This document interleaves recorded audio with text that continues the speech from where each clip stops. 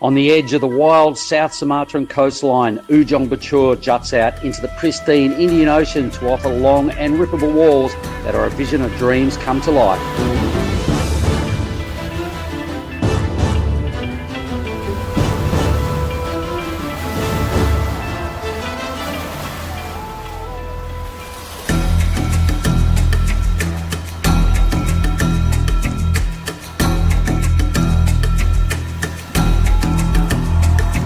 The Krui Pro is at it again and will bring Asia and Australia's best and up-and-coming surfers back to one of the rawest proving grounds on the WSL's qualifying series.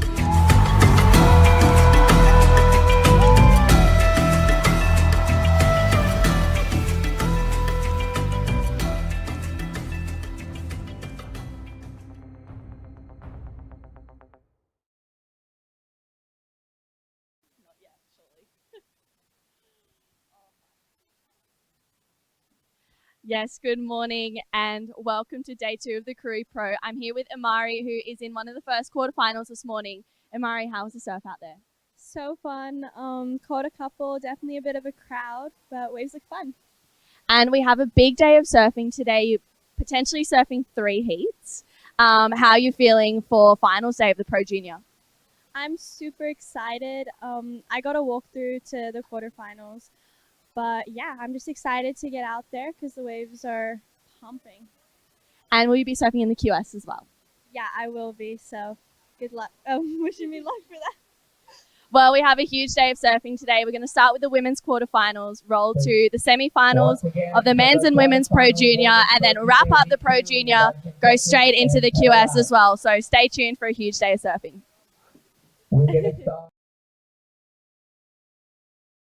Welcome here to day 2. It's a beautiful looking scene out in front at Ujung Bocur. It is day 2 of the Krui Pro. My name is Mark Clift. I'm joined by True Starling here this morning. True, and what a ripper day we have ahead of us again. Yeah, it's going to be a huge day. I'm super excited. We're going to be crowning champions. Yeah, juniors. It's going to be so exciting. We have the men's and women's Pro Junior final on today, but we still need to determine who those surfers are. Yep, so we're going to start with 4 heats of the women's, their quarterfinals, men's semis, women's semis, men's final, ladies final on the Pro Junior side of life, and then we are rolling into men's QS round of 144. Surf-wise, we've both been out there, had a bit of a look at it. You've spoken to some of the athletes. How's the vibe? What are they thinking? Yeah, they said it's really fun. The few people that I've spoken to said it was maybe a little bit smaller than yesterday, but not by much. I think there's still a fair bit of swell hanging around.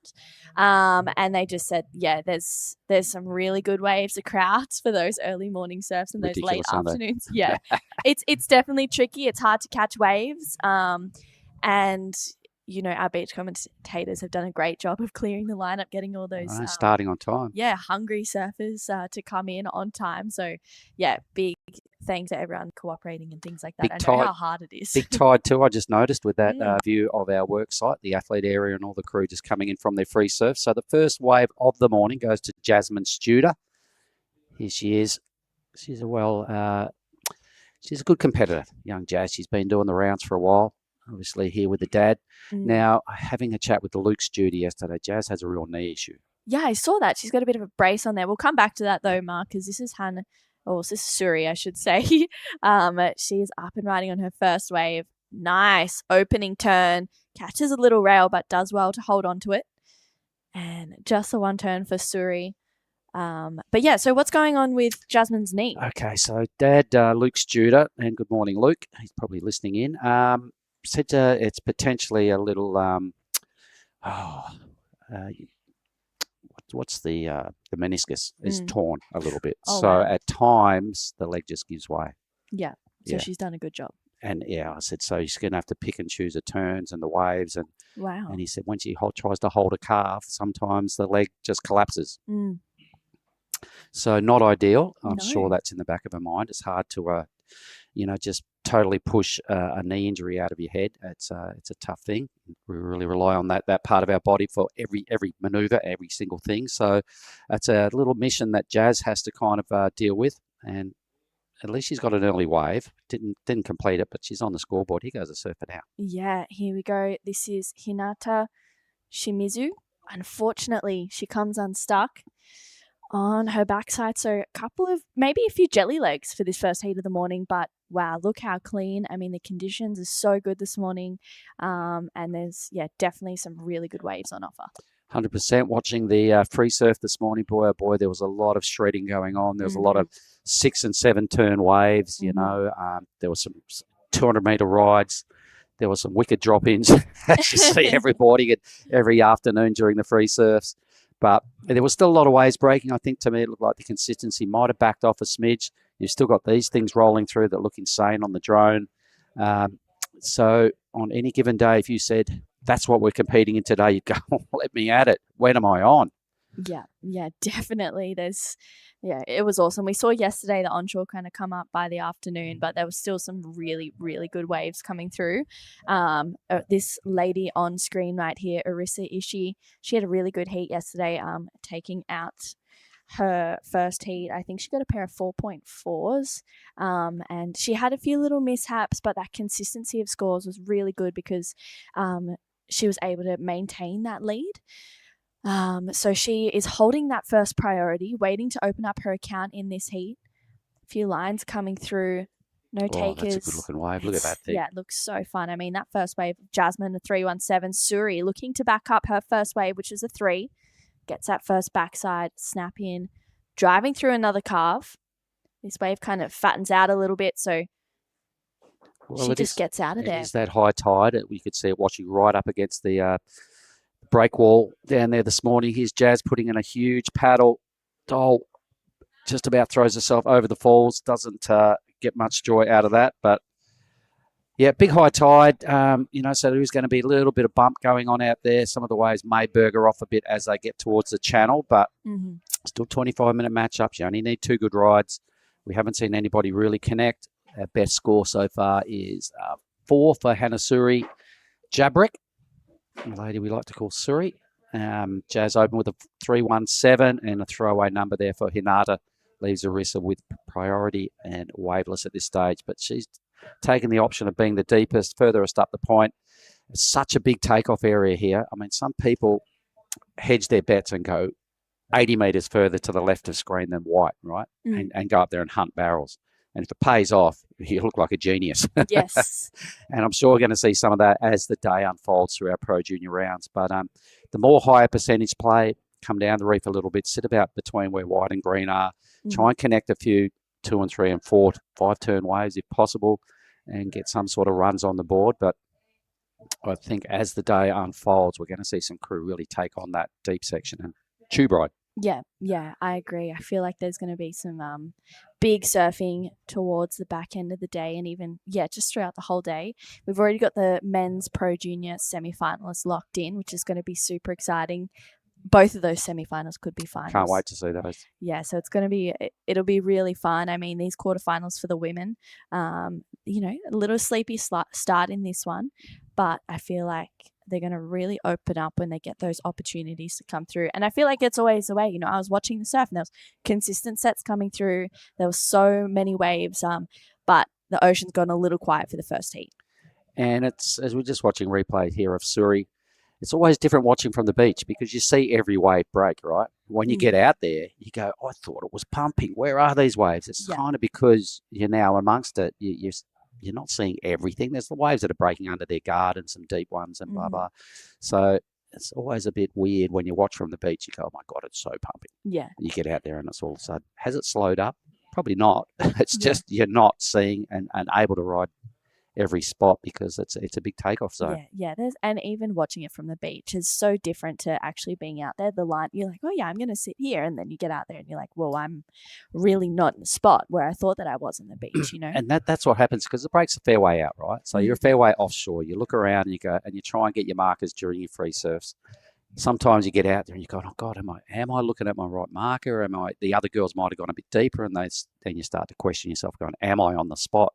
So maybe other factors can come into disrupting your official tactic that you wanted to stick with. I don't know. Anyway, it's up to the ladies. They're all well versed in competition surfing. Not a lot of waves caught just yet. In fact, Arisa is waveless. 25 minutes matchups. But Suri will be pretty stoked. She's got some wax on her feet, a couple of numbers she can build on. She's a big, tall human, and she uses that to her advantage. Got the 4 and the 3 so far, so good work. She's been doing our rounds for a long time. Mm-hmm. Obviously, the daughter of Tippy Jabrick, who is kind of our boss at the ASC, the Asian Surfing Cooperative. So Suri's been coming to events for a long time, had the rash vest on for a long time. Loving what she does. She's definitely getting better. I think she's part of the Pesoy team out of Bali. Mm-hmm. Jazz as well. Jazz has been doing the rounds for a long time, and in recent years starting to get the success of this constant rolling up to events. You know, she's done some hard yards. I've seen that young lady go to a lot of spots, have some disappointing results.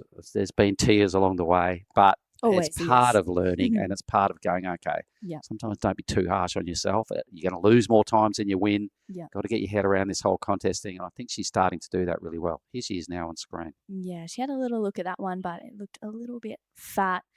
Yeah, competitive surfing is definitely tough, especially when you're relying on things that are so out of your control, being the ocean, being your other competitors. And as a junior as well, there's so many lessons that you take out from every heat, pretty much. Even if you win, there's always something that you're like, oh, I probably won't do that again, or maybe I didn't use my priority wisely in this point, or whatever that might be. But it's sometimes a penny just drops for people quicker than it does for others. 100%. That is such a true call, because some people get it quickly, or some people have that experience, or they have that little bit of success and their belief grows a bit quicker than someone else, or or they work out how to get the best out of themselves with a rashie on quicker than someone else who may take a couple of years to get rid of these nerves and to stop worrying about too much outside noise and just focus on the mission at hand. So let's watch White here. Young Arissa drops into what looks like a really good wave. She's waited almost 10 minutes for this, so she'll be really keen to get some runs on the board and bank this wave. So far, so good. Had a couple of nice sections come her way. That was a pretty quality turn. So Arissa with 3 tidy moves, stringing it together really well. A 4th hit out wide, connecting the dots really well. So I would say, well done, Arissa. I reckon that puts her, well, not in the lead, but with the best number. Yeah, and this is Hinata up and riding. Nice backside snap, gets a little bit vertical. You can see how she adjusts there. She had a little bit of a wobble, gets that compression and huge carve for Jasmine Studer. That was lovely surfing, nursing that knee a little bit outside of it, but wow, not losing any more. She drives through another nice connection and gets a completion. So she's looking in form right now. And that's her strength. Power surfing is Jasmine Studer's strength. She showed a bit of it right there. Things are going to get a little bit tighter. I really liked Arissa's wave. We might even see some replays folding out shortly. Jazz, I think her best number. All right, so things are starting to take shape. This is actually heat 2 of this round, but it's our first heat of the morning. We're not going to go into it too much, but for people around the world that might be going, is that a misprint? Quarterfinal 2? No. So quarterfinal 3, quarterfinal 4, and then back to quarterfinal 1 before we cross to the men's semis.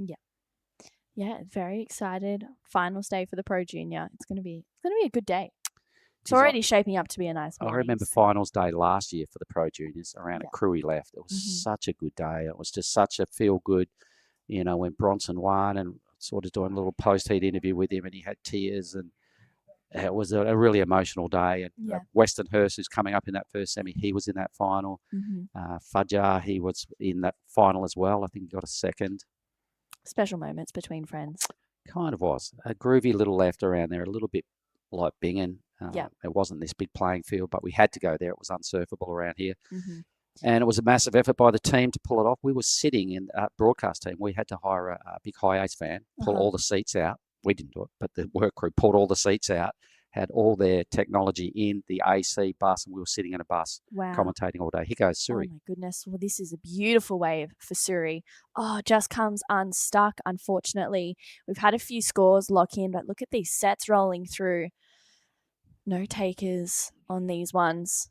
And Suri's just trying to get underneath this one as well. That first wave for Arissa locked in at a 5.57. Last wave of Hinata was a 5.17. And Still a We wave to still come also, for Suri. for Sorry, Jasmine, Jazz. Yeah. which is super exciting. Also a small score for Suri to lock in. So the back end of this heat is shaping up to be a good one. It's getting a little bit more consistent with the waves. I went actually for a surf yesterday afternoon. Oh, last wave of red, though, locks in at a 6.17. That's the best wave of the heat so far. And you can see exactly why. There was so much power in her surfing on that wave. And that's what I was suggesting is her strength is her strength, right? Her power surfing. Once she can lay some rail and get a bit of clean open face, Jazz Tudor looks as good as anybody. Yeah. So I'm sure the old man there, Luke, might be listening in. Salamat Pagi, Blee. His daughter is charging. Now try to improve on just a 317, but for me, didn't see any signs of a knee issue on the 617. Mm-hmm. So maybe Jazz has kind of been able to push that to one side and just surf free of any grief. Yeah. Yeah, I feel like in heats you don't really feel it, but here we go. Hinata up on her backside, unfortunately just goes down. I feel like in those, that 25 minutes, everything, you feel no pain and you don't feel the cold. I mean, I definitely get way too hot, but yeah, there's no pain in those 25-minute heats. You just give it 100%. And here it is again, everybody. This is the wave of the heat. Boom, crunch, a lot of power, a lot of rail. Winds up, gets another big turn coming up. Rah. So leaning into it, connecting the dots really well right there. Didn't miss a beat. Well done. That is what a 617 looks like in today's conditions. Enough for the lead. Things are pretty tight, really, when you look at their numbers overall and the requirements. Everybody could easily upgrade and move up the leaderboard with pretty low scores. And the good news for Jazz is she's also got priority. Yeah. First place and priority. There's White waving to the crowd. Good morning. She needs only a 143 for second, probably just about 4 points for the win. Yeah, it feels like, it's third and fourth right now. They have a 517 for Hinata. Arisa has that 557. I think Suri's in a position where if she can get rid of that 3 and get into that 5-point range, she'll really add more pressure onto Hinata and Arisa. And this is Hinata right now. Loads up off the bottom, gets one huge snap in.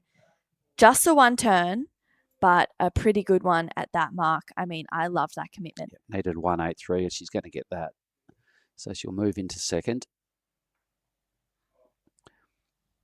Can be tricky, though. Like this drone footage, I love it, but we can't see how the rest of the wave looks when they take off. And sometimes we're like, oh, what a great wave. Oh, hang on, close out. So the one hit there, it's better than no hits. It's going to put her up a space. We'll probably get back out there. And no, she doesn't get third priority. Suri's locked that in. Suri could easily upgrade her total as well. It's got off to an okay start. Kind of needs a bit of open face. Here she goes. Yeah, Suri having a look at this one. Flying down the line, trying to get around this section. Looks like it's going to stretch out in front of her, but she's going to stay with it. She knows this wave better than most. This is where she's going to be able to open up. She's got a good wall ahead of her, tags it, but unfortunately catches that rail. So she goes down for Suri. That was really unlucky because she was looking like she could have had a couple more nice turns on that one. Just that little bit of getting stuck at the start. Never really got into full swing of momentum of the wave until late. Ended up a little late on the scene for her opening move, and a bit of a non-event overall there for Suri. So she'll have to try again. You just see Jazz waving her arms with 9 minutes to go, looking for a bit of input. Hinata goes to the lead. All right, that one hit. Oh my God, where was it? It's a 5.37. Yep.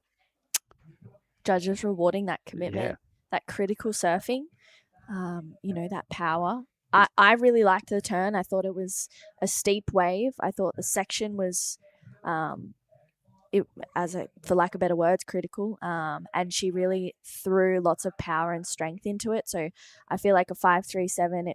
It was similar to her first wave, maybe slightly better, and the scores are reflecting that. So Jasmine has that 6.17, which is the best wave of the heat, and also a 3.17. She needs a 4.37 to go to first. Suri chasing a 5.35 to go up into second place, and Arisa needing a 3.78. She's still well positioned. She started well. Arisa took her a long time to get away, but she really did some quality surfing, about 5 decent moves for that number. So although she's in fourth, it's not probably a real indication of how she's been going in this heat. She just needs to back it up. Doesn't need a big number. And we saw the judges yesterday through happy to throw big numbers at 1 and 2 hit waves. Yeah. All right, so this is it again. Yeah, Boom. huge surfing. Ball I mean, above the lip, it looked pretty you good. could see her just slightly tap her rail as she loads up into that bottom turn as well. Just shows how low she's getting and how controlled she is going into that backside snap. So I feel like a 5.37 is a really good score for a quality maneuver. Well said. All right, 7:20 to go. It's about 3/4 time at this heat. Let's see if Jazz likes this wave. It's looking pretty good for mine. Here she goes. So dropping into wave number 3, trying to burn off just a 3-ish. Look at this thing bowl out. One of the bigger waves. Oh, gee, she was already looking pretty good until that rail just did her no favours. Yeah, that was really unlucky. Just, going over the handlebars pretty much for Jasmine. Hoping to get rid of that 3.17, which will apply pressure onto Arissa Ishii. She's up and riding on this one using her priority. It's a smaller wave, a little bit foamier, but she's able to really lock into some good turns. Staying smooth on rail as she drives through another backside carve, and this wave kind of looks like it's petering out a little bit. So she's going to stick with it, hoping that it walls back up again through that wide section. We saw it doing that a little bit yesterday. She's going to milk that wave for all it's worth as she kicks out. She only needs a 3.78, so not a big score, but Suri on a good one out the back. Yeah, she's going to have to do something here now. The 2 Japanese girls would have just gone to first and second. So the Indonesians now have to fight back to hold their spots and move through to semi-finals. So Suri's done a lot of work on this wave. The wave's turned out a little bit flat, but she's hung in there. She's milked it. She's right down sort of where the caddies hang and where the paddle out zone.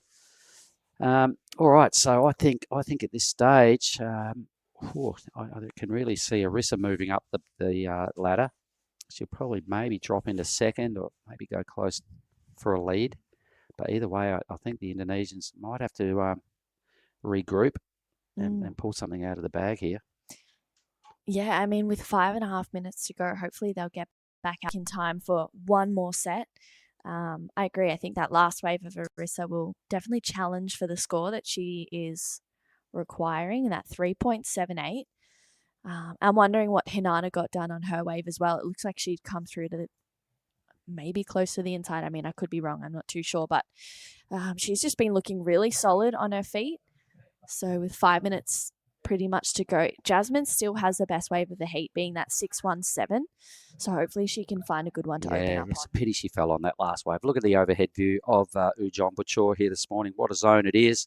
What a piece of reef it is. It just goes on forever. It breaks a fair way left of screen when it's really doing it.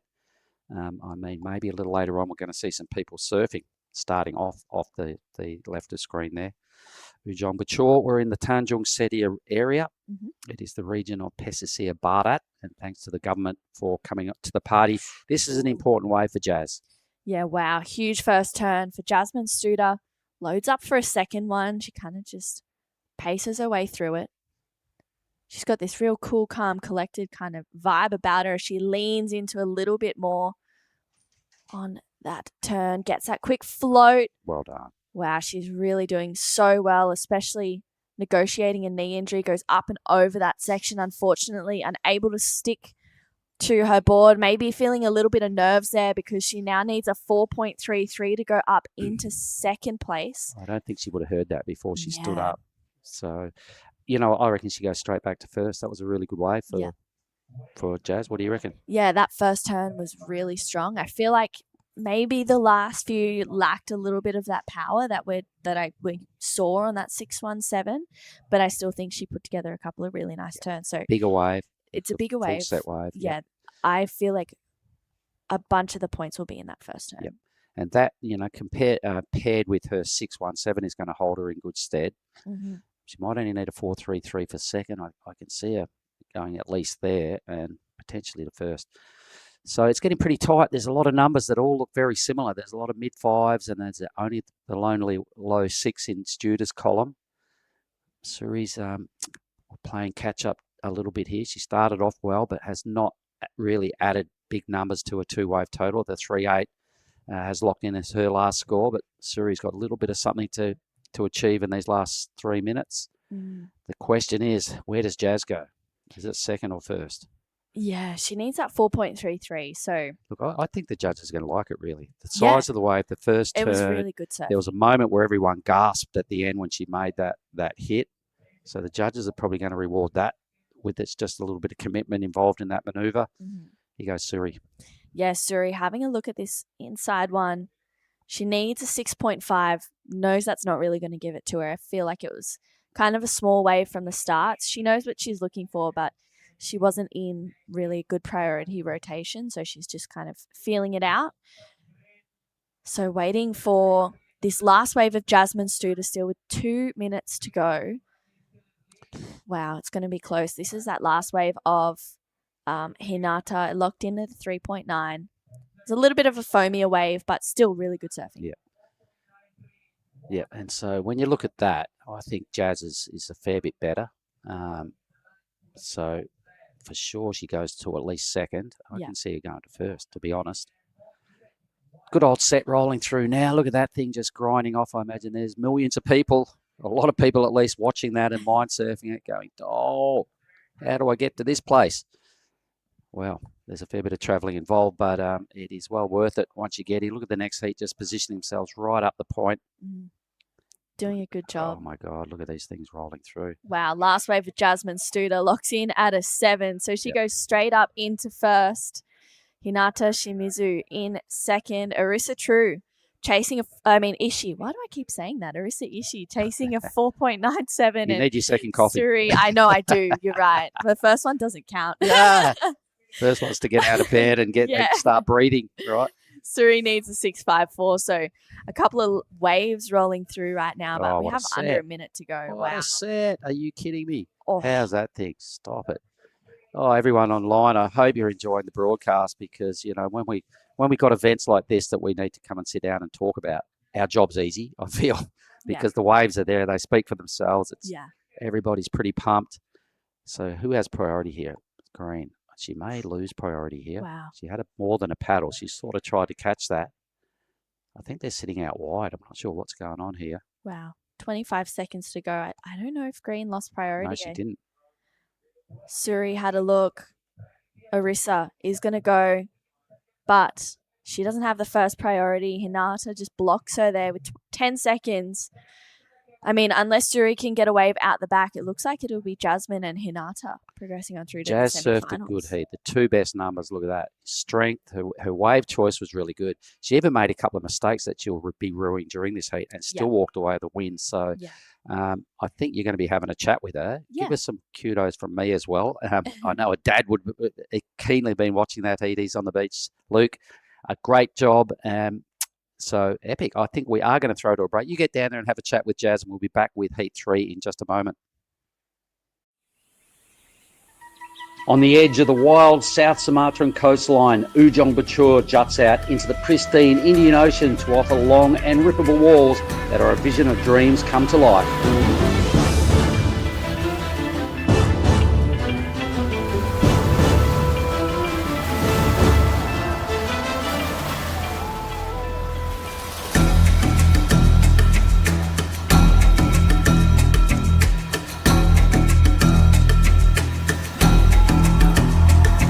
The Krui Pro is at it again and will bring Asia and Australia.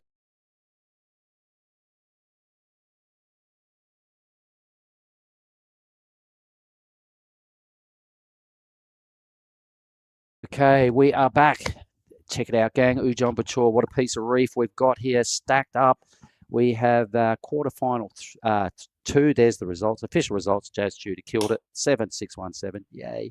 Hinata Shimizu taking second place. We'll see her in the semi-finals. This morning here, looking at this venue, it's Mark Clift and it is now Giada Lagarde. G'day, G. Good morning. Good morning. How are you, Mark? Look at how close that was. 0.4. Sorry, I'm going really good. 0.4 difference between the two Japanese for second spot. Doesn't get much closer than that ever. Yeah, I didn't really watch last heat, but I was hearing the scores and it looks like Jazz Studer really took that last one out. So congratulations, Jazz and Hinata. They will be going straight to the semifinals today and we'll be finishing off the Pro Juniors.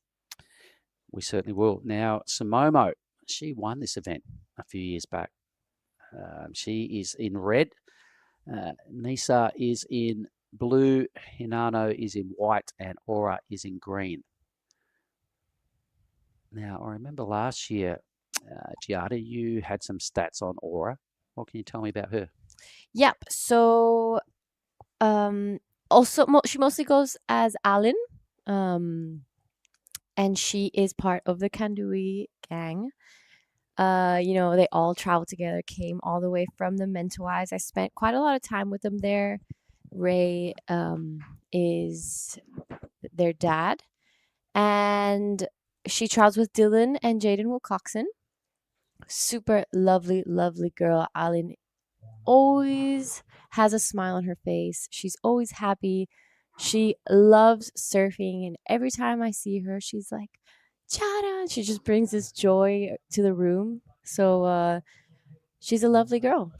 How come Ali? What is she roll with? Alin? Alin. Alin. Yeah. Please explain. I'm not sure. Okay. I mean, you know how Indonesia is. Everyone has I know. their name and then like their actual official name, but go as a nickname. Yeah, fair enough. Okay, Alin. Yeah, and then most of the times you meet people in Indonesia and you see their actual name and you're like, I had no idea that was The your actual name. name has about 5 verbs and 30 letters involved. White just gets smashed. Oh, Hinano put herself right under the guillotine right there on a second move. Ouch. She's still underwater. Big takeoff there. Going nowhere is Nisa in blue. So a little bit of fumbling around from white and blue right there. So Sumomo Sato is a name we've seen around here quite a bit. I'm surprised she's still a pro junior. Wow, it means that she's been starting really, really young to compete. It just shows how early people start competing at these huge levels now. So Sumomo has been around Krui and Nia's event quite a bit. I've seen her for the past couple years. She's had some great results here in the Pro Junior. She knows this wave well, and it looks like her surfing really can adjust to the reef breaks. Look, she's a power unit. She's a strong lady. She loves it. She did really. It was when the surf was really big, all right, and she went out there and made it look pretty easy, even though it was bossy conditions. So Sumomo has fond memories of the Ujung Bocur Reef, small or big. She knows how to get the job done. When you win events at a certain, there's a log in the lineup. When you get to events that you've won before and done well in a particular area, your confidence and your belief has got to be pretty high. And it was a couple of years back, we were all staying at Lavina. It was the year Jessie Mendez won. So Lavina had the winner of the men's, the winner of the women's. I think Sumomo might have even won the women's, the Pro Juniors in the same year. But it was a pretty feel-good time down there at Lavina when both Jessie and Sumomo took the title, same year, same homestay. It was pretty cool. And Lavina never need a reason to party, right? But you can imagine what went on that night. Yeah, well, I've definitely been there. It's a little bit of like this spot to be. Kind of. If you're into your karaoke, yeah, and staying up the karaoke late, bar. you get down to Lavina. So just to give everyone a bit of a rundown of what our day 2 here at the Krui Pro is going to look like. Right after the Pro Juniors quarterfinals, we're going to go straight to the men's and women's Pro Junior semifinals, the men's and women's Pro Junior final, and then go straight into the men's round of 144 and into the round of 128. Yep, and we've got that draw in front of us. So we'll just have a quick squeeze. Oh, there's a little break in the action. A couple of low numbers. The 3-3-3 for Hinano, where she got squashed trying to tuck in under the lip, is the best number. So just having a little look ahead of the draw, everybody, just for some of the men's rounds coming up a little bit later on. Caleb Tancred is in that very first heat. Kishore Kumar from India, we saw him yesterday. I had a little chat with him after that heat and a few little suggestions about how he can score higher. So he's in that round as well. Got a lot of names there, a lot of quality surfers, but we'll just stay with the women's for now. And we've got the Wilcoxons coming up again. Jaden's in that round. All right. And with this break in the action, we're going to head over to the post-heat interview. Take it away. Thank you guys so much. Jasmine, an amazing heat, a 7 and a 617 to start off that quarterfinal. Amazing stuff. Yeah, I don't know. I kept falling on my first few waves and I got really nervous, but I kept telling myself, okay, I just need to be on a good wave and, hopefully get a good score. And, you're in the quarterfinals. It's so fun out there. Moving on through to the semis. The conditions are probably going to change just a little bit, but are you going to stick to that same powerful attack? Yeah, I've been working on my cards for the last 2 months and it's been going really good. I've been really able to utilize my power on waves and I've been loving it. And you're nursing a little bit of a knee injury. Tell us about that. Yeah, so I tore my meniscus about 3 months back, but it's slowly healing. I'm just scared I'm gonna overdo it, but when I first got back into the water, I was just so stoked and I kept wanting to do big turns and my dad kept telling me no, don't do that. But yeah, I'm just happy to be back in the water and be doing the comps. And I'm sure you have a lot of people to say hi to and thank back home. So would you like to say hi to anyone? I want to say hi to my dad and my sister who's watching from back in Bali. My dad was just with me last week, but he left yesterday and my mom's flying in today, but she's on her flight right now, so she'll probably be able to make my next heat. Awesome. Thank you so much, Jasmine. Back to you guys. Unreal. Thanks, True. And I'm so stoked for Jazz. She's such a cool lady who's been doing the rounds for a long time. It's good to see her get success, especially with that little worrying, knee brace on and that issue there. But she overcame the odds, and good on her. Yeah, that's a really nice interview, and it'll be great to see her mom out here supporting. And talking about support, here is Alan on a good-looking wave. Nice second turn. Wraps it around, giving the judges that variety. This is a really nice wave and start to Alan. Unfortunately, just gets her rail a little bit stuck there, but that was a good way to start. She hasn't caught a wave yet. Nice. She was keeping it safer and smooth. She has that calm style to her, so it's good to watch. Very elegant surfer. Yeah, she's a very elegant surfer. She's strung it together pretty well. I can see that being the better number in the early stages of this heat. So I think Arlene will go straight into first. Good to get that first wave under the belt. It took her about 9 minutes. We'll call that a completion. She fell up, but that was right down in the channel. So it's a good way to start it, a little bit of a confidence booster, and it's way better than a fall. So well done. 100%. And sometimes it's easy to just to start too fast and want to get things done too quickly in a heat, especially if it's the first one of the event. So it's good that she took her time. She was calm. She played it safe. It could be a heat strategy. Well, I'm glad she sat up the point to kick things off. This is this first wave of white. You watch, she gets crunched here. You watch this. Boom. She tries to cut out of it and just cop that square on the head. That's a 3-3-3, all based on one maneuver. Lynn did a whole lot more surfing for a 4. All right. So the judges are sending Hinano the message that we love what you're doing. Just got to string a few turns together. Lynn 4.0. Tidy, good surfing. Look, elegant was our word, wasn't it? Yeah, very elegant. And you should see her surf 4 bobs. So 4 bobs is her home break for sure. And she is so in sync with that wave, and so is all the Kandui Groms, that if you're out there and they don't want you to catch a wave, you're not going to be catching a wave because they know exactly where to sit. Yeah. It's incredible how well they know it. It's such a fun wave. Yeah. We got a taste of that last year a few times, and here's some replays. So this is what a 4-point ride looks like. It was firstly a pretty good wave that she waited for and chewed off. She got up near the top of the wave a few times, using the rails pretty good. Just making it look easy. That's a good non-fuss way about just kicking off your campaign. 4.0. Time to now step it up, and at least good work. Lynn is now first. There's been a pretty big drop in the swell from yesterday. Definitely. Yesterday had way more waves and way more bigger sets that were sort of breaking up the point as well in our screen. So the energy is less. The height of the waves is kind of similar when the bigger sets come, but there's not as many of them. I don't know. I was out there yesterday and I got a huge set on my head. I was like, I didn't see this yesterday morning. No, we were watching, right? We went next door with Joko and he put on a couple of crates of bintang, soothing bintang. Thanks, Joko. And we were watching the free surf. And at one point, I looked out and I said, "Hey guys, is this a crazy big set coming?" These things were looked like they were out halfway out to that boat, right? I could see the top of them. First one broke. No one got over any of them, apart from a couple of crew that were sitting super deep, and everyone else that was in the picture just got mowed. There was another one behind it that was just as big. Probably the biggest waves of the day yesterday. They had to have been at least 8 foot. And I was part of the mode team. And Di's shaking his head. He was probably underneath them as well. But it was just out of the blue. This set came through and just mowed everyone down.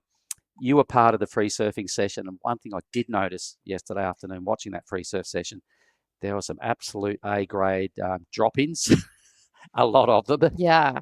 Were you on the wrong end of those, or did you get Honestly, I got pretty lucky. Somehow I made it out the back. I caught straight off the bat a good one. I was just sitting there like tying my hair, and I kind of looked around. There was this wave coming towards me. No one was going for it. So I kind of slowly turned around, like kept looking. There was no one. And it was like a beautiful wave that I caught all the way down.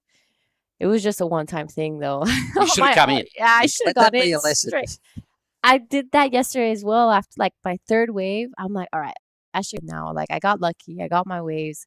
But that little greedy part of you that you wants paddled that back one, out, yeah, and then it all went pear-shaped. Yeah. Oh, gee, come in next time. That was when that set came. And I was like, I should have got in. Yeah. And then you joined us up on the balcony at Joko's, and we watched the sunset, and it was all. I was like, oh, I'll just join the boys down there with the beer. I know who could do with a bit of your mojo right now. Sumomo. Oh, yeah. Look at her sitting there, has not even budged. But Sumomo has, she's done her rounds. She's been around the block. She can keep her nerves together. She just needs the opportunity. Man, if you don't ride waves, you can't get through a surfing event. So she's got to do something pretty soon. There's 13 minutes off the clock, right? She's now starting to show some interest in this wave. She has first priority. We can see that. She's now kind of well invested, so she has to go this one. And indeed she is. Yeah, so Sumomo will be cashing in her priority on this one on her backhand.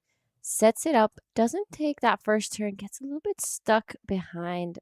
And she's taking her time to do her first turn. That's something that the judges really don't appreciate so much. So a bit of a strange performance here from Sumomo. Usually she tends to be very quick start and doesn't stop. But it was a nice ending to it. Oh, there were some nerves in that ride. Yeah, you could see her body language wasn't very happy on how that wave went. Oh, she almost fell straight off when she got up, for God's sake. So a couple of little errors that the judges used to spot differences between waves. Look at this thing out the back. You know, at this level, they want to see clean surfing with 0 errors. So a little bit of a fumble there for Red. But who have we got here? This is Nesa now. Beautiful first opening turn. Sets it up straight for this second one. This is probably one of the bigger sets we've seen today. Nice third one here. She's going to be hoping for something a bit more critical, but this is her second wave. Unfortunately, falls off. That's going to take some points off that score, but a beautiful start for Nesa. She's only sitting on a 0.5, so she'll be feeling a little more confident now, and she's going to want to get rid of that score.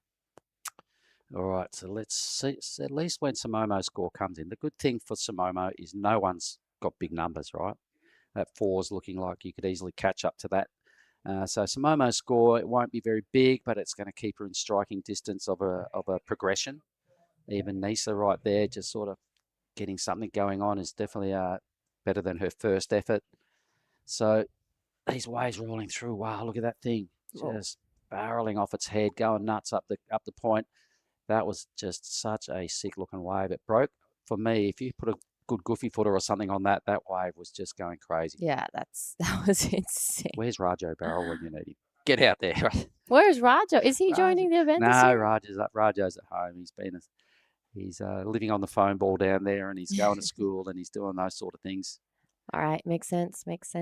Rajo's living the life. I just constantly see him dropping crazy clips, not only of Lakey Peak but Mentawai and all these other places. So he's got a future ahead of him. I love Ra. He knows that. So let's have a look at this. So indeed, Sumomo does stay in touch with the 367. We've got a 483 for blue. So everybody on one number, super close. No one's got a backup. So these last 9 minutes are going to be crucial. They need no errors from here on in. Whoever can string together these best 9 minutes will advance. I mean, look at Nasa. She got a high 4 on that one, and she fell off the end. I'm sure she would have gone to the 5 or 6 range if she completed that last turn, especially since that last turn was probably the most critical one of the whole wave. It wasn't giving her too much of a wall in the beginning, but if she finished that, it would have been a pretty high score. I'm loving Green's act. She's gone up the point now to maybe hunt one of these waves. This is it here. So let's have a look at Nisa's 4.83.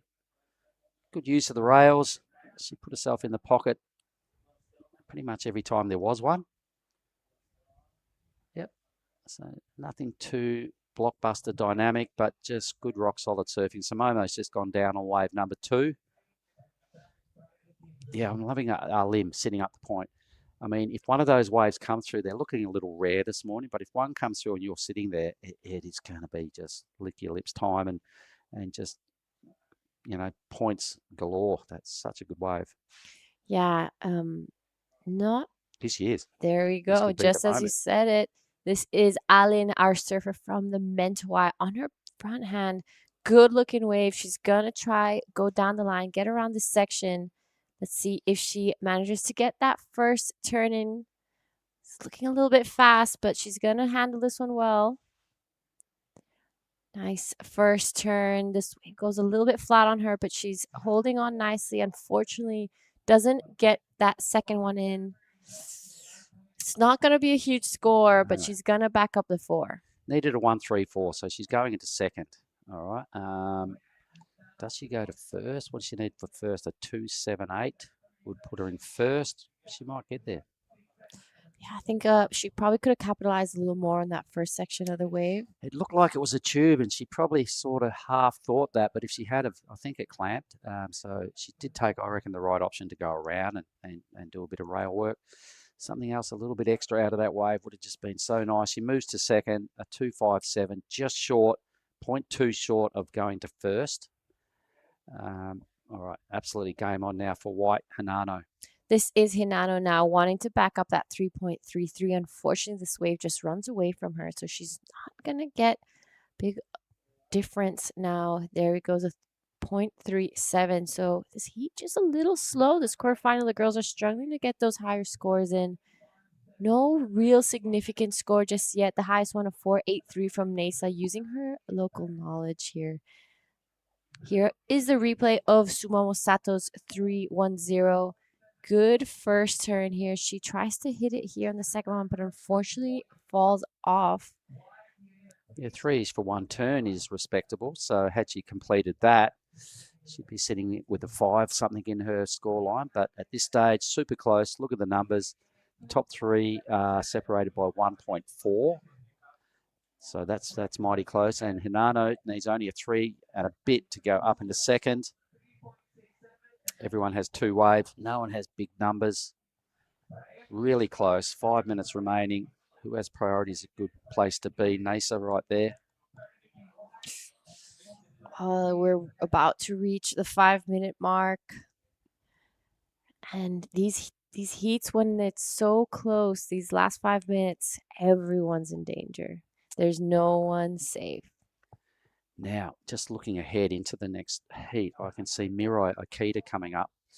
Mirai last year had a blockbuster tournament. She won the Opens, she won the Juniors on the same day around there at Krui left.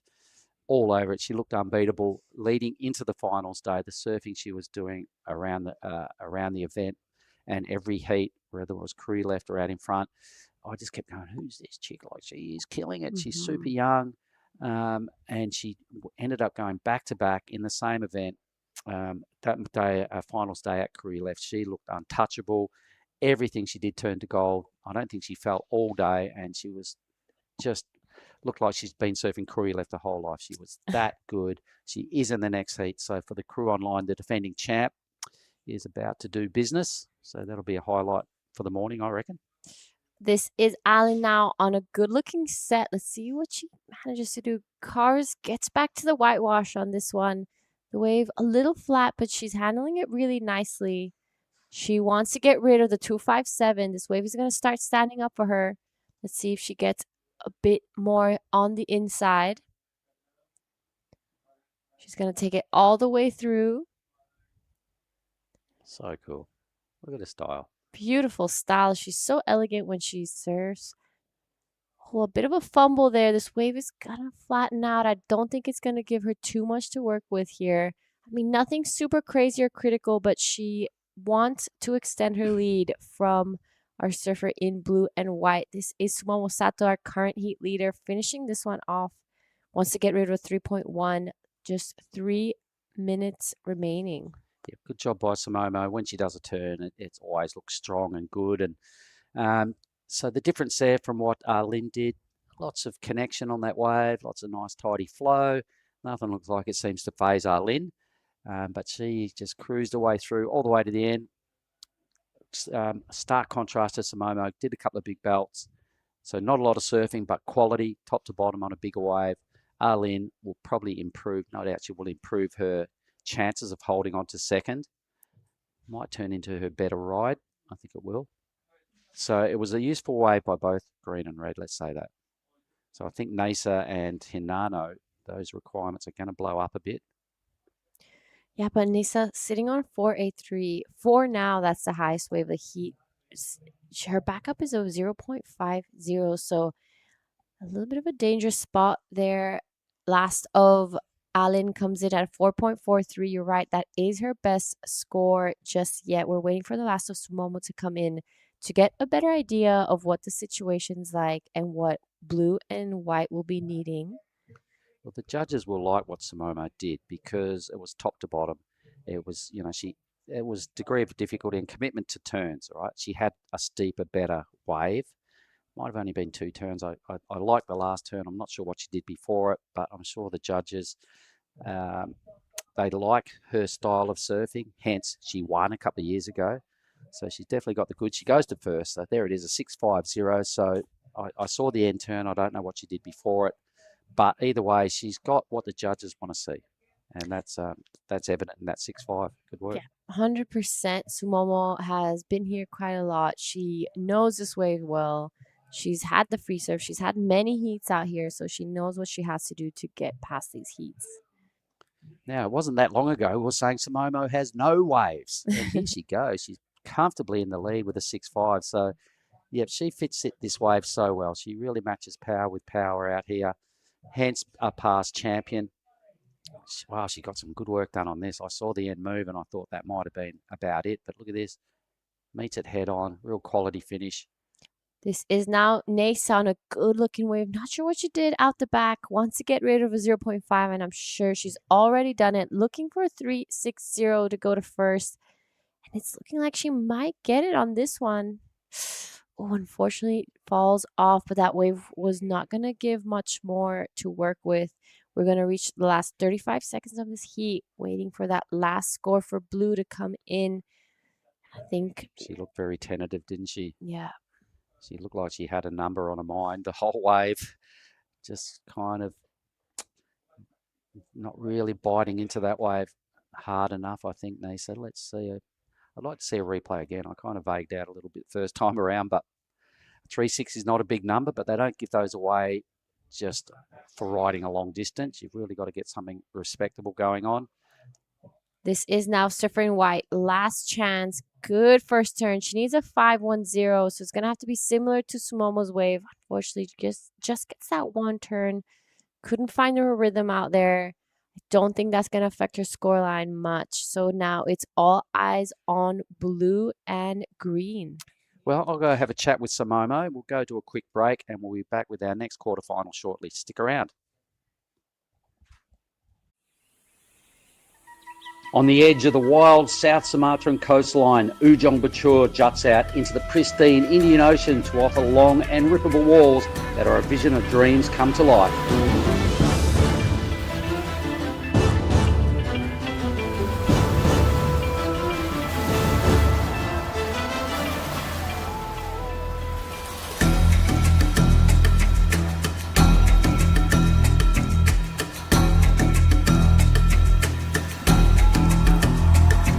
The Krui Pro is at it again and will bring Asia and Australia's best and up-and-coming surfers back to one of the rawest proving grounds on the WSL's qualifying series.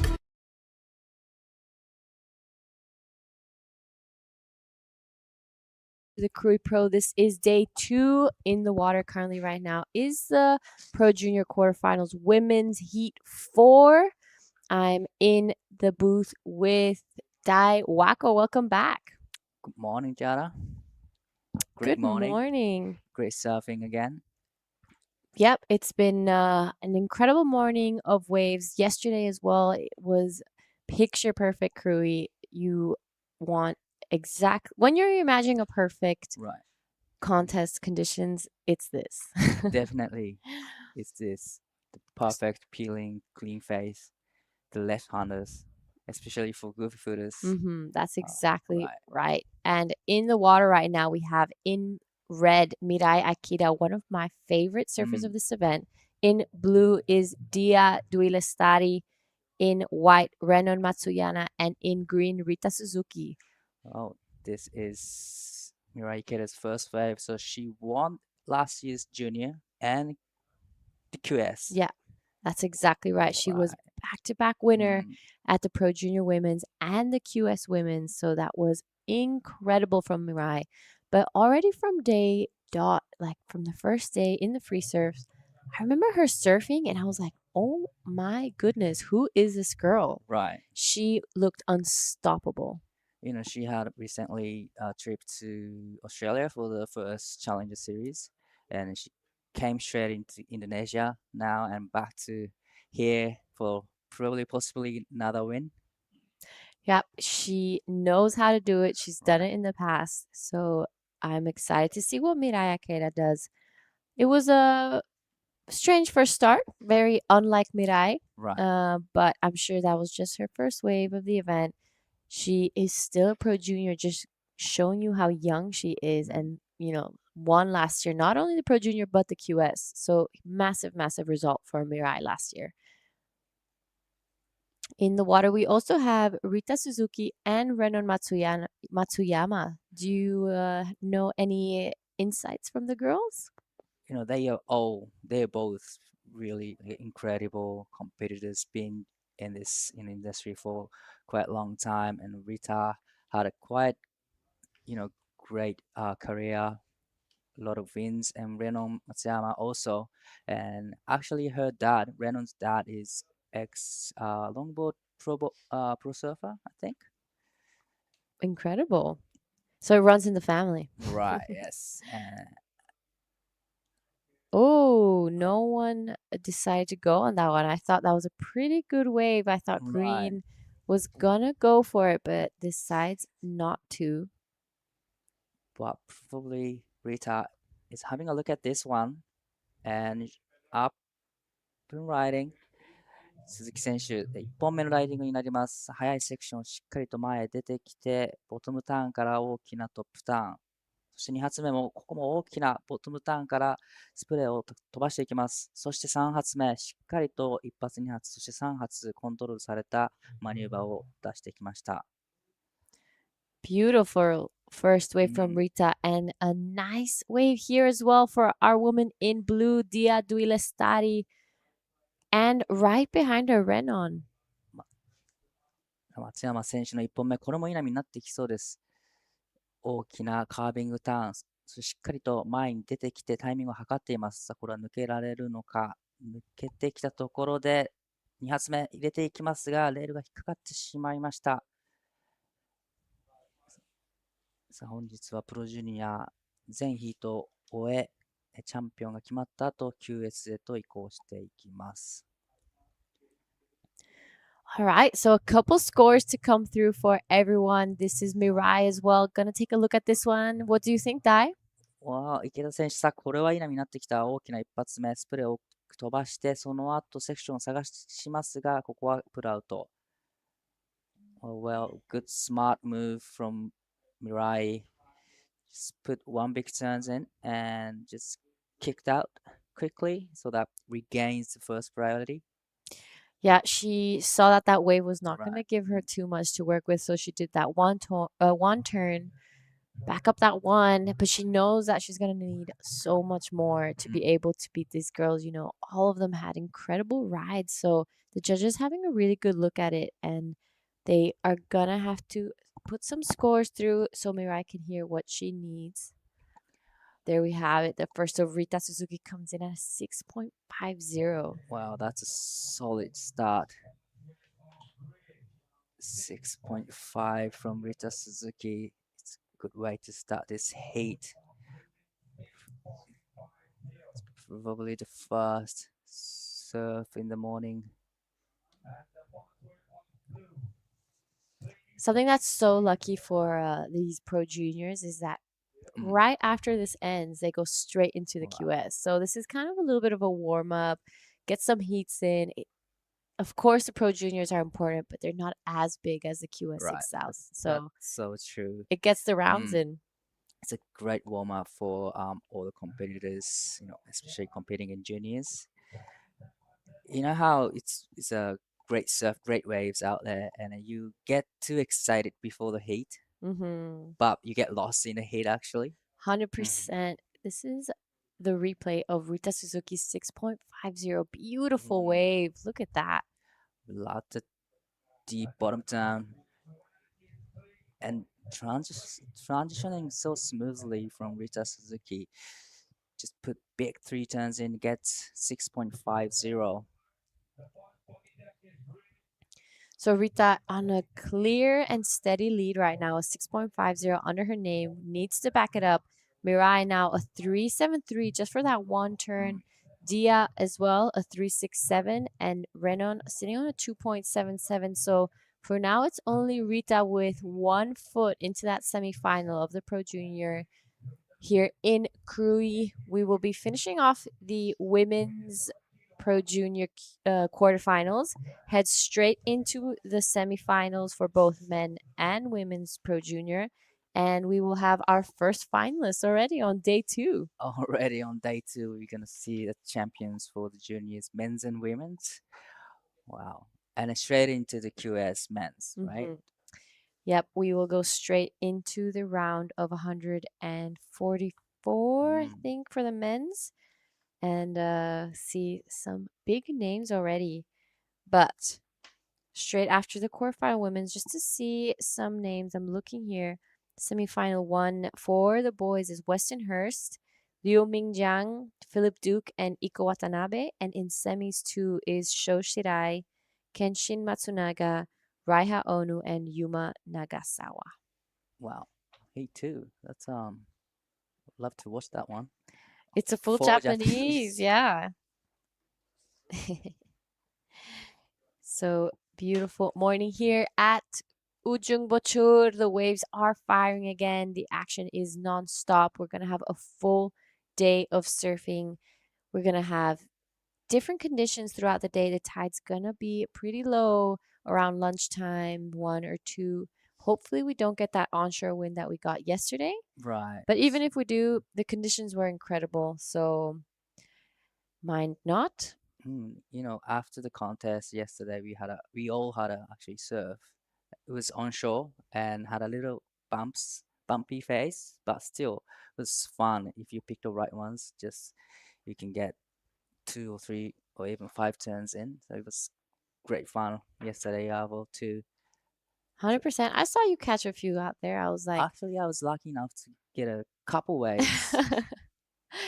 There are so many people out there at the free surf because everyone wants to practice for the heats. But if you're lucky and it's your day, you can catch a few. Well, here is Mirai Ikeda is having a look at this one. Ooh, she's gonna have to go, yeah. 池田選手、さあ、2本目のライディング、これは前に出てきます。縦への当て込みを見せて、しっかり前を出てくるが、これは一発だけの演技になりました。This is now Dia Duilestari on a good-looking wave. Bit of a smaller one than she rode before, but unfortunately isn't able to get around that first section. She's gonna pull off Mirai Ikeda 1 turn, but incredible. It's a big one turn. She kind of didn't want to go for that one, but she paddled for it and she had a first priority, so she just kind of like had to go on that one, but still managed to put 1 big turn in. So it was a great wave toe. So this is Rita Suzuki taking a look, but wasn't convinced. The girl saw that that wave didn't have too much potential. Ren and Matsuyama now with priority. There's a set approach, and let's see if any of the girls are interested. No takers on this one. But the Let's see why. last of red comes in 5, 6, 7. Wow, just that one turn, just to show that it's all about quality over quantity. And with that, we're going to head over with Mark and the winner of the last heat. I have the winner of the last heat down here in the athlete zone, Samomo. Nervous times. It took you so long to get your first wave. Well done. Thank you. I was so nervous, and the first wave, my legs are shaking. You really looked like you were nervous on that first wave. It didn't go to plan, but you're 6'5", you came back really strong. So overall, you surfed a great heat. I think I was lucky because I don't have a priority, but I can catch the 6.5 wave. So yeah, I was lucky. All right, so you've been here a bunch of times before. For you, what's the best part about coming to Krui?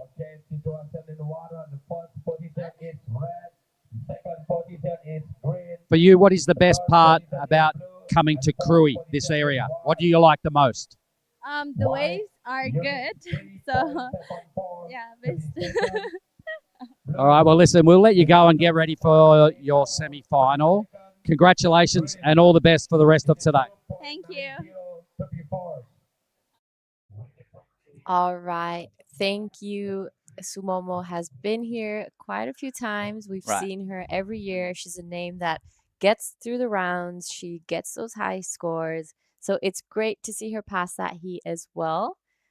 She, wow, it just shows how early they start competing, because I can't believe she's still a junior. Juniors, you know. It runs in the family because her mom is, I think, professional windsurfer and spent a lot of time in Hawaii on a Maui.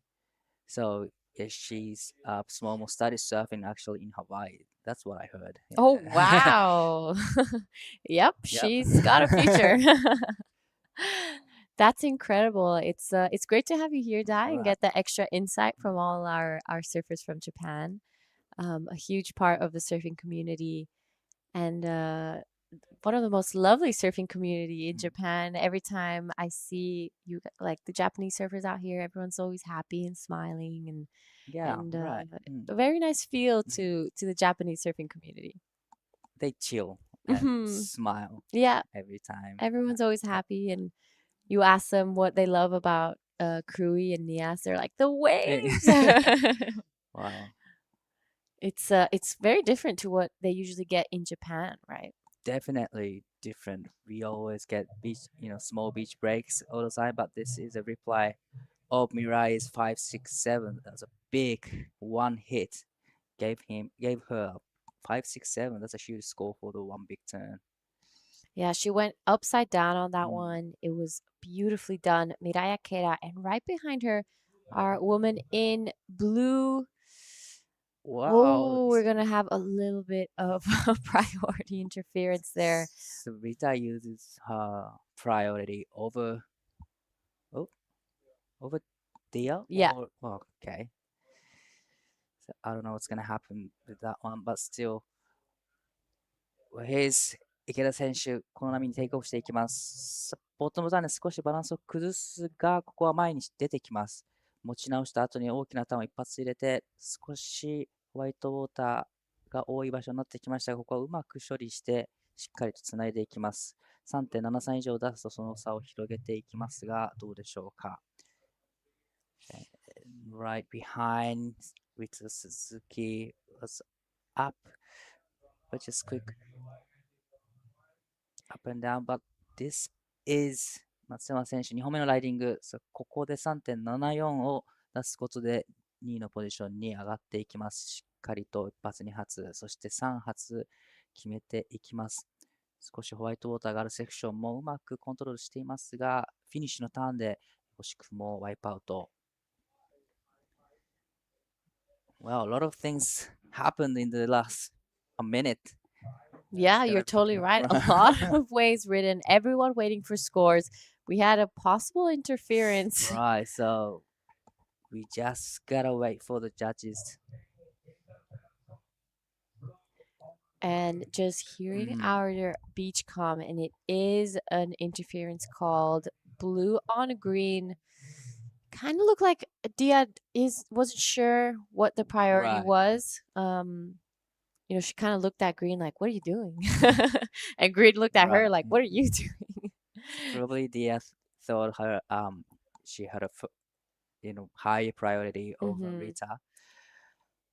That was really unfortunate for Dia.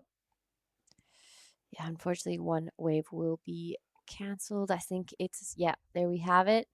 Dia, unfortunately, priority interference. We have a little bit of a paddle battle going on. It's Mirai Akira with Rita Suzuki. So still scores to come through for 3 surfers in this heat. Paddle Ooh. battling in between red and green.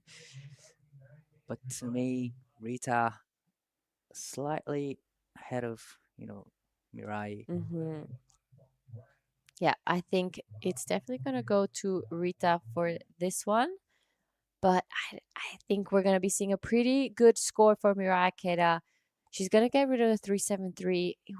She looked a little wobbly on some of her Right. turns. It wasn't very Mirai Mm. style, let's say. Usually she's solid, she's upside down, she hits those waves unafraid, and a bit of a wobble on her last one. But still, she got a 5-0-0. Exactly. Backs it up. 5-6-7. That's a smart move from Mirai Ikeda. Just like you mentioned, she had a little like a wobbly moment in the beginning, but still managed to put a couple turns in, gets a finish, and gets the 5-0. So it was a smart move. 池田選手、さあここで4本目のライディングで5点を出してきて、第1位のポジション、第2位が鈴木選手、第3位にブルー、そして第4位にホワイトの松山選手が、来ています。さあこちらですね、これが 5.0。一発目少しバランスを崩しましたが、しっかりとリカバリーをして2発目、そしてこの難しいセクションで3発目を入れてきて、しっかりとこの後もターンを重ねていきました。この波に 5.0 がスコアされます。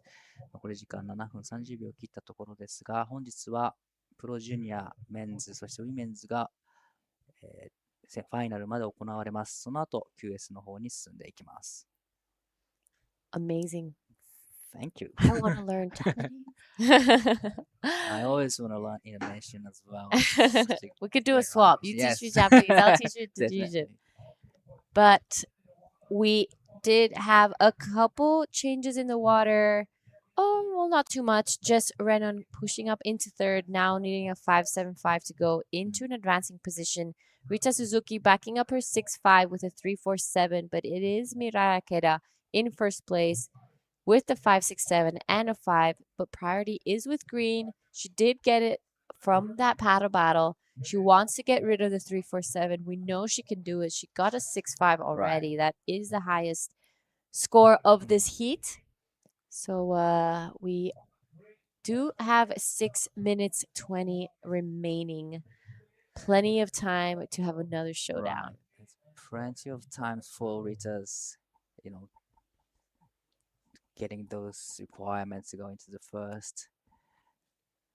But Renan now needs 5.75, which isn't the big score, but still needs a big, maybe one turn or two turns in to get those scores. Yeah, it's not a big score, but it will be the biggest score of her heat. I mean, she hasn't gotten a score just as high yet, so she needs to get her rhythm in. Her last wave came in at a 4.23, so much better than the 2.77 already. She's probably gonna, like, in her mind as a competitor right now, if I were her, I'd be like, all right, I need to get at least a 6. Right. You don't always going for the requirement, right? You aim higher. Yeah, you aim higher. I mean, depends the requirement too. If we're talking about a 2, I'm like, just do a cutback. Yeah, definitely. But, a 5.75, that's a pretty high score, especially on a day like today. So she's going to have to get a couple turns in, something solid, critical surfing. And the judges have shown it. They want quality over quantity. Right. Mirai's 5 was just one turn. Yeah, just one turn and gets the 5.67. So, but Renan now has fourth priority. So how are you gonna play with the, priority game? Just under 5 minutes remaining in this heat. I think if I was Reynolds' coach right now, I'd be like, calm down, catch something on the inside, get away from the girls. You don't have any chance of catching Yeah. anything if you're next to them. With fourth priority, Even though those ones breaking inside, like towards the reef, can be a good ones to get scores. So you don't always have to look for the bigger ones because exactly. it has, open faces to and run away from you. So you don't have to stay in the lineup with three other girls. That's exactly right. And some of the best scores we've seen the past 2 days were some of those medium Right. waves that kind of just hugged the reef a little bit more, had a little bit more wall to work Right. with. You could go a bit more critical and vertical on those sections. Some of those sets just break so wide that you can't really do anything more than just a couple cutbacks. Right. So it could be a pretty good heat tactic from Rainon Matsuyama if she wants to keep her dream alive. And looking like there Well, might be a couple waves coming towards her. of a few medium sets coming through to the lineup. So, no one's No on one. it. Looks like Maybe they can see something that we can't see from Right. screen. But from the screen, every wave comes looks amazing. Yeah, every wave that comes up, like, why is no one paddling for that? 3 minutes remaining. It's gonna be crunch time now. It's the most critical part of the heat.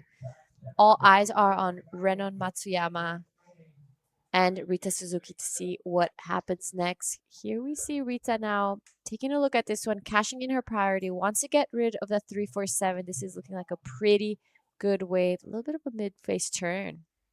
鈴木選手、ここでその差を広げていきたいが、どうでしょう、4.17出すと1位のポジションに行きます。さあ、しっかりここはフィニッシュも決めてきました。この波で 4.17 が出ると1位のポジションにジャンプアップしていきます。Wow. That was a solid vertical off the lip from the Mirai. That's the Mirai I know. That's the Mirai I was waiting for. So again, a lot of waves to come through now with 2 minutes remaining. It is Renon. I'm not sure if Rita's going to be improving her 347 with that last one. So I think it's going to be all eyes on Renon Matsuyama now. Will she be able to get a chance and get that 575? Looks like he's up and riding. 松山選手、さあ、この波で 5.775 が必要になりますが、前へ出てこれるか。ここはスープに捕まってしまいました。Wow, that was really unfortunate for Renon. Needing a score 575. Unfortunately, caught behind. Yep, just a minute and a half remaining. All the girls waiting for scores. I'm not sure we're going to see a big change, but I'm excited to know if Mirai did anything else before that turn. Right. That was a big wave. She went upside down on it. Unfortunately, wasn't able to ride out of that final one. This is Dia now looking for a 10 to be able to pass this heat. She does have an interference call, unfortunately.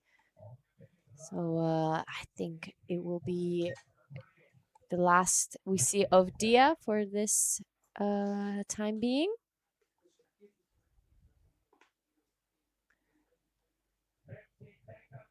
So we're still waiting for the last of red and blues to lock in.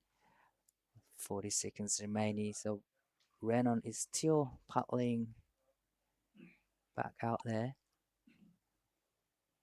I don't think there's going to be enough time for her to go back. So even though Mirai's clearly already in first place, she doesn't give up. Look how strong she's paddling to get back out there. She doesn't want to give an inch of space or opportunity for the other girls. And we're talking about seconds.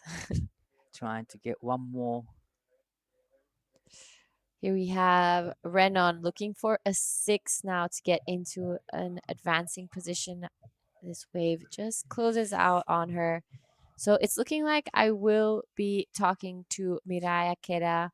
I've had a lot of chats with her last year after all her heat wins, so I'm excited to see what she says this year. And we're going to head to a quick break.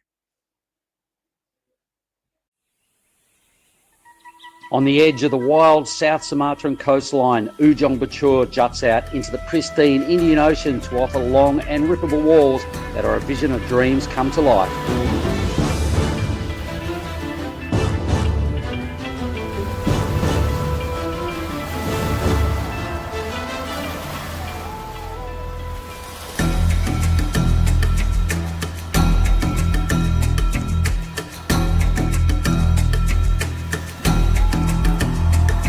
The Krui Pro is at it again and will bring Asia and Australia's best and up-and-coming surfers back to one of the rawest proving grounds on the WSL's qualifying series.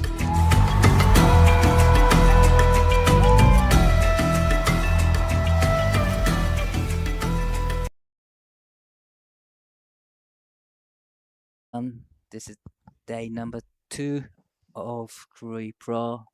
We are into Krui Pro Junior Women's Quarterfinal heat number 1. I'm Daiwako here in the booth with True. How are you today? I'm good, Dai. Thank you. Well, the waves are still firing out there. Oh, still, always, It's every amazing. day. Yeah, Firing. it's so good. We've woken up this morning to another beautiful morning of waves, and Right. we're gonna have some winners crowned today, and yeah, I can't wait. It's gonna be fun. You know, when I woke up this morning and look at the surf, I thought it got smaller. I was like, oh, it's small today, and I get to this beach area and I saw sets, and oh no, it's not small. No, It's not even small. It's like a solid 3 foot. yeah, on the set. there's still waves Yeah. for sure. I spoke to a few people this morning. They said that they felt like it had dropped off a little bit, but yeah, that Pretty it much was, stay the same. Yeah, pretty much the same. And forecast saying that it's gonna pick up a little bit tomorrow, and it stays the Excited. same for the rest of the day. I can't wait. It's going to be Right. so fun. Well, out there, we have the last quarterfinal of the women, Anon Matsuoka, Kia Hua, and Imari Hearn out there, which is going to be exciting. Well, very international heat. But Ano Matsuoka from Japan, she's a very, very strong competitor. Yeah. Spent a lot of time in Australia lately. She was in Australia For the Newcastle for the Challenge Newcastle Series? Challenge Series, Yep. I believe. I saw her. She was one of the first ones there in the morning, like basically on dark. And it was cold in Newcastle, right? So it was Right. like freezing, and she's in a wetsuit already in a steamer, and she's got fluffy socks on plus shoes, like her runners or whatever, and then a puffy jacket. Maybe she had a beanie on at one point as well, and she was all rugged up, just stretching, getting ready to go out for a free surf. I was like, yeah, she's committed. You know, she's ready to go. And yeah, always a smile on her face. But then as soon as she's in the zone and she's like laser sharp and focused, I'm like, oh, you're scary. Yeah. She always smiles at you. Yeah. But once she's in a heat or like focused surfing practice, just her face changed. Yeah. Immediately. Yeah. I can't even talk to her anymore after that. Literally, it's like, oh, and she's That's got a sign. Yeah. Yeah, it's scary Anon out there. She's a smiling assassin, but Kia right now from the Mentawise, unfortunately just gets a little caught behind on that one and just gets absolutely eaten by that whitewash. So a small wave to start off her quarterfinal campaign, and we've already got semifinals locked in for the Pro Junior of the men's, which is going to be super exciting, Dai. Right, we're gonna have Westonhurst, Liu Minjun, and Philip Duke and Iko Watanabe in the semi-final men's heat number 1 coming up Wow. next. That's a great heat. And, That's going to be huge. yeah, performance from Iko Watanabe yesterday was one of my highlights. Definitely, Yeah. he had a 2.8 Uh-huh. in total. So Oh, that's right. yeah. Yeah, he did. So I'm very excited to watch the semi-final heat number 1. Yeah. Yeah, me too. It's gonna be good fun. the men, Pro Junior men out there will definitely be going for it. And then we have an all Japanese heat for that second semi-final. Yeah, 4 Japanese. Yeah. Right? Yeah, it's going to be who- so exciting. Who do we have? Sho Shirai, Kenshi Matsunaga, Raiha Ono, Yuma Nagasawa in the semi number 2. Yeah. Well, that's going to be Huge. exciting heat to watch. Yeah, it's going to be so exciting. And we're going to also finish the day off with the first round of the men's QS, round of 144. We have a lot of entries Right. this year for the QS of the Krui Pro, which is super exciting. So round of 144. Uh-huh. That's a huge round. 8 heats in that round. I mean, even just looking at some of these names, you've got Harry O'Brien from Lennox, Caleb Tancred, he's from Avoco. As a junior, he was a pretty lethal junior. I believe that Kei Kobayashi is in the first round too. He recently changed his region from United States to Asia. Yeah. So this is his first season. Yeah, I saw him yesterday. I was like, hi. But someone who looked like a pretty good heat in that last quarterfinal was Mirai Akita. She is down there with Giada.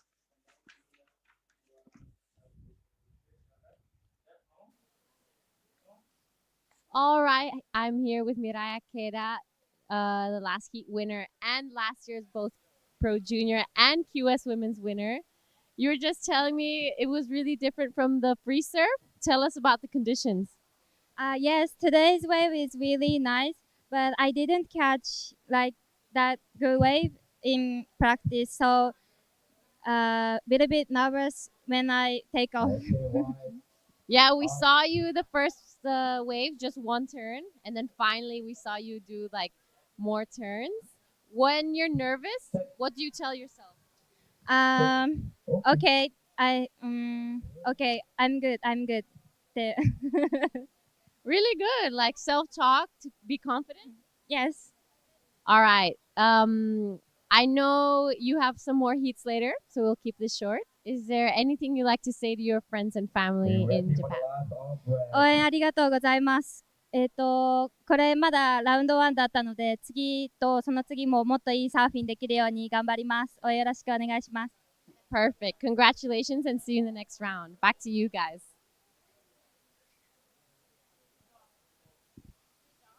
We were just talking about her before, and she's an absolute sweetheart on land. But yeah, you definitely don't want to get her in a heat because she's a shark. She won't let anyone stand in her way. Right. Well, a bit of a slow start to this heat, Di. There's not really been too many waves coming through. Not many waves coming through. It's been pretty much 7 minutes already, but only one wave ridden. But Anon Matsuoka got a 5.33 wild boss interview, I think. We haven't seen the wave yet, but 5.33 to start this heat is pretty good. Yeah, good way to start off for sure. I mean, Anon, she's competed in the World Junior titles, I believe, over in La Union this year in January, the WSL World Juniors. You know, she's a fierce competitor. She knows what she needs to do. Right. And she knows how to get scores. Like, I feel like it's easy to go out there and just surf for heats, but it's different when you're surfing to get scores. Like, I feel like it's a full recipe, and she just knows exactly what she needs to do to get a 5, to get a 6, to get a 7, you know, and push harder each time. And then you add in that Challenger Series experience. And at such a young age, she already has, you know, such great competitive heat strategy. It's amazing. Definitely. And she's very focused person. You know, towards the surfing. She had spent a lot of times in Bali this year as well. I was in Bali a couple months ago, and she was there doing surf camps. She's probably stayed there for like a month, close to month range. Yeah. And wow, here we go. Imari. Nice opening carve. She had a walk-through heat yesterday, so this is the first time we've seen her in the Krui Pro Junior.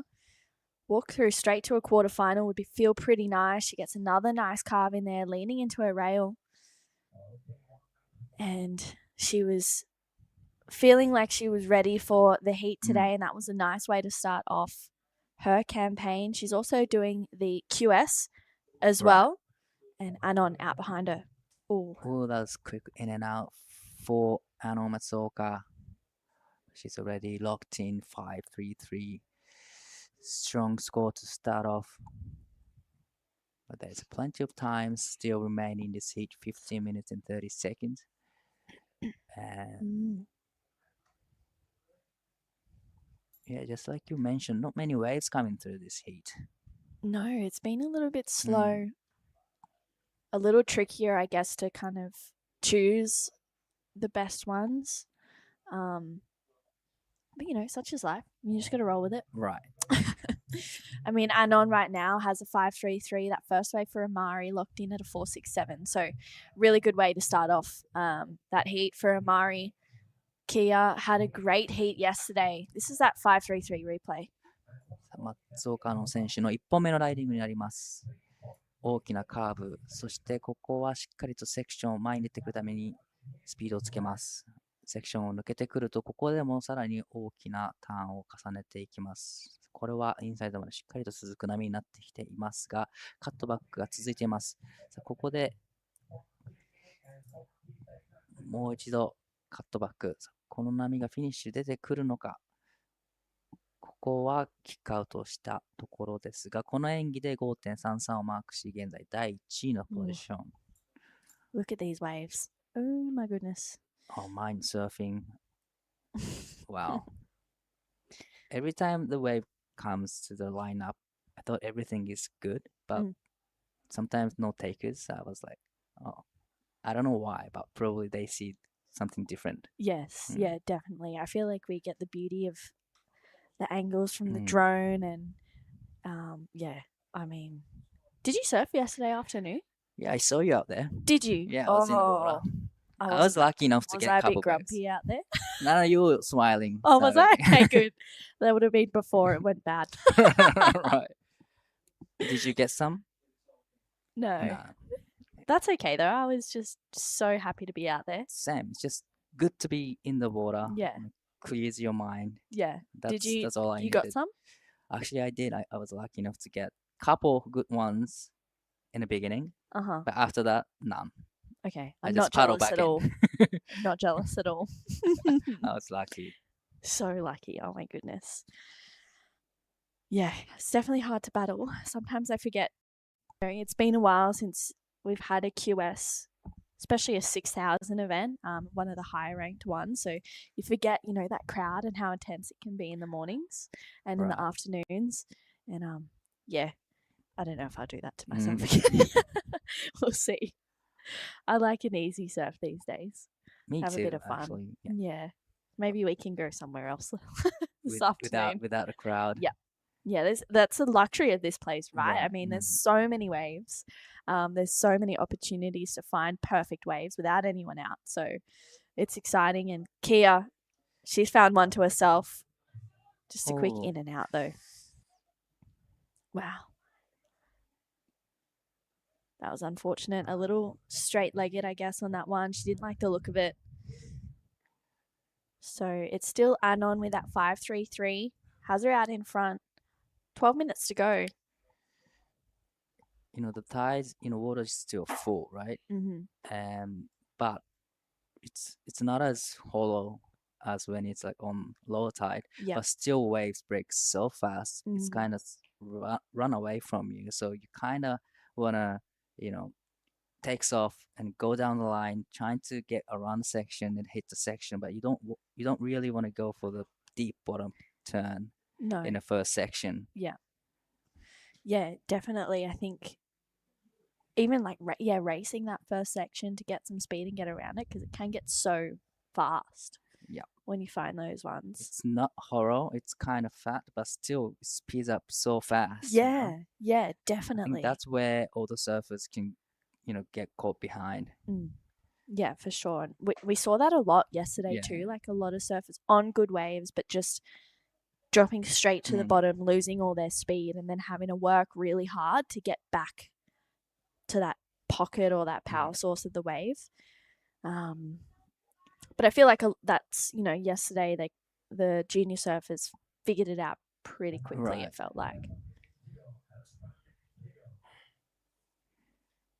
So 11 minutes to go. Anon Matsuoka just showing that experience. She's got that 5-3-3, now holds first priority. She gets the pick of the next sets that roll through. Imari, first wave of the Krui Pro Junior, she gets a 4.67. Applying that pressure to Kia, who has a 1 and a 0.63. Small scores with 10.5 minutes to go. Is it worth, like, Di, it's kind of hard to see what's going on in the lineup right now, but do you think it's worth trying to come in a little bit and catch a few of those smaller inside ones, or do you sit and wait for the sets that they're going to eventually come through, right? There's always a set that's going to come through, but I'd rather get a small ones early in the stage so that I can build more confidence in surfing heat. And actually those ones breaking inside, like those ones bends towards the reef and breaking along the reef. Actually those ones are the ones that you want to get.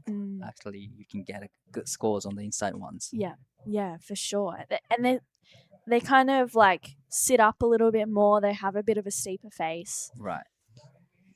You can kind of go top to bottom a little bit easier as opposed to the ones that are a bit fatter. I feel like even in some of the heats that we've seen already this morning, it's a real distinct gap between, the 5s and 6s, between the 3s and the 4s, is doing those carves as opposed to getting that one critical opportunity, or maybe even 2.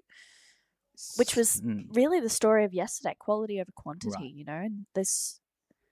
Yeah, that's the reason I wouldn't mind if I were in like a third priority position. Still, I can get inside ones. And when I was free surfing, I was trying to get those like smaller ones, but still runs really good. Feeling really good. So I wouldn't mind if I was in third position, like priority third position. Yeah, for sure. I feel like it's nice to kind of get the momentum rolling a little bit under prio, but it's hard because then if you catch these smaller mid-sized ones, maybe you're out of position for the sets. Such a and when the set hits you and get smashed by the set, push it into the inside, and get back out is just, it takes forever to back out. So it depends everything. Even yesterday afternoon there was still some big sets rolling through, and obviously, well, not obviously, but the last few years it's been so big when we've been coming here, which has been amazing to watch. Like, it's been so cool to see everyone charging and really going for it, but also scary to be out there. So when I went out yesterday, I got some sets on the head, which is so awesome, but I was like, I think everyone did get everyone was getting sets on the head, and everyone's rolling in, just being like, not again. It's but we all know that the best position is inside, and we're trying to stay there. But once the set comes, everyone's gone. It's great character building. We'll roll with it. Well, Anon using her priority on this one, loads up for that first turn, drives through it. She's got a good wave ahead of her. And I'm looking for that inside snap. Strong finish from Anon Matsuoka. That was a great move, actually. It was a smaller wave, but only she needed is to beat it at 0.80. So it was a great move from, Anon Matsuoka. Super smart competitor. Yeah, she definitely is. She was, but it was well timed. She's just really showing how composed she is right now. There's, it's very, I feel like you can kind of tell, not that there's much of a difference, but you can tell the difference between a Challenger Series competitor and a QS or a Pro Junior competitor. And she just looks more polished, I guess. She's more in tune with what's going on. She's like, you know what? We've been waiting a while. I probably need to back up my 5.33. I'm going to go this mid-size one and convert it into a good score. Pretty much like everything she does has purpose to it, right? Yes, exactly. There's that intention. She doesn't do anything without purpose. So, and we could tell from the web. So. Yeah, definitely. And this is Imari up and riding. This is her second ride. There's a huge curve, drive through it, and comes back to the power zone and try to connect it to the inside. Unfortunately, the wave just flat out. But she did couple of good turns in, so probably it's gonna be a good score. She was looking for a wave 1.27 to go into this first, but we're still waiting for the last of red as well. And this is 松山選手の3本目のライディングになります。大きなカービング、パワーゾーンに戻って、もう一度大きなカービングが出てきます。ここで引っかかってしまいましたが、素晴らしいライディングを見せてくれたのが松岡選手。まだ2本のライディングのスコアを集計中です。Wow. That was one beautiful turn from Anon, but that was so unfortunate that she came unstuck. And then Kia just now also going over the handlebars a little bit. That whitewash is such a danger zone. You know, there's so much power in these waves. Right. Being caught in that whitewash, it is so, unless you are like really ready for that impact, there is so much going on. It's just so easy to knock you off the board. So yeah, but wow, that previous to last wave of Anon's locked in at a 6.33. She still has that last score to come through, and I feel like it would have been, you know, if she had been able to keep going with it, it could have really rivaled for that 5.33 because I loved that first turn.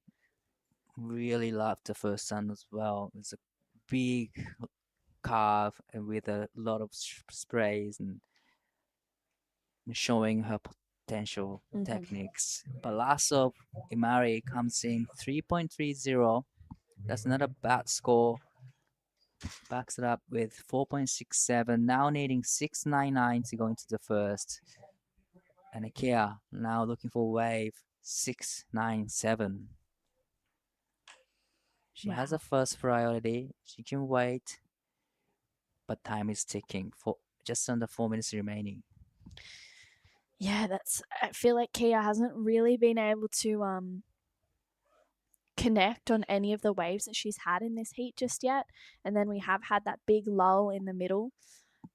Let's take a look at a replay. This is Imari, beautiful first turn. You can see how clean it is. Loads up for that second one. She's just driving into her rail. Once again, going back to the whitewash. And right now, Kia used her priority. She's chasing a 6.97 on her backside. Loads up for another nice connection. She needs to go big here. Gets a nice snap. Handles it really well for, unfortunately. That's much better looking wave though. That was great, wave choice. Yeah. And she had this steeper section.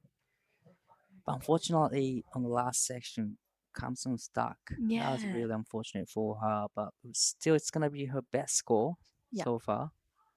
Yeah, it will. She needs a 6.97, so hopefully she can get back out there in time. I don't know if it'll be the 6, but we'll see. This is Imari looking to defend second place, gaining some speed, loads up off the bottom, huge turn.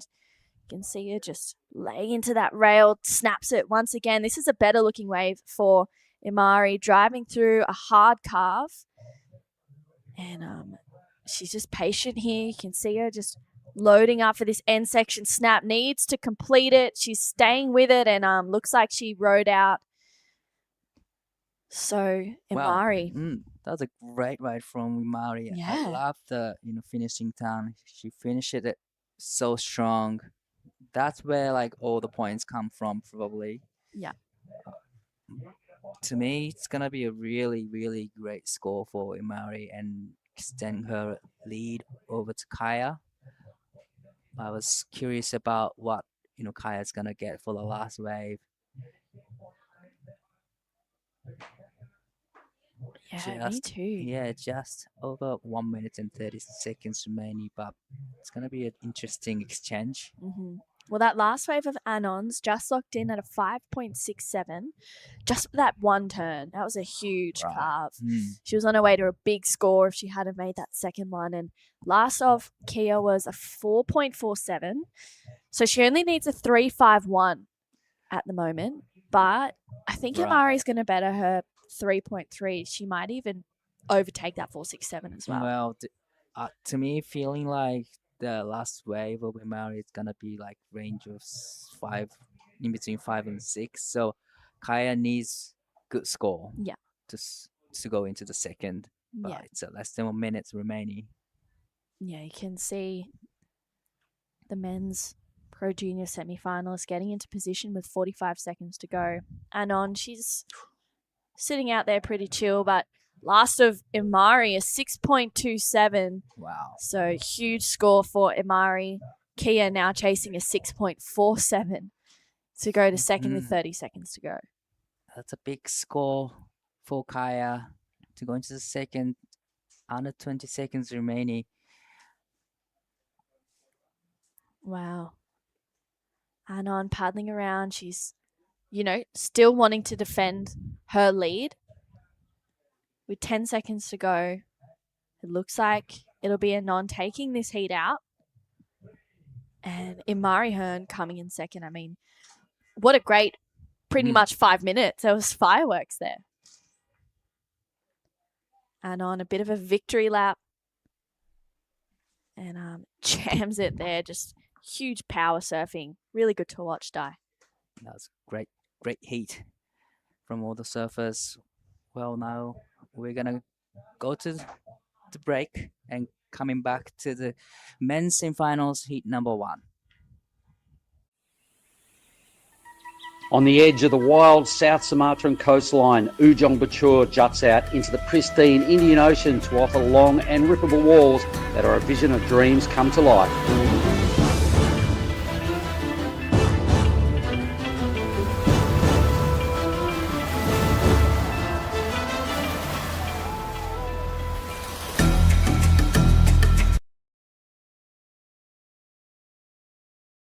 Welcome back to day 2 of the 2025 Krui Pro Westernhurst. Straight into it, takes to the sky, but doesn't get that completion. And I mean, if that's an indication of what we're going to see in this first semi-final, then strap in for a good heat. And Mark Clift is joining with me to call the action. Mark, this is going to be a really good heat. Take me through who's in it. Oh, look, both these semis are just loaded. Westernhurst, obviously, we just saw him in the red, and he was pretty much a step over his 2 surfs to get to this position. Waves are silky smooth. We can see, look at that thing rolling through, my goodness. Lu Ming is in blue. Philip Duke had a great outing yesterday, winning his way into this position. And Lu Ming is in blue. Lu Ming's in blue. Iko Watanabe, actually the surfer in green. Iko and Weston both progressed out of the same quarterfinal yesterday to book themselves this spot. Who's this? This is Lu Ming Zhang. Nice first turn. He was looking really solid yesterday. Didn't really put a foot wrong. Unfortunately, just gets a little bit caught behind on that wave. First of Westernhurst, a 267. Philip Duke had a paddle but couldn't quite scratch onto that one. This is a really tough heat. Iko or Ichi Watanabe just in yesterday had a pair of 8s in one of his heats. He did. He was the highest performer out of the whole day. Had an 8.83 and an 8. So nobody else. There was only I think 4 scores that went into the 8s. He had 2 of them in one heat. Wow. Yeah. So he was a red hot tear yesterday. That's pretty amazing. Yep. But Weston beat him. Philip Duke took him out in a heat to get into this semi-final. So I remember I had a post-heat interview with Philip, and as soon as I introduced him down there on the camera, all his mates behind me blew up because he's a bit of a fave. Yeah, definitely. He's a rising star. That's a sure. good way to put it. That's a great way to put it because he's just a skinny little grom, and as we said yesterday, he surfed out of his weight division to beat Iko and Ricky Sato to be in winning form going into this semi-final. So. He can be a bit of a quiet achiever, young Philip. Let's see what he brings to this semi. He's out there in white. Yeah, I'm excited to see what he opens up with. He's having a look at this one on his backside. Loads up off the bottom. Big first turn. It drops down, and just the one turn for Philip, but a huge one at that. Yeah, his intentions are clear. He's going to go mad. Yeah.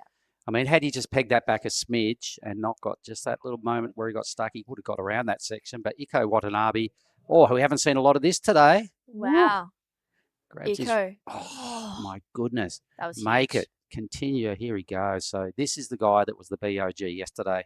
Best on ground. the 883, no one went near that with a number yesterday. So you can see what Iko brings. He's no nerves.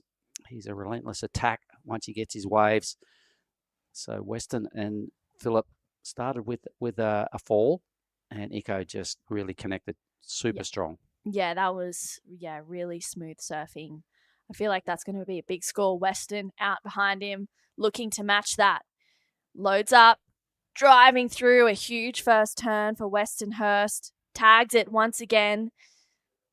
Goes to his rail. He's patient through this inside bit. Yesterday we saw huge surfing from Weston, so we're expecting that from him today as he jams it once again.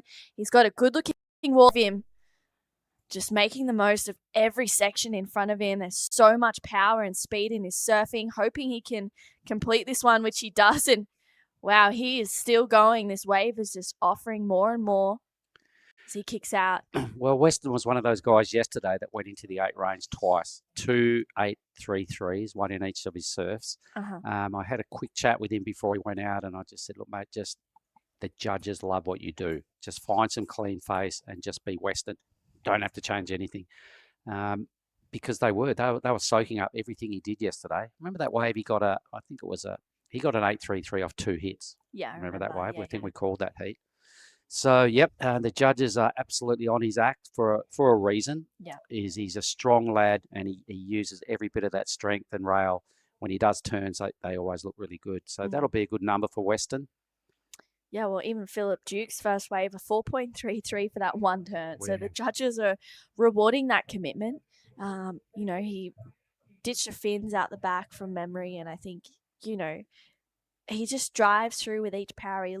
He surfs beyond his years, it feels like. Yeah, here it is again. Watch this hit. Bang. Crunch. Huge. Yeah, that was a huge turn, a 4.33. Yeah. Well rewarded for that commitment, but I feel it's the score of Iko Watanabe. I think it's going to be huge. It was silky surfing. 100% it will. Beautiful, seamless line. There was no double pumps in between turns. It was just that one turn, ease into the next one. Yeah, so good. Great. I mean, if they gave Philip a 433, Iko did 2 of those on probably a bigger wave. All right, and almost got a barrel. So it was a non-barrel, but 2 really big blasts. So they're having a good think about it, because they've got to fit it into the scale and make sure the best surfing just then gets the highest number. Yeah. Because they've got Weston's wave to consider. So let's have a look at Lu Mingjiang. Yeah, loads up for that first turn. Nice connection. Waiting for this second one. It's another carve. He really needs a steep critical section. Looks like that one isn't going to offer it either. So a few backside carves, and unfortunately just comes unstuck, and then out behind him, Iko Watanabe. Wow, this is a really good looking wave. And he's flying down the line.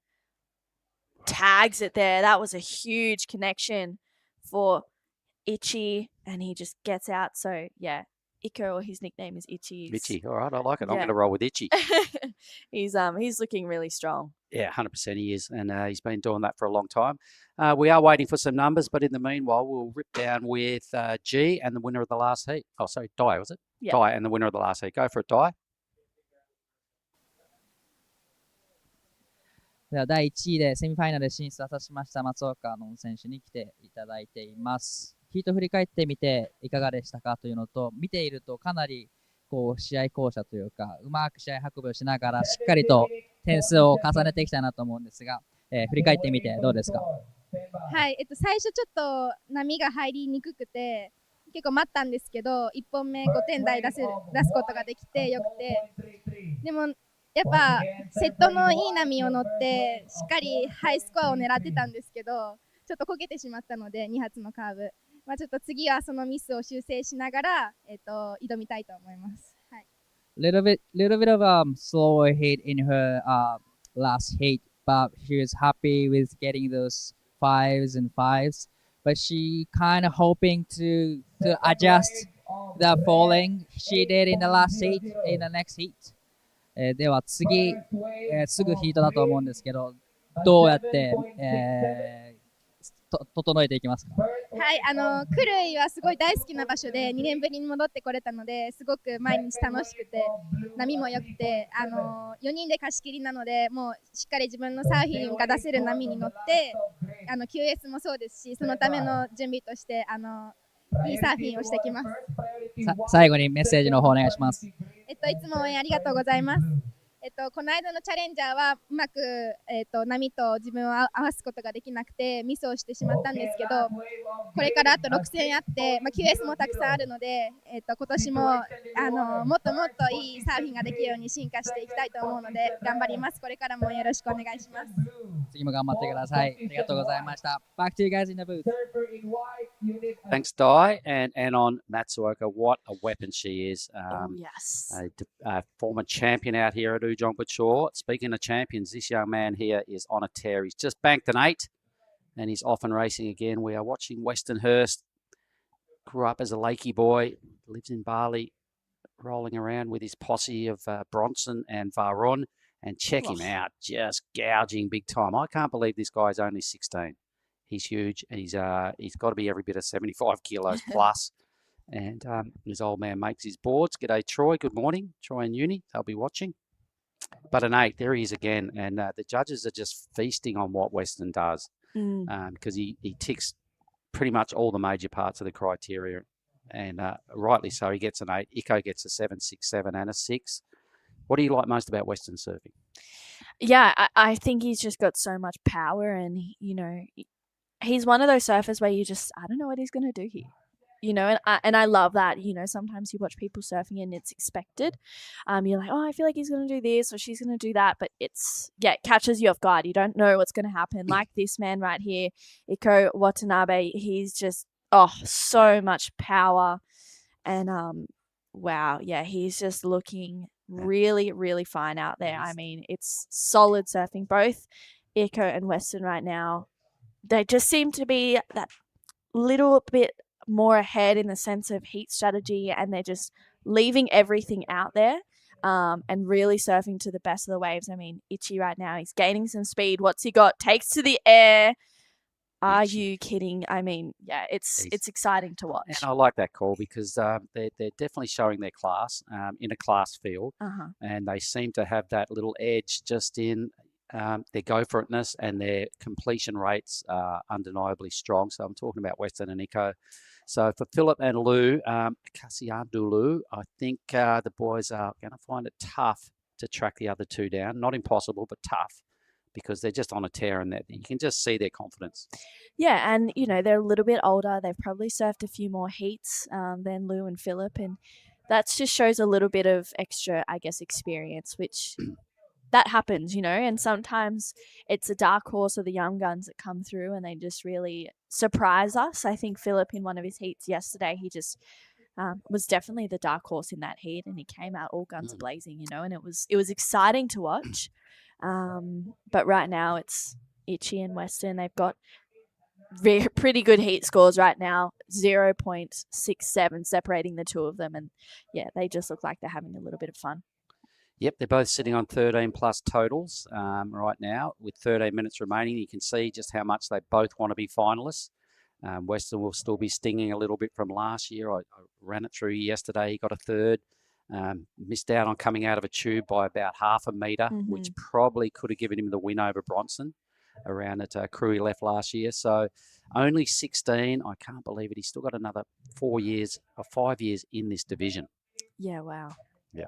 That's crazy. It is when you think of that. Here's Lou. Yeah. Loads up off the bottom. Gets that nice first turn.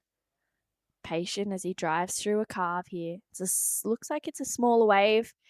Gets that third connection. Air drops down. You can see he's just patient through here, but that wave kind of fizzles out towards that inside. I mean, Lou was surfing so well yesterday, and that wave was really well put together, but it was just unfortunate. It probably wasn't the best wave of the heat that we've seen so far in terms of like actual wave quality. And I think that's going to be the difference in this semi-final and in the next, is being on the better waves to really allow these surfers to kind of show their best surfing. It's hard because Ichi and Western, or Iko Watanabe and Western Herbs, they've just been in rhythm with those good waves, and sometimes that happens. Yeah, no, that's a really good call too, True. And sometimes you are. Sometimes you have priority at the right time when the glamour set rolls through. Sometimes you don't, and then you miss out. You've got to try and play catch up on something a little bit less quality, but time dictates that you've got to do it. So it is easy to get a big number on a really good wave, and it's hard to get a big number on kind of a crappy wave. Yeah, definitely. You can still, do good surfing, and like we saw on that last wave of Lou, it was a 4.73. So the judges rewarding the surfing, but they're saying, hey, yeah, we liked it. We liked the attack and the approach, but we want to see you do this on a bigger and a better wave. So, yeah, we'll see what happens in the back 11 minutes of this heat. Weston had a little look at that one, doesn't like it. He's sitting with second priority. Philip Duke in fourth. He has that 4.33 for one turn and holds first priority. I'm excited to see what Philip can do when he gets on a good wave and if he can really open up. I think he will. I think he'll unload because, that first turn was as good as, what Iko's been doing. Just got a little bit stuck, missed out on the bonus down the line. Could have gone into the excellent range had he got around that section and continued down the line. So Philip, although he's the slenderest dude in this heat and probably the youngest, he's definitely got some weapons that can attract numbers from the judges. Now, here goes Iko. So let's see what he brings this time. It's a smaller wave. He's trying to improve on a 6, so that's not going to happen. Look at that thing out the back. Wow. Yeah, wow. He's going to get that one on the head. Philip's going to get this. Yeah. Oh my goodness, his eyes have just lit up right about now, and he's looking at this thing and he's trying to figure out the attack. Let's see how it looks. Oh, ouch! That was really unlucky for Philip. That looked like it was going to be a really good wave, and I don't even know what happened. It looked like his front foot just slipped off, unfortunately. Wow, that was super unlucky. Yeah, it was. Geez, I was expecting Philip to just really, really string it together right then. So a little missed opportunity. These are the moments that could come back to haunt him, but this is looking good for Lou. Yeah, straight up and into this first section. Once again, another carve to start off this wave, and knows it's not really going to do too much to affect his scoreline. That's where I feel like we see the difference between, the 6+ range and anything below that is if you're starting off with a critical turn or not. Well, it's the hardest section. It's the most risk. I mean, if you're your first turn, you miss a really good wave, right? Yep. So the judges always love that early commitment to the wave and to that first section. And if you do that and make that statement, in your own skin, you've just got to go, I've now got to finish this wave because you've done a lot of the hard work, right? Yeah. Oh, 100%. And this thing. Completions are so important as well. I feel like it really makes a difference. And Weston tried to be in position for that one. He's just a little too deep. It looks like Philip is going to have a go, scratches into it. Let's see what he can bring to this heat. Oh, and once again, the same thing just happened. Looks like his fin's skipping out. I'm not too sure what's going on there. So Philip's going to have to regroup. Yep, he's got to just block that out now. Those last two efforts, he needs something big at this stage. It's a mid-range 8 to get out of trouble. But I know, I'm in Weston's corner, so I'll just harp on this for 1 minute. And I'll just say that I imagine there's a bunch of boys down in Lakey Town watching this at the moment. So a quick shout out to the crew, no doubt at Compass Restaurant. We'll probably have this on the big screen, to Iwan and Tima and the gang down there, and Sin and the boys that work behind the counter. If you are, Wa'ura, 8 minutes to go, and Weston is in a pretty good spot. Although he's coming second, it's a strong second placing.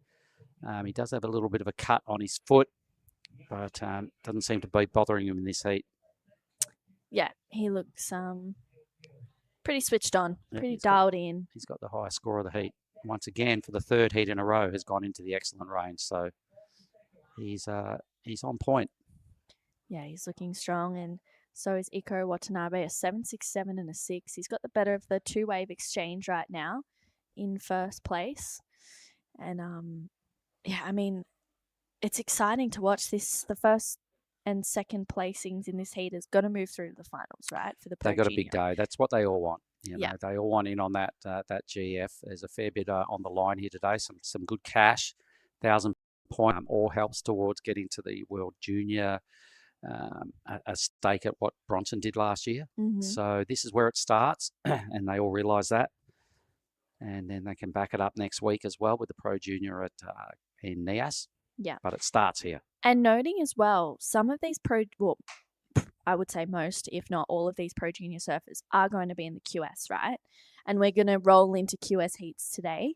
And if we get to the round of 128, I mean, it is scheduled to be on if we have the time and the ability. Some of these surfers are going to be surfing 3 heats today, especially for the men. I mean, Sho Shirai, who is in this next semi-final for the Pro Junior, he's in the first heat of the round of 128 with Thomas Carvalho and Maverick Wilson. And whoever, wins that first heat of the men's round of 144. So he needs to be ready for a big day of surfing. Oh, you know what? They're Groms. 3 surfs in one day. So what? They've got that. They've got that every day of the week. Yeah. Heat surfing's different though. I mean, Lou, wow, nice connection there. Loads up for another turn. This wave kind of going a little bit fat. So he kicks out. His better wave. I reckon he was a couple of good connections in the pocket. Yeah, for Groms, they generally surf 3 times a day anyway. Of course, contest surfing a little different. The heat becomes a bit of a factor, but they'll have substantial breaks between their matchups. So I think they'll come out firing. Philip Duke needs to belt this. He doesn't. Things aren't going his way for Philip. Maybe a little bit of frustration there for Philip. It looked like he was feeling a bit, one of those moments where you could kind of see a little bit of negative body language. He drops his shoulders a little bit. It's kind of getting away from him a little bit. And he's tried a lot of things in this heat and nothing's really worked apart from that first turn. That was insane. But he's not just sitting there and fading away. He's trying stuff. It just isn't happening for Philip right now. And sometimes that's the way she rolls when you're in a heat, unfortunately for Philip. Yeah, you just got to, it's hard because you want to try hard and you want to give yourself the opportunities, but you also don't want to push too hard or be, forcing something that's not there. And I'm not saying that Philip's doing that. I think more just maybe he's got that 4.33, which was a really great moment at the start of that heat. So maybe it's a potential for him to kind of just click back into that and be like, hey, I did this and I did 1 turn. I got a 4.33. Imagine what I could do if I did 2. Yeah, trying just to remember that moment, as opposed to kind of getting caught up in that head noisy spiral of, I need an 8.67. That's a big score. It is. I need to get that to progress through to the final, which is, everyone's goal in this heat. And just go, hey, I got a 4.33 for 1 turn. I could get an 8.66 for 2. Yeah, do 2 of them and add something else to a wave and you're in the neighbourhood. All right, so Weston's got priority and sitting in second. So it's been a real highlight reel out of Iko and Weston, but I really hope the man in red gets another crack at it because I just love what he does. A 5.67 to go into first. He'd love to go into first. And I don't know about you, True, but if you make a final and you're in the red Rashi, for me, that was always something. You're the number 1 seed going into a grand final. You got red. I just loved it. I always wanted to win a semi if I was in a semi. Yeah. For that reason. Especially the first semi, you get the red Rashi, right? Yeah, for sure. It's good fun. I always love, you know what? I don't think I ever really cared too much. It was just like, I know. It doesn't just matter. seems to be a thing. I know, yeah. Red, you think. I do, yeah. I hear what you're saying. I do hear what you're saying. I think he would take, being a little injured, I think he would just take the fact that you're in the grand final. Yeah. Now get it together. Did you end up finding out what was going on? Oh, I spoke. His dad this morning said, no worries. He said it was just a cut and Weston's good enough to put it in the back of his mind. So I did speak with his dad this morning on your Troy. And, Weston tapped out of that semi-final yesterday, quarterfinal yesterday with about 7 minutes to go due to his ankle. Yeah. There's a cut underneath his foot, I believe. So the big fella's just going to have to realise why he came here. I reckon he's still inspired by watching Bronson's act in the last year in juniors. Disappointed at copping a 3rd at Krui left last year. He's here again to redeem himself, and I reckon he wants to go 2 spots better than last year and win this thing. Yeah, I agree. Everyone wants that. Everyone wants to, have their name on that honor roll of winning the Krui Pro Junior. The only person that's actually done that in the QS and the Pro Junior is Mirai Aikido, which we saw in one of the early heats. She's a reigning champion for the Pro Junior. And also the QS. She's looking lethal. Oh, lethal last year, which you really caught my attention. And I just went, who is this Mirai? We're going to hear a lot of that name over the years, I believe, because I say this every year. The Japanese are such a force. Let's look at the next semi-final is 4 Japanese surfers, for God's sake. Men coming up in the second semi. Yeah. They're like a full storm. They attack all these Asian region events, and it's only going to be a matter of time before they get the rewards they really want, a la Challenger, and it's got to go at some point to the CT for sure. Yeah, definitely. And it's not really a matter of if, but when. Yeah.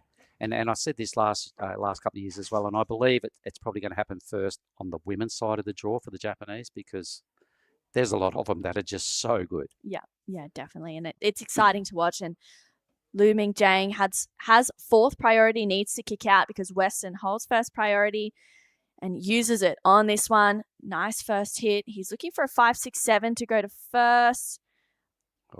Makes that one, but just a 2 turns for Weston, and he did really well to hold on to that second turn with 1 minute to go.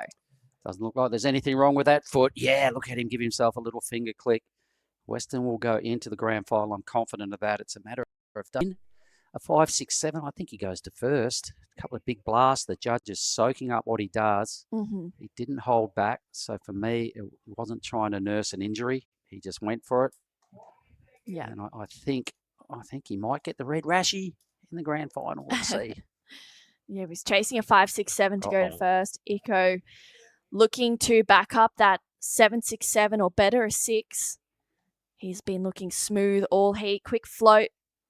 Doesn't quite get around that section with 20 minutes to go. So looks like he's going to make his way in to the beach with 15 seconds to go. Lu Mingjiang chasing a 7-3-8. Philip looking for an 8-6-7. And unfortunately, that last wave of Lu was a 5-6-3, but just not quite enough. So although that semi-final just finished, you're going to have to hold on for a moment to see who you're going to interview. Is it Weston or is it Iko? Yeah. Well, just come through for that last wave of Weston. 5-6-7. I can see him going to first. The judges love it. It wasn't the biggest wave, but it was still 2 good sections. Went flat out. It was a difficult end maneuver to land. And the fact that they're taking their time here suggests it's pretty close. Look at these first numbers coming through. I think he's going to get out of 6:03. Weston first to first. Yeah. All right. We're going to leave it at that for now. Well done, Weston and Iko. And you go and have a chat with Weston. Back in a moment with this second semi. On the edge of the wild South Sumatran coastline, Ujung Bocur juts out into the pristine Indian Ocean to offer long and rippable walls that are a vision of dreams come to life.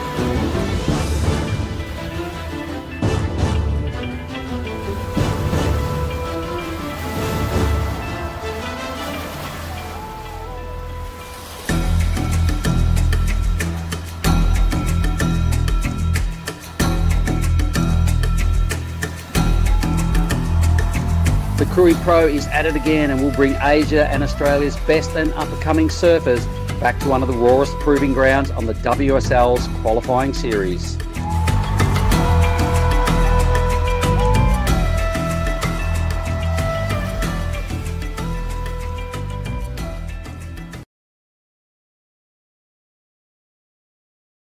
Here we go, second semi-final, and it is jam-packed with Japanese shredders.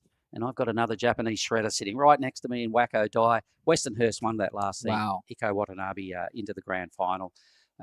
There's Weston having a little debrief with Dino from Lani's. He looks like he's limping just a little bit. But tell me about this heat, because this is a big deal for Team Japan, yeah? Right. So this is Sho Shirai. He's still young generations, and he's actually really talented guy. He surfs really good. He's been doing jiu-jitsu for years now. So don't drop in on him? No, I don't suggest that. But yeah, he's competing in jiu-jitsu as well, but as well as surfing. And we have Kenshin Matsunaga.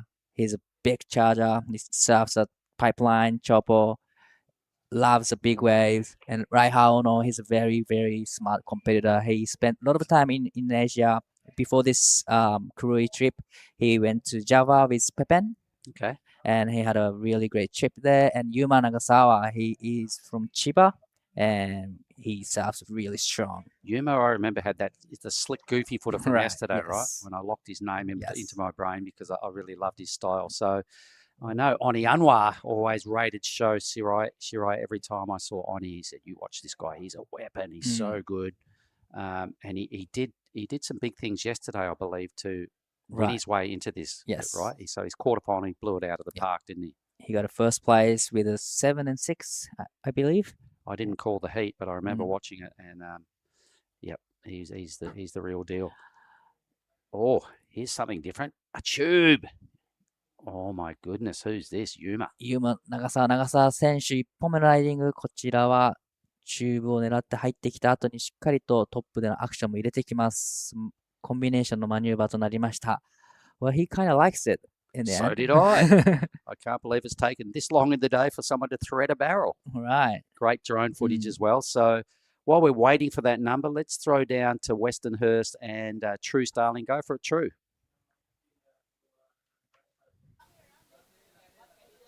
Thank you, guys. Weston, I mean, another final. It's your third one. We were just saying you got a second and a third. Are you hoping to get the win this time? Hopefully, yeah. That's what I'm going for. Yeah, I feel good. We had a board swap halfway through that heat. You're on the green one. It was looking really good yesterday. Talk me through your thought process behind that. Yeah, so the green one is like a same model, just a little longer. This black one I have is just shorter and wider, so like it's smaller also today, but the green one went better, so I'm gonna stick to the green one. Yeah. The waves are absolutely cooking today. A finals coming up. And as we just said, yeah, it's your third one. So how are you going to approach this? Are you just going to leave everything out in the water? Yeah, I'm just going to stay calm, do what I've been doing. Feel like I've been doing good, keep the flow going, and yeah, stay calm. That's it. I'm sure there's lots of people that are watching you that you'd like to say hello to, so I'll let you do that. I'll do it in Indo. Teman-teman, keluarga yang nonton di Indo. Everyone watching, keep supporting me. Thank you so much. All my sponsors too, mom and dad. Love you. Thanks, Weston. Good luck in the final. There from Weston, as we're watching White just tee off Rehar here a couple of times. He's got a third section, crunches it again, might get a fourth slap. He throws it up there, great surfing. さあ、その後ろからは松永選手1本目乗ってきましたが、こけてしまいました。小野選手、これはいい波になっています。4ターン、5ターンしっかりと入れてきました。長澤選手1本目のライディングで 4.33、白井選手1本目 3.67 をマークしています。And I noticed that Kenshin fell on such a good wave, the wave behind. So this is the very next wave that breaks, and Kenshin will be keen to redeem himself. Maybe that was the replay of the wave he fell on. I'm not sure. Maybe he's fallen twice in a row, but 20 minutes to regain composure. But, gee, some really strong surfing from Rehar on that last wave. Really liked the Rehar's wave. Actually, he managed to put a couple good turns in, and that wave actually stands up for him. It did. There was just pocket after pocket dropping at the perfect pace. So Rehar found himself a bit of a gem. Might not have been the most brutalist pockets, but the way he surfed it was undeniably good. Has Kenshin got another wave straight away? 松永選手、これはいい波になってきそうです。一発目大きなターンを入れて、ここのセクションが出てくると点数につながっていきますが、ここはフローターで演技を終えます。That's a, short wave, two turns in, but still was big turns. So it's a great wave from Kenshin Matsunaga as well. So 3 waves in succession for Kenshin. He finally connects on his third effort. And, that doesn't surprise me what we just saw from Kenshin, because he did a spell down in Lakey last year, and Lakey's a strong wave, and Kenshin looked really comfortable. He wanted sets. He surfed down on that wave really well, and so he impressed me. And he's a young fella. He rolls around with Teo Radcliffe. This is 長澤優馬選手。これは大きなスラッシュターンを入れて、セクションを駆け抜けていきます。駆け抜けた後、またセクションが切り立ってくるところにしっかりとカービングターンを今度は入れていきます。そして、ここフィニッシュも力強く決めてきました。Wow, he likes the strong finish, and I did like it too. Yeah. And so did he. He got the tube earlier for a 4.33. It wasn't the deepest, biggest barrel, but the first barrel I've seen for today. Right.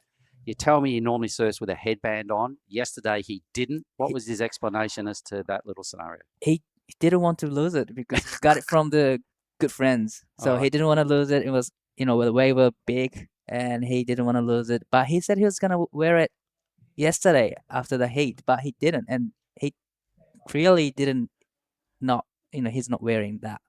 He might be saving it for the final. If he gets into the GF, you reckon he puts the headband back on? I'll talk to him about that. Get some intel on that. I like it. So you're also saying Kenshin's a bit of a big wave charger, right? Yes. The slabs. Loved the tube riding and charging, and he was presented as he surfed in the backdoor shootout last year, a couple of years ago. Yeah. Here he goes again. So rapid fire waves for Kenshin. He finally recovers the takeoff, gets a big slap in straight away. He's got another great second section, just biding his time and hanging in there and looking to really get brutal on this third hit. That's a better connection. Offers a fourth section, upside down again, but just a little too much front foot pressure. Right.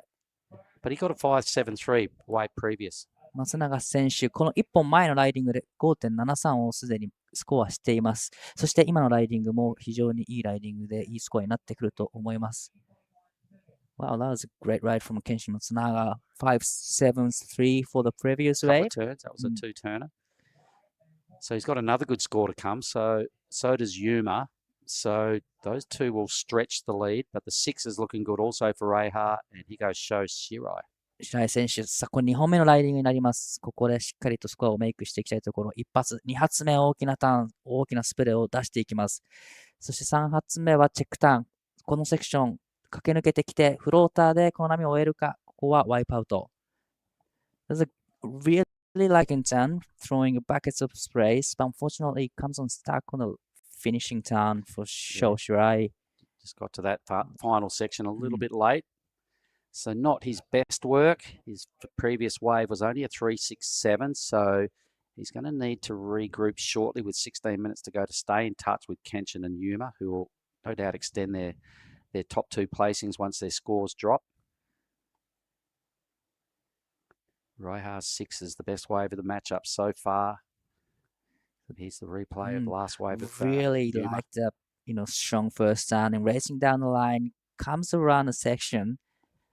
He's very composed and goes to the big curve again. I really like this finish turn, finishing strong, and he likes it too. He climbs it. Why not? 6.57, the best wave of the heat, consolidating the lead. His backup is that tube effort for the 4.33. So with 15 to go, he's got plenty of opportunity to upgrade that second score. Kenshin still has a number to come, I think he does. So it'll be another good score for Kenshin. So that will go close to the lead. It's a 4.53. Needed a 5.18 to go to first. So a good backup for both our first and second places. So questions now being answered to Reiha and Sho to kind of respond.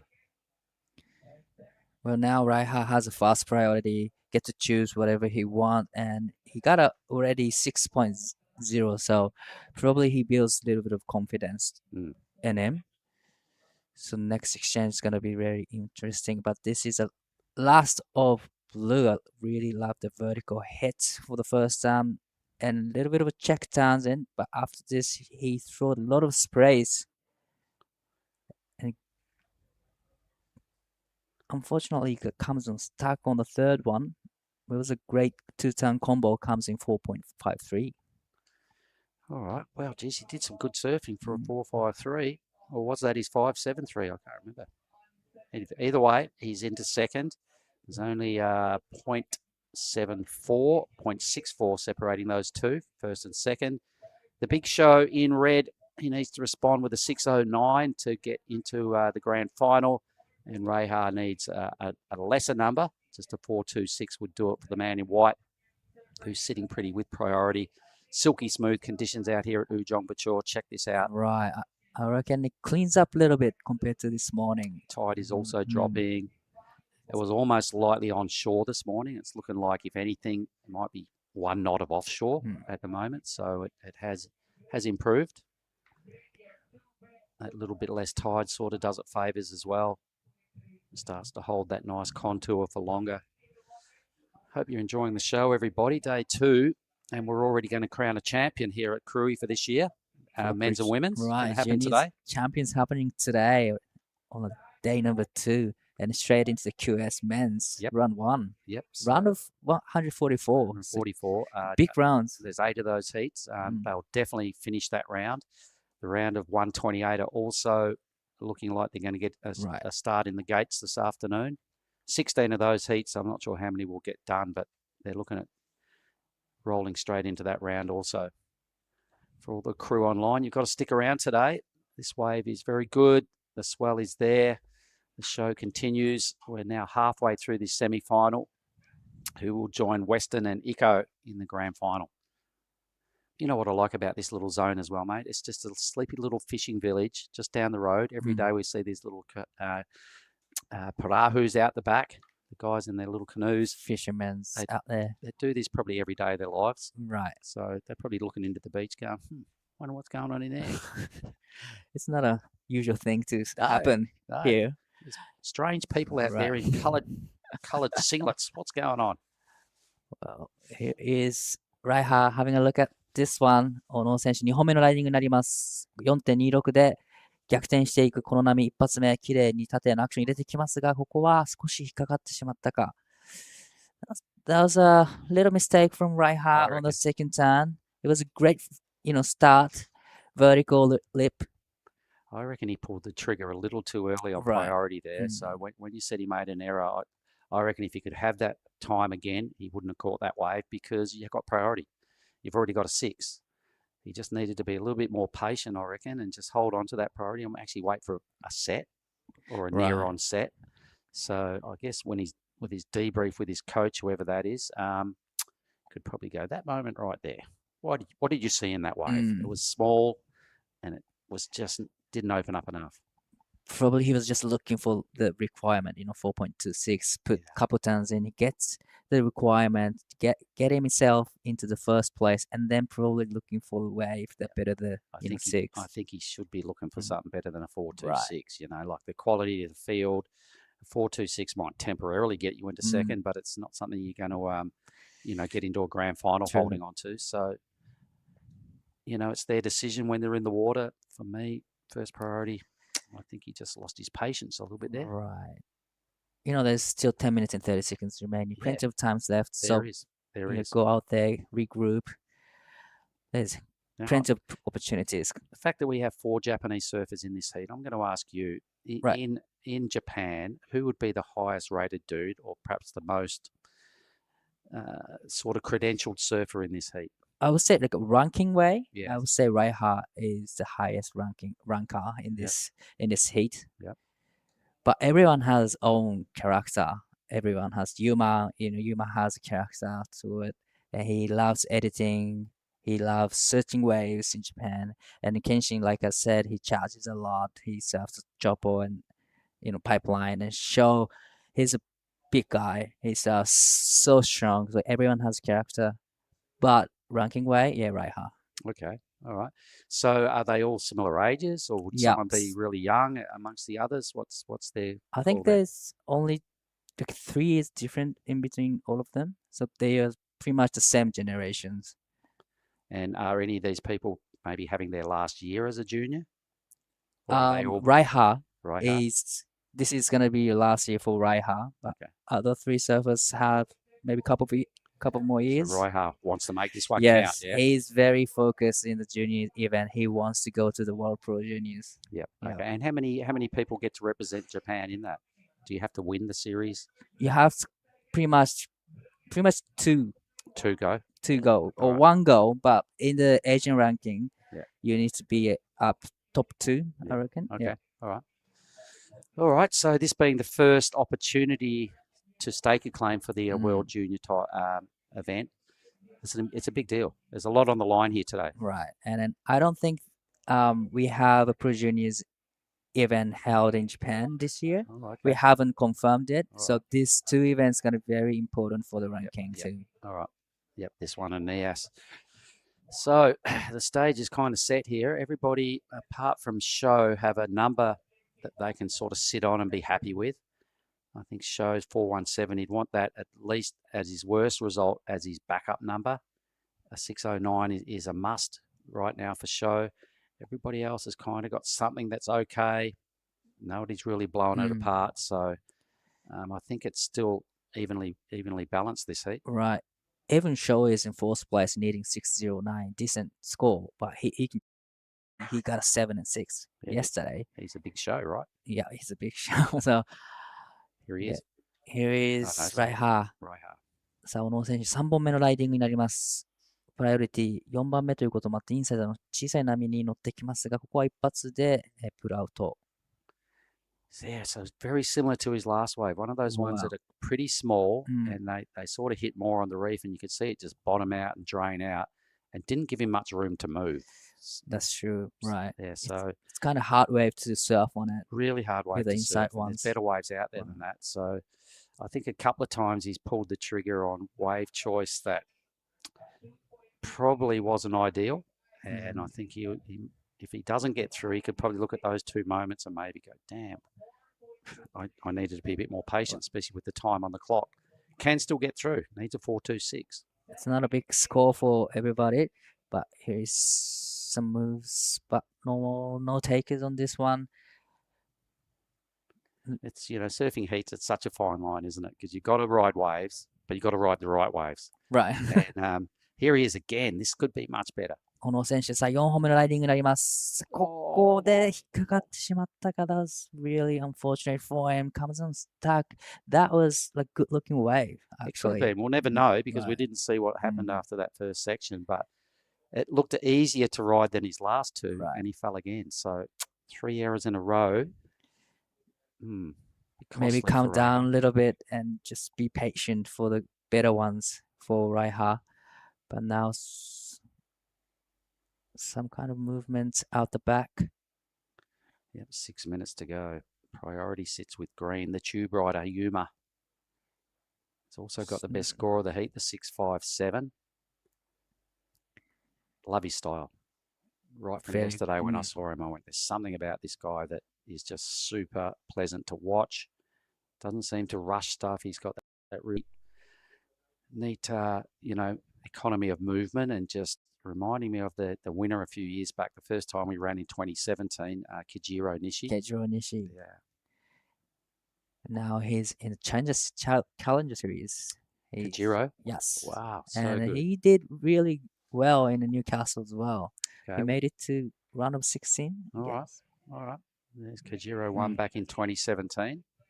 First year we came here, along with Lucy Callister as the women's champ. Our list of winners while there's a break in the action. Oni Anwar won the year after in 2018, along with Elise Cooper on your Coops. Lucas Silveira, I remember seeing that Brazilian take that one out. Leilani McMonigal was the female winner. We had a couple of down years during the COVID era.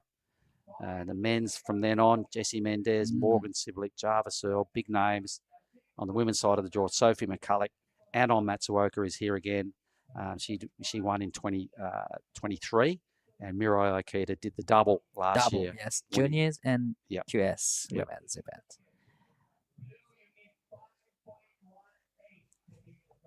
So not much actions going on in the middle of the heat. Bummer. Less than 4 minutes and 30 seconds remaining. Now, all the requirements getting bigger and bigger and more pressure towards the white and red. And now also those couple of decisions by Raiha are probably coming back to look a bit more crucial than they were at first. We've generally said over the years that in surfing events, people that make the least errors are the ones that most often get through. Raiha's made 3 pretty big errors and you can't, it's hard to make 3 errors in a high quality heat and still advance. He's making it really hard for himself here just by those wave choice issues. I keep saying that, but he still only needs a 4.26. The door is still open. Let's see if he, being, as you were saying, the more experienced surfer in this heat, let's see how Raiha deals with these next 340. And the big show as well, in fourth. I wasn't expecting that, but it's just such a quality field. Congrats so far to Kenshin and Yuma, really. It's true. Very smart competitor, smart move from Green, Yuma, and Kenshin so far. 3 minutes and 20 seconds remaining. Raiha is very smart competitor as well. So probably, he's adjusting his 4 errors. Yeah, fourth priority. He's going to have to hope something miraculous happens here because there's only 3 minutes for the other boys to starve him of a wave, or hoping a 4-wave set comes, or sit a bit wider and hoping something big and wide comes. I don't know. not many waves coming through for the last like 10 minutes or so. So I got a feeling that there's going to be some in the last minutes. Throw the ocean your mojo. Your best mojo, die wacko. Having a look at this one again. Around. Once again, that wave would have been a little hard to ride. Right. But just time is ticking quickly. He's on the move here. Right. Okay, so this is the breakdown of the heat. Kenshin. This is Kenshin's 5.70 or 4.53. Yeah, that I really like the first and third sections. Unfortunately, comes unstuck on the last section, but still it was a great surfing from Kenshin Matsunaga. Now sitting in the second place. I'm probably a little bit nervous what Raiha's doing. Yuma's ridden a tube for his 4.33 and blasted a couple of hectic moves to get the 6.57. He's in the lead. Blue here. Kenshin, take us through this. 松永選手、重要な波になってきそうです。4.53 以上でその差を広げてきます。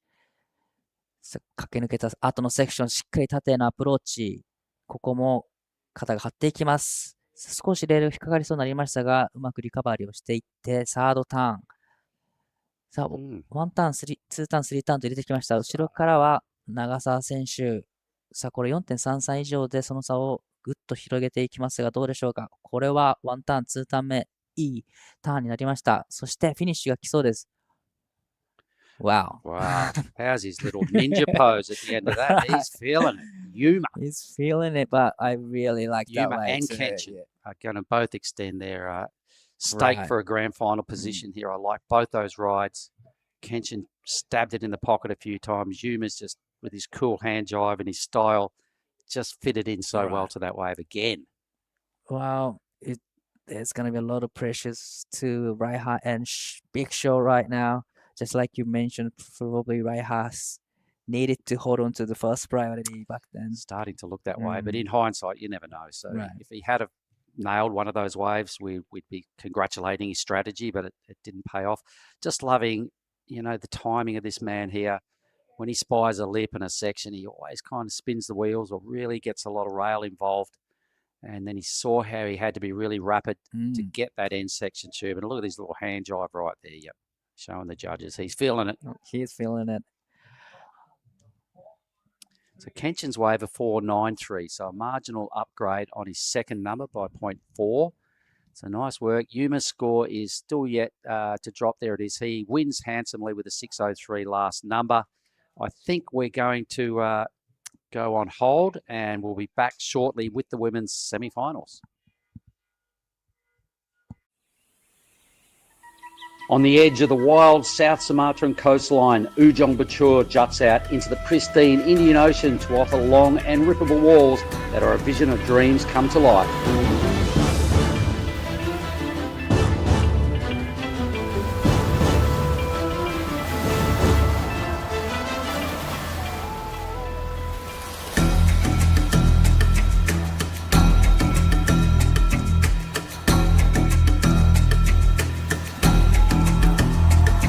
The Krui Pro is at it again and will bring Asia and Australia's best and up-and-coming surfers back to one of the rawest proving grounds on the WSL's qualifying series.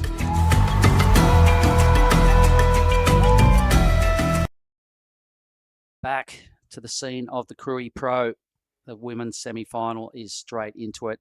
I'm going to let Giada Lagarde take us through who's in this semi-final, but welcome back into the seat, G. Thank you. Yes, super exciting stuff right now. And straight off the bat is Jasmine Studer on a nice looking wave. That first turn was gorgeous. Straight into the second one. She said she's been working on her cars and you can really see that happening. And that is looking like a good score for Jasmine Studer. In white, our surfer from Indonesia. And right behind her, Hinata Shimizu. Bit of a foamy wave here, but she handles it nicely, goes upside down. Unfortunately, the tail just slides out and she can't ride it through. But in the water right now is Anon Matsuoka, Imari Hearn, and the two surfers I just mentioned. Anyway, Anon, love what she does. She had a really great quarterfinal to book herself into this position. All over it, grinding hard, former winner here. I can't believe she's still a junior. She won the Opens back here in 2 years ago, 23. So she must have been super young when that happened, but you can just see the quality. She's been all over it in recent years on big stages and always produces. This is our surfer, Imari Hearn, cashed in her priority for this one. A good-looking wave. Nice second turn there. She really pushed the tail and got it all the way around. She's going to wait for this wave to stand up for her. Giving the judges a variety. She's going for the layback. Let's see if she... Yes, she does. She manages to close this one out. So while we wait for scores to come through for all 4 surfers, I know that Ivan is on the beach training Imari. He came here to train his group of surfers. I'll get right back to that. This is our surfer on her backhand, Hinata Shimizu. Good first and second turn. This wave kind of just flattens out a little bit for her. As we've seen this do time and time again, once it reaches that channel, it kind of doesn't really stand up anymore. Yep, time to get off this thing and get back out the back. But Hinata, strong and long bottom turns is what I saw on those first 2 moves. Really holding that bottom turn forever. Couple of good blasts off the top, so everybody's off and racing. The judges now have to decipher whose was the best, by how much, whose was second best, whose was the weakest ride, fit them all in so the scores separate. And that's what they're doing right now. So we'll know shortly what's up. 7-5 for Jazz. That was such a good start. Yeah, and that was a really great wave. And that's exactly how you want to start your semifinal. She wasted no time in between her turns, but she didn't rush it, which was really good. And that's what you want to see. She wasn't moving her board unnecessarily or wasting energy. That was really that strong. didn't need to be 7-5. Well wasted. done. I think meanwhile, Daiwako is already in the chute to talk to winner of the last heat, Yuma. So go for it, Dai.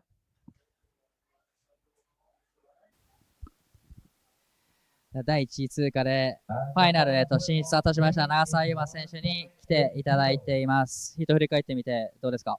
そうですね、結構波、昨日は面白かったんですけど、今日後ろで良くて、でもなんか思ったより波来なくて、スローなヒートだったんですけど、最初に気持ちいい十分を抜けて最高でした。昨日 SNS か何かでいい波乗りたいって言ってましたよね。乗れましたか？そうですね、もう1本目チューブ入れたんで幸せです。He's very happy with the first wave actually, getting a choose in the heat and getting those scores and get through. もうすぐファイナルだと思うので、休んでほしいんですが、ちょっと一つ聞きたいことがあって、ヘッドバンド、次はつけますか？そうですね、バンダナ朝つけたんですけど、ちょっとドルフィンの時に外れそうになって、ちょっと試合中それなったら嫌やなと思って、ちょっと今回はなしでいきます。Right, Mark, he's not gonna wearing this headband in the finals. He was almost losing his headband this morning, so that's why. では最後にメッセージの方お願いします。はい。今日の朝ちょっとお腹痛くて調子悪かったんですけど、ちょっと、はい、気合で次は優勝したいと思うので、チェックお願いします。ヤマン。次も頑張ってください。ありがとうございました。Back to you guys in the booth. Thanks, Dai. So Yuma is a worthy inclusion into the Pro Junior Men's Final. Him and Kenshin will be taken on Western and Iko. What a matchup that's going to be. Yeah, and talking about good matchups, Anon Matsuoka's first wave comes in at an 8. Wow. Yeah, so incredible start for Anon Matsuoka, showing exactly why she is a winner here. And right behind her, Jasmine Studer on the 7-5, Hinata Shimizu 4.33 and 1.8, and Imari Hearn sitting on 5.5. This is the replay of Anon's last wave. This is the 8. Beautiful surfing from Anon Matsuoka. She has such smooth style. Look at that. I think she's definitely one of my favorite surfers to watch in these 2 events. She has so much precision, such good timing. She wastes no time in between her turns and finished it off beautifully. And straight off the bat again, this is Anon Matsuoka. Nice opening first turn. She's backing up the 8. Welcome back to the booth. Dai Wako. We're just Wow. unfortunately doesn't land that one. But Anon already with an 8. She's backing that one up quickly. Jasmine Studer 7.5. Hinata Shimizu a 4.33 and a 1.8, and Imari Hearn-Sing on a 5.5. A lot of great scores already locked in. Yeah, this heat has started off incredibly. So many waves ridden already. Great scores coming through. Anon has been a winner here in the past. She she's an incredible surfer. We're saying with Mark, we can't believe she's still a junior. Just shows how early she started and how well her career already takes off. Oh, look at that wave. Just peeling perfectly along the reef, but no one's on it. Even those smaller ones, I'll be happy with that. Me too. I'll be stoked on this one. Right.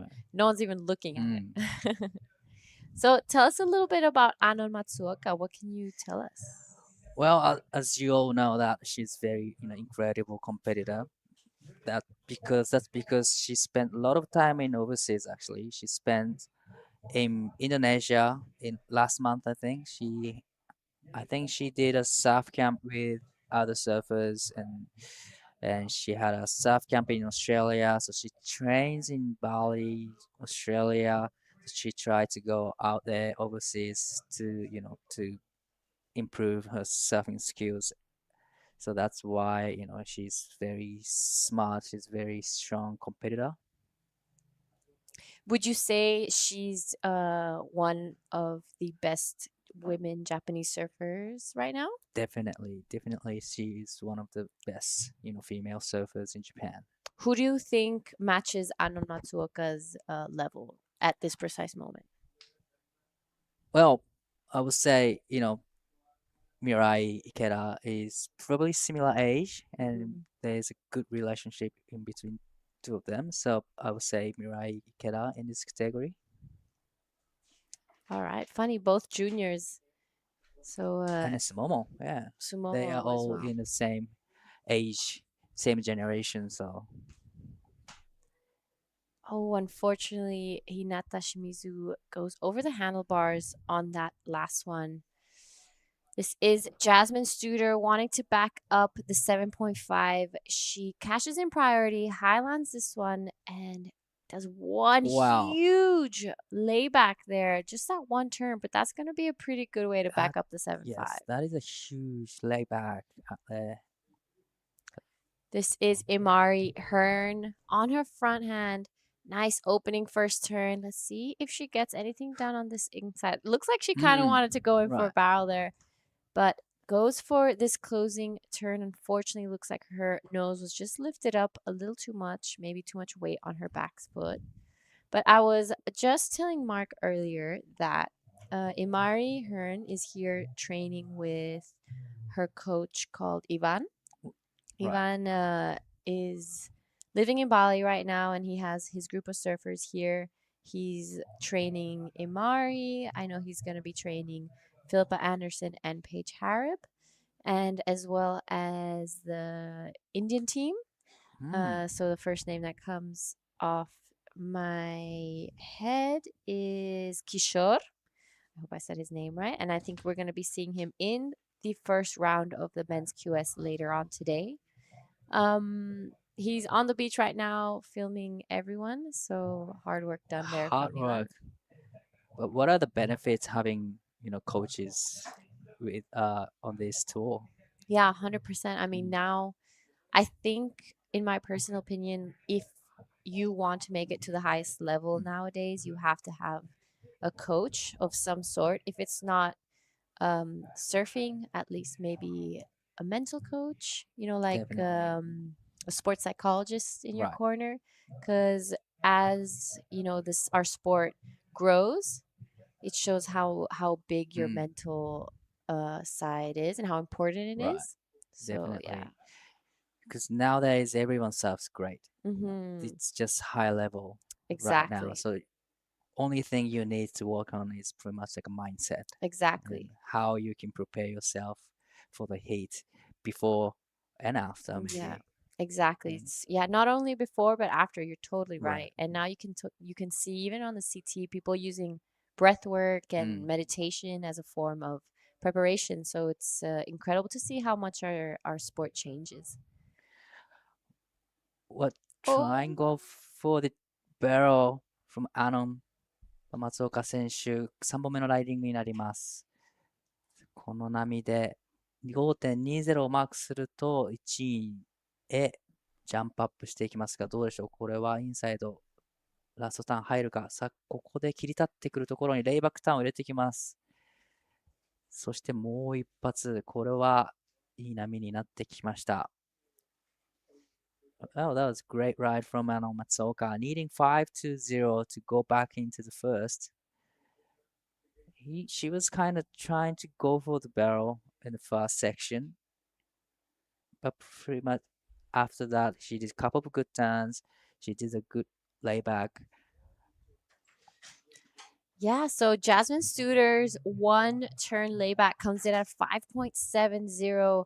That was an incredible wave from Jasmine. Again, just one turn, but it was different. It gave variety. It was a solid set and a big section. So really well deserved from Jasmine Studer. Pushed her straight into the first position. Now Anon, as you said, looking for that 5.20. I'd like to maybe take a look at Anon's wave from the beach angle to see how deep she was for that barrel. Was it a shampoo or was it a barrel? But incredibly well done from Anon.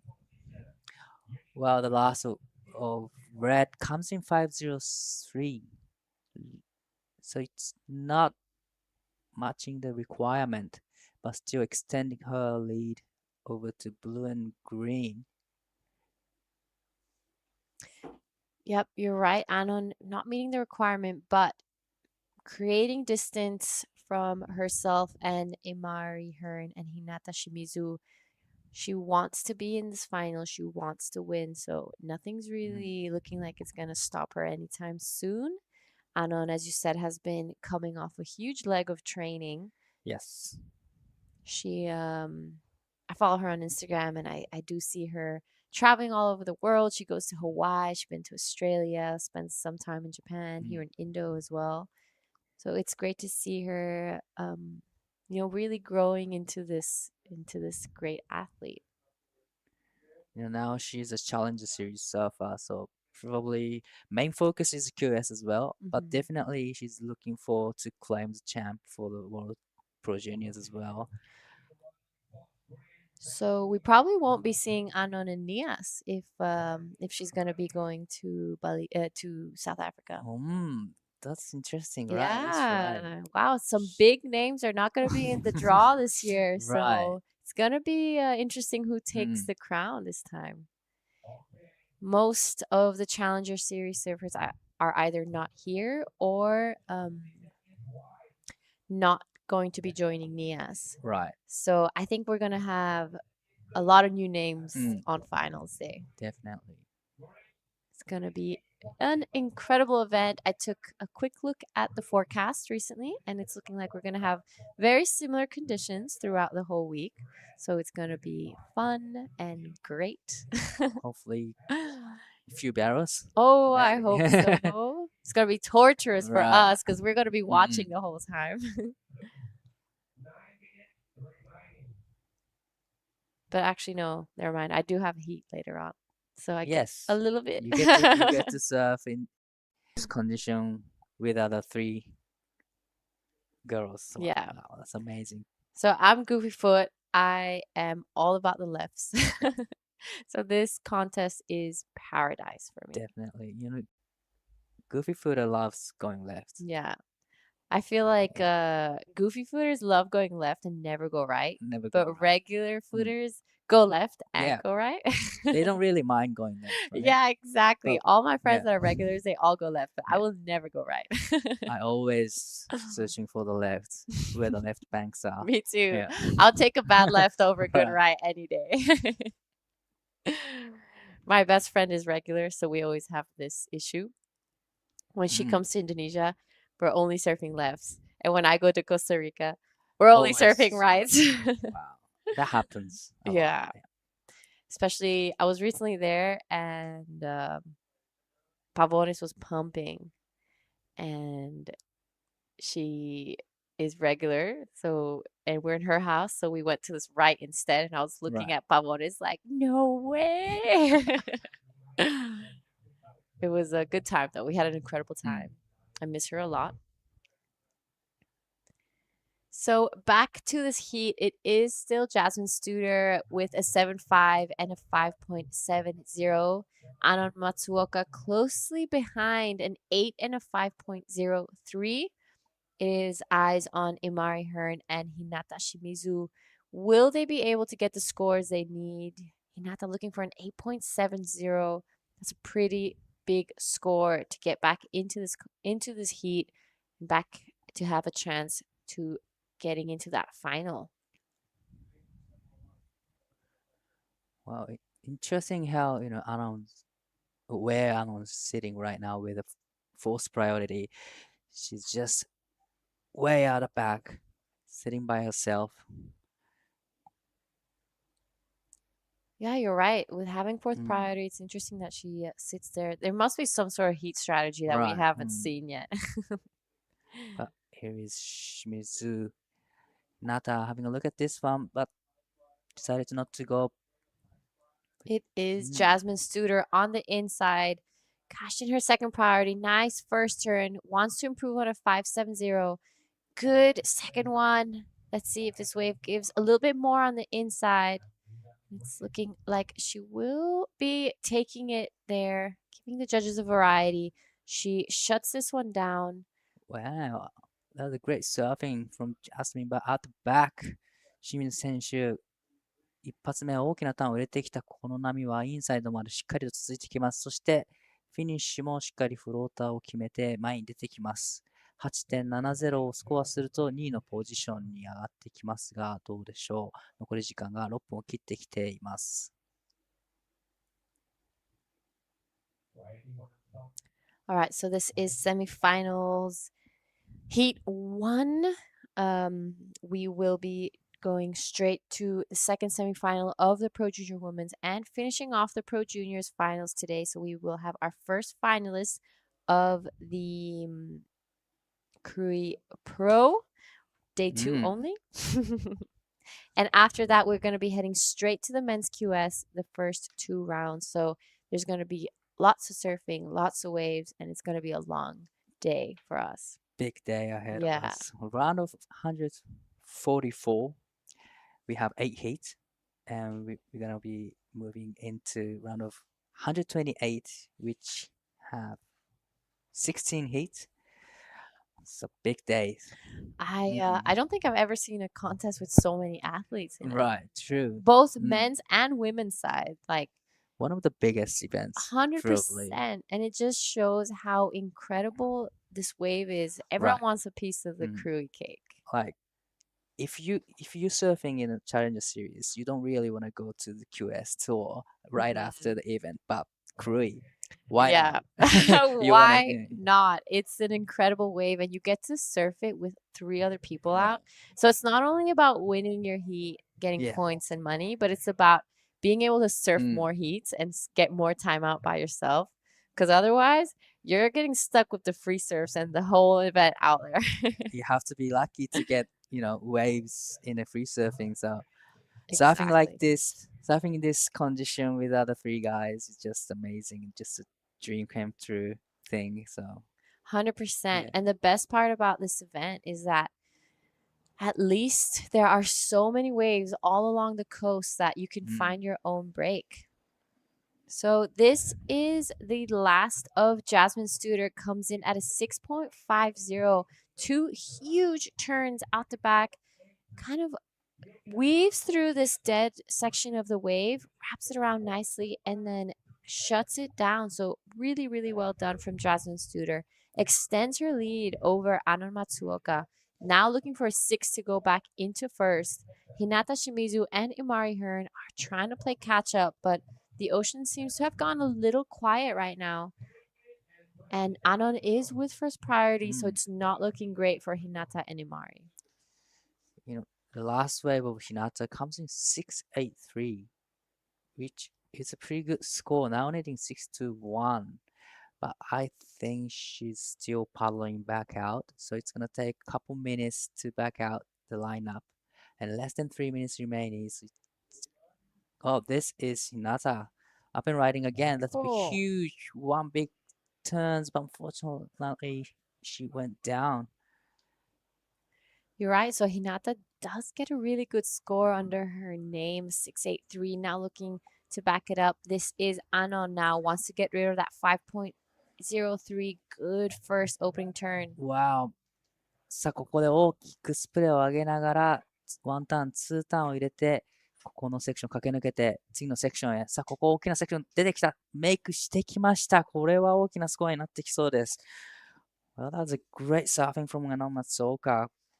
Managed to put 2 or 3 turns in, but really liked the finishing turn. It was a big and strong finish. That's exactly right. Anon, I think she will definitely be getting rid of that 5 Right. after that. Will it be the 6 though? I'm not sure. No, it's gonna be close, really close. Like you said, to me, it's gonna be better.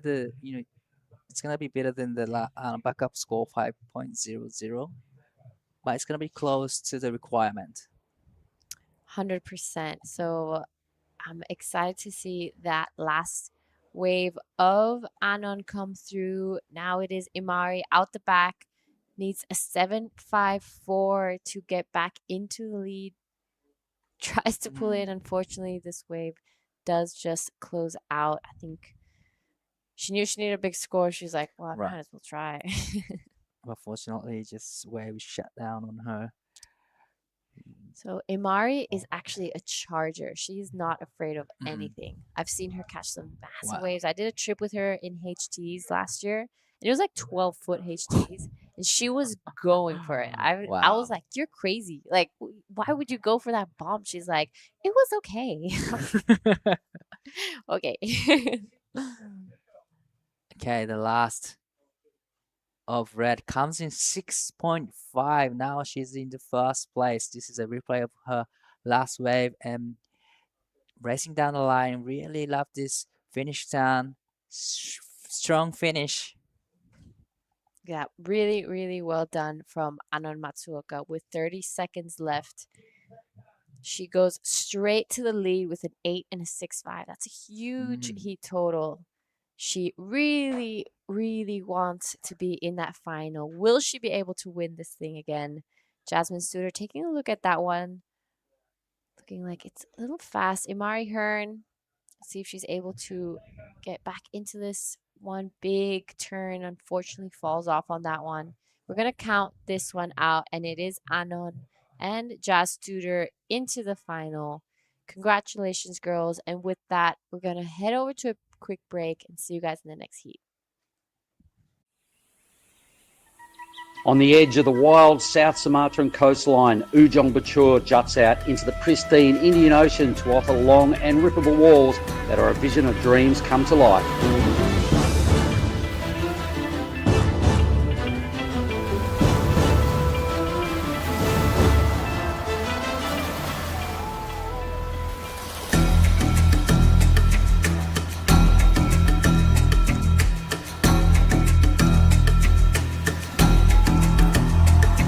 The Krui Pro is at it again and will bring Asia and Australia's best and up-and-coming surfers back to one of the rawest proving grounds on the WSL's qualifying series.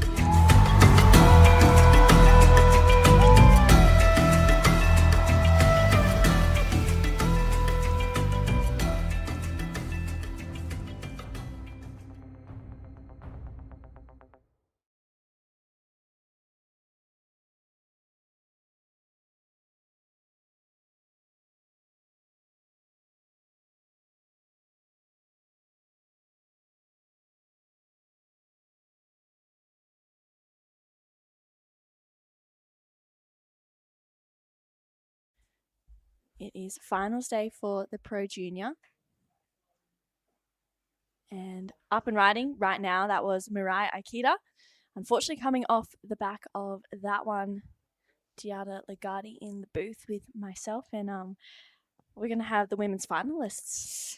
Yep, so this is the semifinals heat 2. Welcome back, True. This is an incredible day of waves right now. We have on your screen Rita Suzuki starting this semifinals right under the lip, manages to stick through with it. This wave not really giving her too much to work with on the inside, but early days, just started. Mirai Akeda, Sumomo Sato, Neisa, Amalia, Shaldira, and Rita Suzuki in this heat. So we already have our first finalists for the Pro Junior Women's. Congratulations to Anon Matsuoka and Jasmine Studer. Mm-hmm. They absolutely destroyed that last heat. It was incredible. Huge heat totals. We had 8s and 7s and 6s. It was a walk in the park. This is right now Sumomo Sato, our surfer from Japan. She has been around Krui and Nias a lot. We've seen her name. She's passed rounds. She's had great results. And this is our local surfer right behind her. Neisa had a great last heat. Last minute clutch win. Good surfing here from Neisa. And one of my favorite surfers of the event is Mirai Akeda. And I'm super excited to see her surf again. Yeah, she's a force to be reckoned with. And speaking of her, she's up and riding on this one. She's looking to back up that 5-5 and tags it there. So Mirai won the Pro Juniors last year. She also won the QS as well. So she knows this wave. She's got that special connection. I feel like she's probably one of the only, is the only person that's actually done that so far. Maybe we can see her go back to back. Yeah, 100%. We haven't had the Pro Juniors around for long in these two events, but hopefully we'll be seeing a lot more of that back-to-back win. Usually you can kind of tell who's really connected to this wave already, like early days. Yeah. So Mirai last year, already in the first free surf when I got here, I saw her catch a wave and I was like, who is this girl? Like, she's absolutely blowing up out there. And she didn't lose a single heat. I mean, she didn't come second in a single heat. She won every heat, both Pro Junior and the QS Open Women. So it was an incredible event to watch for her. Yeah, she's a charger. It's very exciting. And Sumomo Sato just locked in that 617. She was actually in the Newcastle Challenger Series as well. She had a heat win over at Newey, but I think she may have got knocked out in the next heat or the one after that. She actually didn't qualify for the Challenger Series, but she was able to get into it. But she's going to be locking in for the QS season this year. 100%. We were saying with the Dai earlier that the Challenger Series event in South Africa is really tight with Nia. So many of the big names aren't going to be in these two events. So we're going to have some new names come up and hopefully some new names on finals day. This is Sumomo Sato, a name we have seen a lot in finals day, especially in the Pro Juniors. I can't believe her and Anon are still juniors. That's crazy. I know. Yeah, it's pretty insane. I mean, Anon, she got to the WSL World Junior titles, which was pretty amazing last year, or this year, I should say, in La Union. And she's such a force. I mean, 14.5 heat total for that first semifinals. Pretty next level. And I was saying, she's so switched on, and like she's just such a fierce competitor. I mean, a lot of these Japanese women and also men are, as soon as they put the rashi on, it's like, well, I'm going to go over there. I'll let you do your thing, because I said to Anon before, I was like, you are so nice and I loved seeing you. But when you put your rashi on, you scare me. 100%. And she kind of reminds me of Carissa Moore in that sense. Like, she's so sweet and bubbly and kind. But then in the water, they just change completely. The personalities are just, it's incredible that they can do that switch, you know, and still be so happy and kind outside. Yeah, I actually couldn't agree more with that. Yeah, that's such a great analogy. She literally, she's like Carissa. It's so insane. I'm excited to see how this women's second semifinal is going to shape up and who's going to join Anon and Jasmine. All right, and with that, we're going to speaking of Anon, we're going to head down to Dai who's going to interview her. じゃあ見事ファイナル進出果たしました松岡アノン選手です。おめでとうございます。ありがとうございます。まずはヒートを振り返ってみて、どうだったかというのを聞きたいんですが、先ほどのヒートで調整したいところがあるといった点ありました。そのあたりを含めてヒートを振り返ってみてどうでしたか？そうですね、エクセレント出せたので嬉しかったけど、やっぱ最後が何回かこけちゃったので、ファイナルはそこを修正ってことで、しっかり最後まで決めきっていきたいと思います。So she was mentioning about the mistakes she had in the quarters, but she adjusted that. She got the excellent score, but still, falling off in the last section. So she's gonna be adjusting that in the final and try to get a win. ではもうすぐファイナルだと思うので、ゆっくり休んでほしいんですが、最後にメッセージの方だけお願いします。はい、次ファイナル、楽しみます。あとは今回乗ってるボード、ロストサーフボードのジャパンメイドの板で、自分いつもより若干1インチぐらい結構長めでやっていて、すごいここの一昨年か優勝した時もそのジャパンメイドだったので、ロストサーフボードジャパンに感謝しています。次もその板で頑張って優勝します。応援よろしくお願いします。ファイナル頑張ってください。ありがとうございました。Back to you guys in the booth. Amazing. Thank you, Anon and Dai. Anon, definitely a crowd favorite around this part of the world. And I am excited to see her bright future ahead. Yeah, me too. She's also a champion here at the Krui Pro in 2023. She took out the women's QS.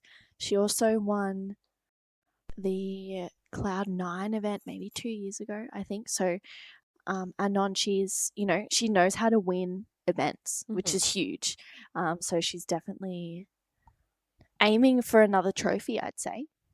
100%. She knows how to win events, and at such a young age already. These Krui Pro and NIAS events are huge, like so many points. So she's constantly in the challenger. She's constantly traveling and training. So I'm pretty sure she is. It's not a matter of if, but when she gets to the CT for sure. Yeah, absolutely. We've got 2 6,000s back to back with Krui and then NIAS, and then another one in Korea in July. So there's lots of points on offer, lots of events to really get to that Challenger Series qualification, which, is that next step to getting to the CT. And a lot of these surfers, particularly in the Pro Juniors, this is kind of just the learning kind of ground for them. Of course, you want to be a World Junior champ and you want to win events and things like that, but it's also a time where you just can really learn through heats and just grow and kind of take those lessons into the QS and Challenger Series, where making those mistakes matters a lot more. Yeah, 100%. And there's a huge difference between the Pro Juniors and the QS. Like, I've seen it time and time again, people who are big names in the Pro Juniors, but as soon as they get into that QS world, they kind of not disappear, but they don't get as many good results until they get older and like, okay, this is how it works. And you're against some big names and people who've been doing it for so long. So it's not easy, and it's not an easy game. Yeah, no, it's not. You got to be 100% pretty much 99% of the time anyway. There's moments where you can kind of scrape through heats if you've made a mistake or, or if things don't go your way the whole time. But it's just when they kind of iron out those bugs or polish their surfing or just kind of find those completions or tidy up those priority mistakes and things like that, which it's just those 1%ers that make such a big difference. 100%. So it's cool to be able to watch, these men and women grow throughout their careers, starting from the Pro Juniors and going up to the QS and beyond. Yeah, and you're right. The level of surfing is so high nowadays. It's not even about coaching your actual surfing anymore. We were saying with Dai, it's such a mental game now as well. So you really got to have your mind under control, especially in those 20 minutes you're out there. And it's all the preparation that goes not only the couple days and hours before your heat, but months before. And people spend so much time getting ready for these events. so much energy, so much effort and sacrifice. So it's all comes down to 20 minutes, and it's pretty huge. Yeah, it's crazy how all of that all that preparation comes down to such little time. You know, that's why you see so many athletes, especially surfers, go into that meditation and that breathing kind of to get themselves into that zone or into that space where they can be laser focused. 100%. Yeah, breathwork has played a huge part in the CT nowadays. Meditation and mindfulness as well. I've applied a little bit to my daily life, and honestly, you can really feel the difference. You just manage your emotions a lot better, and especially out there, you can't let your emotions get the better of you.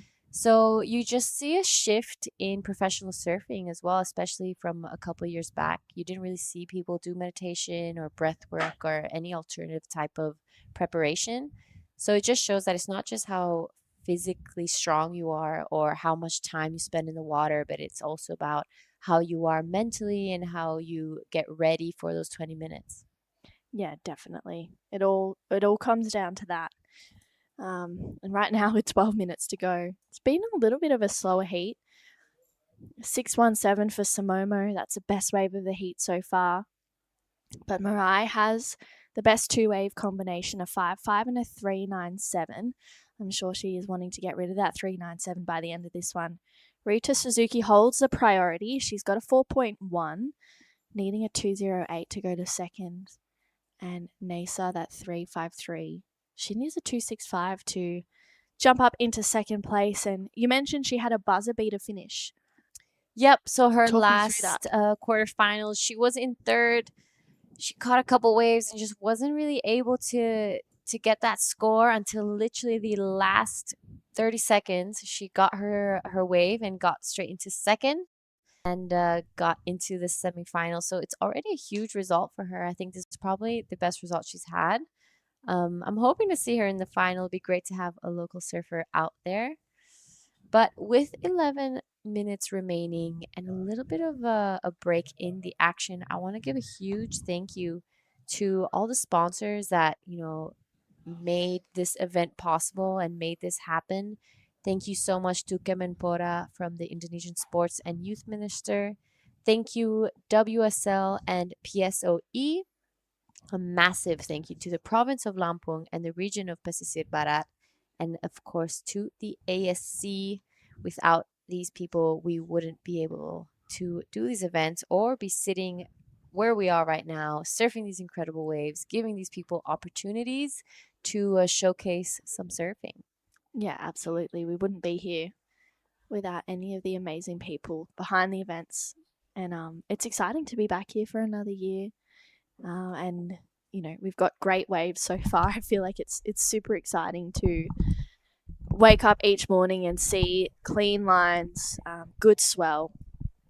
So with 10 minutes to go, I feel like these women will get plenty more opportunities. 100%. 10 minutes doesn't seem like a long time, but in surfing, anything can happen until the last 10 seconds of a heat. It is never too late. Never say never. I think that's not only an important lesson in surfing, but also in life. You don't give up. Yeah. You got this. Until the last seconds. Yeah, literally. Yeah, don't wait. I mean, it's over when the hoodoo goes. Yeah. I mean, when it's done, it's done. Yeah. But you got seconds until it's done. Yeah, just go for it. And we've seen those buzzer beater finishes time and time again. Yeah. Have you had any moments like that? Buzzer beater? 100%. Yeah. Yeah. And it's gone both ways. Buzzer beaters where I and buzzer beaters where I lost, So yeah. It's Is there one that sticks in your mind that's like either a favorite or one that kind of stings a little bit? I think I remember more the ones that sting. I think I've had a few in Europe mostly, but it's more of the feeling more than the actual memory. Yeah. It sucks. Yeah. And in surfing, you lose way more than you win. Yes. Yeah, definitely. That was like one of the biggest things is figuring that out, just going, okay, what can I take out of this loss or what can I take out of this heat or whatever it is, because it's so hard to have the expectation that every heat you're going to go in, you're going to win. Yeah. You know, and like that's sometimes not always reality. Mm-hmm. So just going with it, and maybe instead of focusing on the results, being more aware of like, okay, how, you know, did I do my best surfing in this heat? 100%. And I think it's important to be able to come back after that loss, watch your heat again, be like, all right, these are the mistakes I made. Try to improve every time you're back out there. And I think that's what probably the best surfers in the world do. They learn from their mistakes and they make sure they try their best not to do it again. Yeah. But again, surfing has so many factors to it. You can't expect to win all the time. Sometimes the ocean just doesn't work your way and you just don't connect with it. And but that's the beauty of our sport. It keeps it exciting, it keeps it different, and it makes sure that there's always a new winner. Yeah, which is exciting for us as well. You know, it's never the same story. Mm-hmm. It's always, every heat is different, every moment is different, and it's times like that where it's like, you know, what are we going to get right now? You know, and even talking in a few heats before with Mark, like talking about Western and Eco, they're surfers where they're exciting because you don't know what's going to happen. Mm-hmm. You don't know how they're going to approach the wave, how they're going to paint that canvas, and it's you're just sitting on the edge, just going, okay, what fireworks do we see now? 100%. I think it goes back to that conversation we were having yesterday about like bringing that free surfing into the heats and being able to land those big turns and big airs. And knowing Weston, I'm sure we're going to be seeing him take to the air a little bit, I think, on now in the final. Yeah. So he's going to be wanting to take that win. He's been in this final quite a few times before. There you see them already paddling out, getting ready. It's going to be a great a great day of waves. We're going to have our first finalists already, day 2 of the Krui Pro. And it's a great opportunity for these guys to come into the QS, having warmed up already, gotten some heats under their belt, and learn from their mistakes. Yeah. And get it done for the QS. Yeah, absolutely. Weston's been in 3 finals. He got a 3rd last year and a 2nd the year before. We'll come back to that though, because Mirai, reigning champion of the Krui Pro Junior, up on this one, loads up for this turn, gets a nice connection, driving through a 3rd one, tags it there, a little bit more spice, a bit more grunt. And Mirai is just looking really solid on her feet as she gets another connection in there. Wow, she's looking pretty unstoppable right now in this semi-final. 100%. I mean, she fell on that last part, but I think it's going to be considered a finish for Mirai Akeda. Wants to get rid of that 397. Sumomo Sato, though, close behind, sitting on a 617. Doesn't need a big score, but it will increase after Mirai's last wave.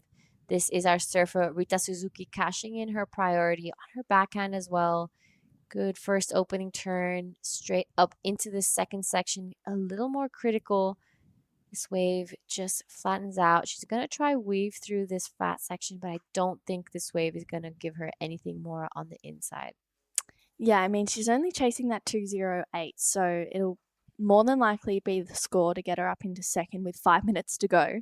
It's been, you know, one of those heats where the ocean's having a bit of breathing time to just kind of regroup and hopefully send a few more sets in. We've seen that happen every couple of heats or so, it going a little bit slow, and then towards the back end of the heat it starts to really ramp up. And we actually have had a schedule update as well. We are going to finish the day off with the first 4 heats of the men's round of 128, so the 2nd round of the men's for the QS after the 1st round of the men. So lots of surfing to get through today, but it's going to be exciting. And something that is exciting is this last score of Mirai Akita, an 8.0, skyrockets up into the lead. And she's looking pretty comfortably in 1st right now. Yep, 100%. Rita Suzuki with her last one goes straight to 2nd, comes in at 5.3. This is Mirai Akita's 8. Good first turn, sets it up for the 2nd one. Just a big fan of spray. She doesn't waste any time in between her turns. She's super smooth, doesn't waste energy where it doesn't need to be wasted, and finishes it off upside down again. Pulls off. Really, really well done from Mirai Akeda. Showing exactly why she's back-to-back winner here at the Krui Pro. Yeah, super exciting. She's looking like she's hoping to get another win. Mm-hmm. She seems like she's comfortable out there, so it's exciting right now with an 8 and a 5.5. Mirai well out in front. Nasa chasing a 5.8. Unfortunately, just caught a little bit behind on that one. Has to jump out pretty quickly. Sumomo looking for a 3.17. She has that 6.17 in her scoreline. Trying to get in position, but just a little bit too far in for that wave, unfortunately, for Sumomo.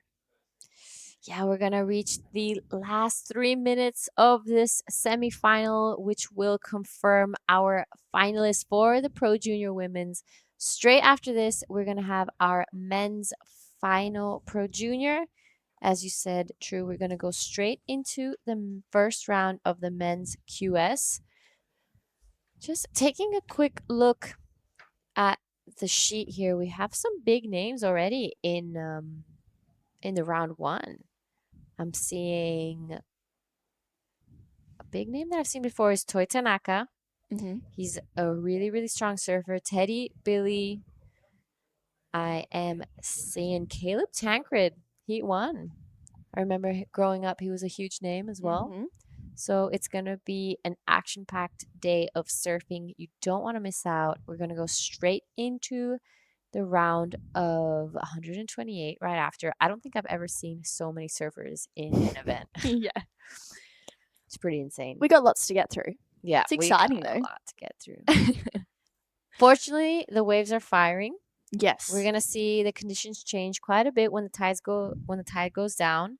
Hopefully the wind won't pick up like it did yesterday, but I think I'd be asking for too much. We'll go with it. We'll just go with whatever comes. Positive vibes. Yeah. Positive vibes. Well, 90 seconds left in this heat.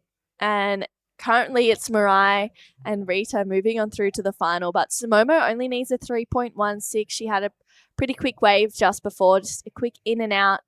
Nasa looking for a 5.8. Hopefully these women get the opportunity to open up on another wave before the completion of this semi-final. Yeah, we'll see a minute to go. It's a fair paddle out after waves too, so it's, hopefully they get back out into the lineup in time. Yep, we're just under a minute, and it's looking like Mirai Akeda in first place with first priority. I can practically confirm she's definitely going to be in the final here for the Women's Pro Junior. Rita Suzuki now, priority number just left. So looking like she caught a wave. Someone was Sato right behind. Huge set. I don't know if she did anything before that. So a couple scores to come through. We're reaching the last 20 seconds of this heat. A bit of a victory lap for Mirai Akeda. See what she does. Oh, wow. Huge first turn. Just a one and done. Warm up for her final. Let's see the scores come through for Mirai's last wave, but I think we can confirm that it's going to be Mirai and Rita Suzuki. Yeah, it looks like it for sure. An 8 and a 5.5 for Mirai. That's huge heat totals. That last wave is going to be a good one as well. Yeah, and with that, we're going to head to a quick break before we start the men's final. On the edge of the wild South Sumatran coastline, Ujung Bocur juts out into the pristine Indian Ocean to offer long and rippable walls that are a vision of dreams come to life.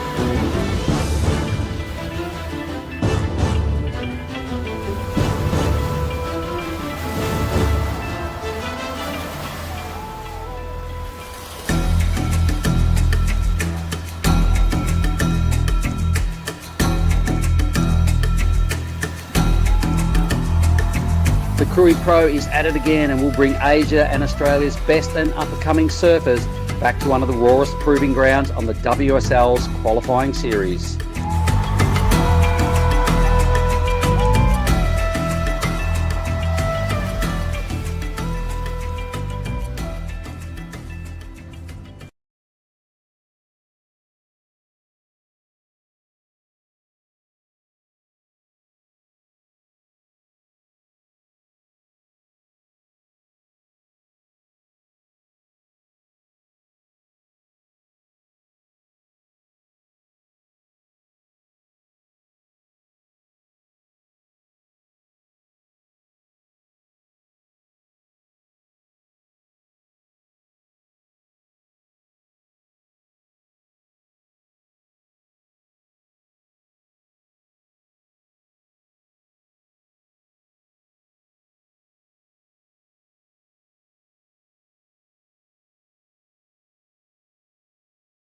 taking on Iko Watanabe, Yuma Nagasawa in the white, and Kenshin Matsunaga is in the green.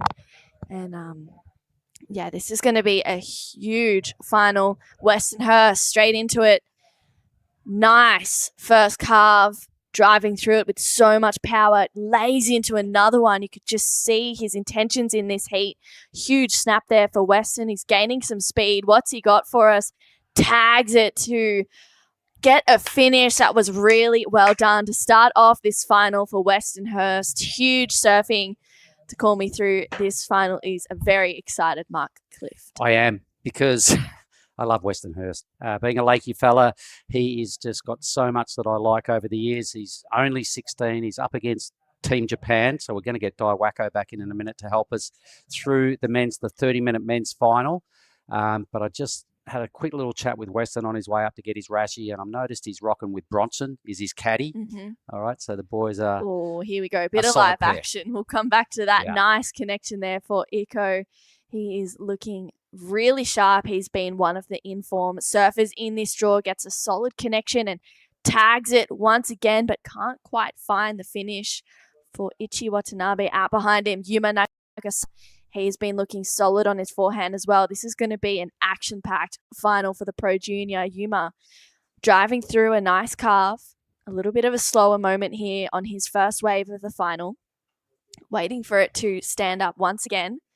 And he kicks out. I think he likes the feeling of it, though. Finger clicking going on. Yeah. All four now have got off to a ripping start, True. So let's watch the big fella Kenshin. He doesn't mess around. When he does a turn, they stay turned because he's a big lad. He's the tallest out there. Strong statement by all four surfers, ripping in hard.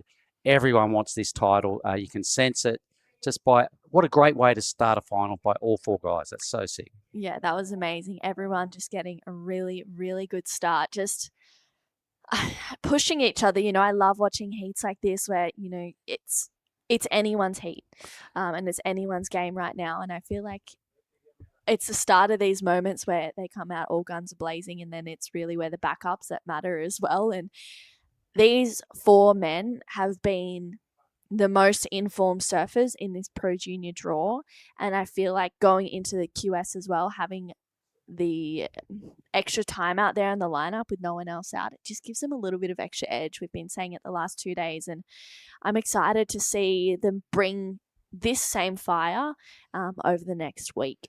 And boy, oh boy, there's been plenty of fire to kick off this one here. A 6-5 drops in for Weston. There was lots of spicy moves on a smaller wave, but absolutely killed it, blew it to pieces. 3 Japanese surfers waiting a number each as well, and they all pretty much teed off on the sections that were offered. So it's a great start for a grand final. Here's all the replays. So this is what a 6.50 looks like. The size of the wave might have had something to do with this number just dropping into the 6.5 true. But what did you like about this? Yeah, I just love the seamless surfing. He got a really nice connection there. And then you can see him. I felt like he was going to go to the air, but he just changed his line a little bit. He liked the feeling of it. I do agree. I think a 6.5, the judges are saying, yeah, it was solid surfing. It was really good, but the wave was small. Yep. And we know what 8.5s look like. You need to be on those sets. Yeah, if you did that on a set, for sure, it's an 8.5. That was sick surfing. Yeah, his surfing is looking really good. And I think, Iko's first wave was a 4.67. Let's take another look at this one. I mean, it was strong surfing, Mark. Yeah, look, this guy's quality act. He's all over it all the time. So we'll just stay with this replay for a moment. Great wave. Again, just top to bottom surfing, really good here. And that fall, a little bit costly. Everybody's got good numbers coming. Yuma with an 8.33, the best of them. He's gone into the excellent range. So a huge statement by Yuma. We're waiting for a number for Kenshin, but more importantly, because we've got a final coming up, we're going to throw down to Dai, who's got the winner of the last heat. Dai, go for it. 見事ファイナルで進出を果たしました、未来選手お越しいただきました。おめでとうございます。ありがとうございます。素晴らしい試合運びで最後の最後にまた8というエクセレントスコアしましたが、ヒート振り返ってみてどうでしたか？最初の 1,2 本波はいいんですけど、自分のサーフィン出し切れてなくてちょっと緊張もあったのかもしれないですけど、なのでもう思いっきりやるしかないなと思って思いっきり行きました。she was kind of nervous in the beginning, but she knew that she has to do everything she could, and that's exactly what she did on the last two waves, and did get to excellent score, and she's very happy with that. じゃあ次ファイナルということでしっかり、休んでほしいんですが、最後にメッセージだけお願いします。応援ありがとうございます。ファイナルまで行くことができました。次も自分のサーフィンをするっていうことだけにフォーカスして海に入りたいと思います。応援よろしくお願いします。頑張ってください。ありがとうございました。Back to you guys in the booth. Thank you, Dai, and thank you, Mirai. I'm looking forward to seeing Mirai in the final.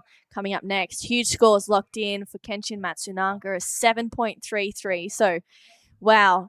Huge surfing to start off this heat. Yuma gets a 8.33, Kenshin a 7.33, a 6.5 for Western, and Iko getting that 4.67. I mean, you'd think that Iko Watanabe would be nudging into that 7 range if he had made it, but this was huge surfing from Yuma. And that's what we're talking about, a bigger wave, right? So he had good sections compared to what Western did, who might have changed it up a little bit with the variety as well. Was really strong point of difference by Western. The biggest point of difference, though, was the size of the wave for Yuma. Strong top-to-bottom surfing, super slick. He's just got a style to die for. It's a pleasure to watch, basically. No one failed in their first efforts. The little hiccup by Iko, though, it's still a reasonable number, but everybody, the other three at least, absolutely went to town on the sections they were given. So for everybody online, this is going to be a hell of a final. We're going to bring Dai in to throw some Japanese Bahasa out there as well. Yeah. I think as well, you know, the difference between like that 8.33 from Yuma and Western 6.5 is Yuma's first 3 turns were more vertical.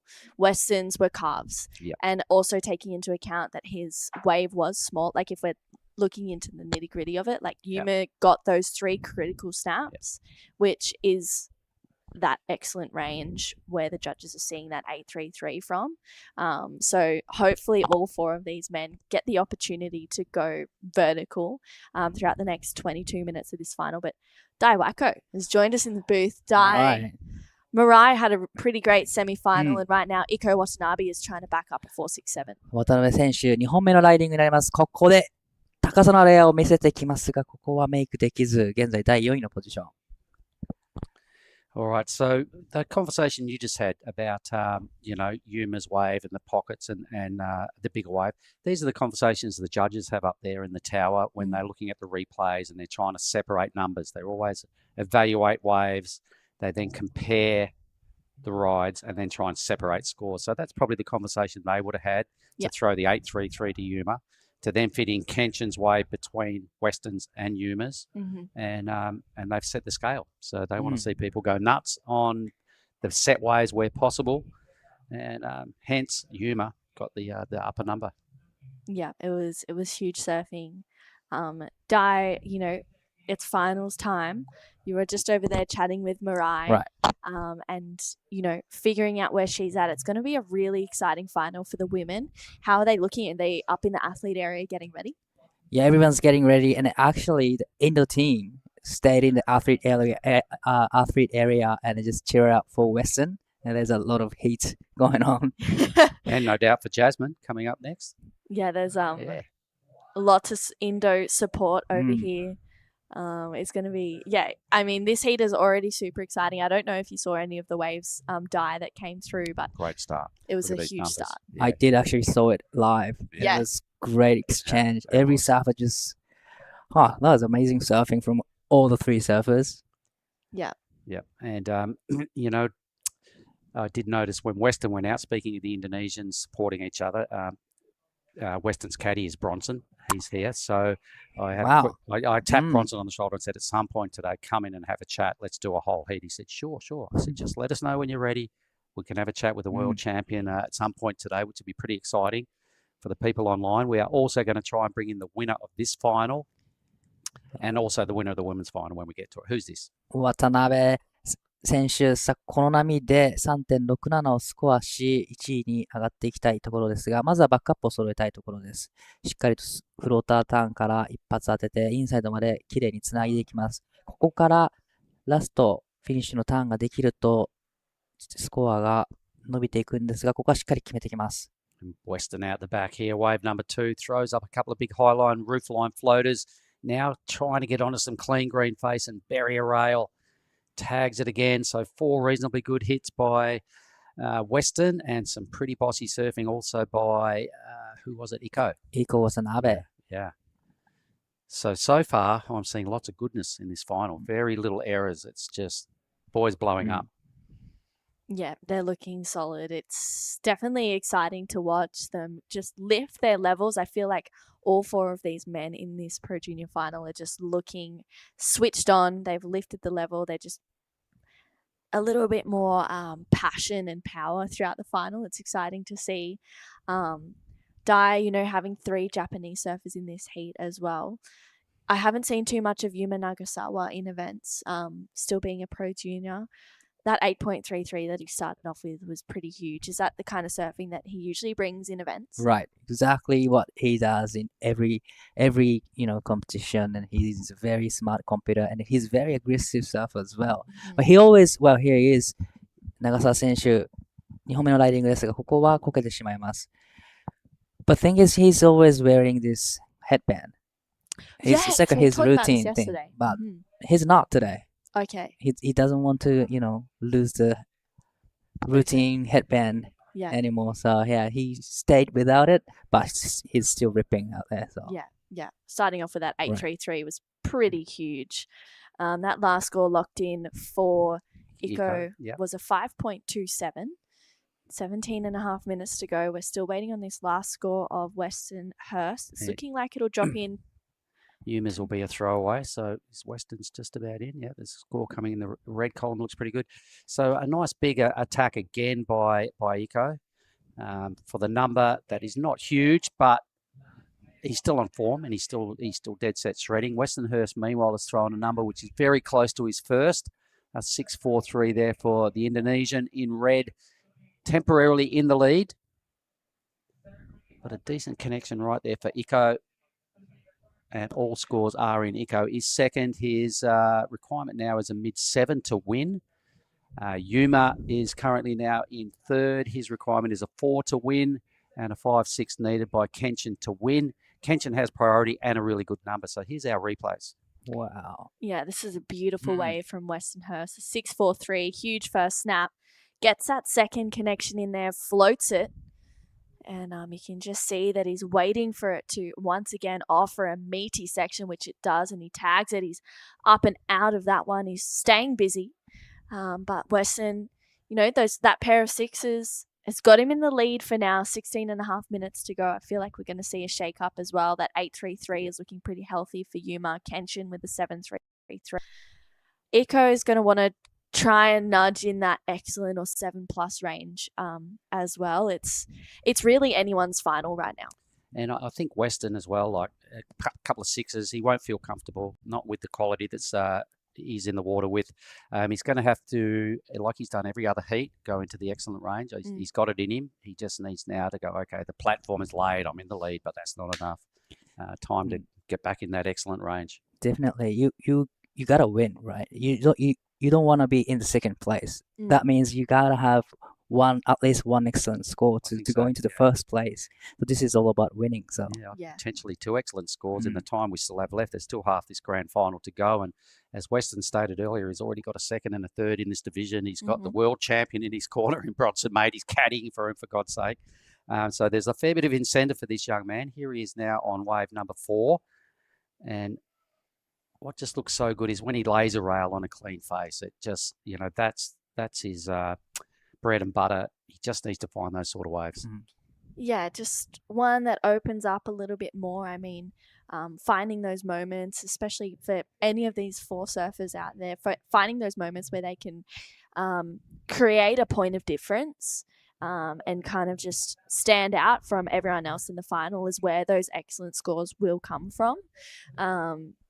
I think in quarterfinals, semifinals, and a final above, you don't want to be living in that 12 heat total kind of range. You want to be nudging in the 14 plus, and we've seen most, if not all, of these surfers actually do that throughout the Pro Junior in the last 2 days, which has been super exciting. Incoming, everybody. Wow. Incoming. If you get near a screen or get your phone back up in your hands, because we can see some joy on the way. Priority sits with the surfer in green. He's already got a big number. So he'll have first pick of what we can see is unfolding out the back. The boys are yet to get their eyes on this next thing. But all right, I think we're going to see some action here. This is looking really good. Look at these lines heading our way. Blue's ducked on the inside. Does green want a piece? He's been pretty well. It kind of just mushed out right where they are. The next one's probably going to be on the head. A little bit unfortunate. Is there someone out wide that could get onto this thing? Looks like it's one of those wide sets that maybe looks like it's going to go a little bit fat. I don't think there's going to be anyone really. Yeah, probably the biggest wave we've seen for a while. That's why maybe it mushed out. Right. You don't really want to take off those bigger ones because it has really opened up and kind of like fat out. Yeah. Well, Yuma found a good one. Yuma's first wave was kind of a set, but it wasn't as big as that one, right? It still hit the reef nicely and stood up. Yeah, that one looked like it broke a little wide. Yep, that one was kind of not ideal. So hence everybody lets it slide through to the keeper. They all maintain their positions. The priority billing is just about set. Western will pick up fourth priority in a moment. The Indonesian has the lead over the Japanese at this moment, but it's a shaky, nervous lead for Western. I'm sure his old man down there and his mum will be watching. If so, guys, throw him your mojo. I'd like to see Western, after getting a third and a second. I think he's, kind of put in the hard yards, and I'd love to see him get a victory. But I mean, not disrespecting any of the Japanese. I've loved all three of these guys along the way. This has been such a worthy final. I'm glad it's panned out like this. Right. Everyone, having great serves throughout, quarterfinals and semifinals. Everyone's getting excellent surfing. So I can't wait to see them surfing in the next set. Yeah, maybe. 100%. 12 minutes to go. So come on, Huey, let's lay down some tracks for these boys. I'd love to see them ride another 2 waves each. So I think there's enough time should the ocean cooperate. But right now, it's a good final. It's a nervous moment for all of them. They're all well positioned pretty much with their starts. Even Kenshin, who's fourth, has a 7.33, the second best number. So the good news for him is he's got priority. So he would be having little chats to himself under his skin going, just pick the right wave. Yeah, he only needs a 5.6 to go to first. Yuma chasing that 4.6 and Iko or Ichi chasing a 7.66. So, they're really manageable numbers to get, especially for these men in the Pro Junior final. I feel like they've been dropping big scores like this all event, so it's not like they have to surf out of their skin. It's more just incorporating a little bit of finesse in this final and making sure their surfing is really polished. The requirement is not that big at the moment, but do you think they are looking for the requirement or going for the excellence? At this stage, they all want to get over the line. So the requirements, although they're minor, and both green and white have the best shot at taking out Western, looking at their requirements. But everyone will know that you can need a 7 or an 8 from here on in to convincingly win this thing. So I reckon their requirements is a number that would be present in their mind, but not the number that's going to serve to. Definitely. Yeah. Here we go again. Maybe a better set approaching now. Well, Western is just pulling back out. I mean, getting away from those 3 other surfers. Yeah, Still, they could take all 3 of them could take the wave off it. Anyway, look at these things unloading. So another substantial sized set. Kind of no one showing any interest. They're not hitting the A-grade spot on the reef. One behind is kind of a closeout as well, but there's plenty of size out there. Look at that thing. Yeah, there's definitely some decent sized sets rolling through the lineup with 10 minutes to go. It's just those, Western right now, he is in the lead with a pair of 6s at 6.5 and a 6.43. Kenshin up and riding. 松永選手、2本目のライディング 5.60 で第1のポジションに大きなターンをしてきます。少し肩が張っていないですが、ここでタイミングを測って縦のアクションをしっかり入れてきます。この後どうなってくるか。切り立ってきたところに大きなカービングセクション。ここからフィニッシュを入れられると、その点数さらに伸びていきますが、ここはポテンシャルがなかったか。Well, that was a little bit of, I don't say error, but I don't think it was, that one he was expecting. Yeah, well, either way, it wasn't a fail. Didn't have any real big blockbuster moments. There was one really good hit along the way. He potentially could go to first. He's only chasing a mid-range number. So let's see. It'll probably be either side of the requirement. Just couldn't hold on any longer, and he just took that wave, and he surfed it well, but it didn't have a super steep. When we flash back to Yuma's wave, it wasn't a Yuma sort of wave, was it? No, it wasn't. I feel like there was a few moments of, not fumbling, but just maybe not as much power as what he was expecting in that wave. And I kind of agree with you, Di. Comes in at a 4.8, sorry. So it's not the 5.6 that he's looking for. It takes him into second. I think maybe he thought it was going to be a little bit better than what it was, Di. I really liked his surfing still. I thought it was really clean and smooth, but I feel like he's wanting a little bit more. It could go to 5.6 if this wave had a finish. Yeah. But unfortunately, he didn't have the strong finish, but really loved the first turn and tried to time it right here, deep bottom turn, and wrap this vertical snap that was strong second turn. But after that, wow, here he is. Upside down. What an Abi.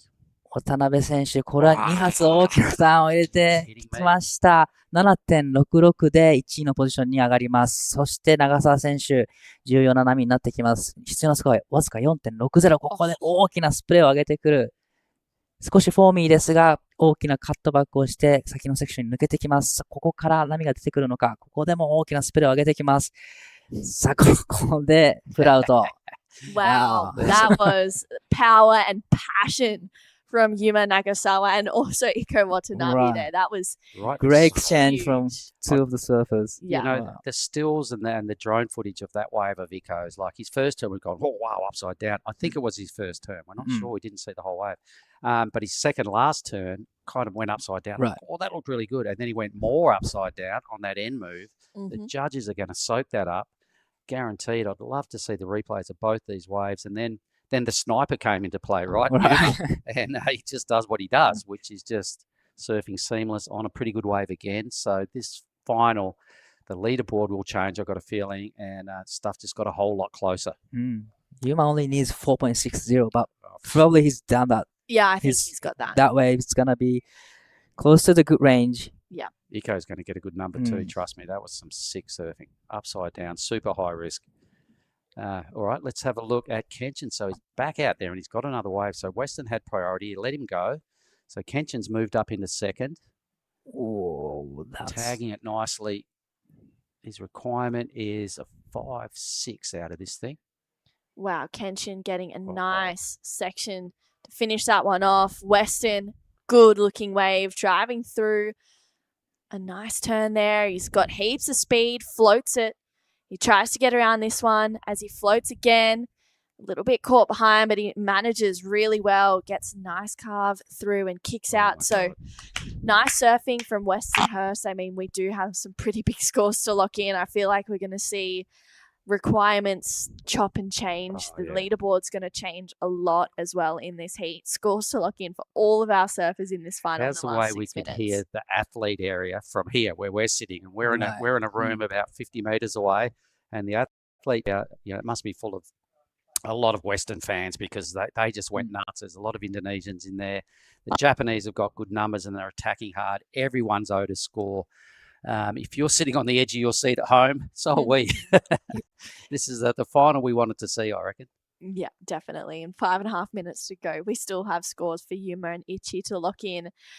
Iko Watanabe, his last wave is starting to filter on through. First indications look like it's not going to be the score that he is looking for to get to first, but it's definitely going to be his best number. It's a 6.43. And scores for Yuma Nagasawa to lock in. I feel like that's going to sit pretty healthily in his scoreline with 5 minutes to go. Yeah, lots going on in this final. The women's finals coming up next. Anon Matsuoka is going to take on Jasmine Studer, Mirai Akita, and Rita Suzuki. That's going to be an epic one as well.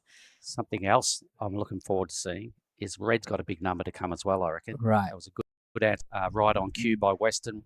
Was saying earlier, needed a bit more room to move, needed some clean green face. He waited for a little while out the back, kind of got a set wave that time, and we could hear the athlete zone going nuts. So we liked it, and so did everyone out there in the pavilion. So So meanwhile, Yuma's gone to first via a 5.17.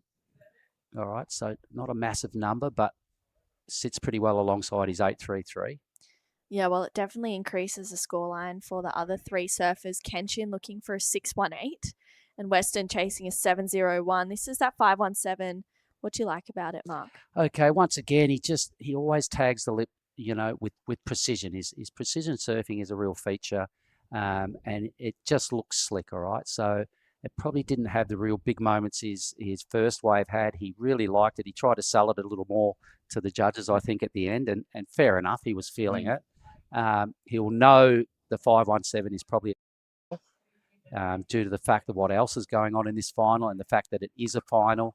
So scores are in for Kenshin, and it falls a little under the number required as well. It was a 6.1, and Weston's number yet to be decided. He needs a 7.01, and judging by the noise from the athlete zone, I think he's going to get it.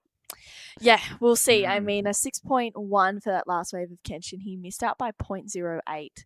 And this score for Weston is still to lock in. 7.01 is what he's looking for. It was a beautiful wave at the start.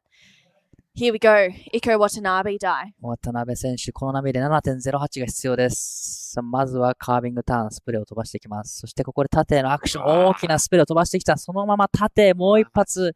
これはいいライディングになりました。そしてフィニッシュもストロングに決めました。Wow, that was a well said. Thank you very much. Basically, thank you very much is what he's saying. That was thank you very much, solid. That was what we all love to see as surfing purists. He goes the sniper. What's Yuma got? He's in the lead. 長澤選手、これで 5.17 以上スコアするとその差を広げていきます。さあ、大きなスプレーを上げて、そして2発目も厳しいところにしっかりと狙っていきますが、これはバランスを崩した。Wow, that could have been the big score for you, Nagasawa, but unfortunately it comes unstuck. Barely seen him fall all week. Really. Like that was probably the first error on a scoreable number. Either way, I'm loving this final. How is that itchy Watanabe's last wave, but here he is, Weston's on it, racing down the line. He still owed a number from his last effort, so he got no points out of this wave yet. First turn, blows it out, gets a little excited, and fins out the back for a fall for Weston. So we're still owed a number 2 waves ago by Weston to determine who's on top of the leader pole here. It's pretty brutal. There's so much good surfing going down. I'm sure that replays will be watched over and over for the judges. I mean, they're still big scores to lock in for that last wave of Iko Watanabe. Weston has a score to come through. Weston has a score. Yuma's last wave maybe could have bettered that 5.17 dive if he made it. It was very it was such a great attack on that wave. Iko only needs a 7.08 out of his big blast to go to the first. So those two numbers I feel will determine who wins this thing right now, because we're down to only 1 minute. So there's not much opportunity for everyone else to add to their totals. So where these two scores go, I think at this stage will have a big bearing on who wins, because Kenshin's out the back. He doesn't like this wave. So Kenshin is out of the picture for the win at this stage. So Weston's previous wave comes in 6.60. Wow, not enough. So half a point under what he needed. He's in third. We've got 3 surfers in the 13 range. There's half a point separating Yuma. Wow, an 8.6 for Iko Watanabe. Wow. That was incredible surfing. Straight up into the lead dive. That was so good to watch. That was a great ride from Iko Watanabe. Every time was on point. Tags it with big sprays. So sick. That was just golden, that surfing. As you said earlier, someone's going to catch a wave shortly. That's going to be a point of difference. Here's what we're calling the point of difference, everybody. Check this out. It's a medium wave, but geez, it bowled out so nicely and driving straight into a third monster hit. The finish was just as gigantic as the other two moves. Iko Watanabe, I take my hat off to you and I salute you, because that was just sick surfing right when he needed it. Yeah, that was incredible stuff, that 8.6. He has that never say die approach, and that was so good to watch. I mean, Daiwako, what an incredible final.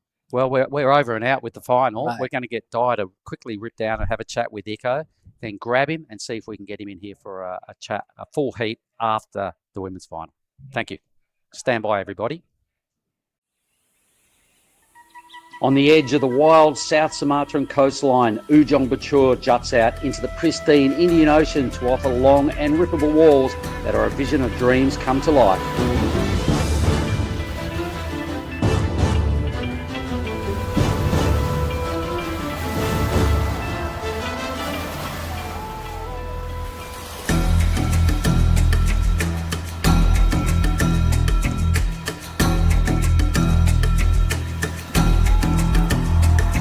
The Krui Pro is at it again and will bring Asia and Australia's best and up-and-coming surfers back to one of the rawest proving grounds on the WSL's qualifying series.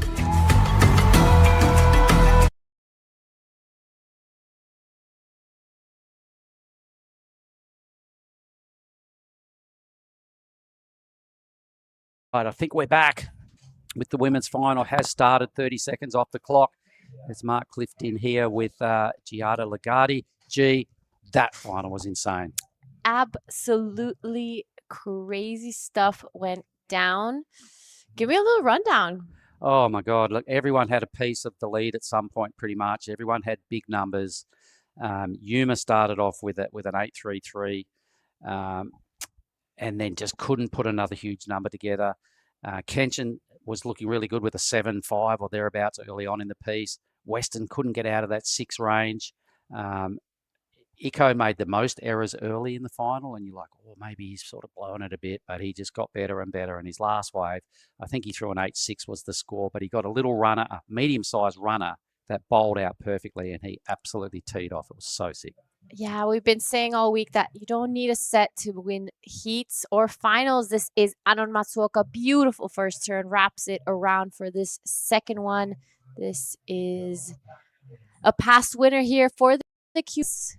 This wave is a wave that keeps on giving, and it's looking like it's going to bowl up here on the inside. She gets a few more. Beautiful start for Anon Matsuoka. This is the Women's Pro Junior Final. Oh, unfortunately falls off on that last one, but right behind her is Mirai Akera smashing this one. Oh. Mirai, how did she land that? Oh. Yes. And meanwhile, I think Blue, who is Jasmine Studer, flicks off her first wave. You know, the fact that Anon fell on the end of that, she did so much good work at the start. I feel like it's no biggie, no big issue that she fell.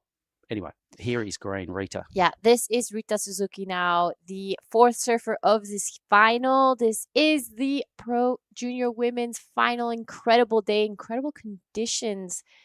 Day 2 of this Krui Pro. And these girls are killing it already.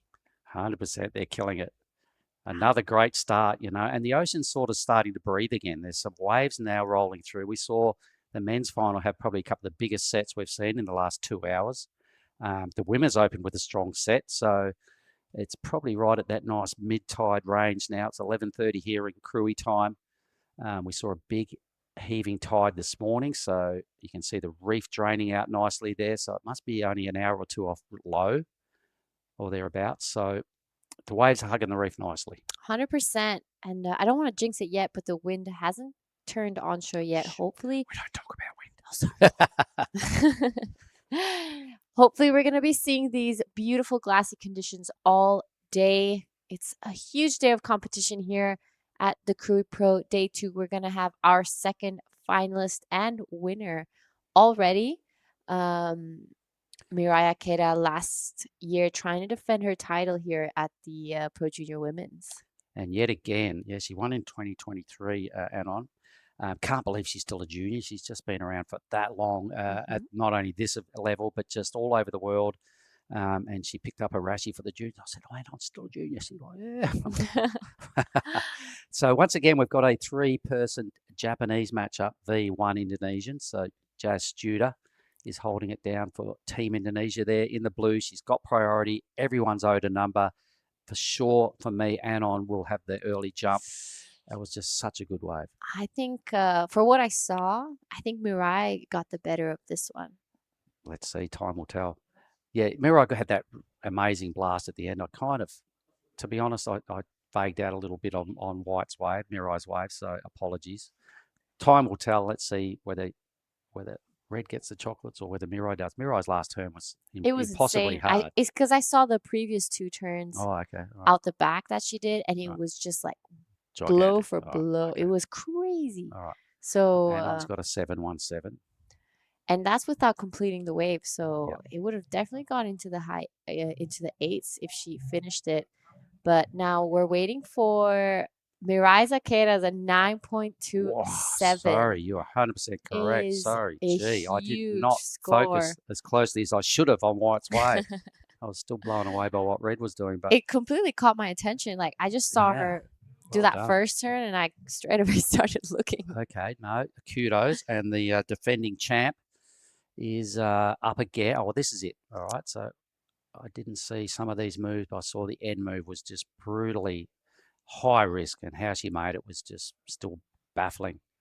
Here we go. This wave starts to come up on the inside, upside down. A huge fan of spray goes up for the second one. Managed to shut it down. Beautifully done. Showing why she's a 927. back-to-back winner. Biggest score of the whole event. What a time to do it in a grand final. So the defending champ is looking really strong. Off to a killer start. Anon, who is also a past champion of the QS side of this event, opened with a 7-1-7. She's well placed. Rita a 6-1-7, and Jazz, Team Indonesia, just a 2-3-3 to kick off her campaigns. So the stage is pretty well set. 100% and a 9-7. That's exactly how you want to start a final. There is no better way. Mirai Keda showing again why she won this event last year. Not only the Pro Junior, but the Open Women's as well. Ano Matsuoka, also a final at the QS here. Winner as well. So it's going to be an interesting way to finish this one off, especially since this is just the juniors. I know. And, the level of surfing is just so high. And we've been on about it for a long time, about the level of Team Japan that have been coming out. And we see them every year at these Asian regions. And it's, a matter of time before one of them really attacks and gets through the Challenger Series and steps up onto the biggest stage. Speaking of big stages, we're going to have a chat with the winner of the Pro Junior Men's, Iko Watanabe and Dai Wacko. Go for it, Dai.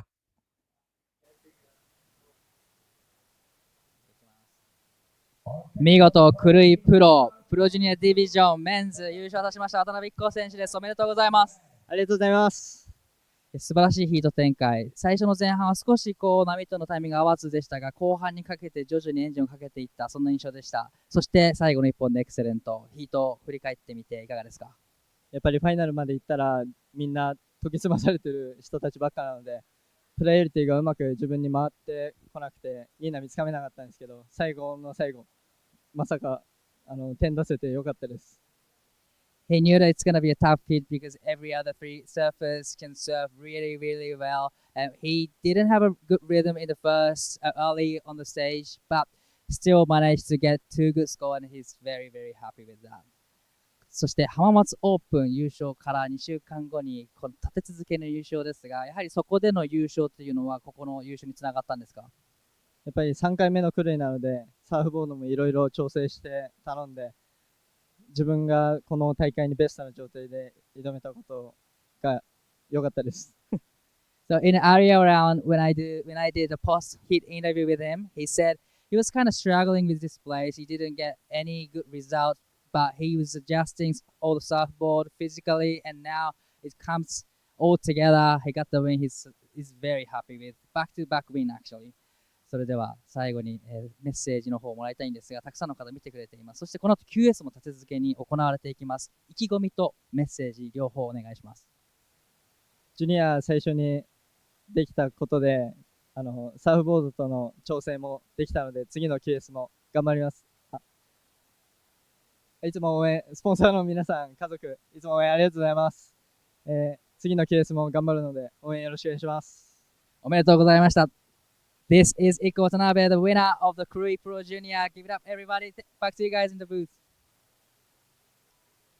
Thanks, Dai. Yep, thank you and congratulations, Iko Watanabe. He's been on fire the past 2 days. Definitely a standout. Non-stop high scores in every single heat he's done. He actually has the 2 highest scores of the whole boys division. the 8.83 yesterday, the 8.6 in the grand final. So no one's gone better than his two numbers. And to pull one of them out in the GF when he needed was just, kudos. And just it's what it takes to win at this level, I suppose. 100%. And it's not an easy field out there. Everyone is surfing incredible out there. And it's just a matter of wave selection at this point because everyone surfs good. Unreal. It's they're here for a reason because their countries think they're good enough to send them to these events. Their sponsors probably have a huge saying in financing these kind of campaigns, and they're here for a reason because they are considered, these surfers, the best in their area. And here they are putting on a hell of a show. And we've got to remember this is just the juniors. So once we step into the QS realm, men's and women's, and there's surfers, we're starting at the round of 144 with the men, but there's guys seeded into the round of 64, and same on the women's side of the draw. So there is a lot more goodness on the beach watching. 100%. That are about to step into rashies in the next 6 days. I'm sure all the QS surfers have been frothing on this wave conditions that we've had. They've probably been begging for the QS to start. Yeah, the first day I remember a few of them are like, I'm so jealous of the juniors yesterday morning when we started because it was better than today, to be honest, in the morning. And so they're waiting on the sidelines. They'll get their opportunity. And I believe the forecast is that we're going to have pretty much really good size surf throughout the duration. So keep watching, everyone. 100%. I think we're going to have very similar conditions all week here at the Krui Pro. Ana Matsuoka looking for shade. Unfortunately, just gets clipped and isn't able to ride out of that one. She has a 717. She did hear Mirai Akeda's 927, so she knows she has to go big to take this title. I can't wait for Di to see this. Have a look at those numbers, Di. Wow. Yes. 9.27. Yes, trust me, it was pretty sick, really sick. What was going on? We'll talk about that in a minute. But this is the surfer that needs to do some work now. Jazz Judah starting to click with some better sections. It's only a second right at first, was an absolute throwaway. So just grinding it around now. I imagine if folks, Luke and the mum, are here watching intently. The drone footage stays right in Jazz's face right there. Some pretty good clips coming at us of that wave. That was so sick. So good effort, Jazz. That's put her back in the conversation. But boy, oh boy, Akita at this stage, hearing that number with, about 25 minutes to go in a final, has got to be feeling pretty bulletproof. Oh, yeah. She's got to be feeling pretty good. And just that 927, she can practically just back that one up. And she's going to be feeling pretty untouchable. So tell us, what did you ask Eco just then? How did that combo go? How is it feeling that, back-to-back win? Actually, he just won the QS 2000 Hamamatsu Open back in Japan 2 weeks ago. So he said he had a good rhythm from the event, and he was adjusting surfboards and physically changed a little bit because he didn't get any good result here in Krui last 2 years. So now, he's good. He's in good shape, and he has a lot of confidence. But he didn't realize that he got the 8 in the last wave. So he was kind of surprised. Couldn't he hear the beach announcers, or did he not realize it was that bottom? Well, he didn't think it was going to be an 8. Yeah. Come on. Well, we know he's good, but surely you got to feel that you've just landed the deadly blow. This is the replay of Jazz Judah's number. Still got no indication of what the judges are thinking with this one. Yep. So a replay of Jazz Judah's last wave, only sitting on a 233. It's going back to Iko. It's funny that you're saying yesterday that he wasn't feeling confident, usually because he never had results here, and then coming off and winning the Pro Junior, he must be feeling great right now. He is. Yeah, he was frothing about it, and he's so ready for the QS coming up in a few heats. It's going to be a huge confidence booster for sure. Well, look at this thing out the back. Anon's broken away from the pack. She pulled into a tube on the last wave, which didn't pay off, but she's more than happy to investigate the top of the point where we know there's some pits going on. So she's decided to take a slightly different path than the other three. The next 15 and a bit minutes will determine whether this tactic is going to pay dividends. But here is Rita. 鈴木選手の2本目になります。3.11 以上で1位のポジションへ。これは素晴らしいファーストターン。そしてここはカービングターンでしっかりインサイドまで繋いでいきます。ここからどうでしょう、波が切り立ってくるとポイントを重ねることができます。さあ、切り立ってきたようですね。しっかりとポケットでサーフィンをしていきます。これはもう一発入れられたが、ここで少し力を入れすぎたか。All right, so Di, we just see Rita ride a wave. Tell me a little bit about Rita because we know a lot about Anon and we know a fair bit about Mirai. Fill us in on some details, the Rita Suzuki story. Rita lives in the east side of Japan and been in this industry for quite a long time. She's still young and she hasn't been winning a lot of events, but she's getting those a lot of finals, the quarterfinals, semifinals. So she's always in the top, 8 or top 4. Mm-hmm. So she's very strong and smart competitor. All right, that's good to know. So Mirai, is she 16 or 17 this year? She's still pretty young herself, isn't she? Yes, but right. I think turned 18 or 19. Yes, this All right, year. so we know Anon's doing big things, been at the Challenger, and is she's there again? Is she in the Challenger this year? Yes. She is. Okay, so that's good because I think she belongs there.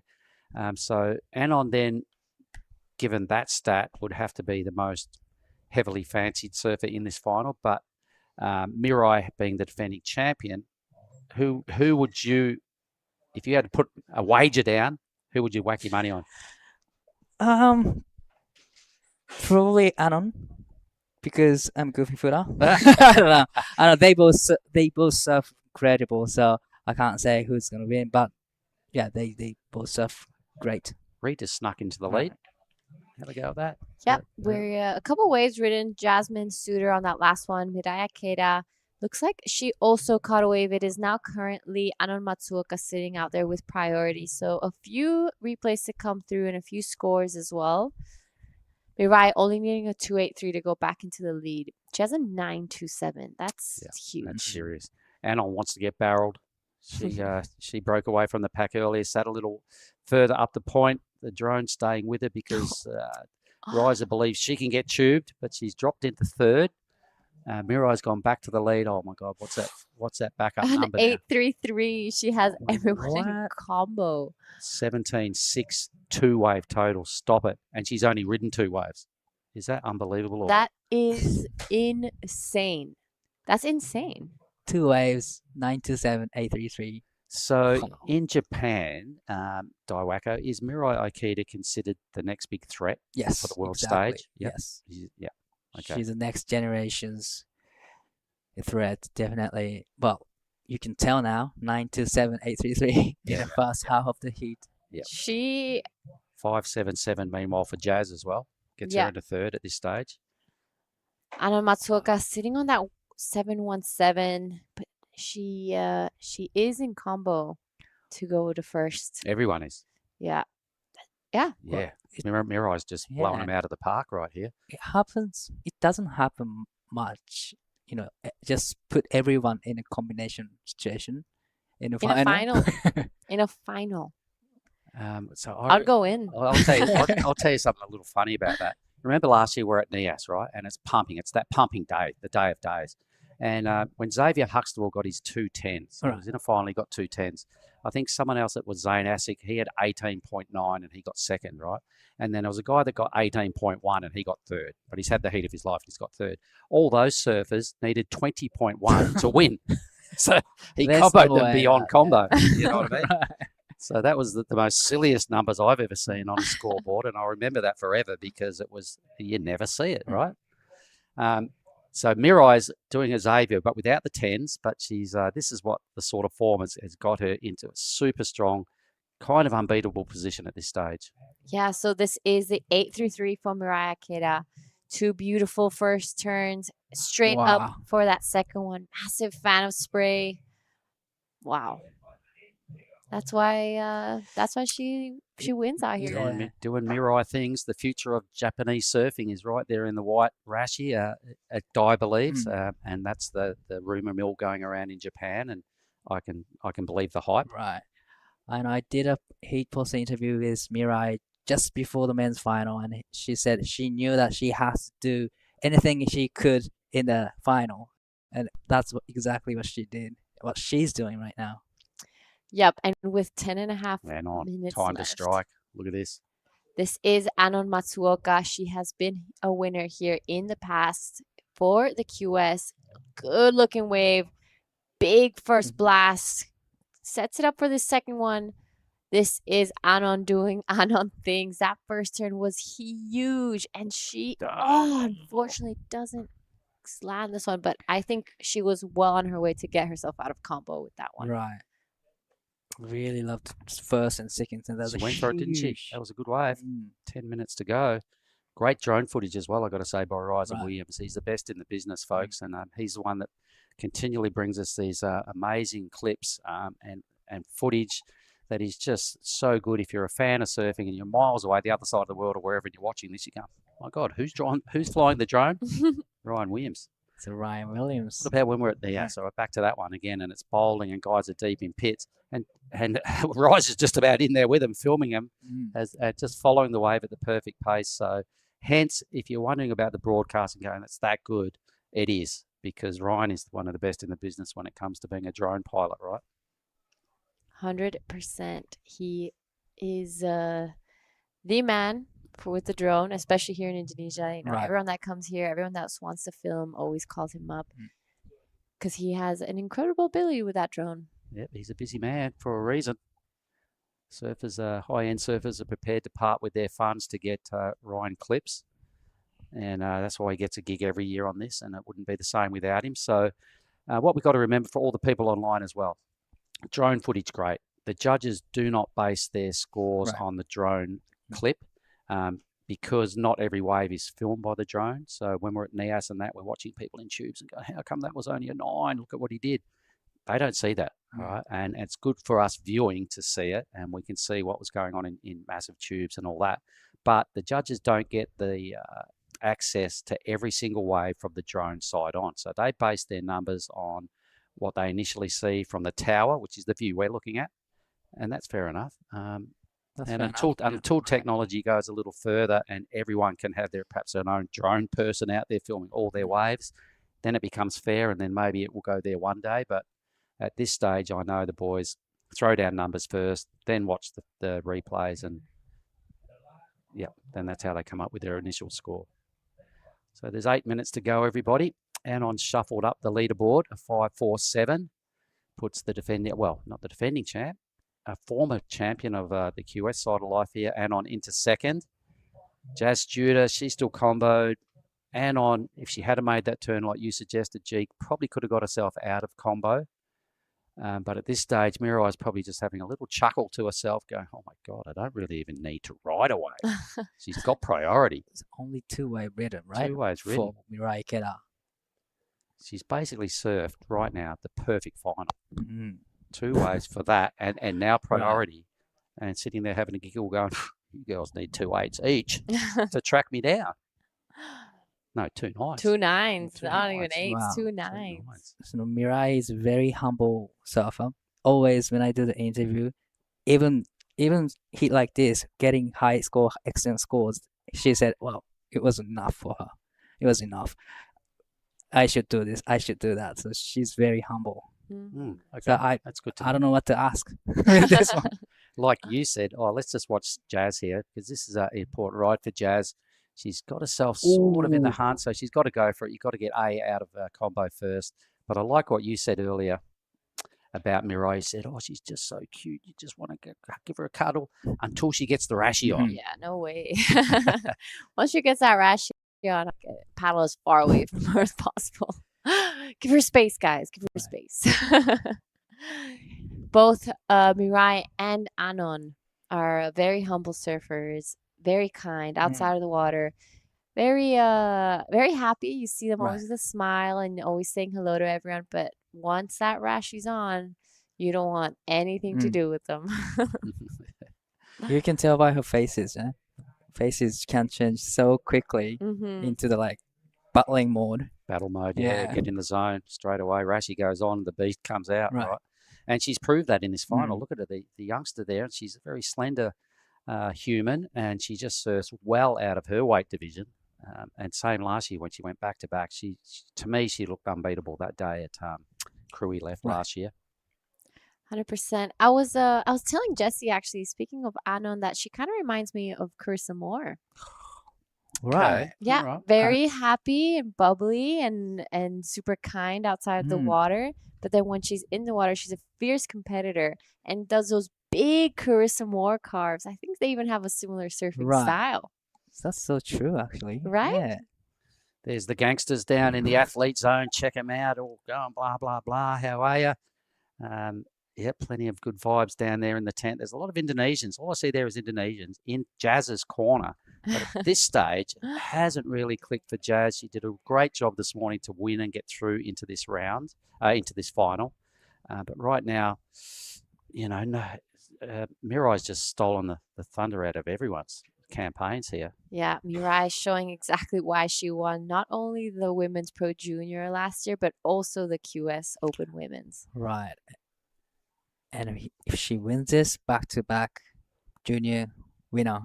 I don't even want to know what she's going to do at the QS. You know what, and what we got to do, right? It was a little tough to try and get Iko in here because I think his English is not as good as perhaps, and he felt a little intimidated. He didn't want to do it, but I reckon Mirai's got great English, hasn't she? I gotta ask. Do you reckon we could get her in here and hopefully, maybe have her on a heat on broadcast? Would be nice. So I ask her. If that happens, it wouldn't be the next heat, which is, by the way, the first heat of the men's coming up. We might be able to nail her and get her in here for the second heat of the men's and get some insight into this little rising star. Here we go now. Let's watch Rita. 鈴木選手、逆転に必要なスコア、まずはコンビネーションから、脱出することが必要ですが、ここで8ポイント出していくと、その差を縮めていきますが、かなり攻めた姿勢。ただここでワイプアウト。残り時間3分30秒。池田選手が現在第1のポジション。So you can see what's happened with this scoreboard pressure. Everybody's kind of making a few little mistakes because they're going for it big time because they have terms have dictated that Aikida is demanding the best out of them and it's drawing errors. But this is a bomb of a wave for Anon. Anon, now, walk us through. Gone a little fat. 松岡選手、これはいい波になってくるのか、この後インサイドで波が張ってくると点数を上げてきそうです。ここで一発大きなターンを入れてきますが、この後続かないようです。It was a big wave, bigger size waves, but doesn't have any opportunities to hit. Didn't connect with the reef, did it really? Right. That did not look nearly as good as I thought it was going to be. When she was paddling for that, I was like, this is it. And then it just like faded. But now Mirai with 2.5 minutes left. She's sitting out the back with priority. Yeah, she's. I'm gonna say it. I think she won. Hang on, I wouldn't go that far just yet. There's still 2:25 on the clock. Oh, I don't know. I just have this feeling. I wanted to ask what she's thinking right now. Let's have these questions when we get her, perhaps in here, or you're probably going to get first bite of the cherry on the stage. So.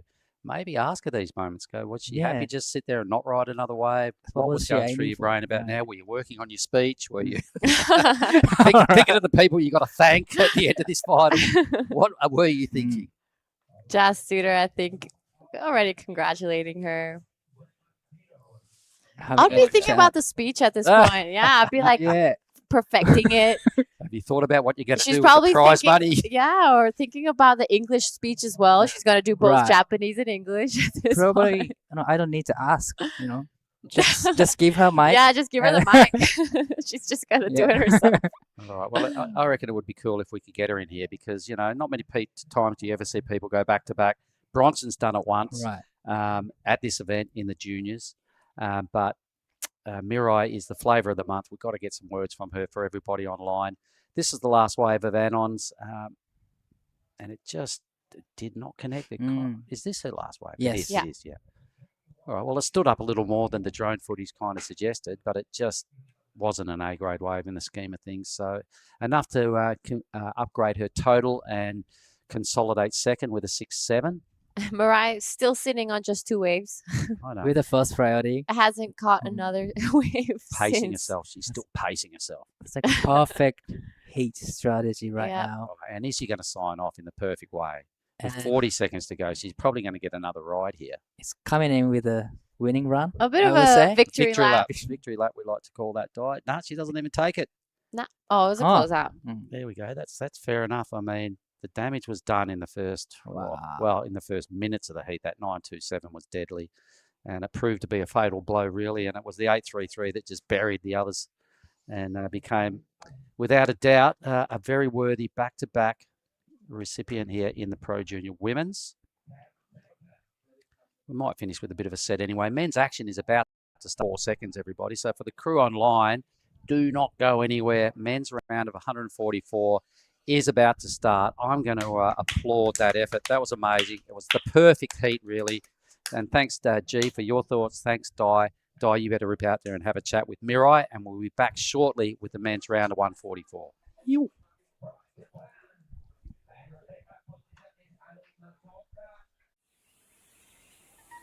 On the edge of the wild South Sumatran coastline, Ujung Bocur juts out into the pristine Indian Ocean to offer long and rippable walls that are a vision of dreams come to life.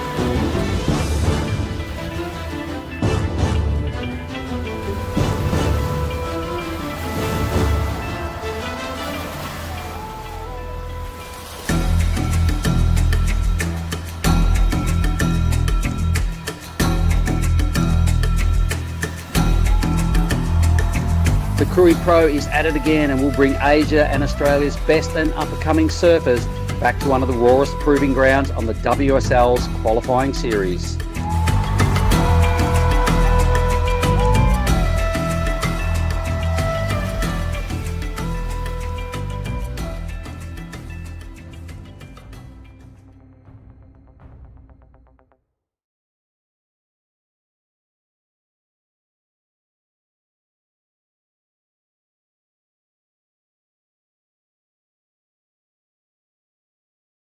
We have the results for the last final. Congratulations to Mirai Akeda, winner again here at the Pro Junior Women's in Krui. Back-to-back wins for her. She absolutely destroyed that heat. Only caught 2 waves. Had everyone in combo. It was pretty crazy. Wow, a 9.27 and an 8.33, right? That is huge surfing from Mirai. And yeah, back-to-back, that would feel pretty nice. 100%. And it would feel nice to just surf 2 waves, sit there for 25 minutes, and come in with a win. Yeah, that is huge and a real testament to how confident she is right now. We have moved into the QS. Caleb Tancred up and riding on this wave for the first heat of the men's round of 144. Nice opening carve. Gets a second one in there. And he's just patient, waiting for this one to stand up.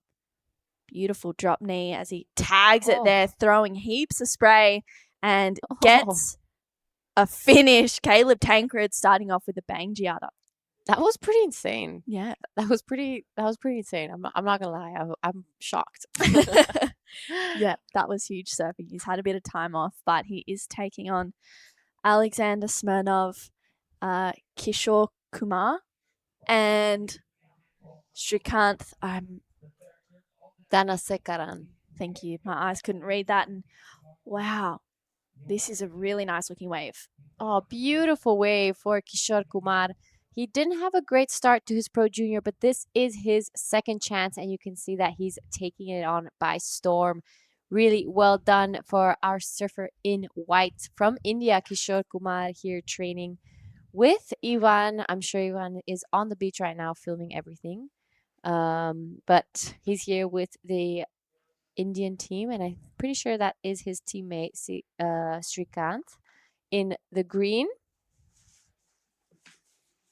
Yeah, they actually have some really fun waves over in India. We'll get back to that, though, because Alexander up and into this one. He was in the Pro Junior as well, and nice opening carve as he just kicks out. Doesn't like the feeling of that one.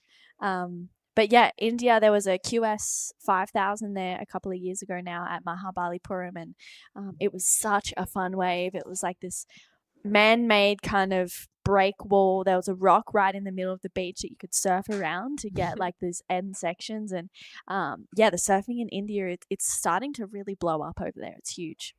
Yeah, the team last year when me and your sister were in Maldives, we hung out. Well, we hung out with Team India quite a bit, and they're an incredible group of people, and so kind and welcoming, and they're super stoked on surfing, and they really want to make sure surfing grows in India. So they were showing me all these waves and showing me all these clips. So hopefully one day I can get over there and hang out with the team. Yeah, it's worthwhile. The food over there is so good. Oh, Don't tell me the about curries it. are amazing.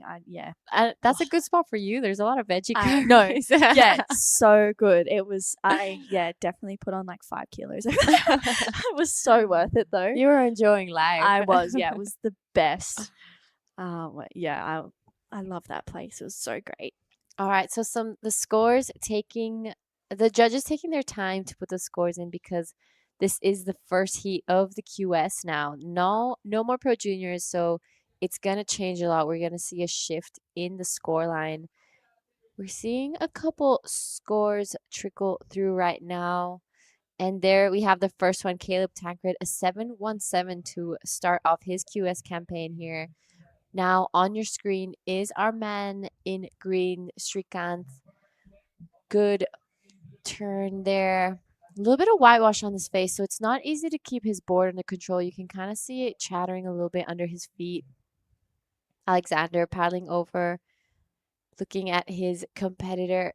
And let's see if he gets a good finisher here. And he does. So well done for our man in green. Yeah, that was a really well served first wave. I mean, I'm sure for the QS athletes, especially in this round of 144, they might be feeling a little bit of nerves. It's the very first heat of the QS, so it really sets that bar. So it's good to see all of the surfers take off and get a good wave under their belt. A 717 for Caleb, a great way to start. And Kishore a 5.5. So yeah, really good way to start this one. Yep, that must feel pretty good for Caleb Tancred. I haven't seen his name around this part of the world much. What could you tell me? Yeah, Caleb is from Avoca, and he's straight up into a backup wave as well. Beautiful style. I love watching Caleb surf. He's got great attack. Just a one turn for Caleb, but yeah, he's from Avoca. He took a bit of time off competing. He kind of dominated everything in the junior series. He was always one to watch for sure. He took some time off. He actually just graduated uni doing architecture. So he's super smart, and he's like, you know what, I'm gonna give competitive surfing a crack. And with dropping scores like 717 and doing surfing the way that he is, it's pretty exciting to see him back in Arashi. Welcome back to the QS grind. Yeah. Literally, I mean, this replay, this is a 717 of Caleb's first wave, and it was just so smooth to watch. 100%. And with a wave like this is not a grind at all. Look how beautiful that wave was. Really well done. Caleb Tancred came back from uni architecture. That's a big career path. Yeah, it's huge. He recently moved up to the Gold Coast. To just kind of get a little bit more in the surfing scene. I mean, Avoca's great, but there's definitely some better, I would think, better quality waves up on the Gold Coast, and more opportunities in regards to competitive surfing. So hoping that was a good move for Caleb. It was not too long ago, as well. So yeah, it's nice to have him up there and just kind of competing on those good quality waves. Yeah, the Gold Coast is definitely a little bit of a surfing hub. Many, many big names come out from there. So definitely, if you want to play a part in this surfing world, you're gonna have to go there if you're in Australia. Yeah, for sure. It's a good zone to be in for sure. And it's exciting. And Alexander Smirnoff, we saw him in the Pro Junior, right? How is he feeling? Did you get to see him before this heat? I haven't seen him yet, but I am excited to see him after this heat. He's just so stoked to be here. He's so excited. This is a replay of Caleb's last wave. We're still waiting for the scores to come through. He didn't get to finish it off in that last section, but well, kind of. He did. He did really well done. But yeah, Alexander is one of, if not the youngest surfer in both the Pro Junior and the QS Open. He lives in Bali. I see him around quite a bit. He's a very, very kind boy and always happy, stoked to be here. I'm sure his mom is watching. So, yeah, I hope to see some good scores for Alexander. Yeah, it's exciting to, see him in the QS and have that opportunity. That last score of Caleb locked in at a 3.83. So he's gone out to an early lead. Kishore, that 5.5 looks pretty good in his scoreline right now. Srikanth, that first wave was a 2.7 and Alexander's just a 1.6. Caleb having a sniff on the inside. And he's taking this one. Looks like it could be a really fun wave, just carving through that first section. So much power. Gets that second turn in, throwing buckets of spray. Unfortunately goes down on the third. Trying to better that 3.83. Yeah, it kind of looks like he's just trying to get some waves under his belt, like get some scores. He has the highest wave for now, the 717. So he just wants to back that up quickly and make sure he's got this heat under control. Hopefully we'll be getting an interview soon from our Pro Junior women's winner. I just want to go back to that because it was such an incredible heat. Yeah. 2 waves, a 9 and an 8.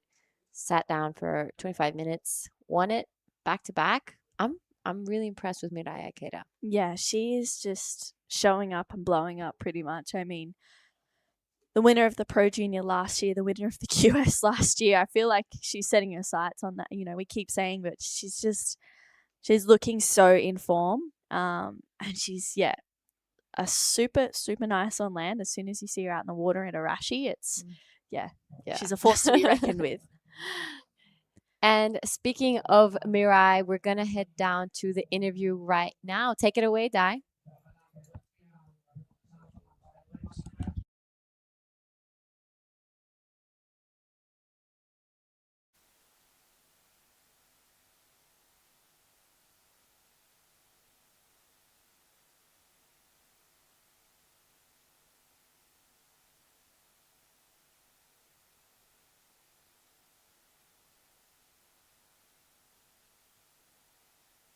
We'll get right back with that interview.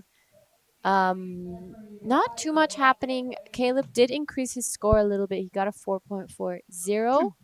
So unfortunately didn't manage to complete his last wave, but I'm sure with just under 14 minutes left, he's gonna get an opportunity to do it again. But we're gonna try the interview again. Take it away, Dai. クルイプロジュニアウィメンズディビジョン見事優勝を果たしました池田未来選手にお越しいただいています。まずはおめでとうございます。ありがとうございます。ウェブを見ている限り完璧な試合運びでヒートを進めていったような印象なんですが、ヒート中も含めてとにかくヒート振り返ってみてどうですか？はい、そうですね。自分の一番ベストなサーフィンをするのがまず第一だと思って海に入って、で波はどの波がいいか自分で分かっていたので、ただその波を選んで自分のサーフィンを出すっていうのを意識してやりました。One of her main goals in the final is to just showing her potential, showing her the skills at the highest level, and that's exactly what she did. And she knew which one to pick, and she's very happy with the results. 一つちょっとお聞きしたいのが、もうコンビネーションのシチュエーションになった後にかなりの時間プライオリティを持っておきで待っていたと思います。あの時特に最後の2分3分は何を考えてたんですか？一回プライオリティロストしちゃって良くなかったなと思ったんですけど、やっぱりその自分の心境、心のちょっとメンタルの弱さが出たというか、でもしそのままプライオリティ持ってたらまたいい波に乗ってスコアを伸ばすつもりでいました。So when she put everyone in the combo situation, last 2 or 5 minutes, she was having this first priority for quite a long time. She was thinking about to better her scores. それではたくさんの方が、ウェブを見て応援してくれています。メッセージ、そしてこの後 QS が始まっていきます。それに向けての意気込みを含めて、メッセージの方をお願いします。皆さん応援ありがとうございました。この1位というポジションに戻ってこれて本当に嬉しいです。もう明日まだわからないですけど QS も始まるので、はい、自分のサーフィンを皆さんに見せられるようにします。応援よろしくお願いします。ありがとうございました。次も頑張ってください。優勝した池田未来選手でした。This is the winner of the Krui Pro Junior Women's Division, Mirai Ikeda. Back to you guys. Amazing. Thank you so much, Dai and Mirai. Congratulations. Huge win for our women's Pro Junior surfers. I'm excited to see her in the QS. And on screen right now, that was Alexander Smirnov, the youngest competitor in this event, going to town on that wave. Yeah. He only needs the 3.91. I mean, he took that wave all the way through to the inside, and right now Kishore up and riding on his forehand. Yep, this is Kishore. This wave a little flat, so I'm not sure if it's going to be standing up for him on the inside. We'll see what he does. He's only sitting on a 5.5. He wants to back that up quickly because it's not an easy field. Even if it's a round 1 QS, anything can happen, really.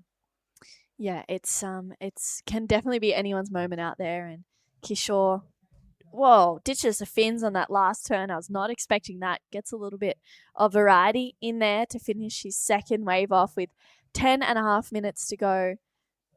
And he's hoping to make it a little bit harder for Srikanth and Alexander. Unfortunately, Srikanth coming unstuck on the takeoff there. We've seen that happen a little bit throughout the last day or two. Yeah, definitely that last section has gotten a few people by surprise. But it's when you keep your board in control and manage to ride out of it that those big scores come through, like we've seen throughout the Pro Junior. I'm excited to see the rest of the day. We have all the round of 144 men, and we're going to go straight into 4 heats of the round of 128. We've had the Pro Juniors all morning. We've already finished those divisions. So there's so many names in this heat draw. I have never seen so many competitors in one contest. Yeah, it is absolutely crazy. That's for sure. We've got so much going on, but it's exciting. I'm excited to see so many different people in the draw, and just seeing what they can, what they can do out there. I feel like everyone has a different way that they want to approach this wave, so it's you never know what you're going to get in each heat. 100%. And with 9 minutes left, it is Caleb in the lead with the 717 and a 4.4. Kishore Kumar's last wave came in at 3.03.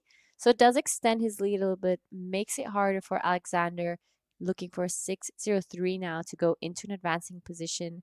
And in 4th is Srikanth, only sitting on a 2.7. So he needs to get his ball rolling a little bit. Yeah, he does. Just a little bit. I feel like catching a few more waves in this last 8.5 minutes. I mean, of course, you want them to be quality waves, making sure that they're not those fat ones that kind of only allow those calves. So we'll see how it goes. This is a replay of that 3.03 of Kishore, and it was a smaller wave, but he did well driving through that turn there. I mean, I really liked the variety and the pizzazz that he brought on this last turn, ditching the fins. It was exciting to watch, but very similar surfing at the start, hence why it didn't really rival that 5.5. Okay. I missed that last turn actually on that last one. But it was really well done. You're right. Finishing it off strong. And that's something that, many coaches have said in the past. You got to start and finish your wave strongly. Yeah. So a little bit of a slower heat. Not besides the 717. Nothing too crazy happened. I think I'm just so used to the finals of the Pro Juniors with the 9s and the 8s that I'm like, come on, guys. Yeah, literally. They've set the bar for the rest of the day. That's for sure. The Pro Juniors just going ham out there. All right, just looking through in Heat 2, we're going to be seeing in red Harry O'Brien, in the blue Tommy Hinwood, in white Eki Setyawan, and in the green Duta Adrian. So that will be the second heat of the QS Open Men's while we're having a little bit of a break in the action, I want to give a big thank you to our sponsors because we wouldn't be here without them. The Kemenpora Indonesian Sports and Youth Minister, the WSL, and PSOE. Thank you to the province of Lampung and the region of Pesisir Barat, and as well thank you to the ASC. So true. What have been your highlights today? Highlights, 8.6 from Iko Watanabe in the men's final. That was a really clutch moment. And Mariah getting a back-to-back win. I thought that was pretty huge. For sure. I think for me, my highlight was the women's final, for sure. That was, well, two of my favorite surfers were in it, Anon and Mirai. And the combo situation of Mirai was insane. And there was just incredible surfing going down. Yeah, it's always good to watch. I feel like the women have a little bit of extra like passion out there in heats, you know. They're a little bit, you can just see the emotions a little bit more, I feel like, and you can see how hungry they are and how much they want to beat each other. Whereas, not saying that the men are a bit more nonchalant because they're definitely competitive, but you don't see those emotions as much. So I get excited to watch the women, I agree. Yeah, especially with how much the women's surfing has grown. Right now, Caleb, though, great to watch. Unfortunately, just pushing that one a little bit too hard and coming off the back of that wave. So just over 5 minutes to go. Caleb Tancred out in front with a 7.17 and a 4.4. Kishore Kumar in second with a 5.5 and a 3.03. He needs a 6.08 to go to first. The young gun, Alexander Smirnov, has that 2.5 and a 1.6. He now is chasing a 6.03 to go to second. And Srikanth looking for 5.83. I mean, they're definitely achievable scores. We've seen plenty of them throughout today so far. We just need to hope that they can be on those waves in the next 4.5 minutes. Yeah, 100%. And there's plenty of waves and opportunity. 4 minutes, as I've said quite a few times, 4 minutes doesn't seem like a long time, but in surfing, anything can really happen. So until the buzzer beats, it's anyone's game. Yeah, definitely. And we have a couple sets coming through. Yeah, well, I mean, right now, Srikanth and Alexander, they have the first and second priority respectively. So they get the pick of whatever wave comes through next, which is exciting for them. And then as long as they can, you know, connect with those good sections, looks like this one, they were maybe caught a little bit out of position, unfortunately, with 3.5 minutes to go. Going to be a big day today. We are going to get through a lot of heats.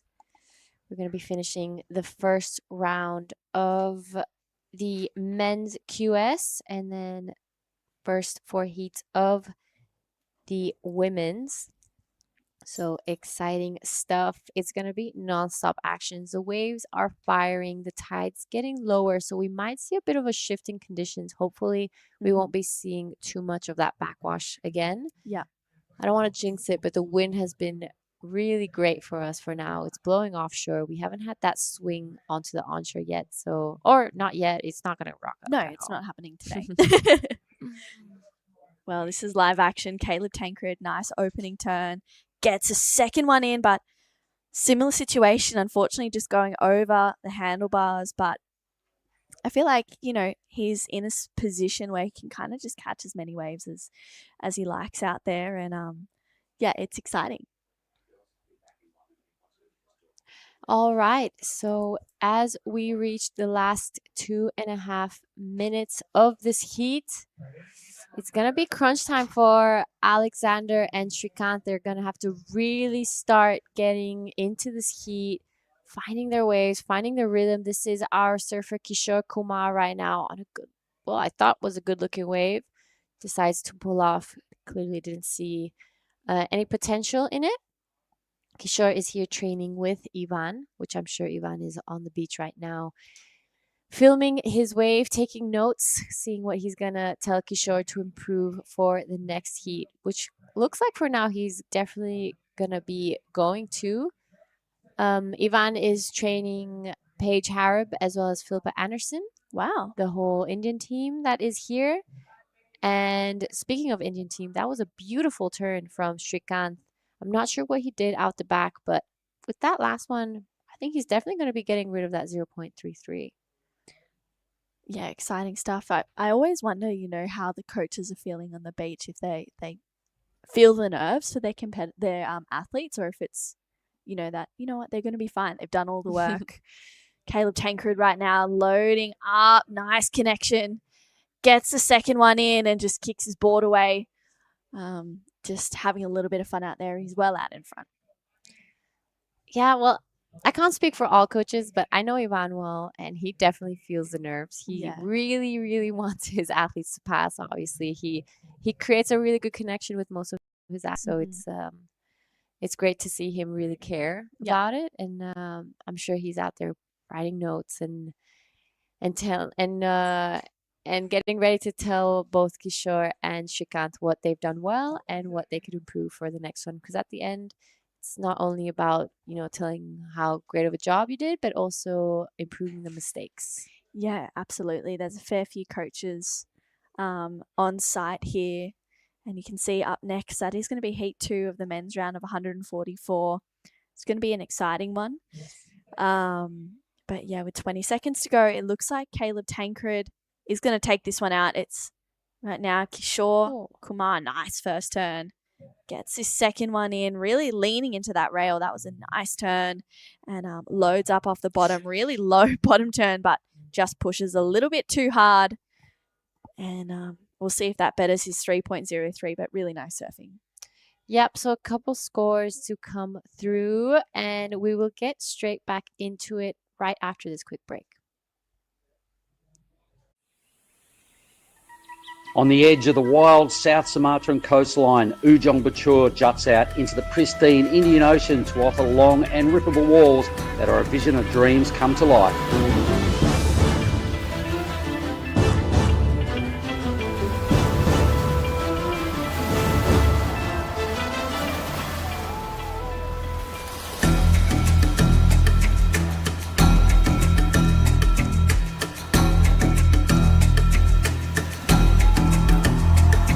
The Krui Pro is at it again and will bring Asia and Australia's best and up-and-coming surfers back to one of the rawest proving grounds on the WSL's qualifying series.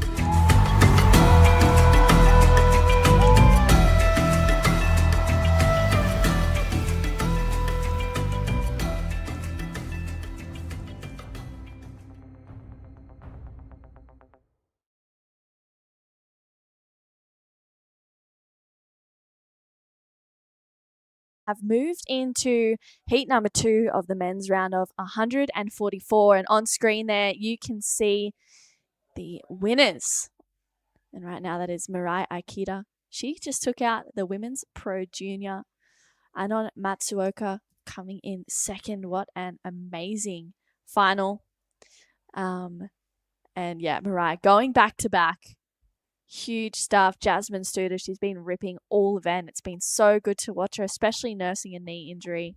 I mean, what incredible surfing these women are doing, and we are definitely going to be seeing them once again in the QS, probably in the later rounds. I mean, these women, I would say, would definitely...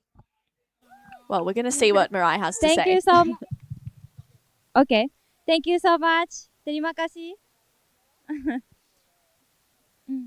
I'm happy to come back here, Krui Pro. Thank you so much.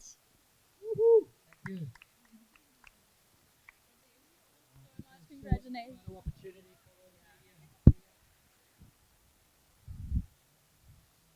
She's super excited to be here, back at the Krui Pro, taking another win. But right now it is Heat 2 out in the water. Harry O'Brien taking on Tommy Hinwood, Eki Setioan and Dutta Adrian, which is going to be an exciting heat. Giada, we've kicked off the QS. It started. Yeah, 100% QS is well underway. Super, super exciting stuff. Feels like we've been here all week, but it's only day 2. Yeah. Yes. And we already have winners for both the Pro Junior men and women. It was an incredible 2 days of actions. Congratulations to all the winners. They must be super happy, and that's a great way to start off their QS run as well, because most of those surfers are going to be in the QS as well. Yeah. There is a huge day of competition ahead, so it's going to be great. Well, not only today, but a huge week of competition.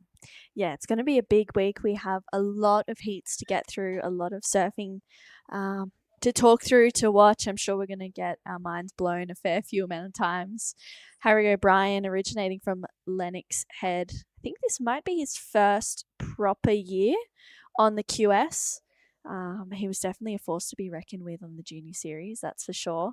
Tommy Hinwood from North Narrabeen. He's been over here since, I think, maybe the 4th or the 5th with one of his mates, Macca, I'm pretty sure. So, yeah, they've been surfing with each other. Tommy actually had a bit of a stack on the reef yesterday, I think, is when I saw him. And, yeah, his feet were all cut up a little bit. He was kind of limping, just nursing those cuts. So, yeah, he's just going to have to push here, through. Yeah, is not nice to be hanging out with. Yes. You do not want to be getting close to that reef. But it's great to have you here, because I've never seen Harry O'Brien or Tommy Hinwood here. So it's great to have you here and giving us a bit of insight on these surfers. Harry O'Brien, you said just left the juniors? Yeah, so if I'm correct in saying this, I'm pretty sure this is his first proper year on the QS, maybe his second. And it's exciting to see him here. He was getting some really good waves yesterday. I was like, oh, maybe, but he was absolutely ripping, and it's exciting to see the new faces in the men's draw and the women's as well. The young juniors just graduating to the QS level. So yeah, it's the first time I've seen Harry in a heat, and Tommy as well for these QSs. So yeah, it's exciting to see them. So Giada's going to go and have a chat with the winner of the last heat. I'm going to welcome in Daiwako for a moment in this one. And yeah, once again, it was Mirai Akita and Iko Watanabe taking out the Pro Juniors. I mean, what amazing surfing. Dai. It's been a great day, and I just said to Giada, we've just started the QS. It's underway, and I'm really excited to get this going. Right, first round of men's 144 is now on, and the waves are still great. Yeah, there's so many opportunities for every surfer, so can't wait to finish up with this round. And we are going to, after this, we're going to the round of 128, heat 1 to heat 4 as well. Yeah, so we got 8 heats of this round, and then we'll do 4 heats of that second round, and then I'd say pick up with heat number 5 tomorrow morning. And yeah, it's exciting. We're seeing some really good surfing so far. Caleb Tankred won that last heat with a 7.17, back up of a 4.4. 19 or just under 19 and a half minutes to go. And these are the winners, or the surfers in that Pro Junior. You can see Weston Hurst. He came in 4th. Kenshin Matsunaga in 3rd. Yuma Nagasawa, he came in 2nd. Right. But it was the winner that really stole the show. That's the handband that I was talking about. Oh. That he's always wearing in the heat. Love it. That is awesome. Iko Watanabe taking the win. I mean, what a clutch performance. Getting that 8.6 right in the dying seconds of his heat. That was just so incredible to watch. And he didn't even know that he got the score in the last minute. So really? He was kind of surprised. He just asked me, straight running to me and asked me if I don't know how I got that score. Wow. Yeah. He doesn't know how. And he didn't even think that last way it's going to be 8. So that's up. It was actually 8. From Iko Watanabe. We'll see.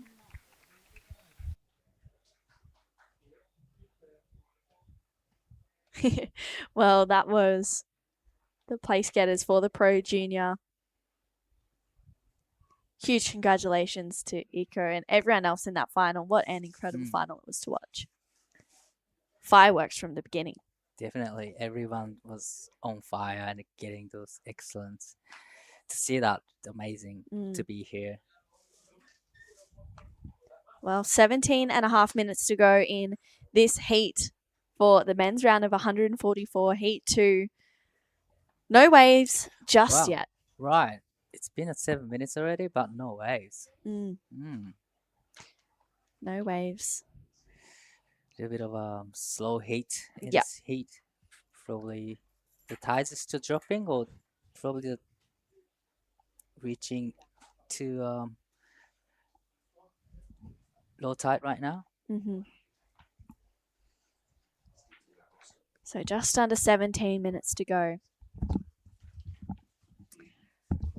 Bit of slow heat this one, Mark, but that last heat to kick off the QS was very exciting to watch. 717 from Caleb Tancred. Backed it up with a 4.4, but yeah, it's the conditions slowing up a little bit right now. What do you think's affecting that? Okay, I guess we're approaching the low tide, the dead low.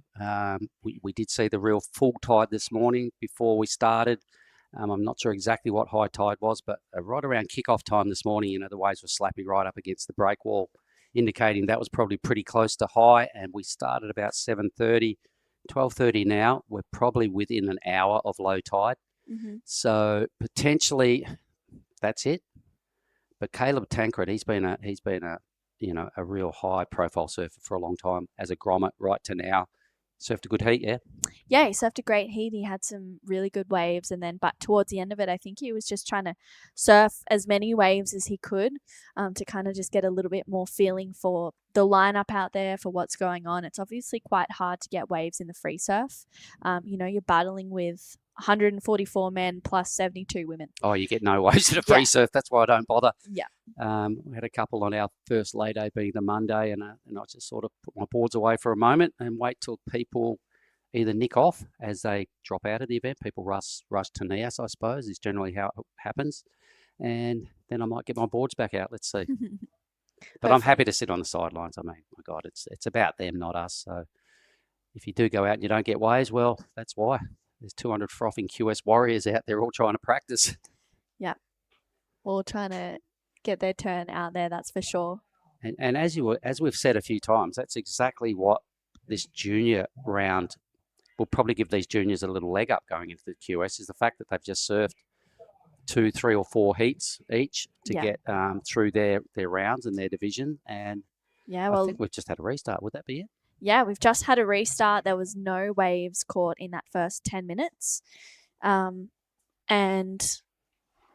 with 25 minutes now to spare in this second heat, it is Harry O'Brien out there in the red rashi, Tommy Hinwood wearing the blue, Eki Setiawan in the white, and Dutta Adrian in the green.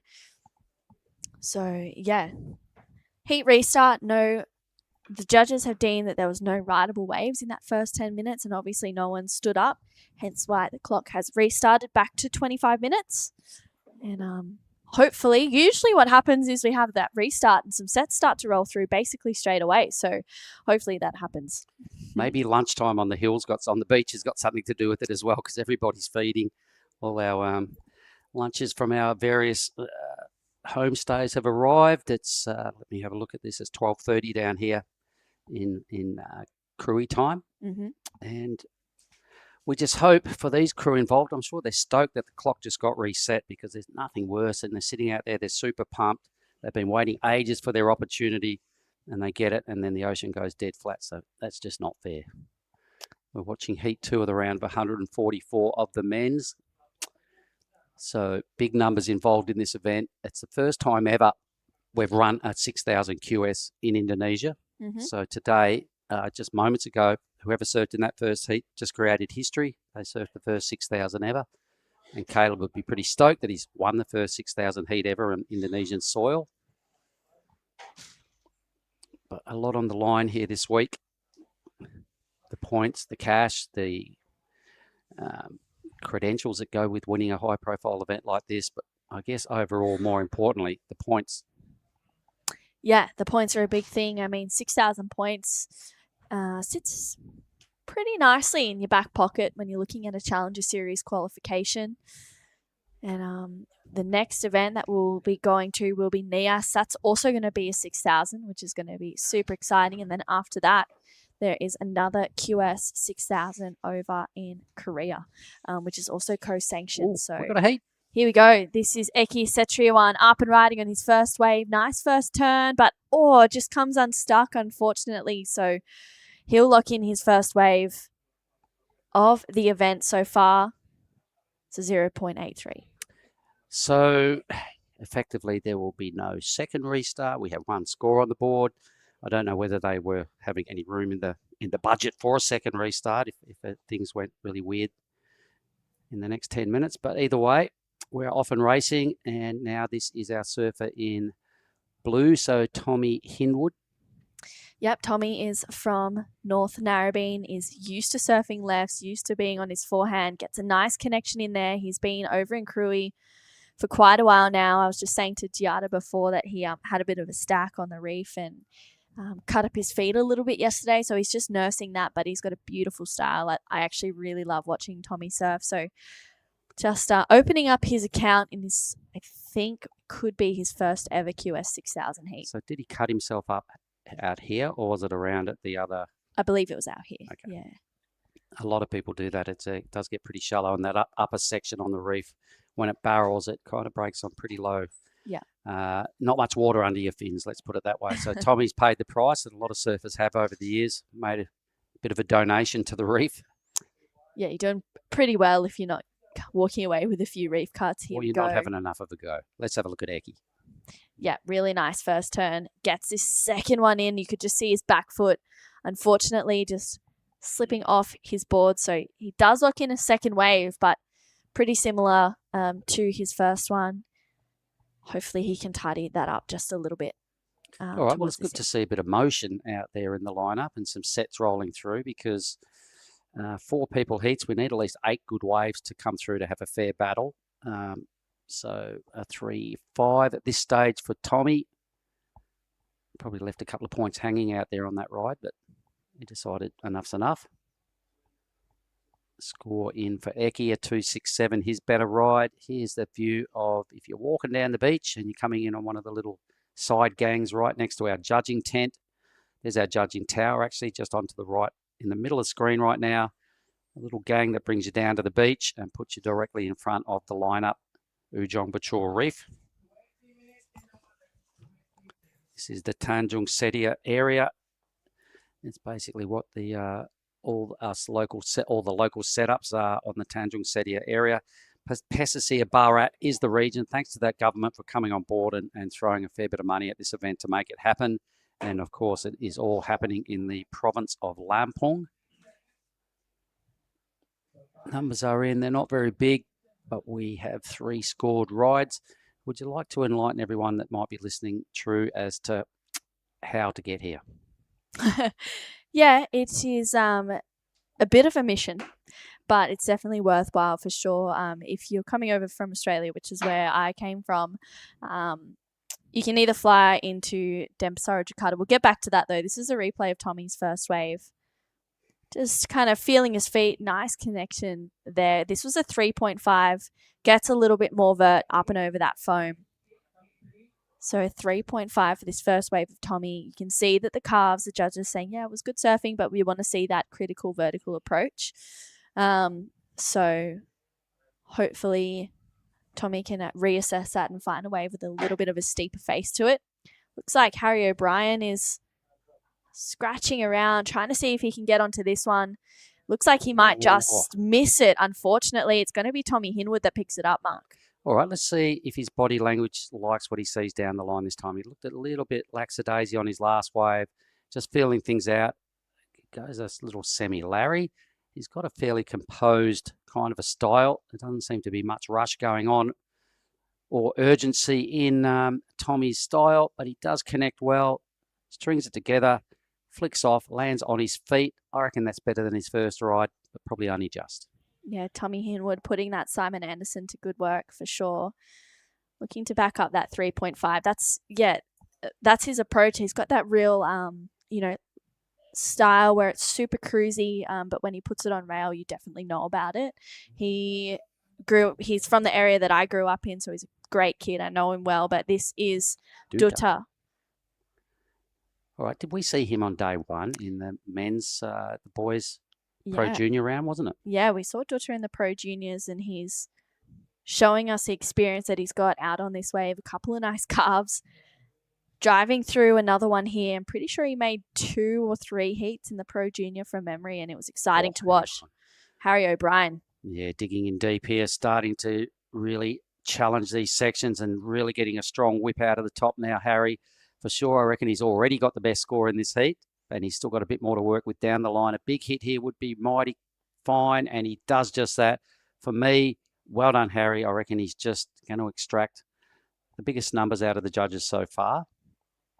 It was pretty good. That second hit in particular, really connecting well with the lip. So Tommy's last wave is yet to lock in. Harry's was pretty good by my reckoning. And Dutta, just a little bit less experienced than Harry and Tommy. But he goes white. Yep, Eki up and riding. Looking to better a 0.83. Really get a good score on the board. Drives through another nice backside carve. Puts it up and over that section, but just gets absolutely eaten. Unfortunately, just timing that one a little bit too late. So Eki will get back out there with 16 and a half minutes to go. We have scores for all 4 of our surfers to lock in. All right, and you can see blue right in center of our screen now. Tommy's ridden 2 waves. His last wave was pretty long. He's paddling back, trying to get in position and get first priority. But it's pretty hot out there, all right? We've got to remember it's almost 1 o'clock down here at the beach. The water temperature is like 30 degrees. When you're having a free surf, True, you'll know this, you're paddling around and you're pretty hot. Now, when you're paddling hard and under sort of competition stress, you sweat. It's really quite brutal. Yeah, it's definitely a lot. You want to go into heat super hydrated, that's for sure, because you're sweating a lot, you're freaking out, it's warm in the water anyway. You don't really get that refreshing moment that you would when it's a little bit cooler. So you have to find that or, create that in another way. But scores locked in for that last wave of Tommy Hinwood. It's a 4.33. First wave of Dutta, a 3.23. Scores for Harry and Eki to lock in. But yeah, in heats, it's especially in indoor. I mean, I love when it's warm. You can see them paddling now. They might be going, how come they're not sprinting back out there? They kind of are under the conditions. That's you're putting it in, and you've probably got sweat on the brow doing it. Here's these replays, everybody. Dutta's last wave, the 3.23. So he'll be feeling pretty good about this ride. The number wasn't huge, but at least he put some decent moves in. It was fairly attacking by, I guess, his level and his standard. We've got to remember, not everybody is a WQS warrior. Some of these guys come out of the jungle, get the rashi on, Dutta, and he'd just be trying to learn as much as he can and savour every moment, because he probably only goes in one event a year, and this is it.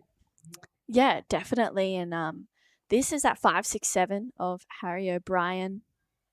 Beautiful opening carve. Drives through this second one. Loads up here once again. And it's this end turn that really just had that stamp of authority, I guess, on this wave for that 5.67. I mean, tags it there for Harry. Releases the fins a little bit, but remains in control. So he goes straight into second on one wave. Yep, and the judges, rightly so, that we've moved into a 6,000 QS event, staying a little reserved with the numbers. There's still good waves on offer. There's a lot of surfing to get through at a high end this afternoon. So 4s and 3s and one lonely 5 at this stage on the scoreboard. We're rapidly approaching the halfway mark of this second heat of the round of 144. But yeah, this week, judging by what I've seen in the free surfs, True, there's a lot of shredders here. There's going to be high-end numbers going handed out all week long, but you've got to earn it. and the judges are staying reserved because they know the quality of the field that's contending this men's round of the QS. And it's a different scale, right, to the Pro Juniors that we've seen. So, you know, the judges are being a little bit harsher. Let's see what Eki can do on this wave.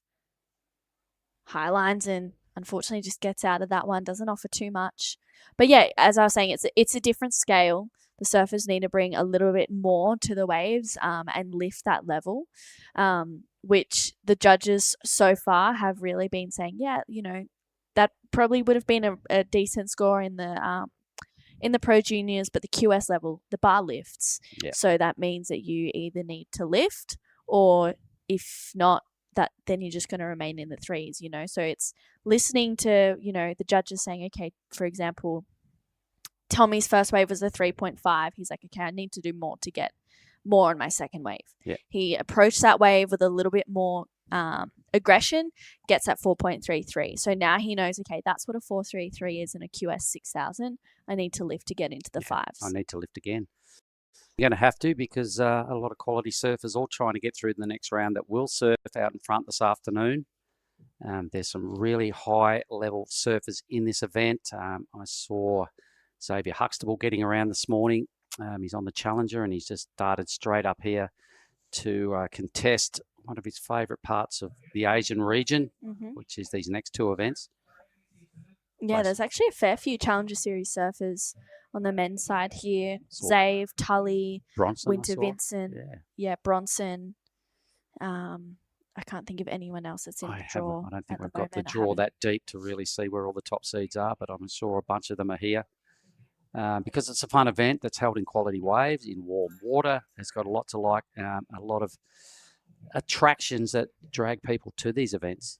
First Asian region points of the year, first 6,000 ever. So there's a fair few cues to help get the field up to these sort of numbers. Here's White, Eki. Yeah, nice opening carve, throwing lots of spray. But it is Harry O'Brien that has the priority over Eki, and he's going to go this one and defend second place. He only needs a 2.16 to go to first. Looks to go a little bit more vertical, which he does on that section, and loads up for a big finish for Harry O'Brien. Yep. Really well done.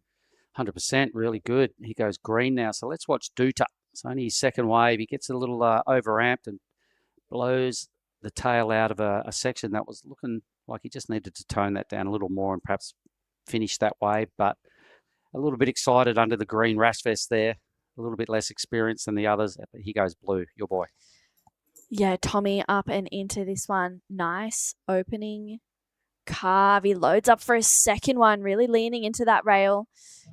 He's got that really sure-footed approach and looks like he holds on to that last turn. I'd love to see that front angle approach. Tommy and Harry right now just keeping a hold of first and second. We have a score for Eki as well to lock in, and also I believe Dutta. So scores to come through for all of our surfers with just under 10 minutes to go. Yep, nice little breakdown. So the judges have the option of looking at replays. 4 rides. They're going to compare once again who did the best surfing by how much. Oh, someone's in a tube. I love to see that, Dutta. Oh my God, bit of local knowledge on display right there. Found himself a nice clean little drainer. I think I've only seen one other tube this morning. For me, this was probably a longer tube than the first one we saw earlier. Add some turns to it for a little bit of flavour and a little bit of something extra for the judges. Kicks out and says, there you go, boys. That's how you do it. So I hope we get to see the drone replay of that again, True, because I think you might have missed it. It's a pretty clean tube. Yeah, I'm excited to see how deep he got as well for Dutta. He was travelling. He was in there, and I could see him the whole time. It was pretty good. Wave didn't touch him. It was a nice thread. Ooh, scores just locked in for Harry O'Brien, a 6.5 for his last wave. So he goes straight up into first. Dutta has a score to lock in, as well as Tommy Hinwood. So I think Dutta's got 2. Yeah. 2. Yep. 2 scores. So yep. The second one's just throwaway 2 because the next score with the little tube and a bunch of swacks after it is definitely going to be his best ride. He needs a 4.6. Depends on how they're rating the tube as to whether he's got a chance of going into second. Eki's lurking around out the back in white with priority. you could see Tommy just having a look down the line. I mean, we'll see that a lot throughout this event. The surfers having a look down the line to see if the wave's going to hold up and hit the reef or be a little bit flatter. This is at 6.5 of Harry's mark. Yeah, I liked it too, because he's really digging in. He's not just tapping the lip. He's given it a good red hot crack, and that finishing move, perfect little statement to sign off and say, well, throw me some numbers, boys.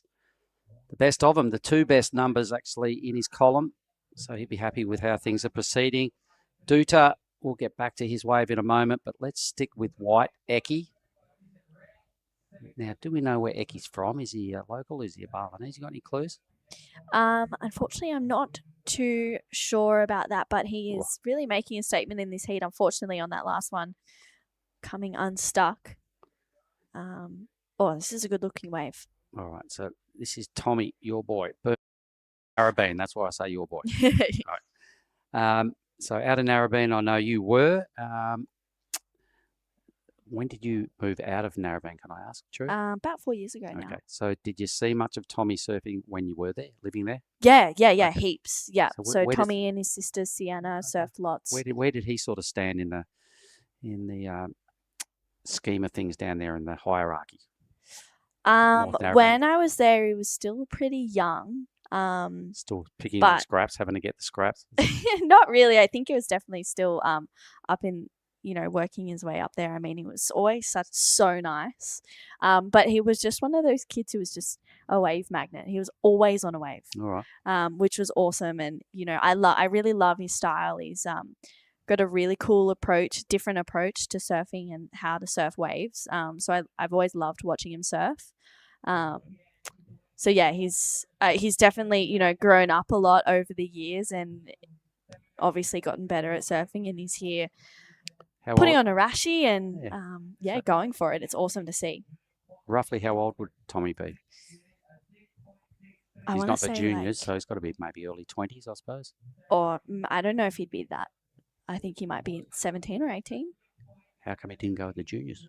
I don't think Australians. I think it's only in Asia ranked. Yes, it's not co-sanctioned. True that. The Pro Junior. Juniors aren't. Yes, I remember they've done that a couple of times now. So just to give the younger Indonesians and the actual crew in the Asian region more of a go. I get it. Thank you for enlightening me. Yeah, that's okay. So when I didn't see him in the juniors, I thought maybe he's just out of the age bracket, but not. 5:20. He goes white. Eki. Got a good bowly section ahead of him. Boom, that's much better. I reckon his best turn so far. Closely followed by probably his second best turn. Another strong manoeuvre. Eki's needing a 6.73. Looks over his shoulder. He's pretty chuffed. He's looking like his body language is into it. Not sure it's the 6.73, but for sure, I think I just saw his best surfing. Yeah, that was a really well put together wave from Eki. With under 5 minutes to go, he's getting the ball rolling. Needs a 6.73. I don't know if it'll be the 6.73, but hopefully it'll better that 3.13 and lower that requirement.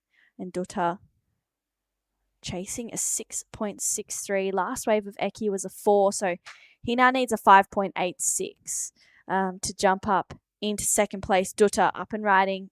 Nice snap there. That gets a little bit more critical. Unfortunately, just coming unstuck. And I guess, that's just a little bit of experience in their surfing, and their skill set is showing between Eki and Duta versus Tommy and Harry. Harry's got the two best scores for a reason. He's really digging it hard and really creating his own speed and power.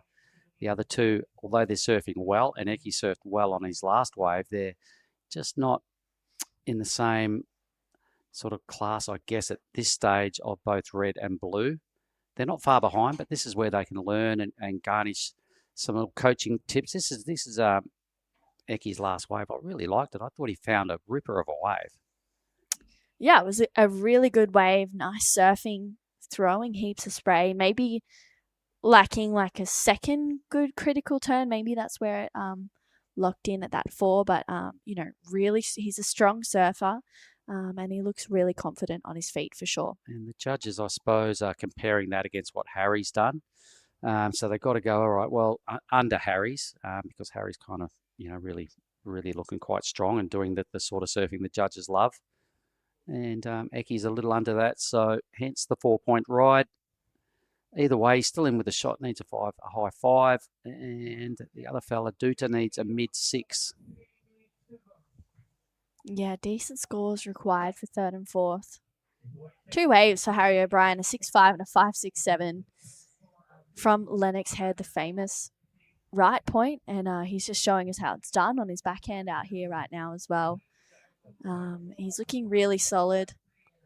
Good way to open up his first QS heat here at the Krui Pro. All right, so Harry is a Lennox lad. All right, good part of the world, northern New South Wales coastline, but he's here doing business in the Lampung region, Lampung province. White's on the inside. He probably has to give it up should Red get it, but Red doesn't. Red's probably going to lose priority here. He paddled really hard for that wave. Yeah, he did. He almost scratched on, but just couldn't quite get there. Yeah, he does. There we go. So priority is now blue. Fair enough. I mean, he tried everything to catch that wave and he just didn't get it, but he'll realise, once you commit that hard, you probably got to go, or that happens, you lose priority.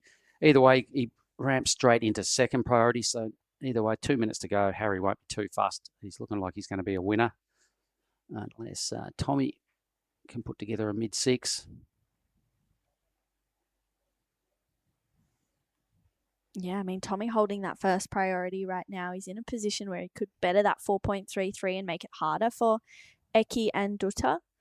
So we'll see what happens in the next 90 seconds. I mean, Eki and Dutta have really shown us what it's all about in this heat, but unfortunately maybe just not on those good quality waves. Maybe the waves are a little bit smaller, hence why their scores have been capped in that 3 and 4 range, which the judging gets a little bit more critical in these QS heats.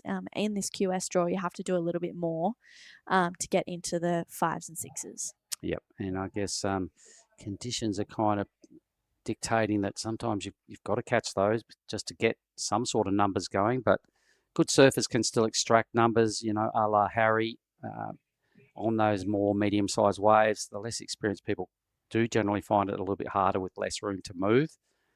But a great job by the Australians, looking like they're going to do the 1-2. It's a matter of which way they drop. And Tommy Hinwood out of the Narrabeen area, just doing what he's been doing all heat, looking pretty cruisy. Not too fast, throws it up, a little bit of an airdrop, little sign off, he'll come in for lunch. Yep, job well done, mate. Probably see him in the next round, I guess. Being one of the early heats of this round, he might feature in those first 4 heats of the next round when we get to it. But that is pretty close to it. The Aussies taking out the 2 Indonesians. Yeah, a pretty good heat for that second heat of the men's round of 144. It'll be Harry O'Brien and Tommy Hinwood moving on through to the men's round of 128. A pretty exciting next heat for heat number 3 of the men's round of 144. Don't go anywhere. We'll be right back for more action of the 2025 Krui Pro right after this. On the edge of the wild South Sumatran coastline, Ujung Bocur juts out into the pristine Indian Ocean to offer long and rippable walls that are a vision of dreams come to life.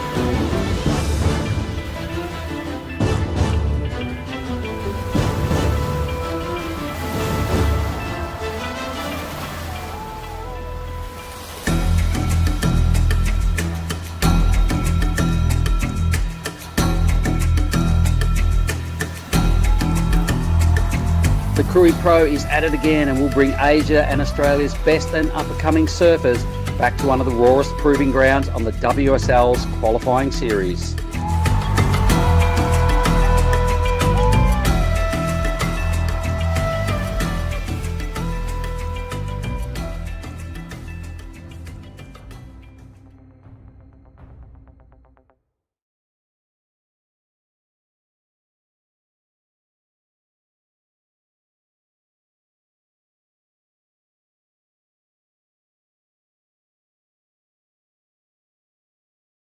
We're looking at Heat 3. Those results were just flashed up on our screen. Congrats to Harry and Tommy, the 2 Aussies, through to the next round. Let's have a look at this. Jack Bassett is our surfer in red, the Australian. Isaiah Norling is another Aussie there in blue.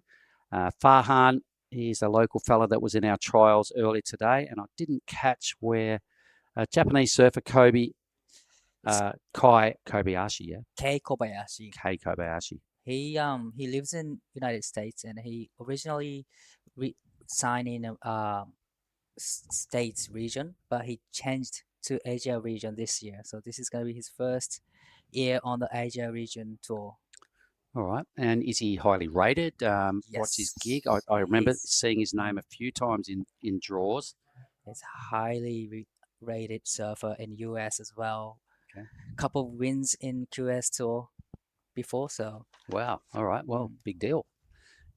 And let's watch Farhan's very first wave. I remember calling this young man's name out yesterday in the early rounds of our sort of semi-trials event. Here is blue now. Isaiah Norling. A goofy foot. He's got a good little bit of style about him. He's picked a pretty good wave in this afternoon's conditions. This is where the wave sends up for him and gets a finish right there. That's a nice wave to start off in this heat. Yeah. From surfer blue. Yep. Isaiah Norling. Yep, so just some cruisy work done there by Isaiah. Did what the wave offered. Didn't have those real stand-up moments, but he just hung in there and sort of got some runs on the board, eliminating a little bit of nerves. Nice work, Isaiah. Pretty much every surfer in this heat is first surf in this contest. So yeah, good point. Yep, so a little bit of nerves going around. And as we've said throughout the commentary, hard to get waves in a free surf. So a lot of guys will be doing their best kind of feeling it out situation in rash vest on, because you can get dragged all over the place in a free surf when there's a couple of hundred dudes out there and you're all fighting for waves. You can, it's a battlefield.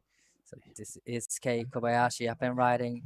Nice strong carve off the top, but decided to quickly, kick out. That was a great decision from Kei Kobayashi. He's a very, very smart competitor, strong and very smart. Okay, and what sort of age are we looking at for Kai? He's still young, probably early 20. All right. Just graduated from a junior division, so 21, 22, 23. All right, okay. So just no brutalness on the scoreboard. Isaiah Norling, a 3.83. Kai, just a mid-2 and a low, just under 2 points for Farhan. Jack Bassett, the other Aussie out there in red, waiting for his opportunity to impress. These are 25-minute matchups. We're at heat 3. This round has 8 heats. Then we are going to do 4 heats of our next round of 128. Wow. Yeah, so it's a big day, but big day. Might as well. When you're starting off with these sort of numbers, on day 2 of an 8-day waiting period, you've got 144 dudes to get through, and then a whole bunch of women's surfers as well. You got to milk it. All right, so this is Isaiah's. Really love that, lays into the big carve in the fast section, but there's a quite little bit of downtime there and trying to waiting for the wave to send up for him, but he gets the finish. It was a great surfing from Norling. Comes in 3.83. Just like you mentioned, there's not much big, vertical big hacks. So it wasn't his fault, just the wave. Best bit of the wave was right there at the end, the only bit that really stood up. Now, looking through the draw in this round, Dai Wako, being a Japanese surfer, who can we look forward to seeing out of Japan that you might think will feature strongly in this round? I would say heat number 8. There's 2 Japanese guys, Toi Tanaka and Keanu Kamiyama. Toi spent a lot of time in Australia. He went to high school there, and he has really stylish surfing. And Keanu now lives in US actually, and is doing his competing in US and recently coming back to the QS tour this year. So these guys are the surfers that I will watch out. All right. Okay. Thanks for that. I love your insight. Anyone else that might catch your eyes through the list? This guy here in the next heat he's featuring in red. Keitaro Fujinuma is from Shonan. That's where I live actually. I sometimes see him in the surf. We surf together. But Right. he's really floating surfer. He always go out when it's like he's gonna be the first person to see in the water. Oh, And he's he's a loves early surfing. bird. Yeah, early bird. He's traveling with his mom this time. And We'll just watch Jack Bassett here, if you don't mind. He's got himself a chunky wave. This is one of the bigger waves we've seen for a while.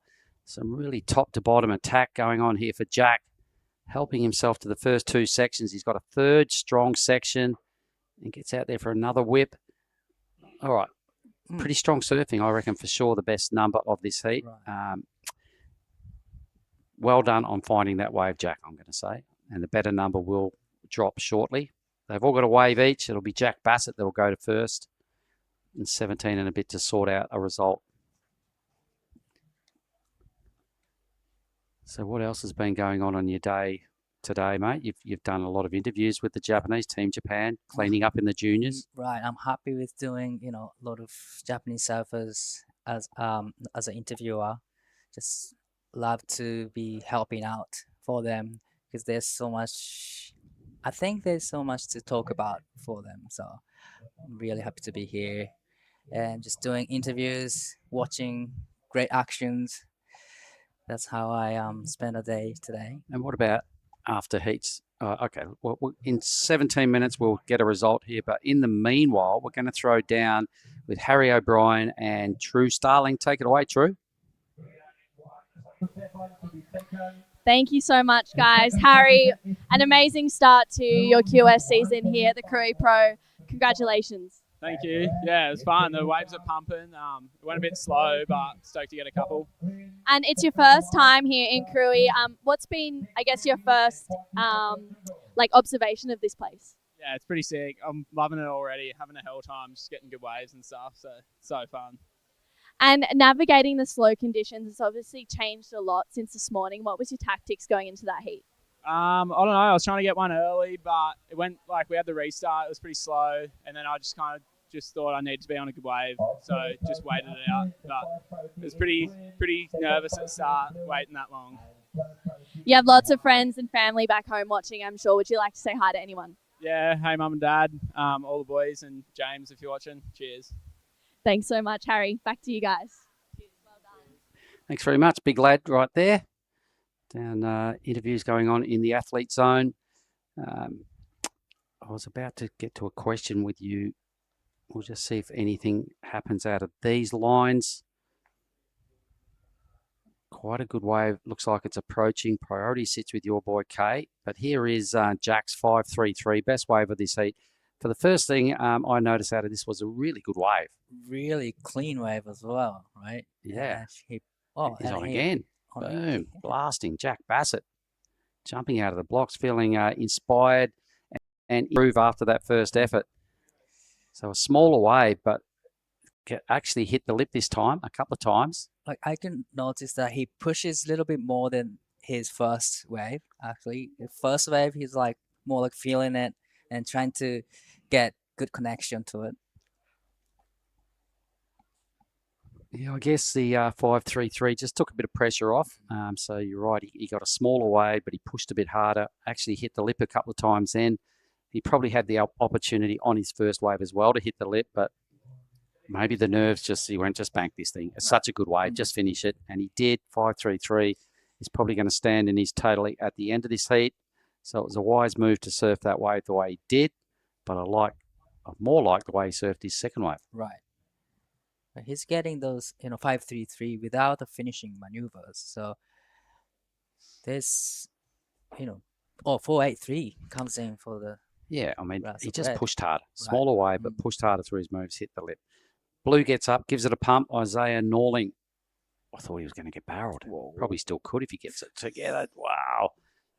That's a really critical section to hit, but I kind of noticed that he went a little bit too late for that section. That thing was bowling out so hard, it probably had a tube there. I'd like to see the replay. It probably had a tube there, and he probably thought, hell, I've done nothing yet, and rushed into a hit on a super bowly section that drew the error.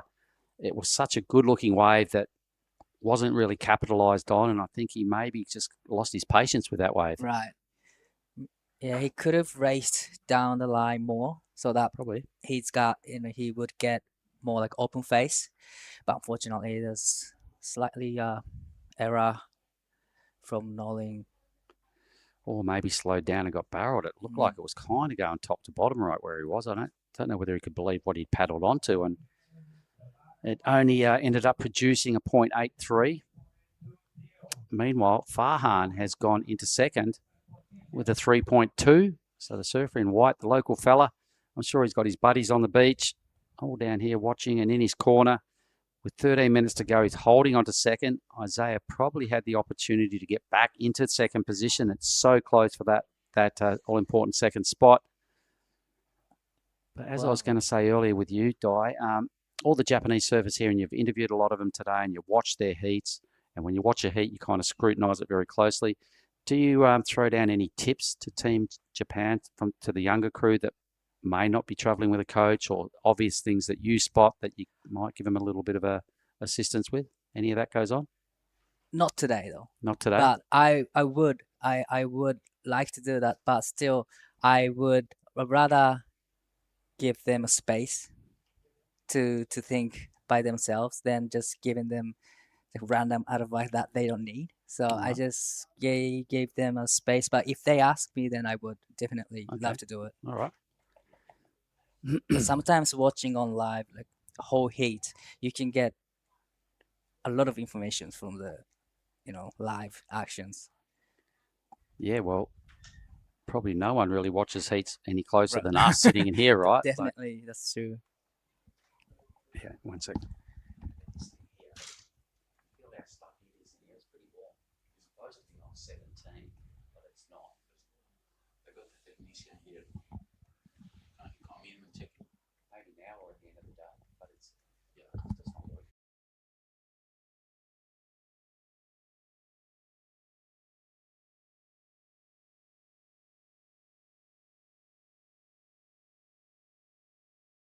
Very close. Look at that between our two dudes shooting for second spot. There's, what's that, 0.3, 0.27. 0.27 separating Farhan, the local in white, up against Isaiah Norling, the Aussie, who had a pretty good wave that he just didn't put any runs on the board. Doesn't need much. A 1-1 would do it. Your boy Kei Kobayashi, who's only had one wave, hasn't shown his best stuff yet either. He doesn't need much, just a 2.37. Kind of interesting that Kei hasn't got a wave yet, because normally he's the first person to get a wave in a heat. He really loves to do a quick start, but uncharacteristically, Kei's being really patient for the last 15 minutes, just waiting for the right ones. Hold on to the first priority for quite a long time. Probably try to pick a right ones. But normally, Kei is the first one to pick a wave in the heat. So he's got a bit to live up to. 10 minutes to go. It's only maybe little nerves going around. He can only sort of improve, really. I mean, a 2.57, 15 minutes off a clock, not ideal. The fact that the other two boys haven't scored big has left the door open for your boy Kei. But I'm sure Isaiah has got more to show than what he has so far. He's 3.83 out of those guys shooting for second. It's the best number. But that last wave that he sort of fumbled around on a bit, real wasted opportunity for Isaiah. I'd love to see him get another wave, though. He looks like a good surfer. Been a really quiet and slow hit for the last couple of heats, but probably we're just hitting the low. Dead low. Yeah, is that why? Sure. Because when you see in front of the screen right now, folks, the water draining off. It's dark brown. That's the reef just about popping out of the water. It can, at most breaks, generally get a little lamer on the full lows. It's either side of the lows, the low dropping or the low coming up, where reefs generally love. And same here. We remember back to the finals of the Pro Juniors not so long ago, only an hour and a half, 2 hours ago. There was a lot of good set waves that came through in those heats. It was really consistent, a lot of good waves and bigger sets coming through to the lineup. So probably we're gonna see same thing happens for the next, let's say, 2 heats. So your boy's got priority, so that's definitely going to help him. He's been pretty patient. He won't be happy with his one number. He'll be hoping in 8.5 minutes he actually gets 2 more waves, would be pretty handy. 8.5 seconds. There's still plenty of time to remaining for K to, get 2 waves. Only needed 2.377. And Isaiah needing only 1.10. So it's very close in between 3 surfers right now. Jack Bassett could easily upgrade his 2-wave total. He's got the best 2 numbers. He looks like he's a pretty quality act.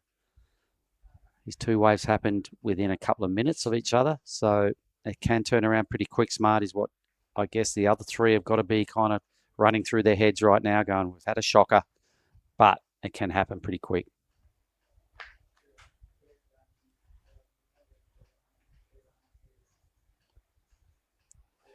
So no doubt we've seen Mirai just go back-to-back here today, which is a huge story. She's in the QS 6000 as well. Right. All right. Does she travel with a coach? Oh, yes, actually. Now Omura, she's actually competing in this QS, but she is traveling with other Roxy team, Momo and probably Mirai together. So now could be her coach. So probably gave her some advices. Whatever's going in her ear, it's working well. Right. No better act today than what Mirai Akita did. 3 of them coming here from Newcastle, actually. Yep. All right. Okay, so they're on the Challenger already. Well, here is... Take us through this one, mate. 小林選手、さあ、大きなスプレーを上げながら縦のアクション、そしてここもフィンを抜きながらきれいに前に出てきます。Can I clap? Well served. It was worth waiting for that one. Been waiting for like 10 minutes or so, and it got that wave. Excellent surfing. Wow, just the blasting off the top. His wind up, you're just like, oh, what's he going to do here? And he took every bit of the top just to pieces twice on a large sucky wave. Huge number, I reckon, for K. For sure, I reckon he goes to first. All right, 2 big hacks are really enough to get Here's the good scores. Teddy, Micah, and who's the other cat in the middle? Not sure. All right, let's see if he does go to first. What would he need out of all of this? About a 7.5. Right. 5, I would say. I reckon the judges haven't seen a good wave for a while. Here comes 1.8. All right, which is what my thought was. That was excellent surfing, surely. That was just so sick. He did not hold back. 8.17. Wow, Thank you very much, judges. Into first. K. Straight into Your boy sat there for a long time in last, and we're questioning his decisions, and he goes, boys, check this out. Boom. So sick. But he did only 2. Doesn't matter. 2 turns. That's so all you got to do. 2 turns enough to get excellent score. This is an indicator for everyone else. Look, his extension off the top. I'd love to see a replay of that again, if there's any chance possible, because that's some of the best surfing I've seen since Iko Watanabe teed off on his 8.6. That was just brilliant. So there's still 5 minutes remaining in this heat, and K, there's going to be enough time to go back out and get another wave for Kei Kobayashi as well. But his Bassett up and riding, with throwing a bucket of sprays and going to the vertical. That was better hit, but gets a connection right here through to the inside and gets a vertical again. This is turning into the great wave for Bassett, needing 5.42 to go back into the first. All right, I lost my focus a little bit on that. I was watching something else, but I'd love to see it again. Those last 2 efforts by both green and red, really strong, consolidating those qualifying positions. A couple of the lads down there just enjoying the view and this afternoon's actions. Hey, fellas. There's 1 green bottle out already. It's only 120. And the rest of the gallery probably won't be far off. Nice to have 1 green bottle with this heat. 6.33. Going back to first. Yeah. All right. Pretty close now on the top of the leaderboard. So Farhan and Isaiah, I've got a little bit of work to do, and they've got to do it in a hurry because we're down to 3:40. 小 Here 林 goes 選 your boy 手、 again. 3本目のライディング、少しレールが引っかかってしまったか、これはいい波だっただけに少し悔やまれるところ。Well, that was an unusual error from Kei Kobayashi. That was good looking wave. All right, let's have a look at Farhan here. So he sets himself up. He's got a big number he's chasing, so absolutely has to tee off. That wave does not go to plan there for Farhan. So he'll have to try and regroup. And can he get another wave in 3 minutes? We can see the next heat circling out the back. The drone has been up there all day, bringing us the coolest water angle. I love your boy Kay, what he's done for that 817. 2 huge blasts. And then you could see him setting himself up on that last wave, but he just got clipped by a little bump that things went weird. So this fella now, he's got something to prove. Norland, he's in 4th, a 692. That was nowhere near it. Needing a pretty big score, 692. Ooh. Should he have waited one wave longer? Right here Green is, seems to think he should have. Right. さあ、小林選手、この波で 3.49 を出してくると1位に戻ります。さあ、一発大きなターンを入れてしっかりとこれはメイクしてきた。It was a one big turn, but if it's incomplete, then it'll be enough for the requirement, I reckon. Yeah, I think he had his eye on the other fella that was duck diving as well. Might have thrown him off at the back end of that wave a little bit. But he goes gnawing again. Oh, he's having a shocker of a heat. In reality, his last 3 waves, he doesn't have... He's now put himself in a position where he needs a big number to catch up, but he's had 3 waves that could have put him in second. Kay's only had 1 real high moment and then a couple of little fumbles. So Isaiah kind of has really dropped the ball a little bit here in this performance. But he could regain his Still got first time. priority. I can't completely write him off. Look, if he gets a good wave in 90 seconds and gets a 692, he's in. All right, and your boy has fumbled equally on a couple of waves as well, same as Blue, but he connected for the 813, which was a huge congrats. It was some of the best surfing I've seen since Iko's wave, right? So the question is there going to be another opportunities for Isaiah? It's just over a minute remaining. And we are still waiting for the green and green's last wave.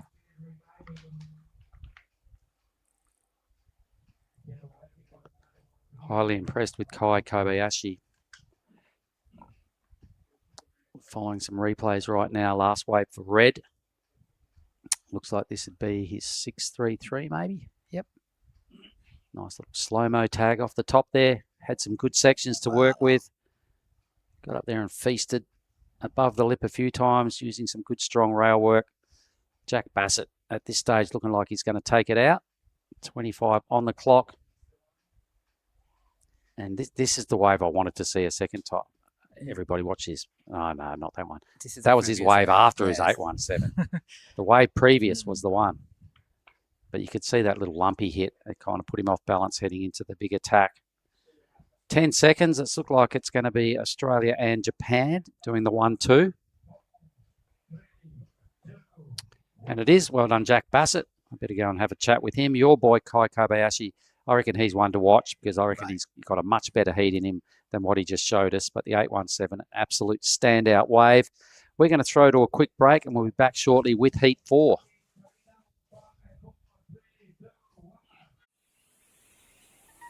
On the edge of the wild South Sumatran coastline, Ujung Bocur juts out into the pristine Indian Ocean to offer long and rippable walls that are a vision of dreams come to life.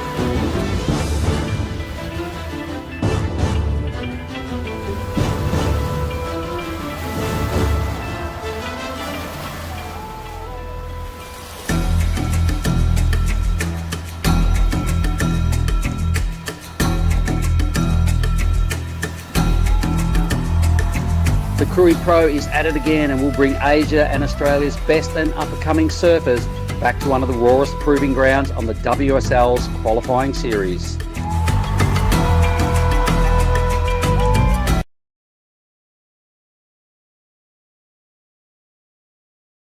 Everyone, this is day number 2 of Krui Pro.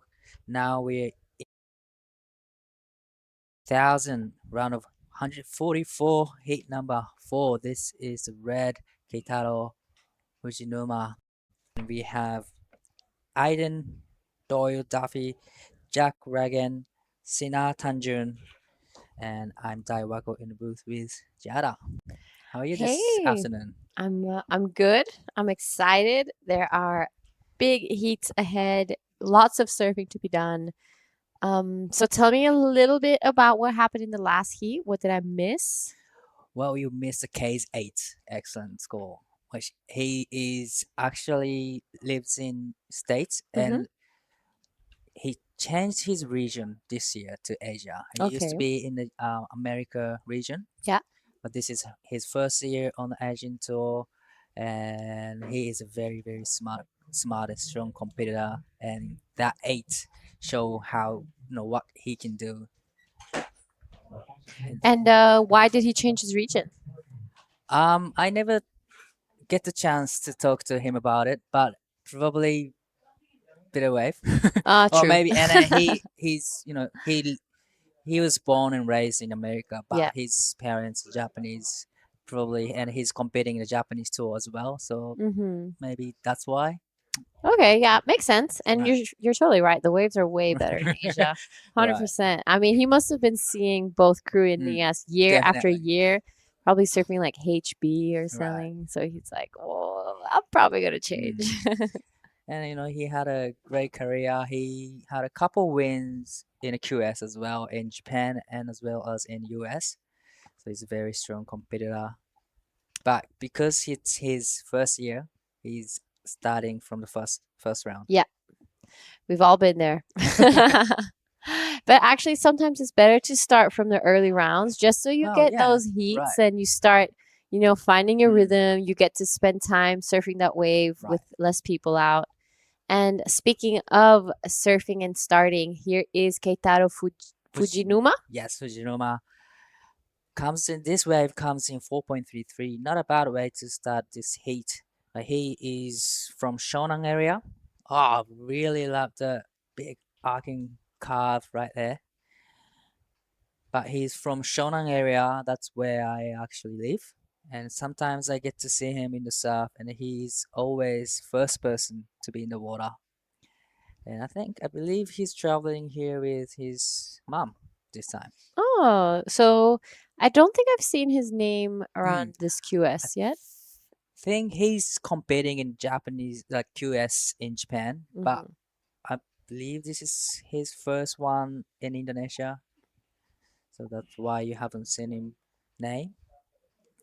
Yeah, exciting. This year there are so many new names and new surfers, so it's great to get to know them a little better, get to know those new faces and kind of see what the up and coming generation into the game.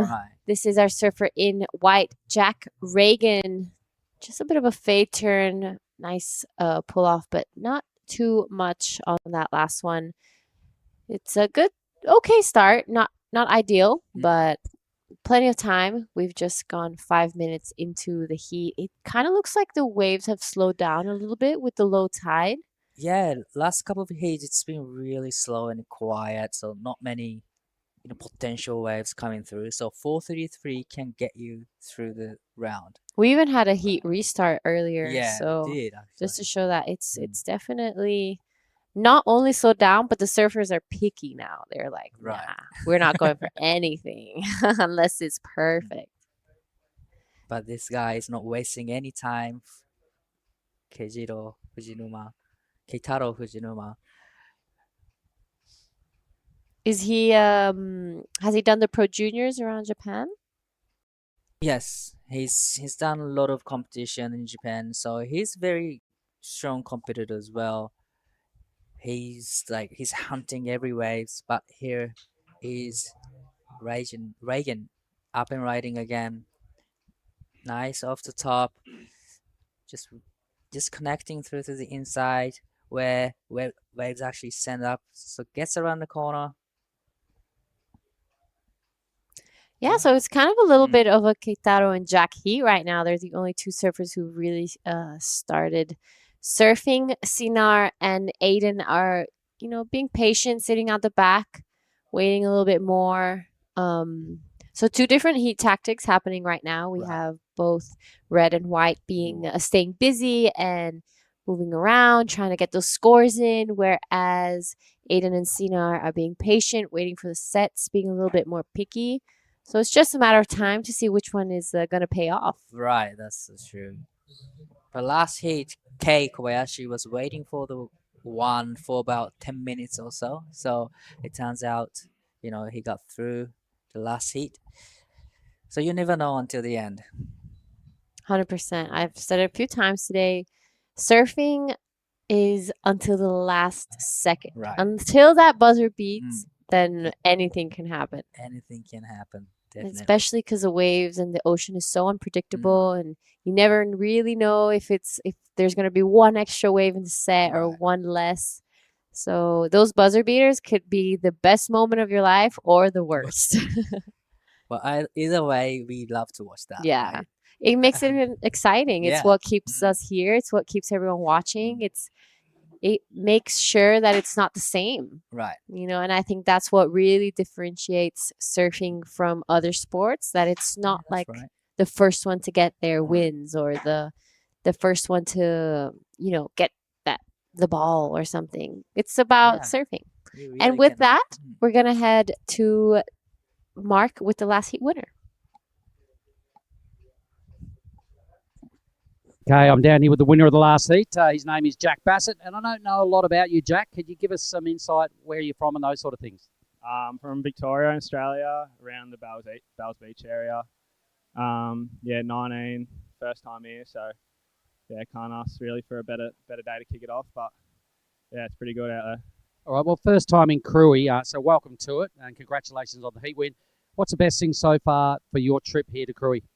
Don't know, just traveling with all the boys. We got a couple of the boys here from Vico and a couple from the sunny coast. So loving hanging out with the boys. All right, and welcome to, and we're creating history here, the first 6,000 ever. Have you ever done really good in QS events? Nah, not really. Hopefully this one maybe. Yeah, more of the same like that last heat, and I reckon you're on your way. Can I shake your hand and say all the best, Jack, for the next round? Cheers. Thanks, guys.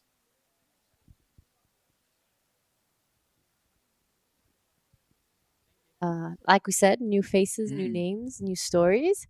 So it's going to be interesting now with so many of the big names out into the Challenger Series and not really going to be here or in NIAS. We're going to be seeing a big change on finals day. Usually it's always those same big names that we see over and over again, but I think now we're going to see something different. Especially in NIAS. Mm-hmm. Probably see some new faces. For sure. In the finals day. But already we've seen new faces. Keitaro is one of them too. Now he's holding on to the 4.33. Just waiting for the wave to back it up. Yeah, so the ocean, on screen, it's there's a lot of waves, but the heats have slowed down quite a bit. We're seeing a lot of patience, and it's looking like a set is rolling through. We're still waiting for Aiden and Sina to kind of start off this heat and catch their first waves. Like I said, for now, it's just been Jack and Keitaro. Right. But on screen, I've seen a lot of waves coming through, but is it either surfers be really picky or the surf is being really slow? So here is Keitaro is up and riding. さあ、藤沼選手2本目のライディングになります。4.33 をスコアしているところ、バックアップを上げていきたい。さあ、これは大きなスペルを上げてきます。これは一発のマニューバーで演技を終えますが、バックアップになってくるでしょう。It was only one turn combo, but only needing 2.07 to go into the first. Probably he's done enough for the first place with one big turn.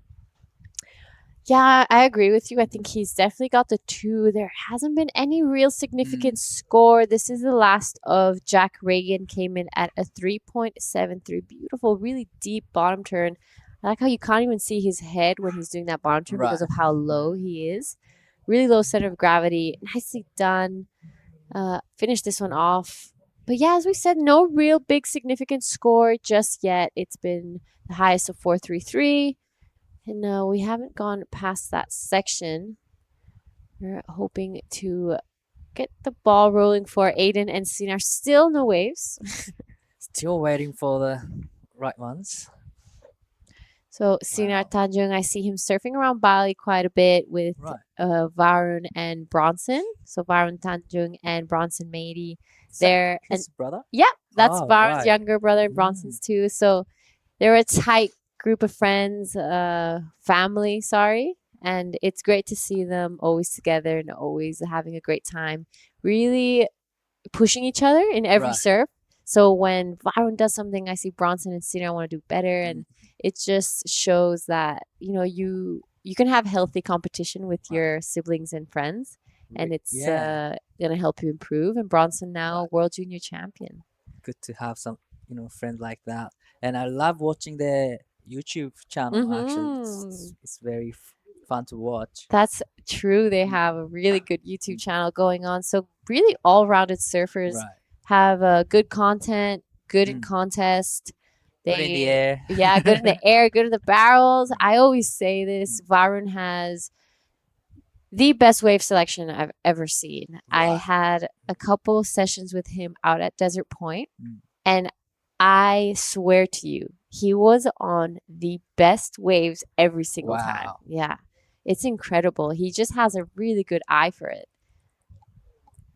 And of course, Bronson, speaks for himself. And Sinar is the youngest one, but he's coming up, and I'm sure he has a great, bright future ahead of him. Now he surfs in the QS 6000. Yeah. That's a big step. He had a great junior heat yesterday, and today, unfortunately, just got knocked off. But he's every year that he does these contests, I really see a huge improvement. And I see him training really hard for it. Right. So it's great to see. I'm sure all the families watching. So big shout out to you guys. Big part of Indonesian surfing. Right. Yeah. So true. Big family. It's been almost 15 minutes, but not decent wave for green and blue. Still waiting for the right ones. Yeah, we're just about to reach the 11-minute mark, and Sinar got a 0.5. Aiden's still sitting down on 2 zeros. Hasn't stood up just yet. He's being pretty particular about which waves he wants to catch. Don't know if maybe these are nerves or he's just trying to heat tactic. Right. Could go either way. Hopefully the nerves don't start kicking in. He seems like he's seen something. And will this be Aiden Doyle Duffy now? Here is the very first wave from Aiden. Nice off the top. Nice off the curve. Late into it. Really love the third section. Throwing buckets of sprays and straight into float to finish. But unfortunately went down. But it was a great wave for Aiden. Yep, so Aiden finally took off 15 minutes into the heat. This is your man now, Keitaro. 藤沼選手さ、こちらの波でバックアップを上げていきたいところ、さっきのセクションへ走っていきます。ここからしっかりと切り立ってきたところに当てていく。1発、2発、そしてしっかりと前に出てきます。これはいいライディングになりました。バックアップの 3.23 は超えてきそうな、そんなライディングでした。残り時間10分を切っています。Another great surfing from Keitaro. Again, but I'm just curious what Blue's gonna get for the last of exchange. Yep, so for now, looking for 6.4, but he is sitting on nothing, literally. So after that, I'm sure that requirement is going to drop. He has just over 9 minutes to get back into this heat and pass into the next round. We will be finishing the round of 144 today, which is a total of 8 heats. And after that, we're going to go straight to the round of 128. But we're only going to be doing the first 4 heats of the round. This is now Sinar. Beautiful first turn. Sets it up straight for that second one. This wave, an insider, but has a really nice wall to it. Wraps it around, giving the judges a variety. A lot of spray out the back. Sinar not rushing his turns. Calm, cool, collected style. Right behind him, we see Jack Reagan falling off on 1. That was a smart, wave selection from Sina. It was an inside runners, but still, breaking along the reef perfectly, and he puts a couple of turns in, major turns. So it's gonna be his best score, that's for sure. But we're still waiting for the last of red and white and green. So scores for all 4 surfers. Right. Hopefully after this exchange, we're gonna see a bit of a change in the leaderboard.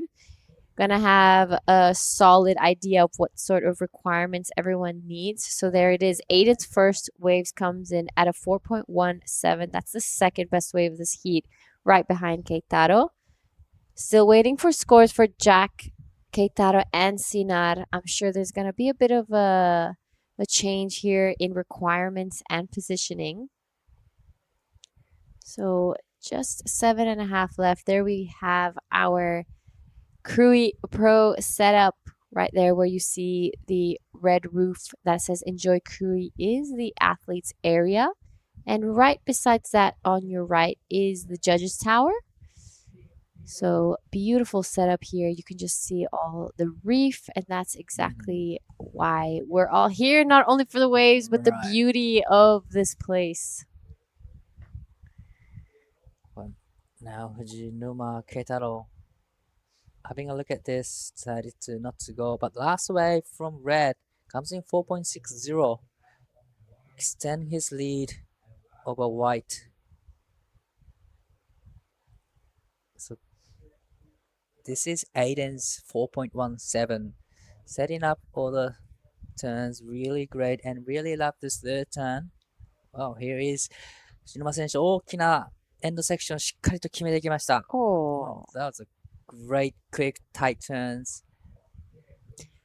And this is Aiden right behind him. So finally some live action, guys. We're seeing some sets come through, and those waves are looking way better than what we've been seeing in this heat. Finally, the waves started to coming in for all the surfers. Just over 6 minutes remaining. And finally, Aiden got 2 waves. Blue now need 2.33 to go into the second, and then Sina needing 3.77 to go into the second. So not big scores needed for them to go into the second, but time is ticking in this heat. Yep, so we are about to reach the 5-minute mark of this heat, and I'm sure Aiden will be backing up that 4.17 pretty nicely. Needs a 3.33 to go into an advancing position. Keitaro, we didn't see the first part of his wave, but the ending was absolutely beautiful. Right. He finished and closed that wave really nicely. So I'm pretty sure if he was in that same flow in the first part of the wave, he's going to be having a pretty decent score on the board. So we reached the 5-minute mark. This is when things start to get pretty critical. Wow, last of red comes in 7.00. That is a great score. He's extending his lead 7 and backs it up with 4.60. That is super well done for Keitaro Fujinuma. He's increasing his lead. Here is the replay. Wow, that was a really deep bottom turn off the top and quickly finishing off strong. That was a really hard section to hit, but managed to get a strong finish from Keitaro Fujinuma. And there we have the last of blue as well. Our man finally started his heat. A 4.17 and a 4.60 came in his last wave. He is now in second. He has priority with just under 4 minutes left. He finally got his heat started. Right. He's been waiting for those waves for almost like 15 minutes. And now he's in second place with only two wave ridden. That's a great heat strategy. I don't know if great, but it's working. Right. I would be so nervous if I was him Definitely. right now. Well, now he's comfortable, but I think maybe 5 minutes ago he was not feeling good. He was probably like, I Right. need to catch a wave. Or maybe you're right. Maybe it was all part of the Maybe. strategy. Not guess- too sure, but Yeah. I hope it was his plan Yeah. to waiting for the right ones. That's the beauty of Right. competition. Everyone approaches it differently. Yes. But doesn't like he's nervous at all on this wave. He pushes so much and throw a lot of sprays. Managed to get couple turns in. Unfortunately, he wasn't able to connect through to the inside.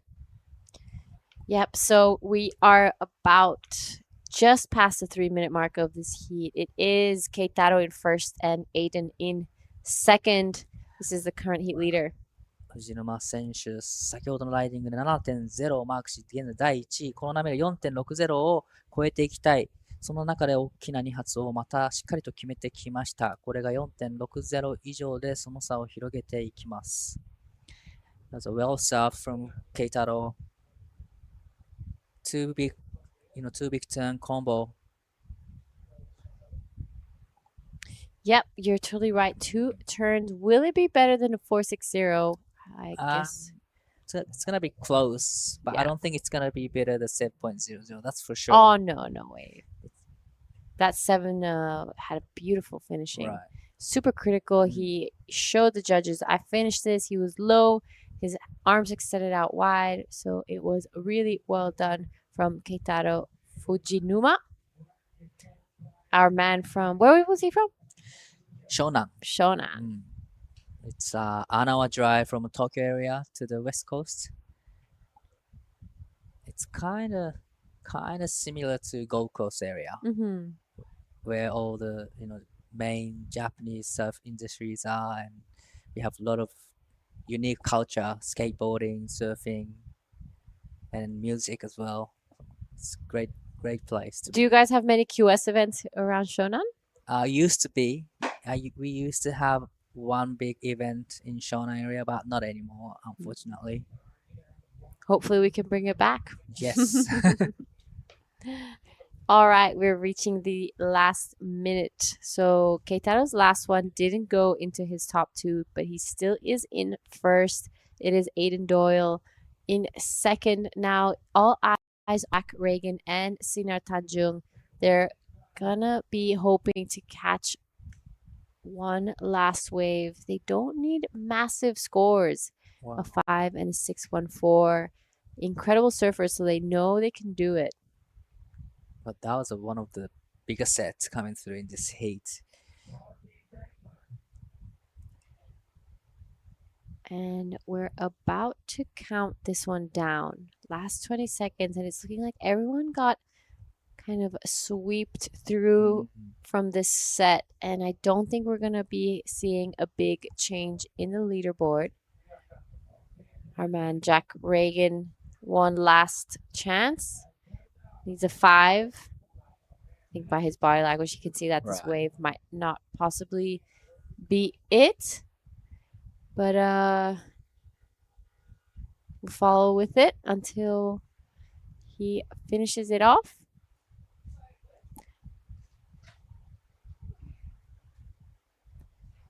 And with that, I think we're going to head off for a quick break before we start off the next heat.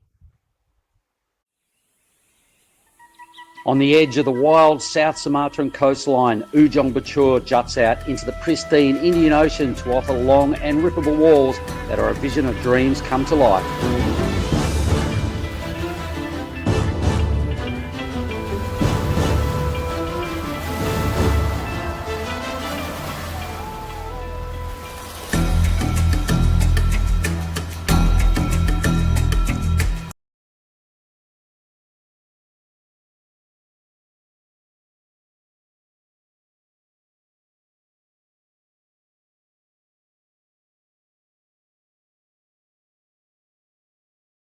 Welcome back to the Krui Pro. We are officially onto the QS. This is of 144 Heat 5. Welcome back into the booth, True Starling. Thank you, Giada. Yeah, it's nice to be back. It seems like it was a little slow in that last heat. Most definitely, we have seen it slow down a little bit with this low tide. We haven't seen that many like those big scores that we saw earlier. But talking about surfing, this is our man in red. A beautiful start. Nice top turn. Huge fan of spray. This is Teddy Billy. Surfed a junior. Unfortunately, didn't have a great run, but this is him for the comeback. Tries to finish this one off. Will he land it? Unfortunately, just goes over the handlebars. But a good start. Yeah, really nice way to start off his campaign in this heat. Unfortunate to not get the finish, but that sometimes happens. He has plenty of time to tidy that up in the next 23.5 minutes. He's taking on Jaden Wilcoxon, Mohammed Sobari, and also Jenny out there as well. So it's going to be an exciting heat for heat number 5. There's 8 heats in this round, and then we'll finish the day off with the first 4 heats of the men's round of 124. Yep, that's exactly right, which means that tomorrow is going to be a pretty big day. There are a total of 16 heats in the round of 128. Wow. I think there are still so many rounds of men's that we would probably go into another round of the of the men's tomorrow straight after. But I don't call the shots. I just call the waves. Yeah. Well, Mohammed Sabari up and into his first wave. Couple of nice carves. He's got a really good pace right now. Oh, just a little slip up there, but recovered pretty quickly. Looks like this one might actually stand up for him on the inside. He's going to gain a bit more speed, floats that section, hoping he can get a little bit more critical on this wave. He's got a good-looking section here to end this wave. And wow, does well to ride out. That was a pretty well-ridden wave there for Mohammed. Yeah, that was really well done. He kind of disappeared behind the whitewash on that last part, and I was like, not sure if he was going to make it out, but he did. So really nicely done from our man Mohammed Sabari. I don't remember seeing his name in the juniors, so he must be first time surfing in this contest. Teddy's first wave of 4.33. I'm sure if he finished that wave off, that would have definitely gone into the 5s and increased his lead a little bit. Still waves to be ridden for Jaden Wilcoxon and Jenny. We'll just call him Jenny. So, Jaden, part of the Kandui crew, was in the Pro Junior the first yesterday and this morning. Unfortunately, wasn't able to get past his heat, but he did an incredible job nonetheless. I'm sure his whole Kandui family was out there not only watching him here, but I'm sure they were watching him at the resort. So a huge shout out to everyone at Kandui Resort. I missed you guys. This is the replay of Teddy Billy's first wave. This came in at a 4.33. Really well done. A little bit repetitive, I think, on the first 3 waves. But if he finished that, that would have definitely gone into the 5s range. Yeah, he was almost on his way, maybe just going down that wave a little bit straight-legged, I think. But great attack, great approach for Teddy, 4.33. And waiting for this wave. Here we go. That is Teddy up and into his second one. Locks into that end section, but once again, it's just catching him off guard a little bit. I was actually bumped into Caleb Tancred just before, and I was like, oh, congrats on your heat. He's like, yeah, and he goes, I got a little bit too excited. I was just catching heaps of waves by the end. I was like, yeah, I kind of noticed that. And he's like, yeah, and he goes, I haven't really had that many waves in the free surf, so I was just taking the opportunity to just keep catching waves out there. I was like, yeah, well, you got to do what you got to do. 100%, and I think he's totally right. These first few heats are a good way to kind of get those rounds in, get those surfs in, and it gives these guys an opportunity to really get to know this wave when there's no one around. Yeah, definitely. It's good fun, and to be able to surf perfect waves, pretty much perfect waves with 3 other people out is pretty ideal. It's very luxurious, that's for sure. And that first score for Mohammed just locked in a 4.17. So he has started this heat off well. It is Jaden and Jenny that are yet to open up their accounts. but looks like there might be a line rolling through, and I think Jaden is trying to see if he can get in position. But this is a replay of that last wave of Muhammad. Yep, this is the 417. So nice looking wave. He wasn't rushing through. Oh, it looks like he got a little bump there. Yeah. So awkward on the bomb turn. But this is now Jenny on screen. Tries to get around that section, just closes off on him, wants to finish it off. Unfortunately, it falls off on that one. Not a great start, but good. Oh, Muhammad loads up off the bottom, really draws out that bottom turn, but can't quite get that finish, unfortunately. But really good approach for Muhammad Sabari. And so from that, we're going to head over to Daiwako and the winner of the last heat.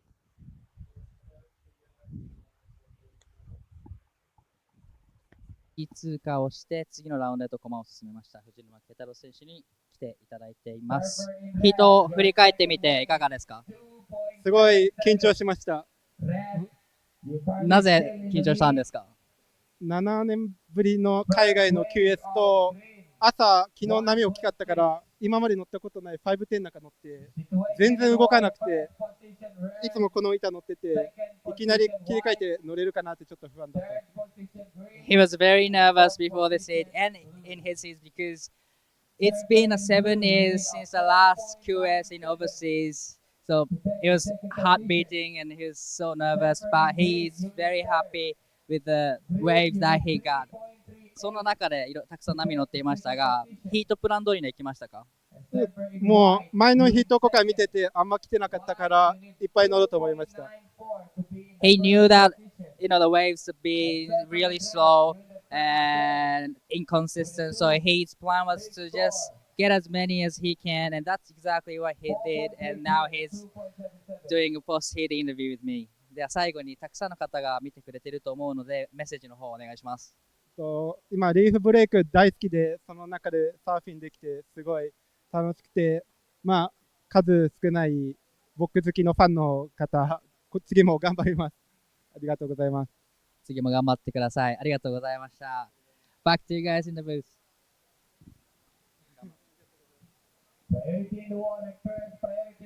Great to get some insight on Keitaro Fujinama. It was a super slow heat, but he got a 7 under his belt, which was really, really well done. Second to him was Aiden Doyle Duffy, who only caught 2 waves, but he did get into second spot. It took him almost 15 minutes to catch the first one and 20 minutes to catch the second one.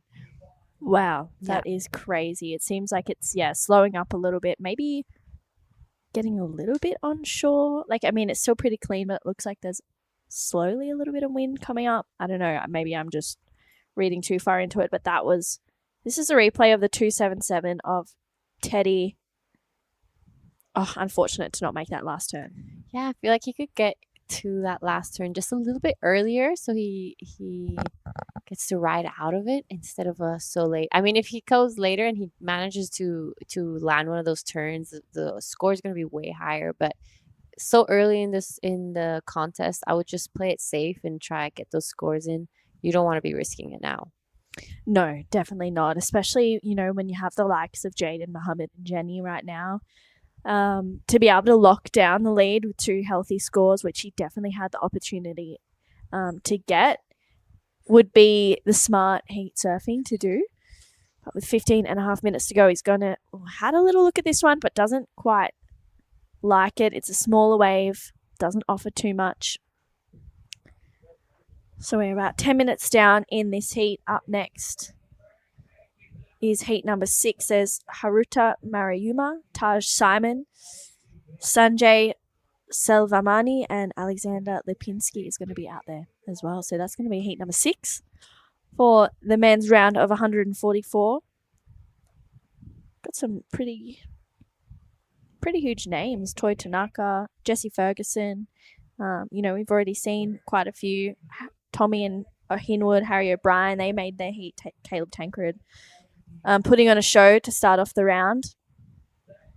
Yeah, there's going to be some really good heats coming up, especially for the last 4 heats of the day. they're shaping up to be pretty good. Yep, and as we get deeper into this conversation, deeper into this contest, we will be seeing some huge names come through. I've said quite a few times, it's going to be interesting to see how, with the Challenger Series so close, a lot of the big names didn't show up this year and won't be showing up to NIAS as well. So we're going to be seeing some new names in Finals Day. I'm pretty excited. Yeah. Is there anyone in your opinion that you're like, oh yeah, definitely keep an eye out for these people? Well, I would like to say Bronson Mady and Baung Tanjung. Mm-hmm. Kian Martin for sure. Some other names that I'm just taking a look at right now. I have faith in Caleb Tancred. Yep. He could be one of the guys that, starts first round and makes it to the finals. Yeah. Surfs his way through. Yeah. Just carries a momentum. It's like an ISA type of vibe. Yeah. 500 heats. It's a marathon, not a sprint. 100%. And especially that 7 that he caught was incredible. So, yeah. Caleb Tancred could be one. I think for now, looking at these early heats, those are some names I would say. Yeah, they're shaping up to be some pretty good heats. There's lots going on. I saw Tully Wiley yesterday in the water as well. Yeah. He could be a contender for Finals Day. Oscar Berry, for me, I love his backhand. Yeah. Reef Hazelwood. We're practically naming the whole QS at this point. Literally. It's good though. I mean, it just shows the depth of talent that 100%. We have. It's Although you have the seeded rounds too. Oh yeah, you want to have a little sneak peek? Yeah, I'm excited. This is what's to come. Yeah, it's going to be huge. Some really good surfers coming up, and even in the women as well. It's going to be exciting. Got some new faces. Also some faces that we've seen around for a while. I saw Philippa Anderson and Paige Harrop over at Leafy's. They were just, enjoying watching the surfing in the aircon room, although it was actually pretty warm in there still. But yeah, there's going to be some good surfing throughout the event. Yeah, it is. It's pretty warm out here. Even the ACs aren't working. So everyone is trying to keep cool. But it's funny, as the contest goes on, you start seeing faces that you're like, I haven't seen you yet, and I haven't seen you around either. Yeah. People you haven't seen just like start crawling out of the caves. Yeah, they just pop up and you're like, oh, hello, where have you been? They're just, I'm in surfing Mandiri because I can't deal with that, And, this is, like, we've seen this event the last 3 years. So everyone would have been coming here 3 years pretty much back to back. So they know this wave pretty well, right? So I think they have that confidence in their landmarks, in where to sit, and what waves to catch. So sometimes it's nice to come here and go surf somewhere else to just get a little bit of rhythm in and just get that timing in for surfing. Yeah, 100%. You're right. And this isn't a beach break. This wave is always the same. So every year you come here, this wave is going to be exactly the way you left it last year, and your landmark is going to be the same as well, unless it's a tree or something that's fell. Yeah. So you're totally right. It's nice to have that consistency. Yeah, definitely. That I guess faith in where you're at and what's going on. And Jenny, he's got that 1.6 already in his scoreline. He's trying to get a 3.38 to go up to second place. Gets a second turn in. Another nice carve. Driving through a third turn. You can see him just really eyeing the sections out behind him. It looks like Muhammad gets a nice carve to start off, and he kicks out, and there's a few lines coming through out the back. Looks like Teddy was thinking about it, but doesn't like the look of this one with 10 minutes to go. So scores come through for Muhammad and Jenny, but Jaden Wilcoxon is still sitting with priority, yet to take off on a wave. Yep, he's being patient. It's strange from Jaden because usually he catches 500 waves a session. Every time I'm surfing with him out at Mentwise, I feel like he's constantly on a wave. But hopefully he starts his heat off nicely. He's sitting with priority, just under 10 minutes. That's plenty of time to get 2 waves. Hopefully we'll see him do that. Actually, going back to what we were saying earlier, and I know you guys are really good friends. Yesterday, I was surprised to see Leilani here. Yeah. Lei came over here. So she was obviously in the Newcastle Challenger Series, and she was going to stay at my place for a month in Oz. And then I got asked to come over here to Krui and Nias, and I couldn't say no. So she's like, and we actually did plan on going over to Indo together. So she's like, well, why don't I just come over? She's a previous winner of the event. And she's just started training with Adam Dufner, Duffy, who's also over here as well. So she was like, I'll just take the opportunity to train and surf more heats and, feel a little bit more comfortable in the Rashi. So, yeah, I think... Smart move. Yeah. So is she flying straight to South Africa, is it after this? South Africa is really close to Nias. So she's actually going to go back to Oz after this event, go and hang out with my sister Jessie, spend a bit of time in Oz. And she also trains in the gym with Jared Datiri. So she'll go over to JDT and do some strength training there and then head over to Bolito on the 25th or something. Wow.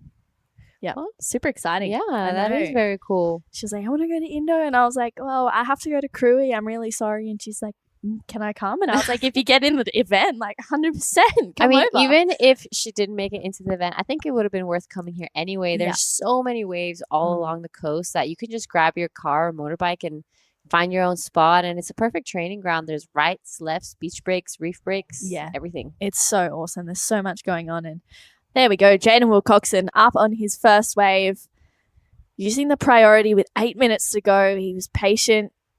He wants to go big. Nice connection there. That was a huge turn. Looking really confident on his feet. And wow. Jaden is just driving through another nice connection as he kicks out. What a great way to start off the heat. And how's the composure? Yeah, really, really well done from Jaden, showing a lot of competitive maturity and improvement in his competition surfing. He really held his act together, waited a long time for that wave, and it was really well done. I love that second turn, so much spray out the back. He's definitely one of the youngest competitors in this QS event, so that's a big, big move for Jaden. He needs a 6.07 to go into an advancing position. I think it might not be the score, but it's definitely going to be chipping away at what he needs. Yeah, for sure. It might even give him the opportunity to pick up a small inside one. It looks like it locks in at a 3.83. So at this point, he only needs a 2.25 to get to second. And he could find one of those smaller inside ones, go to town on it, and really challenge for that score. So here's a replay of that last one of Jaden. Came in at 3.83. Good first turn, kind of high lines this one. And then this is probably the turn of this wave. Boom, goes upside down, manages to stick through, finishes this one off. This wave kind of tapers off a little bit for him. So just these two cutbacks to get those little extra points, but pulls off. So really well done for Jaden Wilcoxon. Yeah, well surfed wave. I mean, he waited a really long time for that one, and he did well to convert on it. It's a 3.83. He only needs that 2.25 now, as I said, and I just feel like even though it was a smaller score, it just seemed like he was feeling really confident in himself and his surfing. So it was great to see that. He unfortunately got knocked out in his first heat in the Pro Junior, which I'm sure he would have taken a lot of lessons from. 100%, and he's so young. He has still so many years of the Pro Junior and the QS left, especially having been born, raised in Mentawai. He's used to these reef breaks. He's comfortable out here. He's not afraid to show his capability. Yeah, it's exciting. And is this his first ever QS? Do you know? No, I'm pretty sure last year was probably their first time coming over to do Krui and Nias. If I'm not wrong, I think it was last year, yeah, or maybe the year before. No, I'm pretty sure last year. I'm gonna go ask them later again. But yeah, they came as a team. They are mostly in it for fun. Yeah, they're all so young. It's just to get some heats in, just to get that opportunity to learn a little bit from all these big names as well. Everyone comes to do Krui and Nias, so they learn so much just from being here and watching heats. And getting to surf some incredible waves. I saw Dylan, his older brother, drop some clips from, I think it must have been Honey Smacks not long ago, and it was a crazy barrel. Dylan is one of the most talented surfers I've ever seen. Wow. Yeah, especially when it comes to like big barreling waves. He's just so comfortable.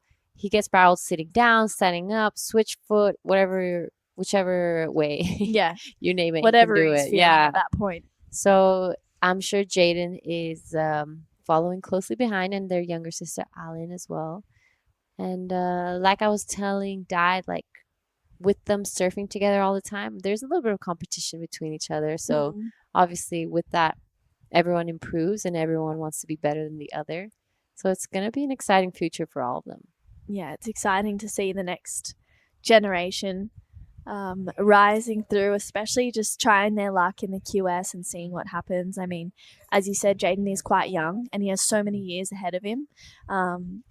So it's moments like this where, you know, he can just take the lessons from it, win, lose, or draw, which is super exciting. And with 3.5 minutes to go, he only needs a 2.25. Jenny has that 2.83.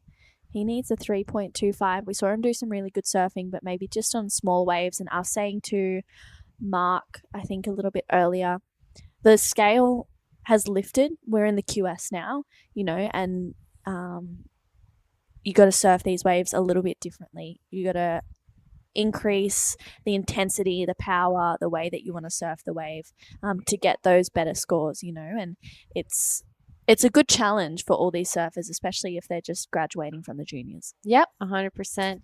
And most of the round one surfers are surfers that were in the junior as well.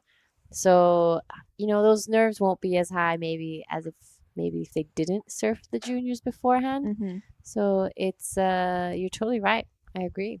It's raised a lot and they're going to feel it for sure. Something that must have felt like an 8 in the Pro Junior is probably going to be a 4 in the QS. Yeah, definitely. It's asking a lot more for sure. And yeah, you can really see the difference between people who've been on the QS for a little while, understand the scoring, as opposed to athletes who have just, you know, walked up to the QS and they're like, you know, figuring it out as they go.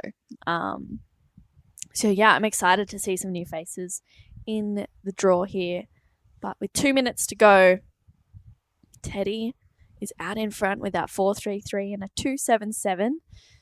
Mohammed has that 4.17 and a 1.9, sitting in second. Jenny with a 2.83 and a 1.6. Needing a 3.25 to go to second, so not a big score. And Jaden looking for that 2.25. His first wave was a 3.83, but with 90 seconds to go, it's the time that is the enemy right now. 100%. Time is definitely against Jenny and Jaden right now. So they're going to want to start getting some waves under their belt. Is now out the back, Jaden Wilcoxon, but he has fourth priority. Sorry, this is Jenny. He has third priority. So if Teddy or Mohammed want this one, no, it's looking like it's a bit of a fatter wave. He's going to weave through this one. Some nice cutbacks here, but definitely nothing too significant. Out the back is Jaden, but it's looking like Mohammed is going to be cashing in his priority. Let's see. And he does. It's a whole priority situation. Yeah, wow, that was crazy. Teddy actually had the first priority then, so he uses it. Oh, huge surfing. That was a smart move from Teddy. With 30 seconds left, he wants to get rid of that 2.77 and make sure that none of the others improve their scoreline. So really smart surfing from Teddy.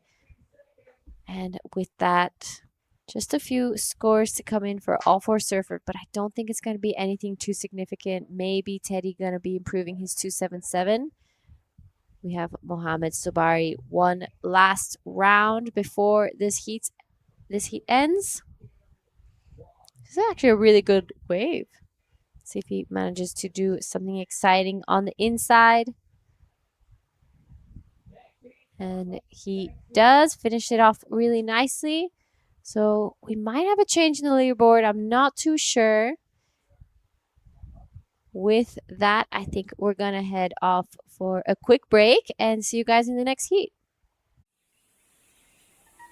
On the edge of the wild South Sumatran coastline, Ujung Bocur juts out into the pristine Indian Ocean to offer long and rippable walls that are a vision of dreams come to life.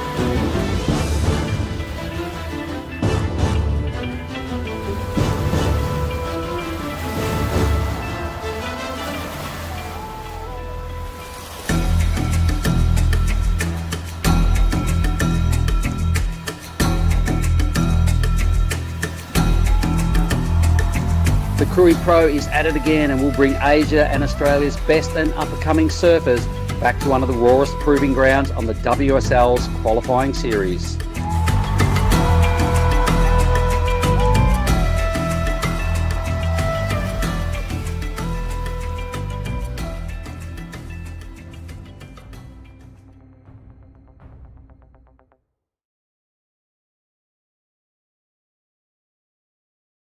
Krui Pro, we have moved into the QS and we are about to start heat number 6 of the men's round of 144. We are actually still waiting on scores from that last heat, heat number 5. That last wave of Jenny was a 2.23, so it was not the score that he was looking for, but we are still waiting on scores for Teddy, Jaden and Mohammed. Jaden's last wave was a 3.03. That takes him up into second place. Mohammed now needs a 2.69. We'll see if that's the score that he's looking for. He got a pretty good looking wave. And Teddy, I feel like he's going to better that 2.77. So we are still waiting on those scores to round out heat number 5. Before we start heat 6, Teddy's last wave locked in at a 6. So he extends his lead. He also has a 4.33. And Mark Clift is joining me in the booth to take me through heat number 6. And its conditions have changed a little bit. It's gotten a little bit slower. I was going to say, looking at these numbers, well, kind of lowish. So was there not a lot of opportunity in that heat, or did they miss waves? There wasn't really much opportunity, unfortunately. It was a little bit slow. But, you know, such is life. Yep, just got to deal with it, right? Yeah, exactly. It looks... Jaden still, I don't know, I didn't see his last wave. A 4.64 would push Mohammed Sabari temporarily in second. So heat 6 has not started, folks. Boy, the judges must be having a tough time with this one. It's not often it takes this long into, you know, after a heat finishes to get a result. Yeah, well, it looks like last of blue is... A throwaway number for Jenny, yeah. All right. For Jaden, yeah. Unfortunately, it doesn't look like it's going to be the 4.64 that he is looking for, unless he has one more score to lock in. No, that's it. So it's Teddy taking out that heat, Mohammed coming in second, and those two moving on through to the men's round of 128, 126.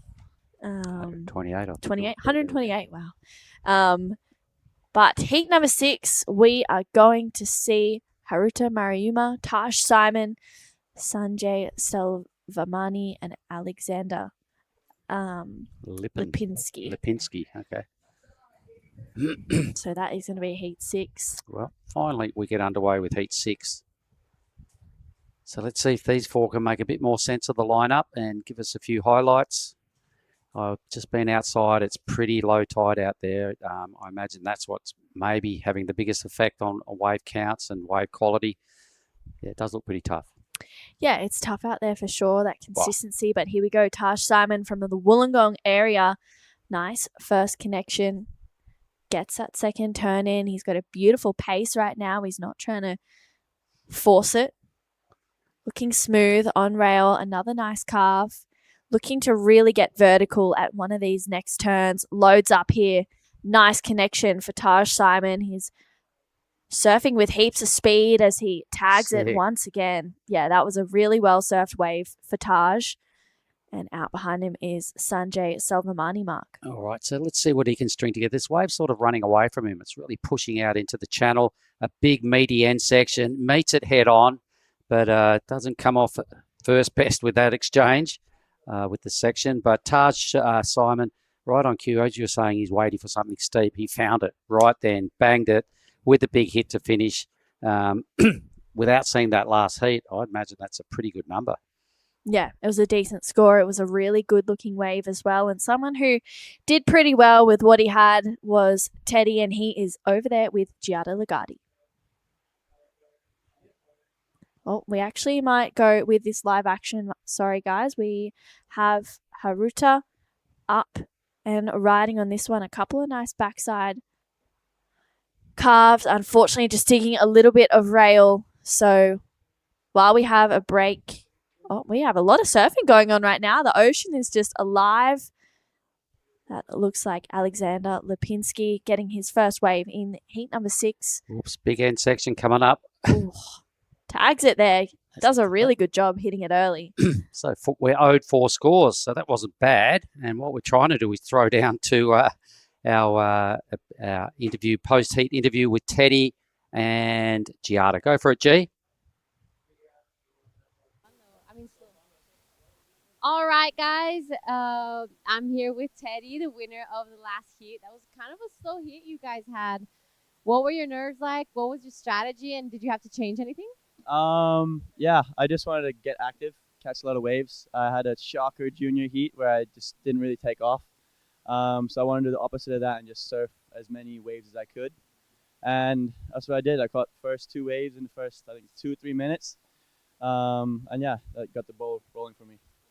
So your board is looking really good under your feet. Can you talk us a little bit about it? Yeah, shout out to the guys, Channel Islands, Surfboards, Bali, back at home. Magic right here, Fever, 6-0. Yeah, I feel super comfortable on this board. And yeah, thank you to Channel Islands.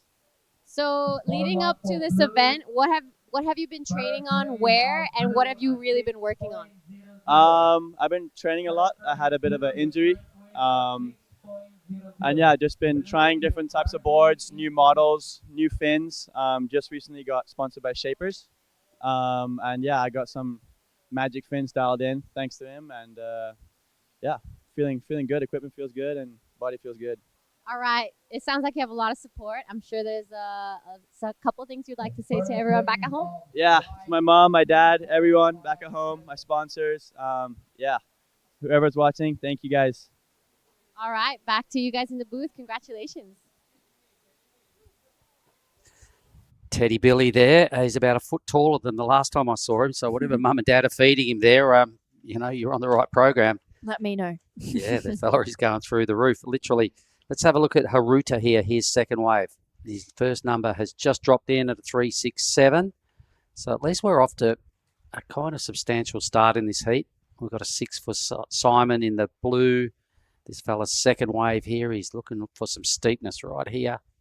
Boom, big float grind across the lip, coping of that thing, holds on for all he's worth and does get credit for that end move, I reckon. It was pretty well done.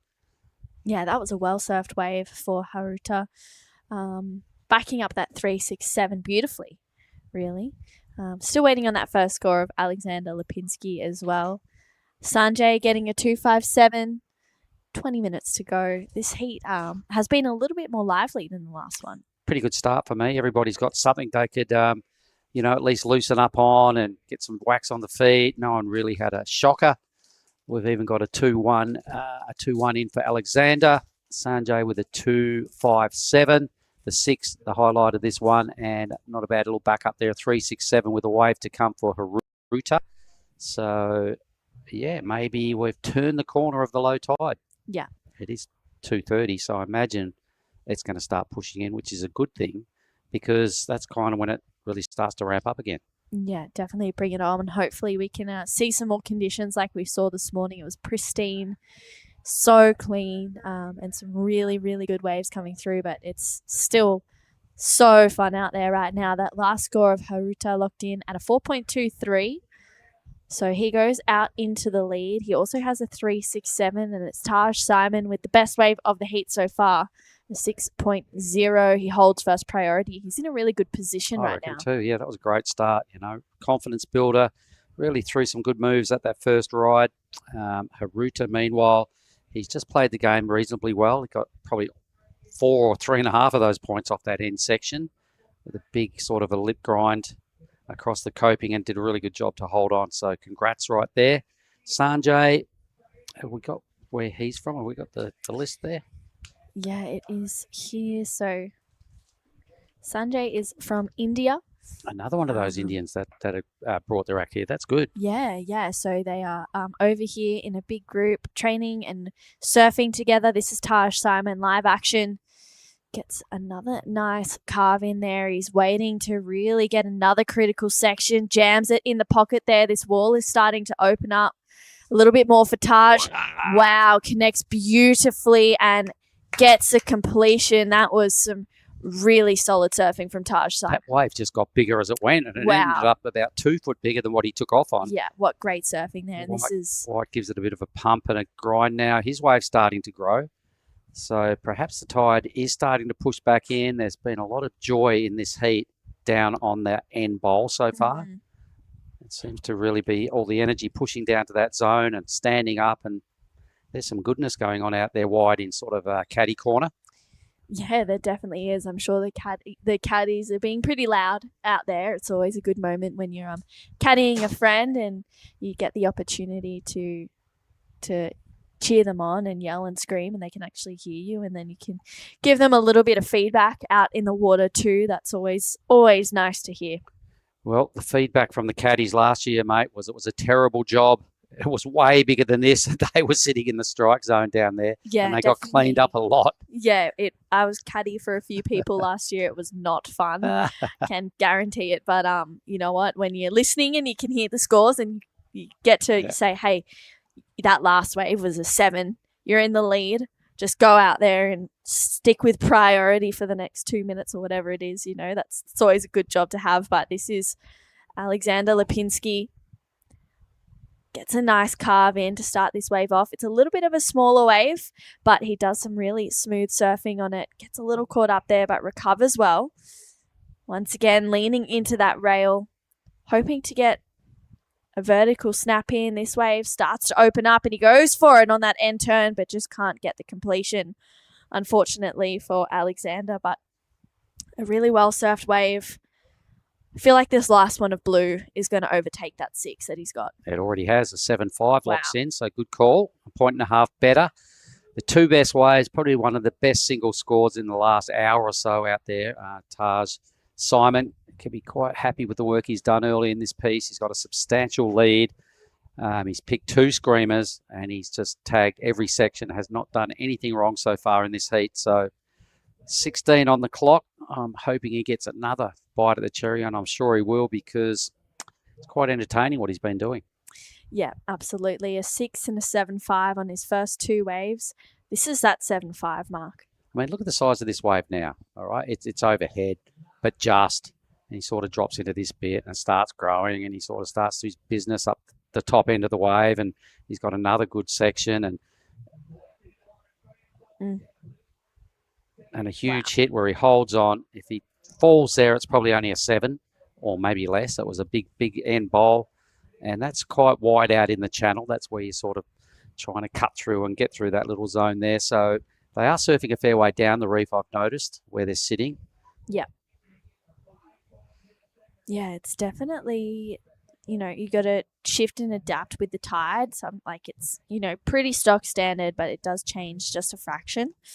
I mean, yesterday morning, they were sitting maybe 200 plus metres further south and taking off there. That's where, as opposed to where this heat is, and it's just due to conditions, not as consistent.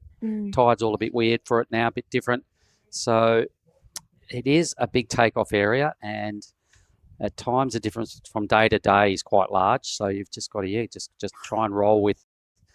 You probably really can't come up with your heat tactics until maybe an hour or 2 before you heat, because stuff changes, right? Yeah. So what could be your go and starting point in the morning could look a whole lot different in the afternoon on this sort of a tide. So Taj Simon is doing it well. I'm not sure where he's from, but Taj is from the Wollongong area, down just a couple hours south of Sydney, but he's just relocated up to the Gold Coast area. All right, so that's why you'd be seeing him a bit. That's where you guys grew up, parked up, competing with his sister Summer. Recently, just spent a little bit of time with Bodhi and Malia Simon, his younger sisters as well. So, they're such an amazing family, and I'm sure they're all watching as well, just cheering on Taj. He's putting on a show so far. But yeah, they're a family of very talented surfers. It's awesome to see Taj over here in Krui. Cool. Well, it's 2 waves apiece. Taj Simon is the real highlight reel of this heat. So his folks, if you are listening in, your boy's killing it. And it can only go upwards from here. I'd like to see him have a crack at upgrading this 6. And while we're on the topic, a couple of shout outs to some friends that used to be here last year and the years before that aren't this time. Nathan White's just dropped me a line. Nate, Nat Bag, we miss you as well, mate. Billy Hangen, likewise. Our former production team, you guys are awesome, and we do miss you as well. Moved on to bigger and better things. Oni Anwar, Mate Joy, some of the team that aren't on the roster this year, but for those crew I've just mentioned, I salute you guys. It was so much fun to travel with the last couple of years, and we'll give you another shout out again throughout the weeks leading up to and beyond NIAS. Right, halftime in Heat 6. Our next matchup in the chute, ready to paddle out, is Raju Seren in the red, Nikita Avdeev in the blue, Agung Agung in the white, and Alzair Satria in the green. That's the sound of Heat 7. Looking forward to it. Could be a fun heat to watch. I think it will be, because I know Nikita's a pretty good surfer. Raju, I'm not sure whether that's Raju Sena, but it says Seren. Mm-hmm. All right, I did see Raju getting around. He's here. Don't know whether that's him, but we'll find out shortly. The waves are still rolling through. Look at that thing up there. Mind surf that, gang. On any given day, that would be highly sought after, especially on our free surf sessions.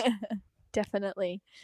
But the swell line's just a little bit broken up at the moment, and they're not really connecting from right up at the top of the point, was what I saw when I was watching, just when I was on my break. So most of the action is going on down here, sort of mid part of the reef towards Caddy Corner. But the big wide section has been standing up and offering a big heavy end hit.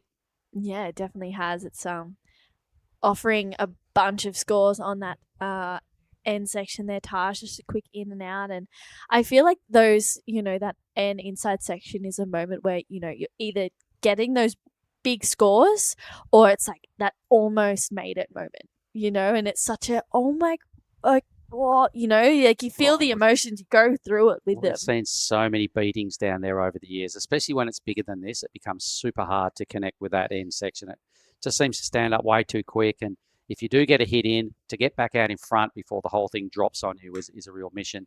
When it's in the size it was before we started, say on the Monday, that was a bit rogue. Yeah. And a lot of that sort of stuff goes on when it's perhaps 2 foot, 3 foot bigger than this. So let's watch Haruta right here, wave number 3. He's already in second spot. He's looking for a massive number to win. He's got to do a mirror. Whoa. He's got to do a mirror and pull out a 927. Yeah, wow. That was, I don't know if that's a 927, but that was pretty dramatic. I thought he on that last turn. He just popped up out of nowhere. I guess that's the angle that we got from that drone. I liked it. You could see that he liked it too with that stand tall. That was cool surfing. Ooh, incoming. So it looks like there's still plenty of energy in the ocean this afternoon. I can see a 3 stack heading this way.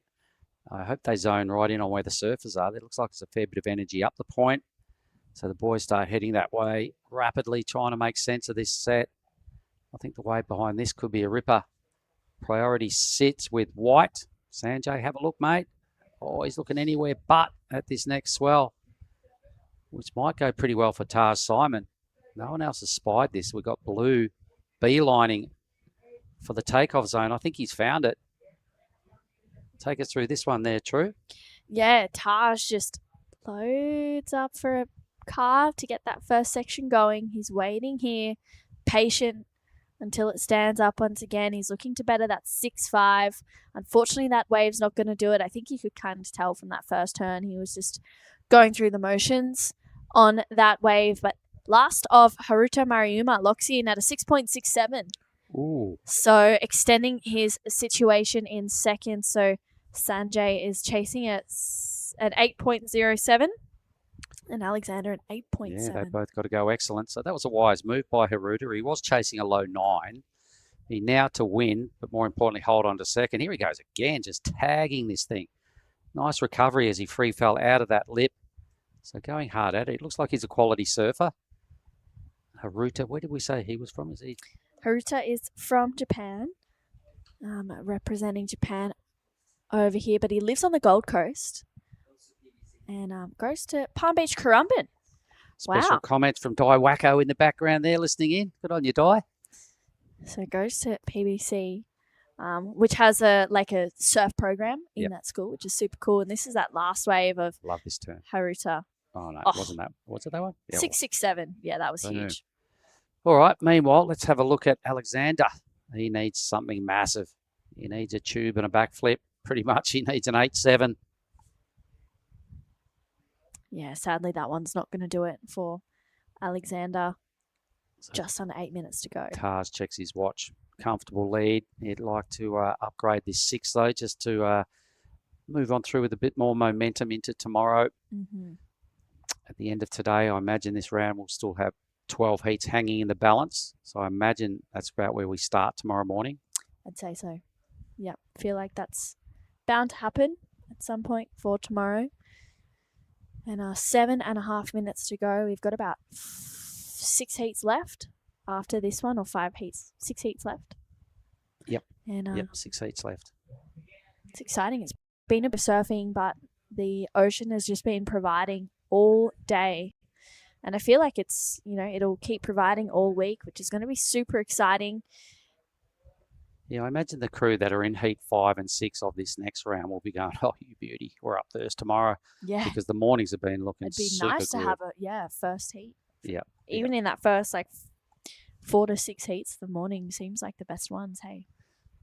That's been the Indo Glass that we've come to know. Mm-hmm. And, the waves have been really good every morning. Getting up early, having a coffee and a stretch and just watching the free surf session. Geez, it's been pretty inspiring to see the surfing that goes on this wave in the mornings. Everybody's going nuts. Huge belts have been the order of the mornings to entertain me during my morning coffee, and I've loved it. As I said earlier, True, coming from Trig Beach, I kind of get fairly impressed by good drop-ins, and I've seen a lot. Yeah. And yesterday afternoon there was a lot.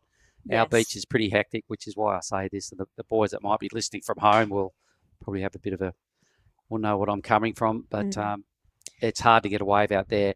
Are you going to have another afternoon surf, True? Or are you going to just pull the pin on it? I'm really in two minds right now because I feel like I need to have a little bit of redemption because yesterday was pretty dismal, if I'm going to be honest with you. It could go either way. It could. I know, which is why I'm also like, I don't know, because it could be worse.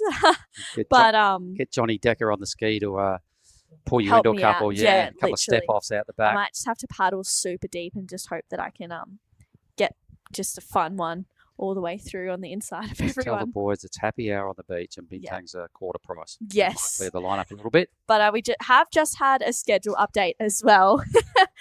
We are going to be just only running heats 1 and 2 of the men's round of 128. Ooh, Giada's stoked. That gets her off the hook. Look at her go. Super exciting. So, we'll only see the first 2 heats of that round. Heat number 3 of the men's round of 128. Will be the first heat tomorrow. Yeah. As we were just talking about. So they'll be stoked. They were thinking, oh, no, I've got to go out in this glary, kind of onshore-y stuff. Damn, and they would have had their games plans together, but probably reluctantly, and now they're first up. Yeah. How good. Super exciting. They will be more pumped than Giada. Yeah, well, maybe I will have to get out there for an afternoon surf then. Maybe let's not tell anyone. And you could just because no one's going to go out there.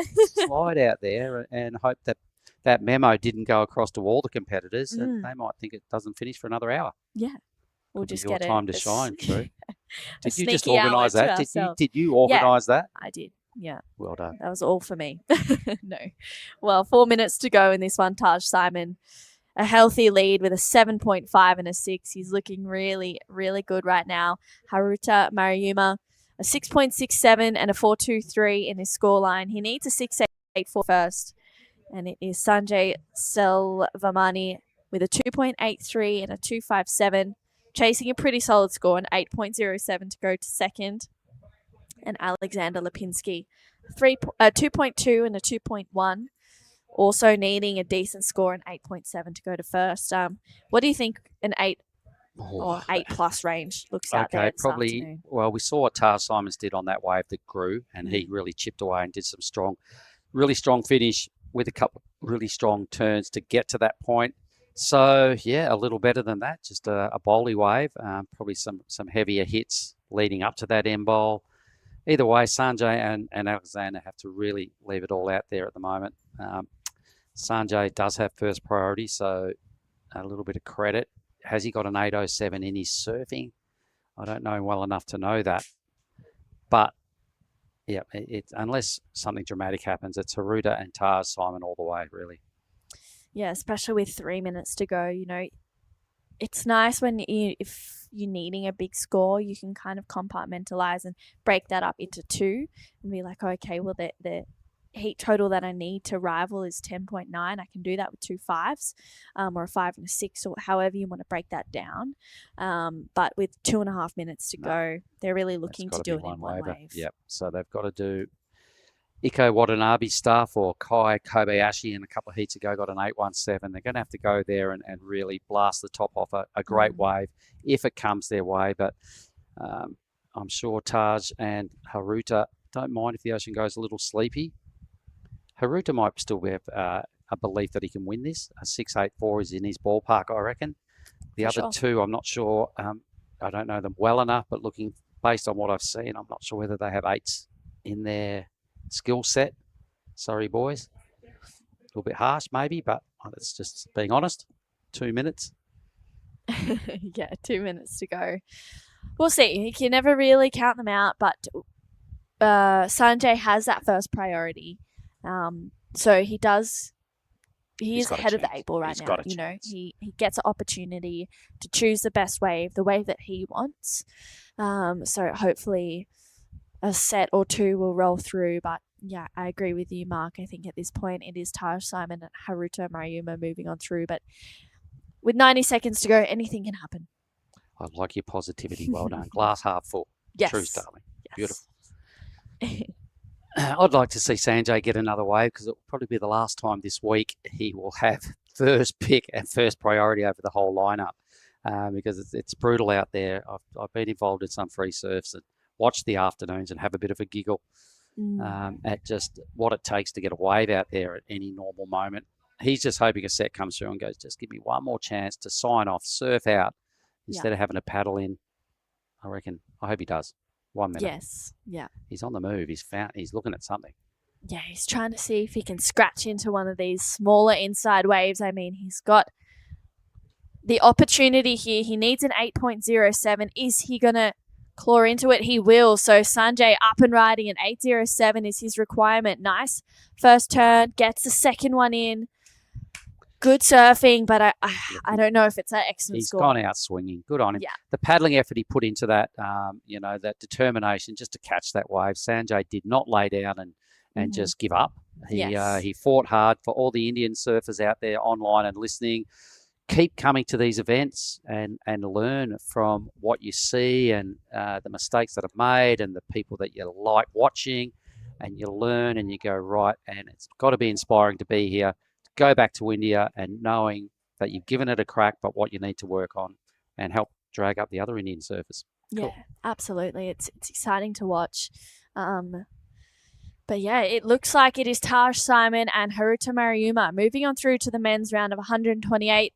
Don't go anywhere. We have heat number 7 of the first round of the men's. It'll be coming right up after this quick break.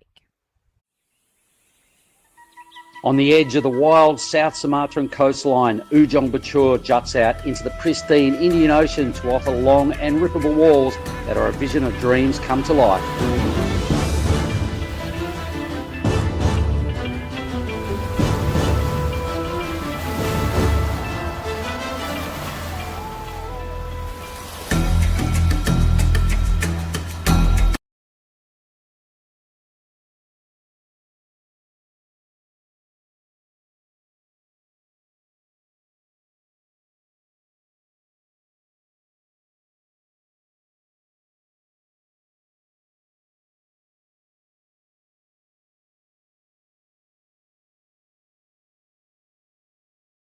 White screaming down the line, Agung, Agung. Great drone footage. Gung slaps it in the pocket.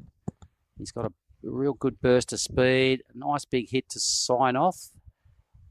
Pretty well surfed wave. I'd like to see the whole thing again. I think when he came on and stared at the screen, he was already ripping and going down the line. So, that was the next previous heat surfer. But really love the performance from that was surfer White Agung. Yep. Love to watch it from beach angle. So we've got Raju Seren. I'm not sure where he's from. Sounds like he's Indonesian. Nikita Avdev. We've got another couple of Indonesians, Agung and Alzair Satria Pratama. Who's this? This is Nikita. Nikita. Surfing blue, racing down the line and gets a strong finish. Can he make it? He's been in this event before. I remember seeing him a few times in Sumbawa, surfing over the last couple of seasons. He's brought his act back to see if he can feature highly at this year's historic 6,000. There's that right-hander down by caddy corner. It's basically kind of in front of Lani's, and there's a big peak that goes on down there, particularly at 6 to 8 to 10 foot, what we've seen the day before we started. Big wide set swing down there. There's a left off that barrels top to bottom, and there's a right that comes way back into caddy's corner that people are starting to surf these days. Dino tells me that from Lani's. He says people go out there and ride the right-hander these days. And we just saw it on the screen. It was peeling off, almost ran into Raju. So that means it's not used to be rideable before? It's kind of not a thing. But when it's big, you look at it and some people go out there and as a novelty moment, try and go out and surf the right. On a left point like this. It's like a one big peak with a big avalanche, big fat white white water. It's where you do not want to get cleaned up, but if you're in the right spot, or could maybe get a little step off of a ski or something. There's some things that go on down there that look quite favourable. Waiting on some numbers. Green's dropped to 3.5. What about you, Di? You going to bother with a late Arvo surf, mate? I'll try to get a couple waves after the comp. I will try, but I don't know. I'm not sure if I can get. So yesterday you told me you were out there patiently waiting in line, waiting for your chance. Right. Don't do that. Just get out there and be an animal. Dog eat dog at those free surfs, bro. You sit there and you wait for your turn. The lights will go out and you'll have to paddle in. There's no, my turn. There's going to be no, Take one off somebody. Right.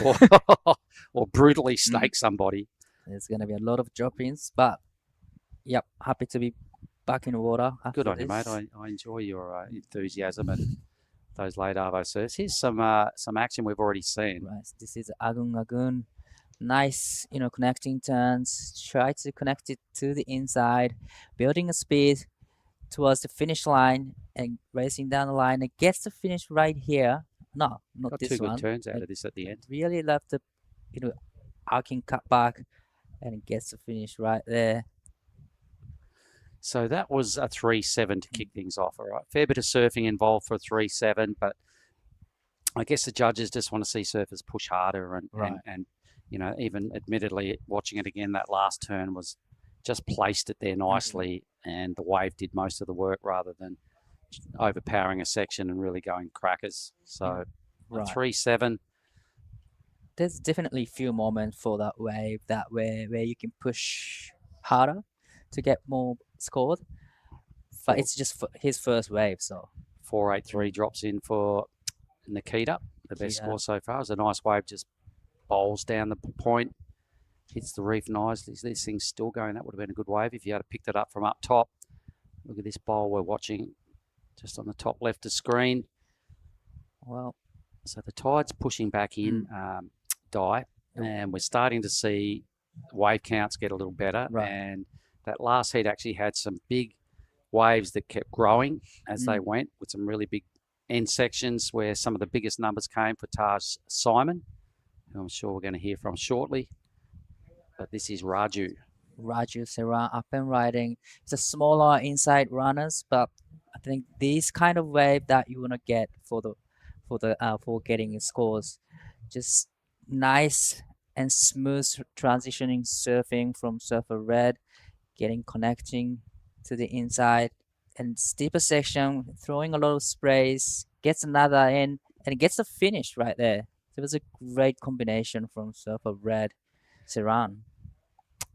Okay, so he's put down on our sheet as Raju Saran, but I think that's Raju Senna. I've seen he's out of Bali.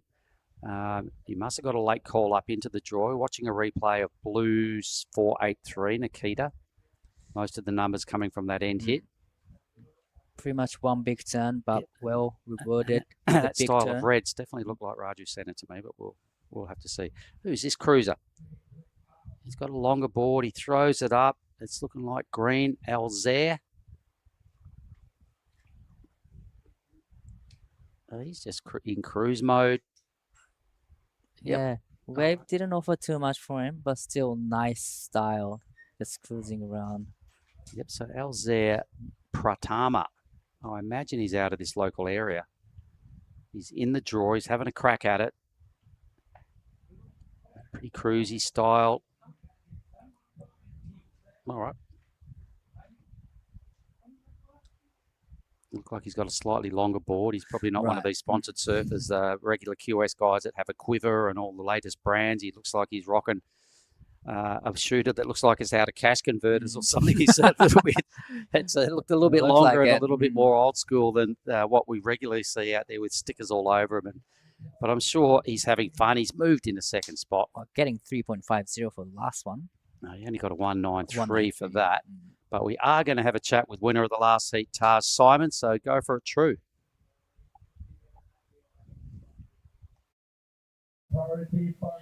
All right, we're back. Taj, let's just go. Talk me through that 7.5. Yeah, it was sick. Good to have a few seconds to hit, and yeah, so good having no one out there. And it's your first heat here at the Krui Pro. How are you enjoying your time here? Yeah, it's good. I'm just staying with Harles up the road. He's a good coach out there, Coach Caddy. Yeah, it's sick. And I'm sure you have lots of friends and family back home watching you. Would you like to say hi or thanks to anyone? Yeah, just my family. They're actually in Bali watching it. So yeah, hello to them. And everyone else watching, thanks for watching. Awesome. Thanks so much, Taj. Back to you guys. Sweet. Thanks very much, True. Taj Simon. Looks like he was a little shy, but at least we got a few words out of him, and I'm sure the Simon clan at home are digging the fact that their boy won, and they got to hear from him, although it was not a lot of words. I'm sure it meant a lot to the Simon clan.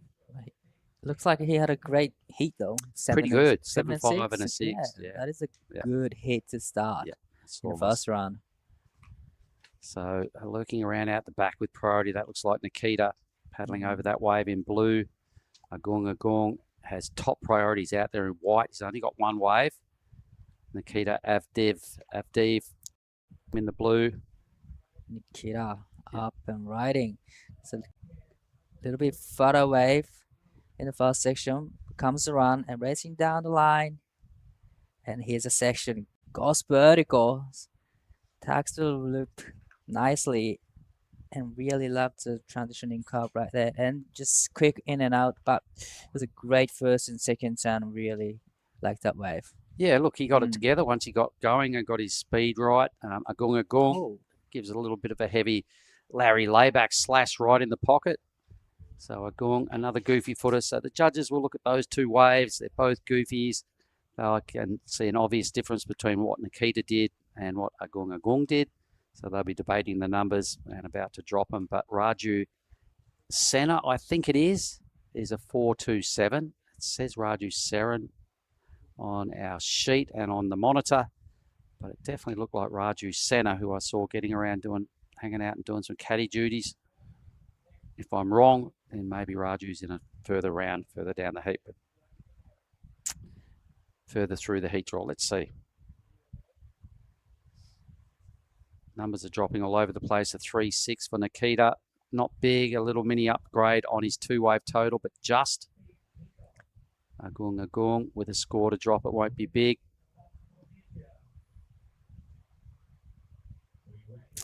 So it's looking like Raju, for me, has got a a quality act when he gets up. He did a lot of surfing on his last wave for a 4.83, but he looked like he has got a good skill set. Right. And I think if it is Raju Senna, then he's actually quite highly rated. Now he has second priority, so there's plenty of time to pick right ones. He's he's still one ride so far.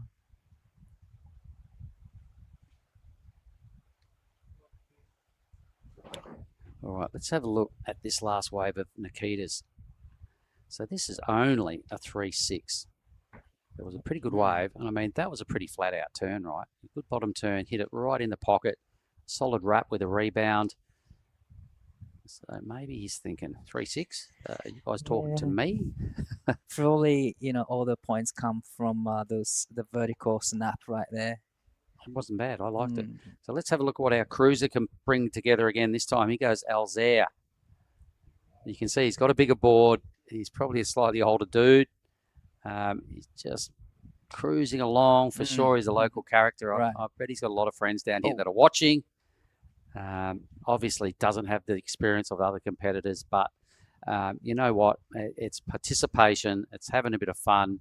He'll probably come in and go, man, I'm glad I did that. Right. He may or may not progress. But for me, it looks like he's out of the local hood. He's out here having a crack. He's in green, so he's the lower seed of this round, but I'm sure he's having a blast. Right. Probably he's used to this point, but probably Raju up and riding. Looks a great looking wave. Nice off the top with a lot of power, commitment, and comes around section. But wave just a little bit flat out. Try to connect to the inside, and here is the wave stands up for him, gets another shot, and quick in and out. But that was a great first turn. All right, let's have a look at this wave now. It's a bigger wave for Nikita. He's probably reading between the lines of that last number and going, I've got to go bigger and harder. And that was a bit of a nothing turn there. So he kicked straight off instead of wasting time surfing down the line. Probably a wise move. The judge is sending him the message that they just want a bit more out of Nikita.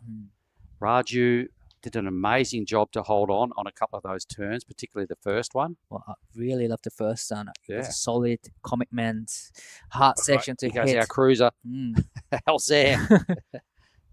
Yeah, he's just cruiser. Yeah, he's in cruise mode because that's what he does every day. I don't reckon he's ever rushed anything in his life, in his surfing.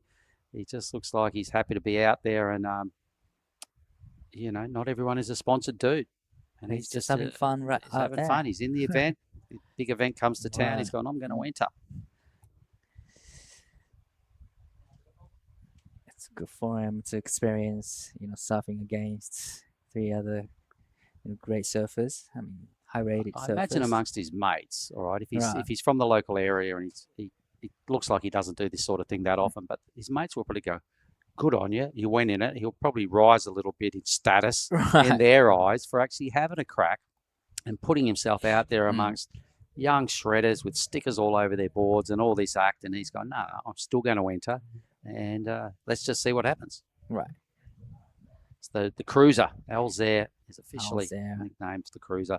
A score to come for Red will take him a fair way up the leaderboard. He could even go to first. Yeah. Saran needing only 2.23 going to the second place, but probably it's gonna be better than 2.23 for the last Red. Like you said, he could go into the first. He needs about 4 points to go to first. A smidge over 4. And first turn, when we remember back, was pretty critical. Right. And a really good recovery. He gets a 5.5, so he does go to first. Boom. Straight into first place with a 5.5. That was well rewarded. Really love the first time. Here he is. Riding again. Love the big arcing snap off the top. Just trying to connect to the inside. This is where the wave sends up for him. It gets a float and a finish strong. Finish nicely. Well, another decent wave, I reckon. Yeah, I reckon. Yeah. In a heat where there's not any real big moments and nobody's really going crackers, at least he He got a couple of moves that were quite solid. He served probably 4 or 5 maneuvers, connected decently with a couple of them. So I think he's going to extend his lead. We'll just watch Ujung here. Whoops. Nothing going on for Ujung. Quick in and out for Ujung. Needing 4.74. Decided to not, racing down the line. But here is a reply of Red. This is his 5-5. Yep. He did a great job to hold on to it. Yep. Great recovery. Great recovery. And he gets a similar turn down here as well, where he tags it and did a good job just to sort of hold on and ride out. Just showing that control that you've still got it together enough to finish a wave. The judges would have thrown probably 4 points at his first move, I reckon, and then just added a couple for what happened down the line. So pretty much all the point, pretty much, most of the point comes from the first hit was section. Was pretty large. So we're still low to score for Red. Could improve on that 4. Did some reasonably good moves. A couple of little misfires on waves number 3, but a couple of decent connections. So could upgrade the total. Nikita with priority at this stage needs about 5 points to win, or upgrade a 3-6 and fend off Ujung and the Cruiser in green. The Cruiser's locked in a 2-1 for his last effort. Getting 3.5 is not actually easy, in this QS 6000. You need decent turns to get 3.5, so it's good on him. And Raju goes a little better than his last wave, so not by much, 1.6 better. So 4.43 locks in as his best, second best number, and pushes the requirements up a little for Blue. He's now got to get just over 5 points, and the other two high 4s would see them move into second spot.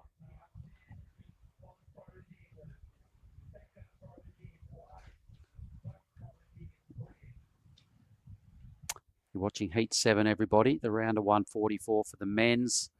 So we've got a big program about to roll out here as we watch Raju again. So this is his last wave. This is a 4.43. So a lot of surfing went on. There was a couple of little misfires on this wave, but he stayed with it. And he kept investigating the lip, which wasn't a bad thing. Threw it up again there. Put it together.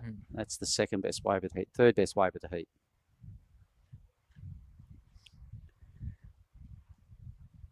So we haven't seen anything quite as good as Taj Simon's surfing out of these 4. There's still 6 minutes to light it up a little bit more.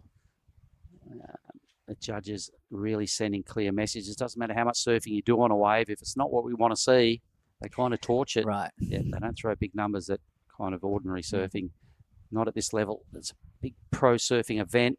The judges want to see a professional act that sticks very close to the criteria they've been assigned. Oh. And here we go. Looks like Nikita up and riding. This is a good looking wave. Big carve for the first section. But unfortunately, wave just dies out a little bit. But he's got connected to the next section. Wave just stand up for him. Big carve again. Wow, there's a lot of section to hit and gets the nice finish right there from Nikita. Needing 5.11 to go into the first. That was an unusual wave. Here's the Cruiser. What's the old mate got? A big section. What's he going to do? Hits it, lays back on the job, and doesn't ride out. But Ujung, he's just found too many flat waves.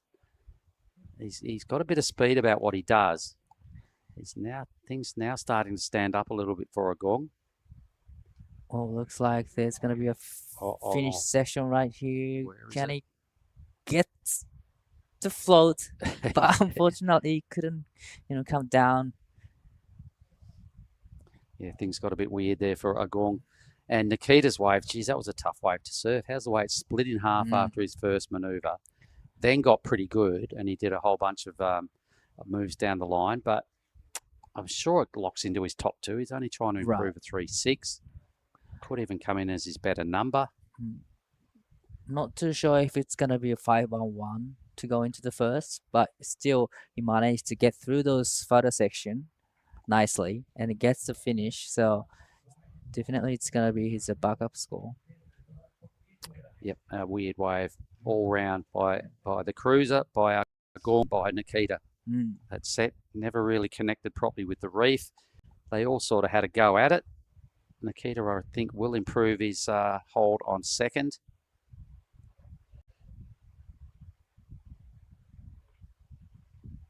Al's there. I'd like to go out and see him. Because I've got next heat off. I might just go and hang by the beach marshalling area and just see what Al's there looks like and what his act is. And I'm sure he's an older dude.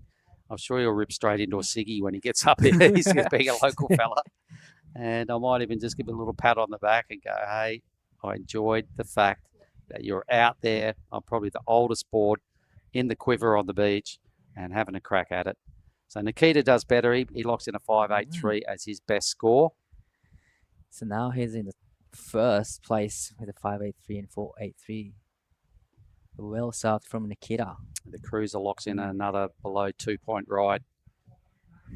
Sitting in fourth spot. Ujung still could do with a 6.23 if he wants in on the next round. He's only got 3 minutes. I don't think he's even out the back. But here is this wave of Nikita's. So a nice first turn. He then gets over this hump and he spies a bit of a grower down the line here. So he did good to hold his speed and momentum. To get to here, that was just biding his time. Getting a couple of steep bits now to get his teeth into, and a good strong finish. Boom, that's a 5.83. Wave of the heat. Well served from Nikita. Managed to put a couple good solid turns and finishing with a nice turn. Well, looks like another wave rolling through to the lineup. Maybe someone out wide. No one paddling out on the job that wants in on that thing.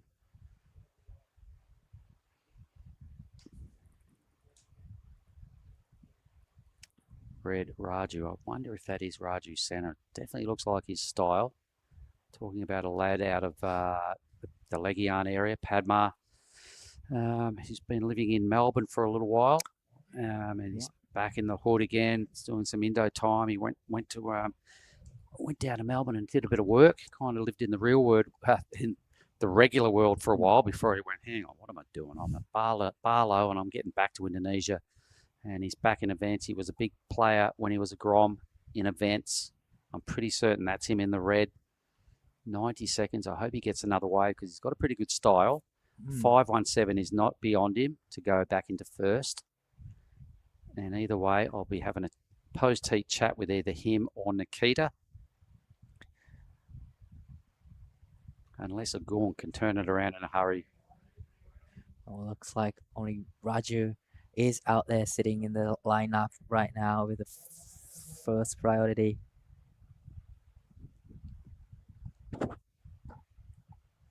All right, Heat 8 coming up next. Who's that? Toy Tanaka, is that right? Toy? Yep. Oh, hang on. Let's not discount Ujung.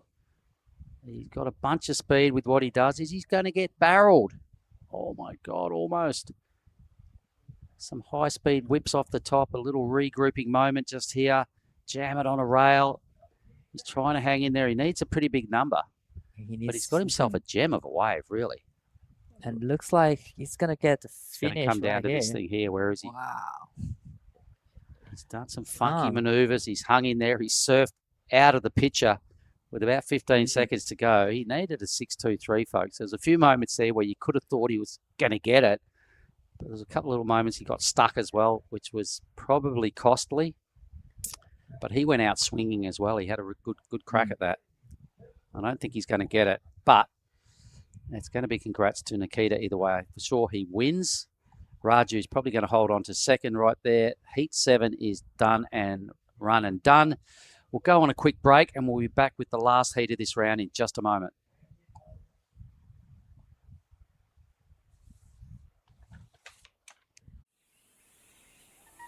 On the edge of the wild South Sumatran coastline, Ujung Bocur juts out into the pristine Indian Ocean to offer long and rippable walls that are a vision of dreams come to life.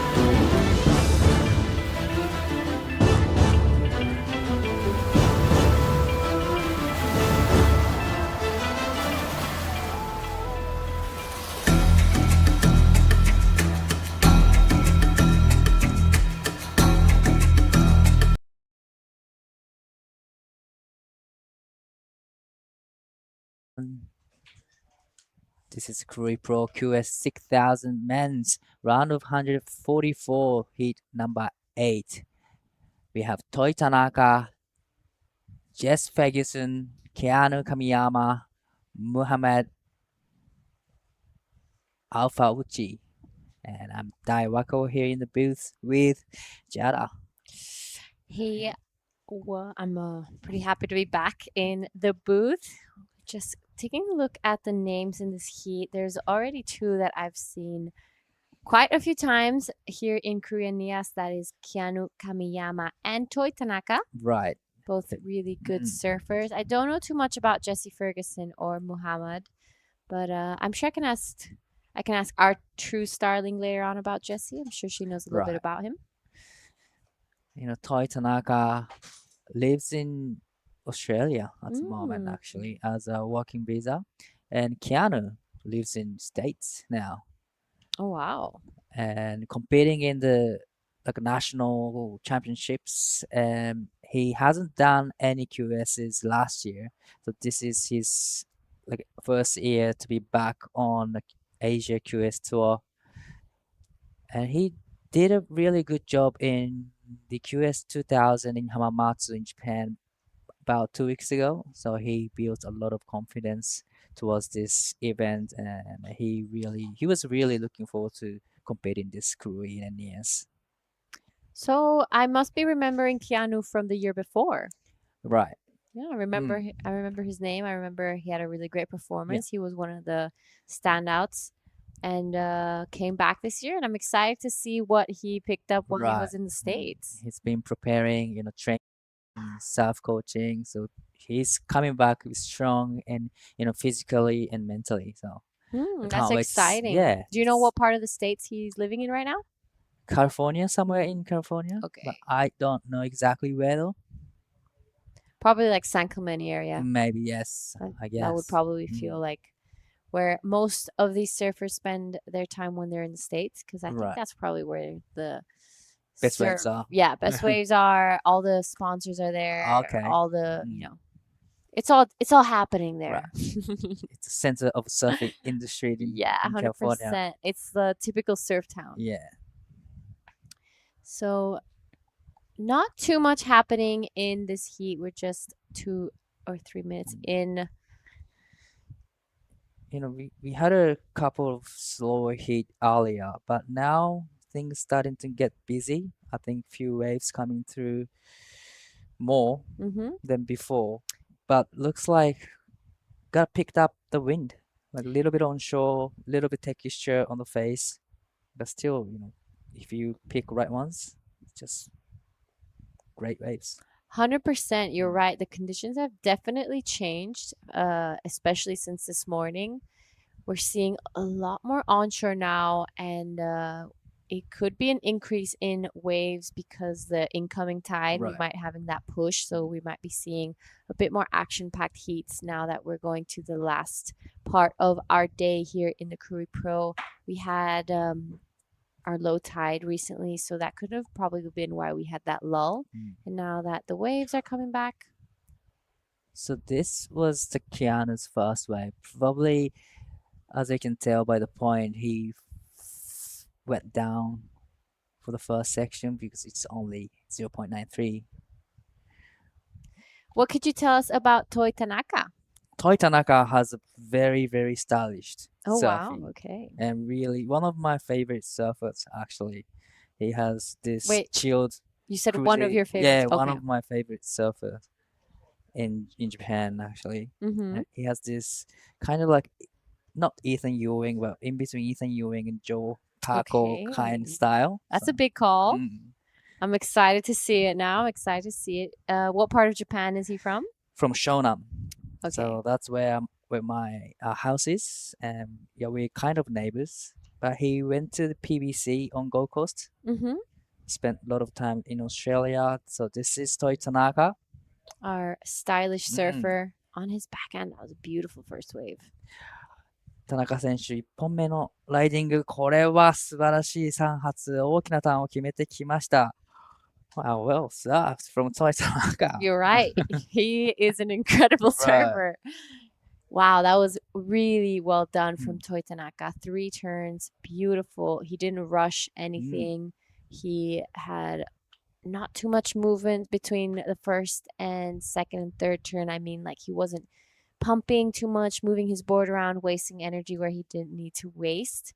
And we'll get right back to Toi's last wave, but we're going to head over to a quick post-heat interview with Mark. All right, folks, winner of the last heat, Nikita Avdiv, is here with me. Right when we're copping a blast from the beach announcer. But Nikita, firstly, congratulations on the win. Tell us a little bit about yourself. Oh, thank you so much. My name is Nikita. I'm from Russia. Last couple of years, I live in Bali, and actually today is the day when, like 12 years ago, I went to my first SA game. I win a heat. So it was a big day for me. I was like, well, it's a good entry to bring in this comp. Well, it's part of history this year. A 6,000 event's never been done in Indonesia before. How good is it competing in Indonesia? I actually think it's almost better than the Dream Tour. I'm sorry for saying that, but like we've been scoring waves here before the contest. I get some crazy knocks with all the boys. And then, yeah, I feel great. I think it's then the first Russian to win a hit in the 6,000 as well. I want to shake your hand for that, but I'm then going to ask you as well, where have you been getting some other good waves around the traps here in Krui? Krui full of the wave. I don't want to put all the secrets out, but if you come here, you definitely will score, enjoy it. And locals are super nice, food are great, there's a good place to stay. And it's just like a paradise. And like it's a bit of a drive here, but definitely keep some crowd away, and it's a dream to come true to surf here. All right, so what are you going to do next round to drag some 6s, 7s, and 8s out of the judges? What have you got in the bag? Well, I check out my leg because I get a little injured and like roll my ankle. So I kind of feel it out and definitely will push it harder, try find a better wave, and I hope it's big tomorrow. And when it's big, just 2 big turns would make a deal. If it's big, go out there and get barreled. Well done, Nikita. Well, thank you so much, and I would like to say thank you for all who supports me. Спасибо большое, всех люблю, обнимаю. Okay, thank you very much. Well done, champion. Yoo-hoo. Cheers, guys. Epic. Thank you so much, Mark. And while we were at that interview, the score for Toi Tanaka came down at 7.17. That is a very, very good start for our man in red. Definitely the best way to start. This is a replay of Toi Tanaka's last wave. Well, I like everything about this wave. No hit rush, just finishing so strong. That was a great ride from Toi Tanaka. And behind this was Jesse Ferguson, comes in at a 3. This wave kind of just tapers off, so he didn't have too much opportunity to work with, but it's a good start. You know, he got his first wave up. We're still waiting for a wave for Muhammad Al-Fruchi. Yeah, I really liked Jesse's first section, actually. He pushes so much, tail area so that he can throw a lot of sprays, but it just wave didn't offer too much for him. It just dies out, so it was a little bit unfortunate for Jess, but yeah, there's already still 60 minutes remaining, so plenty of times for him to get another score. 100%. There's so much time in this heat, 16 minutes left, but it is Toi Tanaka out in the lead, feeling pretty comfortable with that 717 under his name. He won't be worrying too much just yet, but he will want to back it up because even though this is early rounds, you don't want to give any space for mistakes. You don't want to be finishing this heat in 3rd place without a backup. Definitely. Especially when you get good scores. First couple minutes, you build confidence, but if you wait too long, it becomes kind of pressure to it, having a great score. Exactly, and it's easy to just sit on it. Right. And this looks like our man in green, I think. This is Muhammad. Nice first turn. This wave goes a little bit flat on him. He's going to try pump through it. Gets back into the whitewash. Wants to maintain his speed. Looking like this wave is going to stand up for him again. Wraps it around nicely. Wow, what a good wave. Wow, long wave. Yeah. And still, there's more wall to work on for him. This wave just kept standing up for him. Ooh. Oh, unfortunately falls off, but nicely done for our man in green. It was the wave that kept on giving. It would go flat and then pick back up and then flat and pick back up. But we've seen that here in Krui so many times. It's the beauty of this wave that sometimes you just with that good wave selection, you can get waves that do like 8 or 9 turns on them. Yeah, when you see the section coming up to you, you don't really want to kick out. Yeah. And you just want to keep surfing on that wave. And sometimes that happens, and sometimes, it was going for, but sometimes it's just you need to decide to kick out earlier so that you can get back out easy.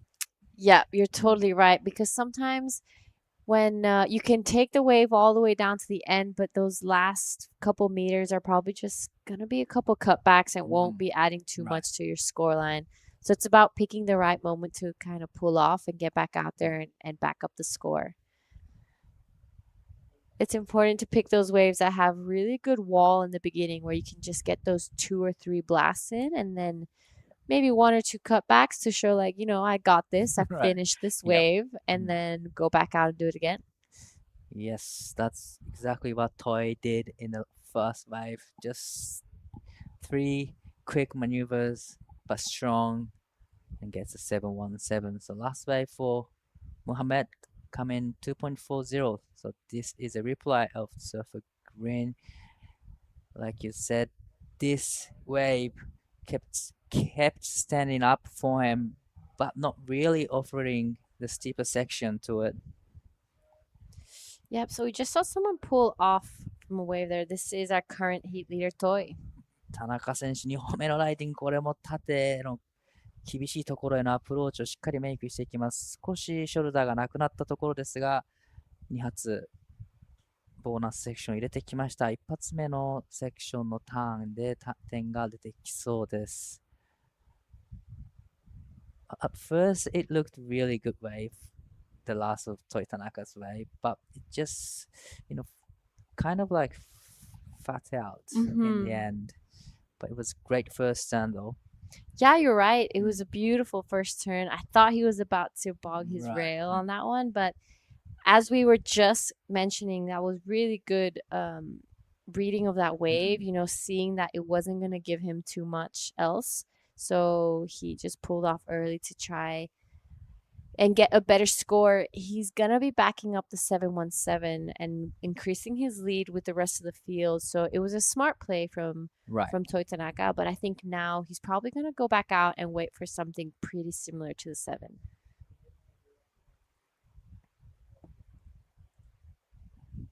When the tide gets so low out here in Krui, it starts to create a little bit of a backwash. You can see just at the bottom of the screen how the reef is just wanting to get exposed, and it affects the wave a little bit. It creates a small backwash and makes it a little bit more wobbly on the face of the wave, especially with this onshore. It is not easy out there.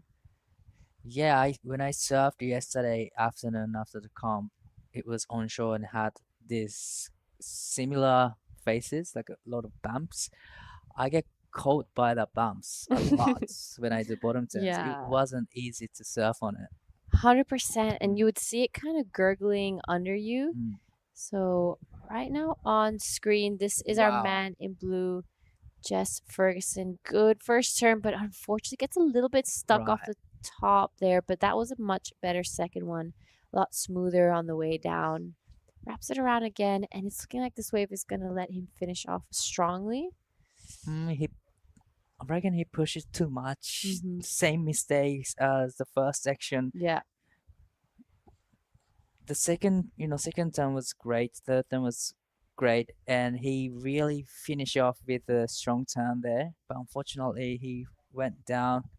And on screen, this is the surfer in blue. Coming up next, Sho Shirai is getting ready with Kairi Noro. Sho was in the Pro Junior earlier today.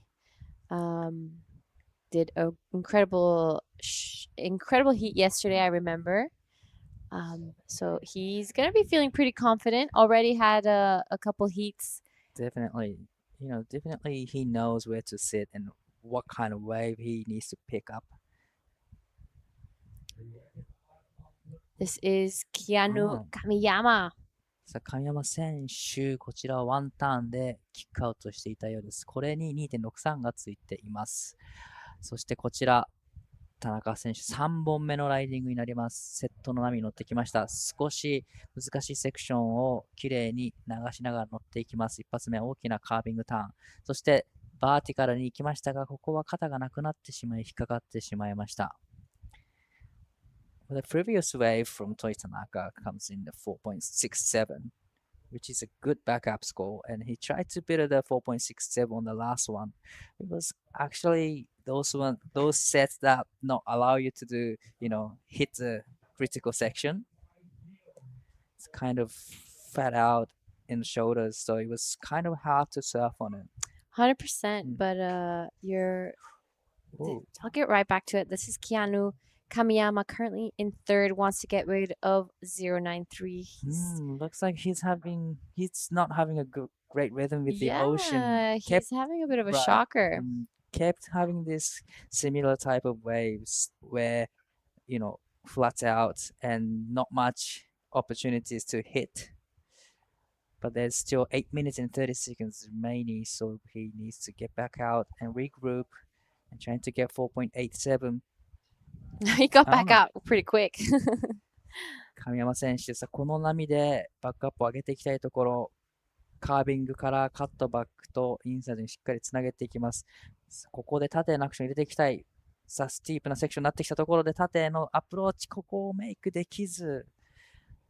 Well, that was a little mistake from Keanu. It was a great surfing, but unfortunately he went down with the last section. Honestly, I thought it was a mistake in the wave selection, but then when it picked back up, it looked really nice. Unfortunately, he fell on that wave, but I think that would have been a pretty good way to get back into this heat. He would have definitely gotten rid of that 227. Hopefully, well, he will get a couple more chances before this heat ends. We're waiting for his last wave, which I don't think will be too significant. Toy Tanaka's also a little bit of a set wave that was just kind of fat, nothing too crazy. But I totally agree with you. Toy Tanaka's style is insane. It's beautiful to watch. Super calm surfing. His composture, the way he stands and carries himself. You're right. I think he's one of my new favorite surfers.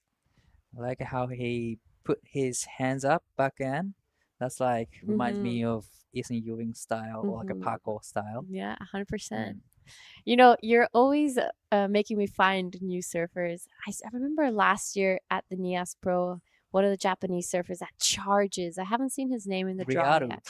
Yes. Oh, he's one of my new favorite surfers. He's now in the Challenger Series. Oh, so, unfortunately, we won't see him. Actually, he's incredible surfer in the aerial, in the air game, maneuver, and the tube as well. I think I totally scared him off. I was in Nias and I went up to him. I was like, "Oh my God, I'm your biggest fan!" And he looks at me like, "Okay." I was like, "Okay, that did not work out." I love your surfing. I'm your biggest fan. And he looked at me like, okay, thanks. Yeah, thank you. Kind of tapped me on the shoulder and like paddled away. But yeah. Oh, he's kind of shy guy. So probably he's been shy, but he would be so happy with that. I hope I didn't scare him because but yeah, he's one of my favorite surfers to watch, especially out in Nias. He was charging a lot. So this is the previous Toy Tanaka's wave on a bigger set. Well managed surfing, but just wave didn't offer too much after the second turn. Actually, talking about style, another Japanese surfer I love watching that actually isn't competing, but I spent a lot of time with him in Mentawai is... Oh, Riku. Riku, yeah. Yeah, he is still young. Yeah. But his surfing is so mature and he's like the Japanese Craig Anderson. Definitely. He is incredible. I don't know how he can compress his knees that much. I know. My knees would blow out if I did that. He is incredible. His style. He's not afraid of anything. He's so kind as well in the water. And he really keeps to himself and catches his waves. And I've never seen him have any issues with anyone. So shout out to Riku. Riku's model. This is our man in green, Mohammed, wanting to back up that 240. He knows he has to do a little bit more than that to be able to pass this heat. We are reaching the 4.5-minute mark. I feel like this wave is going to let him finish strong, but unfortunately he goes over and out. Right behind him is Jesse Ferguson. Nice first turn, straight up into that second one, and blasted again. This is a good looking wave for Jesse. Oh, it's going to be a huge score. He's definitely getting rid of that 3. And maybe fighting position for first. This is 田中選手、これはいい波になってきそうです。しっかりスープでのフローターをして前に出てきます。ここは波が切り立ってくるのを待ち、さあここからどういうセクションになってくるのか、縦へのアクションを入れていきたいところですが、カービングセクションを重ねていきます。ここからインサイドセクションが出てくると点数を上げられるんですが、どうでしょう。さあここでしっかりと大きなアクションを入れていきます。まだ続くのか、さあスープへのレエントリーもしっかりと決めてきて、ここでキックアウト。Well, that was an interesting exchange between blue and red. I really liked Jesse's last wave. 100%. Jesse's last wave was really, really well surfed, especially that last turn was super critical. Kind of airdropped it. He followed that lip line all the way down. So I think he could be fighting for first there, but will Troy Tanaka increase his 467 with that last wave?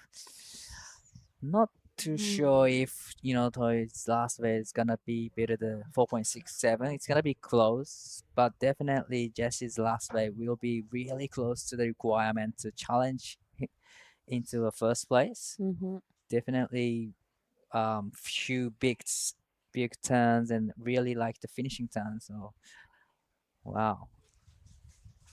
Yeah, this is going to be a pretty interesting finishing from all our surfers in red and blue. I'm pretty excited with just 2 minutes 20 left on the clock. Well, we're still waiting for the last of blue and red as well.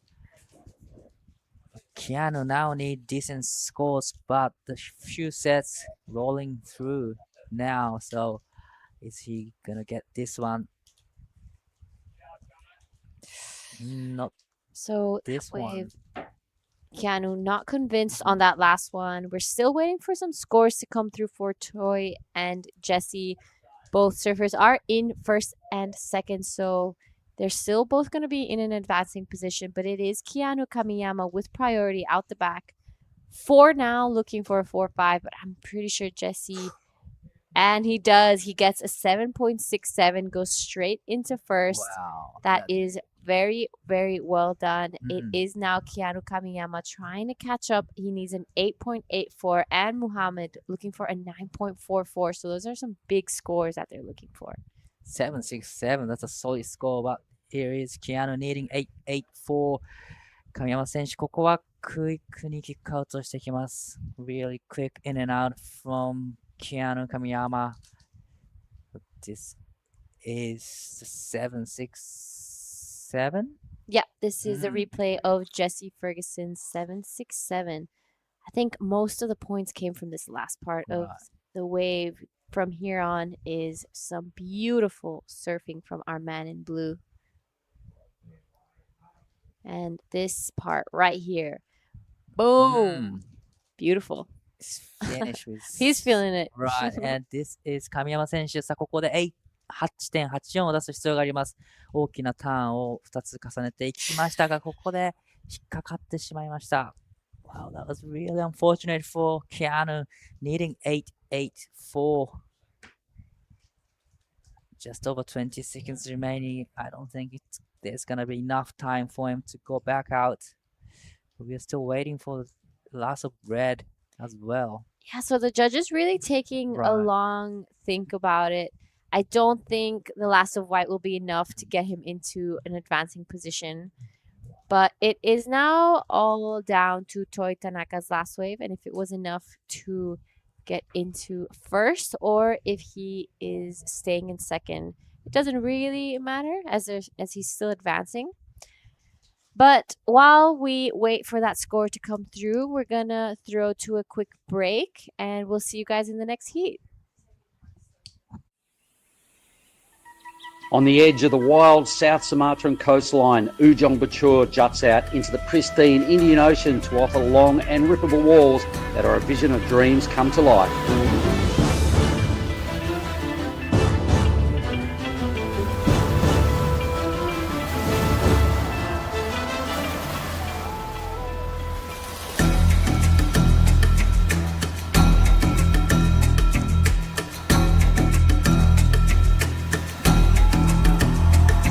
The Krui Pro is at it again and will bring Asia and Australia's best and up-and-coming surfers back to one of the rawest proving grounds on the WSL's qualifying series.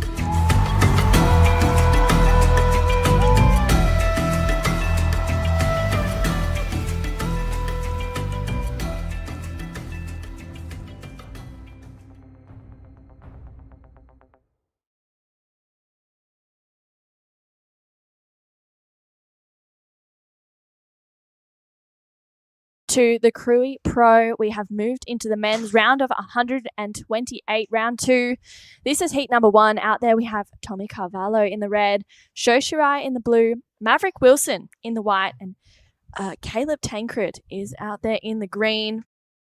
We saw Caleb a little bit earlier in the men's round of 144, so he is surfing his way through the rounds in this event, but it is the first time we'll see Tommy, Sho, and Maverick in Arashi for the QS event. I'm True Styling, joined with Giada Legati. Giada, you were calling that last heat. How were the waves looking? Oh, I mean, I'll get right back to that as we see the first wave ridden by Maverick Wilson. Unfortunately, just a quick in and out. But yeah, we've had a huge change in conditions, especially since this morning, you know, with that low tide, that onshore wind. It's not looking easy out there, but it was Jesse Ferguson and Toi Tanaka taking it out. They got 2 waves, got into the 7s, and it was honestly pretty incredible to watch. They surfed it incredibly. I don't know much about Jesse Ferguson. What could you tell us? Yeah, so Jesse is from the Gold Coast. He is still a junior, still in school. He's actually doing a little bit of homeschooling, which is super cool to see. He trains with Adam Dufner, who we actually just saw on screen there, and that was his dad also with another camera. But this right here looks like Caleb Tancred. It's patient off the bottom, nice opening carve. He just surfs this wave to such a beautiful pace. He doesn't try to oversurf it. Another nice carve, throwing heaps of spray, gets a little bit more critical in that section, and you can see the glare. That afternoon glare is really coming into play, but Caleb not really worrying too much about it. But yeah, Jesse, he works really hard. He puts in a lot of effort. This is the WA girl, Maverick Wilson. It's a bit of a slopey wave. He's been putting a lot of time in with Chelsea Hedges over at Surfing Australia, and Mav just loads up, really nice opening carve, drawing it out, hoping to find a critical section, which he does. Drives through that one a little bit more. Gets another nice open section there, just really into his rail as he kicks out. So yeah, first few waves for Maverick and for Caleb. But yeah, Jesse winning that heat, that was pretty cool. Yeah, wow, I can't believe he's still a junior. I don't know on land, but on the wave surfing, he looks really tall. Yes. He looks like a grown man. Yeah. So it's surprising that he's still junior and still in high school. That's pretty shocking. But back to Maverick, that was really well done. He I really liked the flow he had on that wave. You know, it wasn't giving him too much, but the moment that wave did stand up, he kind of just went for it. So really, really well done there. This is Thomas Carvalho, a name we've seen time and time again here in the Krui Pro. I know he lives on the Gold Coast and has Brazilian blood somewhere there. Yeah, he does. Lives up at Kira. Surfs for Snapper Rocks. He's been at the Krui Pro a couple of years in a row, I'd say now. Yeah, he's definitely spent a lot of time in the Rashi and attacks each wave differently. So excited to see him opening up his account in this heat. 517 for Caleb's first wave. Feels like it's getting a little bit bigger, or is it just a bit more consistent? Nah, it's definitely looking like it's getting bigger, but it did something similar yesterday afternoon. I feel like when it has that tide pushing in, this wave just suddenly increases in size for a couple feet. Like yesterday afternoon, I was out there, I got a couple on the head that I was like, I didn't see that this morning. Yeah. Definitely. Gets a heart racing, that's for sure. 100%. Especially when you're trying to paddle back out with 500 people about to duck dive in front of you and you're like, no. Please hold on to your board. Yeah. And you look back and there's another 500, so you're there like, I gotta hold on to mine too. Yeah, there's a lot going on navigating those free surfs. Definitely. Yeah, I'm excited to hear from Jesse. I feel like I'm pretty sure he's training with Duffy over here. He's been putting in the hard yards, training heaps leading up into the Newcastle event. I feel like Jesse was down in Bells at one or two of the days. I'm just kind of taking in the vibes of the CT down there as well. And yeah, he's an awesome human being. He really rips in. Trains with Jared Detiri as well, more often than not. So yeah, he's got a really good support team around him, and it's awesome to see it. So stoked he took out that last heat, and Toi Tanaka coming in second as well. Yeah, I was telling Dai how incredible Toy's style is. Yeah. I didn't notice it until this last heat. I don't think I've ever really seen him surf so much. Last year, I probably didn't get a lot of his heats. But yeah, super, super stylish surfer. Really great to watch. Even though he wasn't doing too much, it was nice to watch him. Yeah, he's just got this real I don't really know how to describe it. I guess like a steezy approach to each wave, you know. He's just like, yeah, I'm just going with it, and yeah, it's super cool to watch that. Maverick's last wave actually just locked in a 4.33. First of Tommy, a 3.5. And Tommy, he's hustling here to try and get a back up and just scratches into it. Wow, I'm surprised he was able to catch up, but he did start paddling really early. So nice first opening turn here for Thomas Carvalho. Good second one here for the man on his backside, and closes this one shut, rides out of it. That's going to be a pretty good score for our man in red. Really wanted that wave. Yeah, you can see why. He got a couple of really nice turns done. This is Sho Shirai. We've seen him in the Pro Junior. Oh, wow. Would have been a huge first turn, but unfortunately comes unstuck. We saw him just gain heaps of momentum the last few days, and it's nice to see him in the QS making his first appearance for the Krui Pro this year. Unfortunately, just unable to capitalize on that first one. Yeah. But another great surfer, so I'm sure he's going to get back out there. Plenty of time left. We're on 18 minutes. All right. Nothing crazy just yet. By this point in the last heat, Troy had already locked in his first 7. He just blasted that one. It was 3 big turns, so he was feeling pretty confident. He did wait quite a while to get that second one in. But there we have it. Just as I said it, Thomas Carvalho's wave comes in at a 7.17 and goes straight to first. And speaking of the last heat as well, we're going to head down to Dai with the winner of the last heat, Jesse Ferguson. Well, I actually might just stick with live action because Caleb's just decided he wants a wave right now, using his priority. Here's it. Tommy gets a 7.17. He's going to try and back it up. Unfortunately, can't quite get that completion for Caleb Tancred. He already has a 5.17, the second best wave of the heat. But while there is a break in the surfing, we're going to head over to Daiwako really quickly with Jesse Ferguson. I'm here with the last heat winner. You had a really slow heat start in the beginning, but you managed to get yourself mid-range score in the second half. So tell us through your heat. Yeah, I didn't catch a wave till about 11 minutes, and my first wave was a 2. Oh no, I caught a wave at like 15, it was a 2, and then I got my first proper wave at 11 minutes and I fell off, and I was like, oh, luckily I still got a 4.5 for one good turn out the back. And then I just waited, and it was pretty slow. The other boys got a couple scores, I think. And then I just got that one good one and just linked it all the way. I didn't want to force it on the first few sections because they can sometimes be a little bit fat and you can get caught up, which happened on my first wave. And then I got the big finish and I was so good. So you're surfing in the juniors division, right? Yeah. Compared to the juniors division, is it the surf is different or the waves are different or same condition? Well, wait, do you mean in the Pro Junior? I'm not in the Pro Junior, but I could be in the Pro Junior. I'm young enough, but I don't think they allow the Aussies to join in. But yeah, it's pumping out there, so I'm just happy.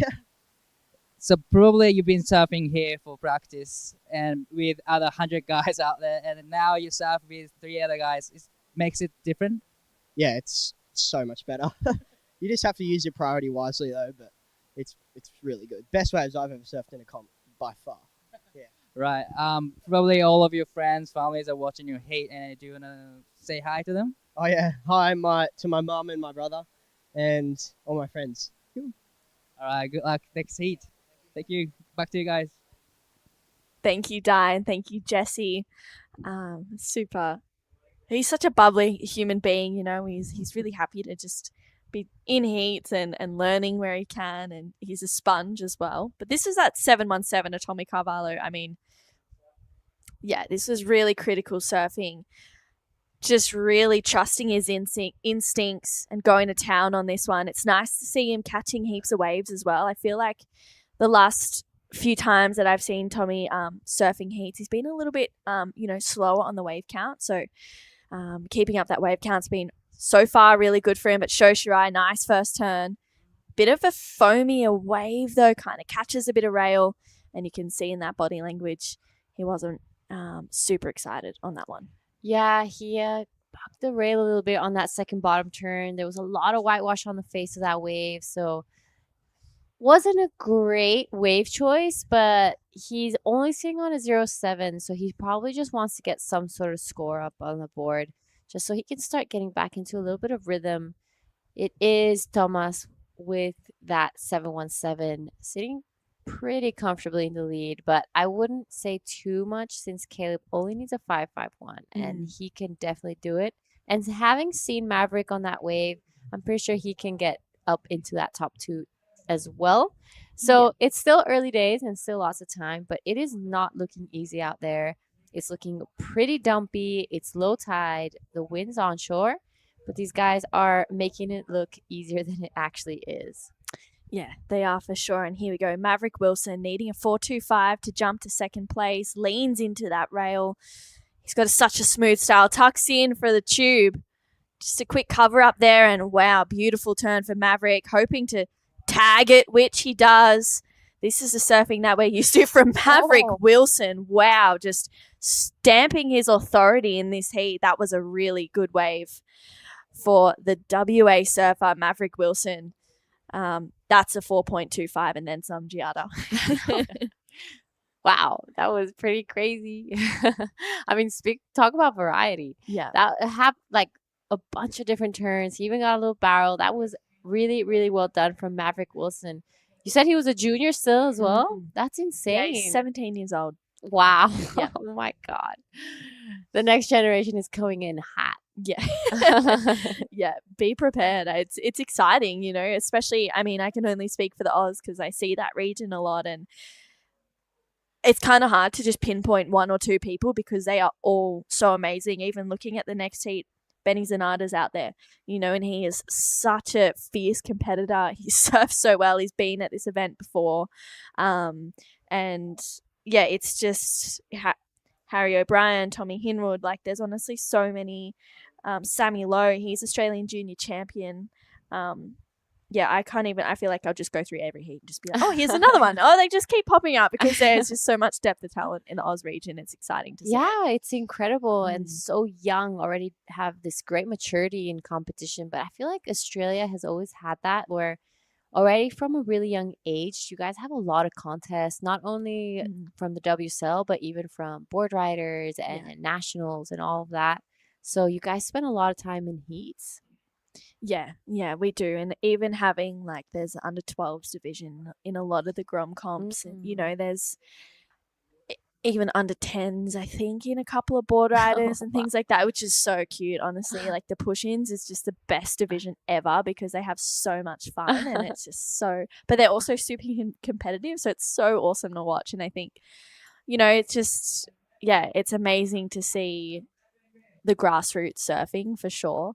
And then you come over to Indo and you bring in, the Indonesian juniors, the Japanese juniors, and beyond that as well. And you kind of just see that it's huge. Yeah, you're totally right. I mean, in Australia, if you wanted, I think you could have you could join a contest every week, right? Yeah.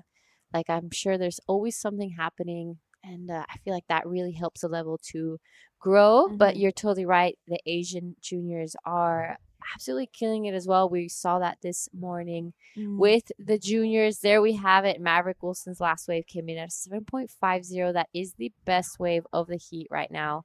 So well done to the West Aussie. Wow, Giada, this is such a good wave. Yeah, that first and second turn were really good. I like that he found a little bit of shade here. Wasn't super deep, but it must have felt good anyway. Laid it right back into this one. And there we have a huge spray and pushes the tail all the way around. That was really, really well done from Maverick Wilson. Do we know what part of West Aus he's from? Trig, I think. No, sorry, Yelling Up. There's such a variety of waves over there. He charges. It's so awesome to see Mav just really converting on all the preparation that he's doing. As I mentioned before, spends a lot of time at the Surfing Australia Hyundai High Performance Centre, and especially with Chelsea Hedges over there. It's cool to see him just really going for it in these events, and he just looks comfortable right now in one of the highest QS ranked event. Yeah, you're right. And I feel like in West Aus, if you don't charge, you don't surf. Yeah.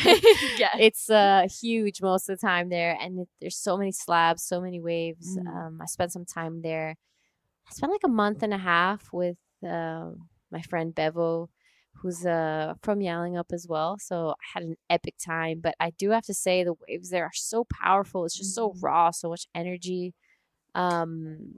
And I think it creates some incredible surfers. Yeah, it does for sure. It's exciting to see. I mean, you think about all the charges over there, and like my mind immediately goes to Willow Hardy. Yeah, me too. And like first name that popped up. Yeah, like watching her absolutely charge recently over at the CT over there was just, it kind of blew my mind, honestly. It was pretty psycho, and I know that she's over here in Krui for this event as well. She had a pretty nice run for her first Challenger Series at Newcastle, and she kind of approached her first heat. She's like, if I don't make the heat, that's okay. I just want to show people like how much I've improved and how good I can surf. That's great. And like having that attitude and that mindset was really cool to see from Willow for sure. 100%. And the Hardys are such an incredible family. They've been around the Korean NIAS events quite a bit. So spent some time with them as well in Afulu. It was such a fun event. We had a great time. She ended up taking that one out. It was a great final. It's this perfectly left, I think north of NIAS, if I'm not wrong. And it's just epic to have them around. They're always so happy and easygoing. So I'm excited to see her compete again. Yeah, me too. I know her younger sister Olive is here too. I actually saw Jean, her dad, just tear one apart yesterday in the free surf. I was like, oh, settle down. Like, that was so sick. You're competing too, or what? Like, get the Rashi back on. But there's such a depth of talent for the WA surfers. Jacob Wilcox also on the Challenger Series. I'm sure there's so many more names. I'm kind of having a mind blank right now, but yeah, it's incredible. We got a good West Aussie in our crew as well. Yeah, we sure do. Well, 7 minutes to go in this heat. Maverick Wilson out in front with that 7.5. Has that 4.33 as a backup. Tommy Carvalho with a 7.17 and a 3.5. He needs a 4.67 to go to first. It's Caleb Tancred holding first priority. He's got a 5.17. He only needs a 5.51 to go to second place. And Sho Shirai chasing a 7.4. This is a really, really stacked heat. Yeah, wow. These 4 surfers are such incredible surfers. It's really anyone's game right now. 100%. You're right. This is super stacked, and it's only round 2 of the men's QS here in the Krui Pro. Day 2, we're going to be finishing it off with the next heat. I think we made that call earlier on today. So it's been a big day. A lot of action. We've had already 2 winners. Congratulations to the Pro Juniors earlier on today. They had an incredible run. But now it's time for the QS to kind of show what's up. Yeah, exactly. It's their time to go out there and surf these perfect waves. I mean, for heats 3 and 4, they'll probably be the first heats of tomorrow morning, and they're going to have some pretty good conditions because the last 2 mornings has been really glassy. It's been so fun. So I think they'll be laughing a little bit right now, going, yeah, you know, it looks fun out there now, but I think tomorrow morning's going to be pretty good as well. They're like, yeah, let's put it on hold, guys. Let's put it on hold. We'll surf tomorrow. They're probably stoked on the call. Yeah, for sure. All right, we are about to reach the 5-minute mark. It is Maverick Wilson pretty comfortably in first, Thomas Carvalho in second. Both have 7s in their names. It's a little bit for Caleb Tancred and Shoshirai needing to catch up. They don't need scores they haven't done before. You know, Sho needing a 7-4, that's pretty solid, but Caleb only needing a 5-5. So we know he can do it. He did a pretty good performance in his first heat. Let's see if the ocean provides. Yeah, this is tough right now. A 5-5-1 for Caleb. Sho needing a 7-4. It's so hard because, you know, obviously there's only 2 people that progress through in the heat, but you look at these 4 surfers and it's like, wow, any of these surfers could be in finals day. Really. 100%. So yeah, I'm hopeful that there'll hopefully be at least 4 more waves and we can see what these surfers do. I just want to see a bit more surfing from everyone, but the ocean's just having a little moment right now, which is fair enough. It's been providing all day. And 3 minutes 45 seconds to go. The nerves right now for Tommy Carvalho. He's got second priority, which is a good thing. But even for Maverick, I mean, first place I feel like still isn't quite safe just yet with the quality and the level of these surfers. So it looks like Maverick Wilson, 4th priority. Shoshirai takes it off him, but nothing too entertaining. Thomas kind of sold it to him. I mean, he took a look, but he wasn't interested. It was a good call from Thomas Carvalho. He didn't want to get rid of his second priority. Caleb has been sitting out there for quite a while now. So hopefully the nerves haven't really gotten to him yet. There is a big set approaching. Will he be going for this one? Wow, all right, with 3 minutes to go, the nerves are starting to kick in. Caleb needs a 5.51. Ooh, smooth rail surfing. Nice connection there. Gets a second turn, another turn in there, I should say, hoping to get a little bit more critical here, which he does. Well, can he get the finish? Unfortunately, coming unstuck, hitting that section a little bit late once again, but that was still a pretty nice wave from Caleb. Solid surfing. 100%. And this is the current heat leader right now, Maverick Wilson, the West Aussie. Taking a look at this one, he wraps it around here, tries to position himself better for this second turn. This wave not giving him too much just yet, but it looks like it's going to stand up for him on the inside. Nice hack right there. Sets it up again. So nothing too critical. I think he did the best he could on that. Wants to get rid of a 4.33. Will Thomas Carvalho improve on his 3.50? And for now, it's looking like he's well on the way with that type of surfing. Yeah, hopefully this wave. Oh, that was really unlucky for Tommy. Just coming unstuck. I mean, that first turn into that second turn combo was so smooth. Needing to better a 3-5. Wow. I'm curious to see where this goes. I think Caleb definitely challenges for that 5-5-1. It was good surfing. Yeah, that was really good surfing. It was definitely a solid set. When he kind of first took off, I was like, is this a mistake? But That's what I thought too. it kind of picked up. Like it had a solid face to it. So it's going to be an interesting ending. Yeah, it's definitely yeah, wow. Anything could happen right now. Sho Shirai holds that first priority. He is still in this heat as well and very well, very capable of getting a 7.4. But in my opinion, Tommy needs another wave. So will he be able to better a 3.5? Looks like Sho is going to try and scratch into this one. He just misses it with 30 seconds to go. Will someone be able to pick up this one on the inside? Tommy is scratching for it. He's a strong paddler. We saw him scratch into one earlier. 20 seconds to go. Just misses it. Caleb's last wave is 7.93. He goes to first. Maverick still has the score to lock in. Tommy needs a 4.67 right now. He's in third place with 10 seconds to go. Wow, really close between second and third right now. That was an insane heat to watch. Oh my goodness. Wow, I got my adrenaline pumping. Yeah, my heart was racing.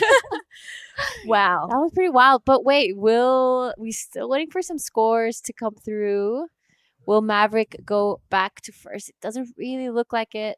So he does increase his score now. Thomas needing a 5.61. Wow. Yeah, Tommy still has that score to lock in, needing that 5.61, a 2-turn combo.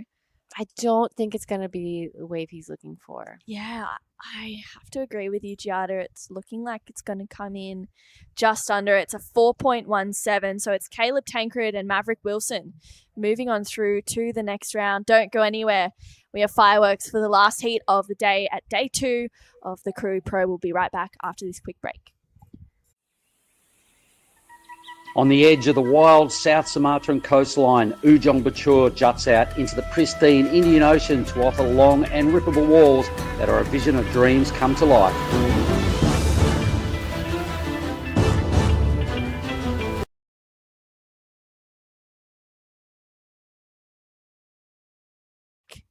For day 2 of the Krui Pro, straight up into heat 2 of the men's round of 128. It is Kaiki Yamanaka out there in the red, Benny Zanata in the blue, Chikal in the white. We saw him yesterday in the Pro Juniors, and Kishore Kumar, we saw him earlier in that first round of the men's. In the green, Benny Zanata locking in a 3.33 to start off his heat. I'm True Styling, joined in the booth with Mark Clift. Mark, that last heat number 1, had fireworks. That was... wow, lots going on. Go the west side. Mad Dog Wilson holds on. Insane finish, though. I mean, Caleb Tancred, he's been a high-class performer for a lot of years as a junior. I haven't seen him for a while, but he's back. He's still in form. Mm-hmm. He got a 7.99 or whatever it was with a fall at the end of that wave to win and steal the win off Mav. But this is Mav's first kind of go in big deal QS events. Yeah. So I'm stoked that he got that way where he got his 7.5 and almost won. But look, he's second in a really high scoring heat. It was just insane. So Mad Dog, proud of you, mate. Yeah, well, this is a replay of Benny Zanata, his first wave. He is here with the Northern Beaches crew, Nick James, Duke Kelleher, I think. Otts might be here as well with the crew. So super amazing people to have in the support team of Benny Zanata. So I'm sure he is going with the vibes of that. I've seen him the last few days and he's like, yeah, I haven't been getting 2 waves in the free surfs, but the waves I have been getting, I feel like I've been surfing good on. I'm like, you know what? It's all about feeling like that. So just time to do it with the Rashi on. Here we go. This is Green dropping in the goofy foot. It looks like Kishore, the Indian surfer. Had a little chat with him after his heat yesterday. I sort of suggested he needs to take a few more risks. I'm sure Team India up there are watching their little charger. I hope he does well and represents India because I love the fact that those guys are coming to these events. Another quick up and down for Ben. Yeah, that I was actually, I think it was Giada that I was talking to. I've actually been over to India for the surf event that was there. It's the first time I met Di, actually, over in Mahabalipuram, and the waves over there were super fun. There was, lots to do. It was, I really enjoyed my time over there. There was actually heaps of jellyfish. I think pretty much everyone was getting stung. It was so crazy, but the waves were fun. It was the sickest little novelty ride, and the Indian surfers were putting on a show. It was so great to watch. I'm sure the food was good too. Eh? Oh, yeah. Food. So good. Let's watch Chikal. We watched this young man surf through yesterday a fair bit. He's putting up another effort here on day 2 at the Krui Pro. Got through a couple of rounds to show us he is a pretty decent surfer. He's a little bit inexperienced at this level, but got some good things to like about what he does. So let's see if Chikal can represent the locals and come through with a win, or with at least maybe a progression. He's got to take down either Kaiki or Chikal, I think, to really challenge and slot through at least in the second spot is all important to get another berth in the next round. But hasn't the round of 128 started with a bang that last heat? Thomas Carvalho could consider himself very unlucky to get third with an 11.34 two-wave total. And Caleb Tancred threw everything at his last wave. He almost got 8 points with a brutal fall at the end, but just damaged that thing before he got to the end section. So Caleb, he's still a shredder. Yeah, he even with a little bit of time off, he still knows how to put some scores together, and it's exciting to see him back so far. He's surfed 2 heats today. He was in that first round, in the very first heat of the first round. He surfed again just in that last heat, getting the win over Maverick Wilson, Tommy Carvalho, and Sho Shirai. That was actually a really outrageously tough heat. Yeah, it was a stacked first heat. I mean, and it's what we're expecting in this QS 6000. We want to see that level of surfers. It's exciting. For someone like Sho Shirai, will be majorly disappointed because I'm pretty sure he missed out on the Pro Junior Final this morning. He just missed out. Mm-hmm. And now he's out of the QS. So in 2 days of an 8-day event, Yeah. someone as quality as Sho is on the sidelines. That's just how brutal, these 6,000s in Indonesia are, and the whole Asian region. I mean, it's just, they're such hard events. Yeah.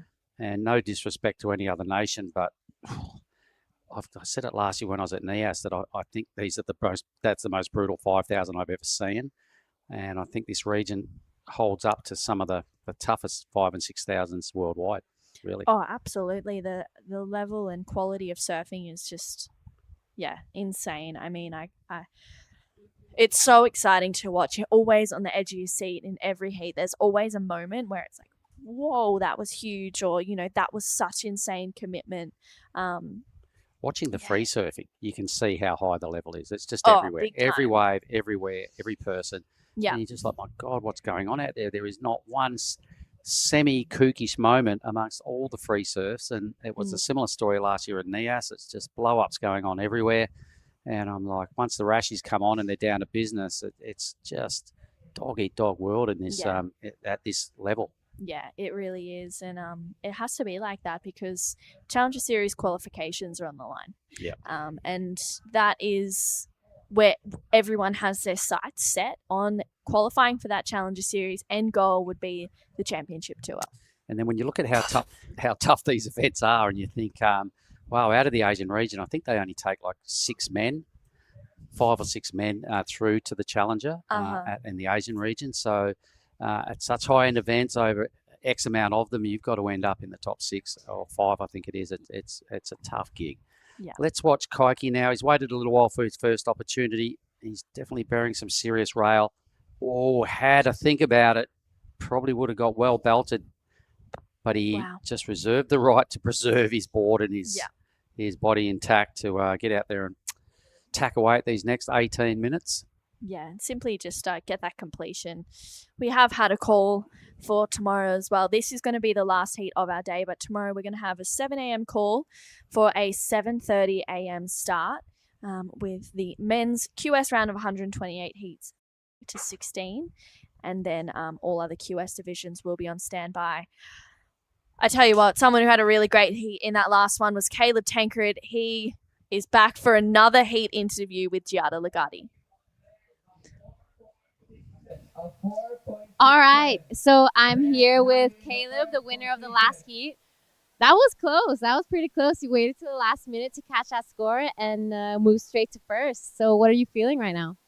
Yeah, it definitely wasn't the plan to leave it till that long, but I'm just grateful I got an opportunity. Yeah, just trusting in myself that one would come and I could do my surfing I need to do. All right, so we didn't see you here last year, and I haven't heard much of you in the contest world. So what have you been up to?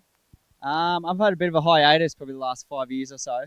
I did the junior series and stuff growing up, and then stepped away to do a bit of university, and now finished that and got that all behind me. I'm ready to give surfing a crack again. All right, and what other events are you planning to do for the rest of the year? The full season. Yeah, I've locked in from here to NIAS, and looks like we're going to get plenty of swell at NIAS, which is exciting, and then the rest of the QS series. All right, well, you're looking like you're in good form. Congratulations. Is there anything you'd like to say to your friends and family back at home? Hey, Mum, I think she's watching. Marco, all my mates, thanks, guys, for tuning in. All right, perfect. Thank you so much, and see you in the next round. Back to you guys. Caleb, shredder. Watch this space. He could go. He could ruffle a lot of feathers through this draw. He's had a hiatus. He's a little university course. I'd like to find out what that was. Do you know what it was? Yeah, he did a degree in architecture.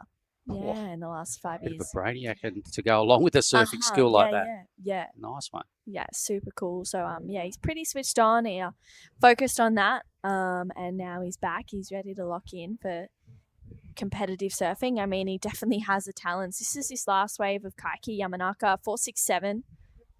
Beautiful opening turn. I mean, such a smooth surfer. This is our first look of Kaiki Yamanaka in the QS 6000.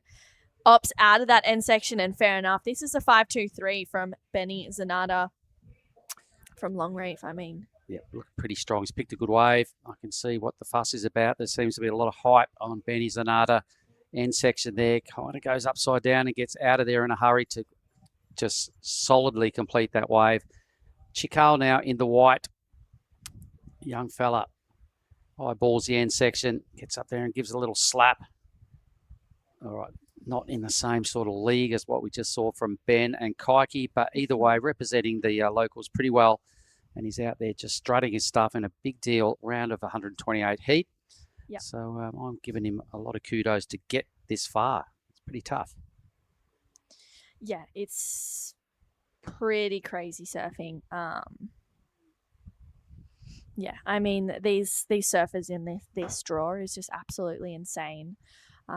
Kishore Kumar, he progressed through that first heat of the morning, that first heat of the men's round 144 with Caleb. Yep. It was great to watch him really going for it, but he just needs to lift that level in this heat. But I'm glad he got through a heat. You know, he's come a long way, and he didn't have the most ideal heat in these pro juniors. Mm-hmm. Had a little chat with him. He lifted his act. He got out of a heat, so he's ticked the boxes. Yeah. You know, starting to earn a fan base, and people will now know a little bit more about Kishore. He's not just lost in the big pack up there in India. He's down here at a high level event, getting through a heat, and just representing on the biggest stage. So here he is.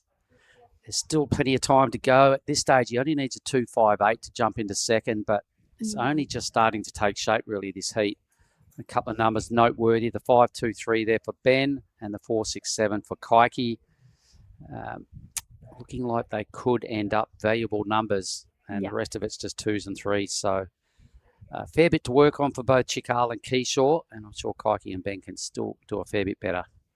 Yeah, this is that replay of Chikal's last wave, 2.57. Smaller wave, but still does some really beautiful surfing. He's drawing some nice lines. I love the look of that board under his feet. It looks like it's a Sharper. I'd love to find out what model that is. Yeah, because it's looking really good. He's just I'm excited to see how his surfing evolves as he grows as well. I feel like he could really be a force to be reckoned with. Pretty much this whole area. I mean, there's a lot of groms around when you go up to Krui left. There's a lot of local groms. They've had this event in their backyard for a couple of years now, so it will probably be sooner rather than later that we will see some improvement out of the locals. Benny Zanata now has picked an A-grade wave. Just really gave it a solid slap, and the drift across the coping there just proved a little bit too much for Ben, but it was probably turned into a one-maneuver wave, and he just went for it.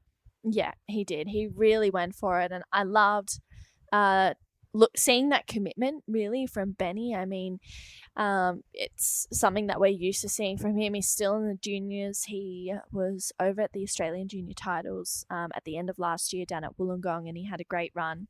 Unfortunately missing out on the finals, but I tell you what, he was looking strong.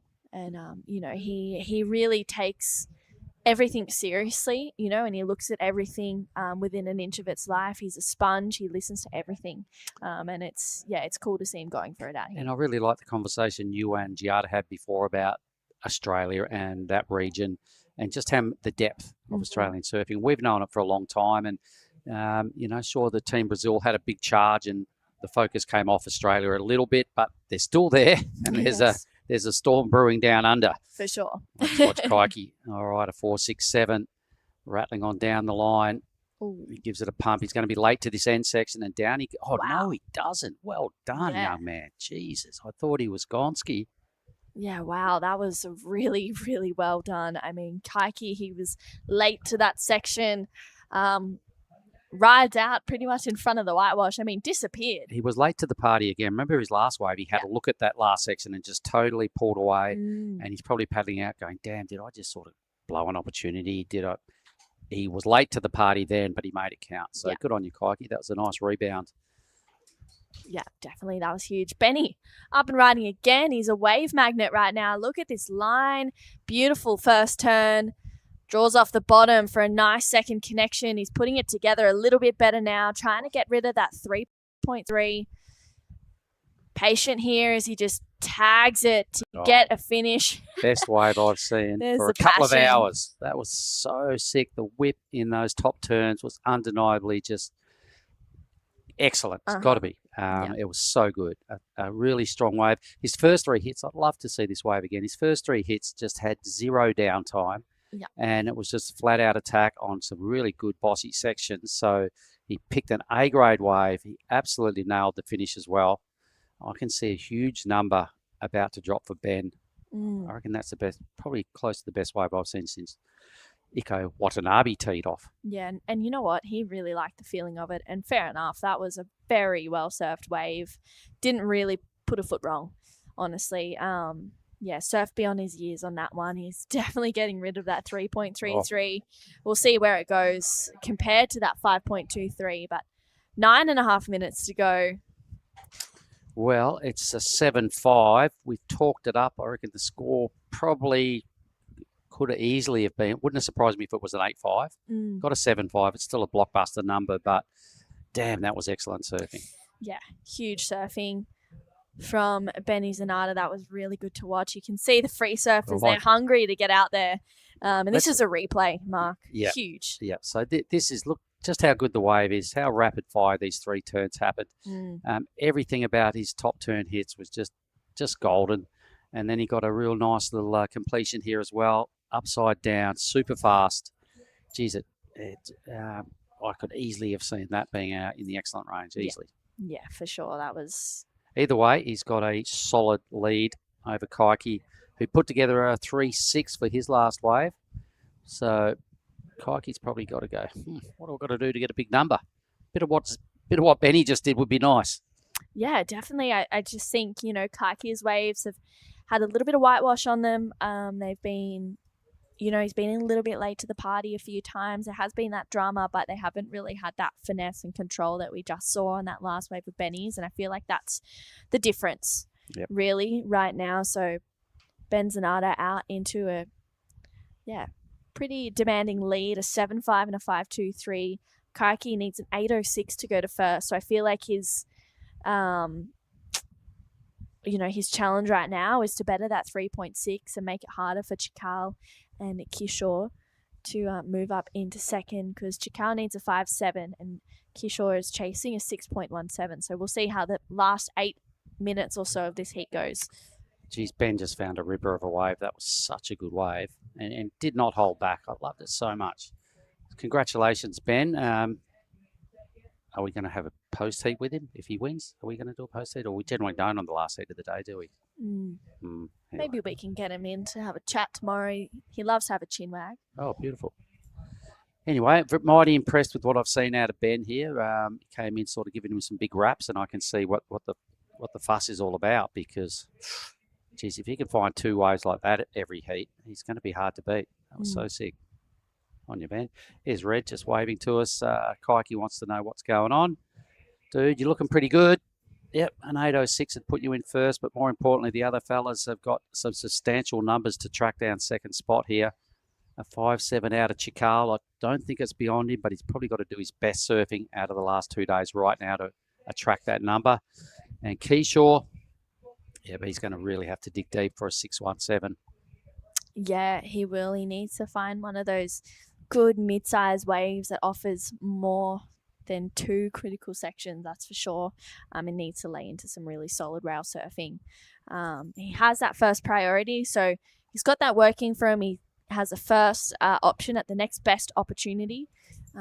It's nice to have that priority rotation. They've actually introduced it into like all of the junior events in Australia now, which is super cool. It's nice for the even under 14s juniors to kind of experience what it's like to just to get familiar with those rules. Yeah, and exactly. I reckon it's a good thing too. It's stopped any sort of hassling, and it's made them wisen up a little bit and just learn, sharpen up their wave selection. If they're gonna go on with it in a comp surfing, the sooner you learn these stuff, the better. So they brought it into all these young divisions. Fair enough, they don't do it with the 12s or the 10s. They let them just froth and go for it and have fun. But to learn the whole system at a young age, it's only going to sort of harden them up for when they get to these sort of events. Yeah, it's super cool, and it's great opportunities for surfers to be in that rotation to get a good wave. But with 5.5 minutes to go, hopefully the Ocean will provide. It's Chikal right now. It's second priority. He's going this one. And he was looking really good in the Pro Junior event. Oh, huge first turn. Needs a 5.7. This wave offers another opportunity. He might challenge that and gets that second turn in and a completion. Is there a wow, that was huge surfing from Chikal, just not leaving anything in the tank on that one. 5.7. Win, lose or draw, just the fact that he took that on and he didn't fall. He could have easily just overcooked his first turn, getting a bit excited and fallen off and gave himself no chance. But he nailed a pretty strong first move, right? And even his second turn was fairly dodgy, but made it. And at this level, it's debatable whether he gets a 5.7. But the fact that he went for it and he completed that wave, Chikal, win, lose or draw, I think he's really stepped up and starting to find some confidence at this level and improve in a short amount of time. That was sick. Well, there it goes, a 3.3. So, it was good surfing. Maybe it could have been a little bit more critical compared to the other surfers. But, I tell you what, that was really nice He attacked to the see lip him at high speed twice. Yeah. Well done, Chikal. See him going for it, a 4.97 now. Yes, again. Lowers his requirement. This is a good one. So, he did a good job to get around that section, to just hold his momentum and project out of the lip the way he did, to give himself a chance at hitting this. It was a little late and the layback went on, but the fact that he kind of completed it without fumbling around too much, tick, bit of credit in the back there for me. Just not as top to bottom as what we've seen out of Ben, nowhere near at the same sort of level as what we've seen out of Ben and even what Kaiki's been putting together. But for a local fella to just finish that wave and take it on a bit, I like what he did. Yeah. There's the old Ombak Inda site. We used to set up our judging tower just up on the grassed area where that photographer is. We were there for a lot of years. It was the site of our event. A lot of the crew stayed there. I'm pretty sure they still do. Ombak Inda, Annie and Stewie set that up a long time ago. Good on you guys. Yeah, great opportunity to last heat of the day, folks, of a successful. It was going to be a 22 heat day, but it turns into 20, a lazy 20, 25-minute heats. A couple of them were 30s, actually. But the absolute highlight of the day has to be Mirai Aikida. No one surfed a better heat all day for a 9.27, I think it was an 8.5 or something, and only rode 2 waves to win back-to-back titles. Here we go. Put everyone in combo. Yep. This is Keyshaw. Kishore. Nice first carve. Highlines that section, drops down with speed. Driving through another nice rail turn. He needs to get a little bit more critical now to nudge for that 617. Gets another turn in there as he's flying down the line. This looks like it's going to open up for him to just go up and over, but unfortunately doesn't get the completion for Kishore Kumar from India. But it was he gave it his all, a 6.17. I don't think he's going to get that, but it will definitely go into his top 2. And the fact that he progressed through a heat, earlier on today in a big deal 6,000 event, the fact that he had a pretty good ride to finish off, which is probably going to be his sign-off wave of this event. Mm-hmm. But he's improving and being at this level and seeing it all and watching all the dynamic surfers that are here. It's really, you can't just buy those experiences. You've got to be here and live them and put yourself in the heat of battle to make those improvements. So Kishore, tick, well done, brother. It's only a 2.67, doesn't matter.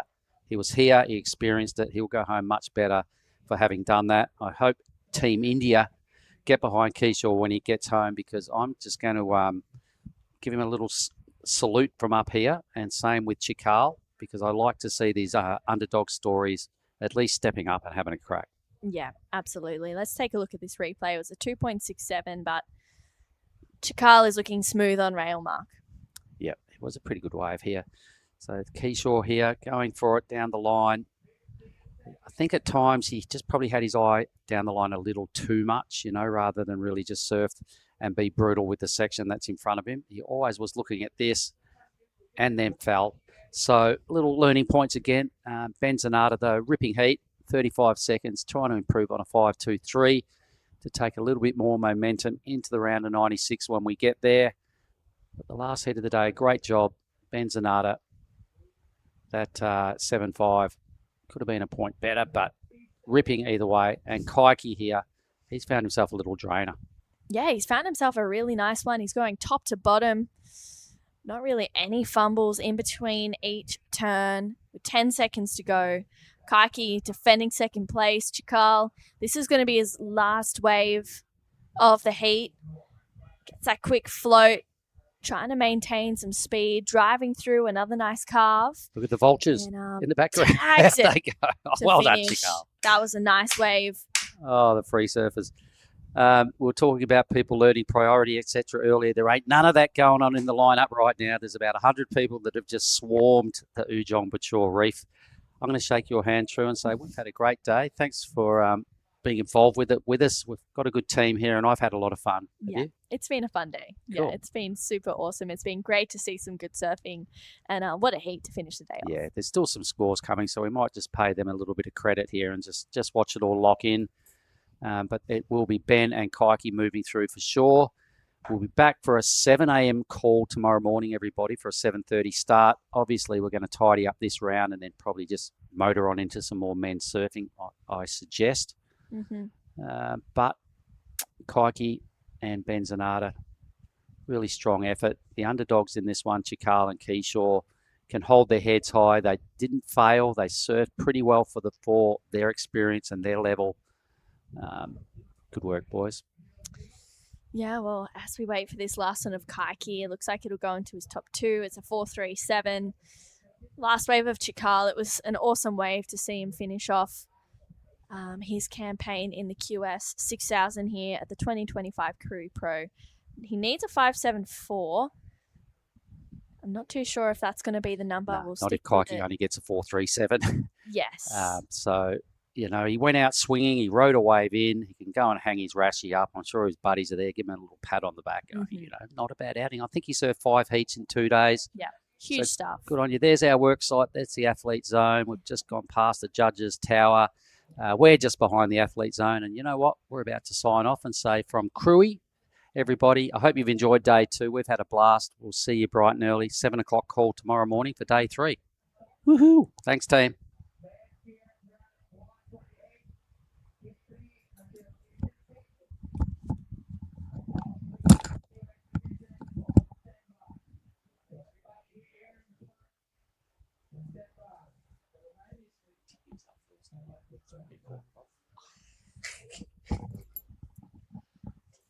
Thanks, boys.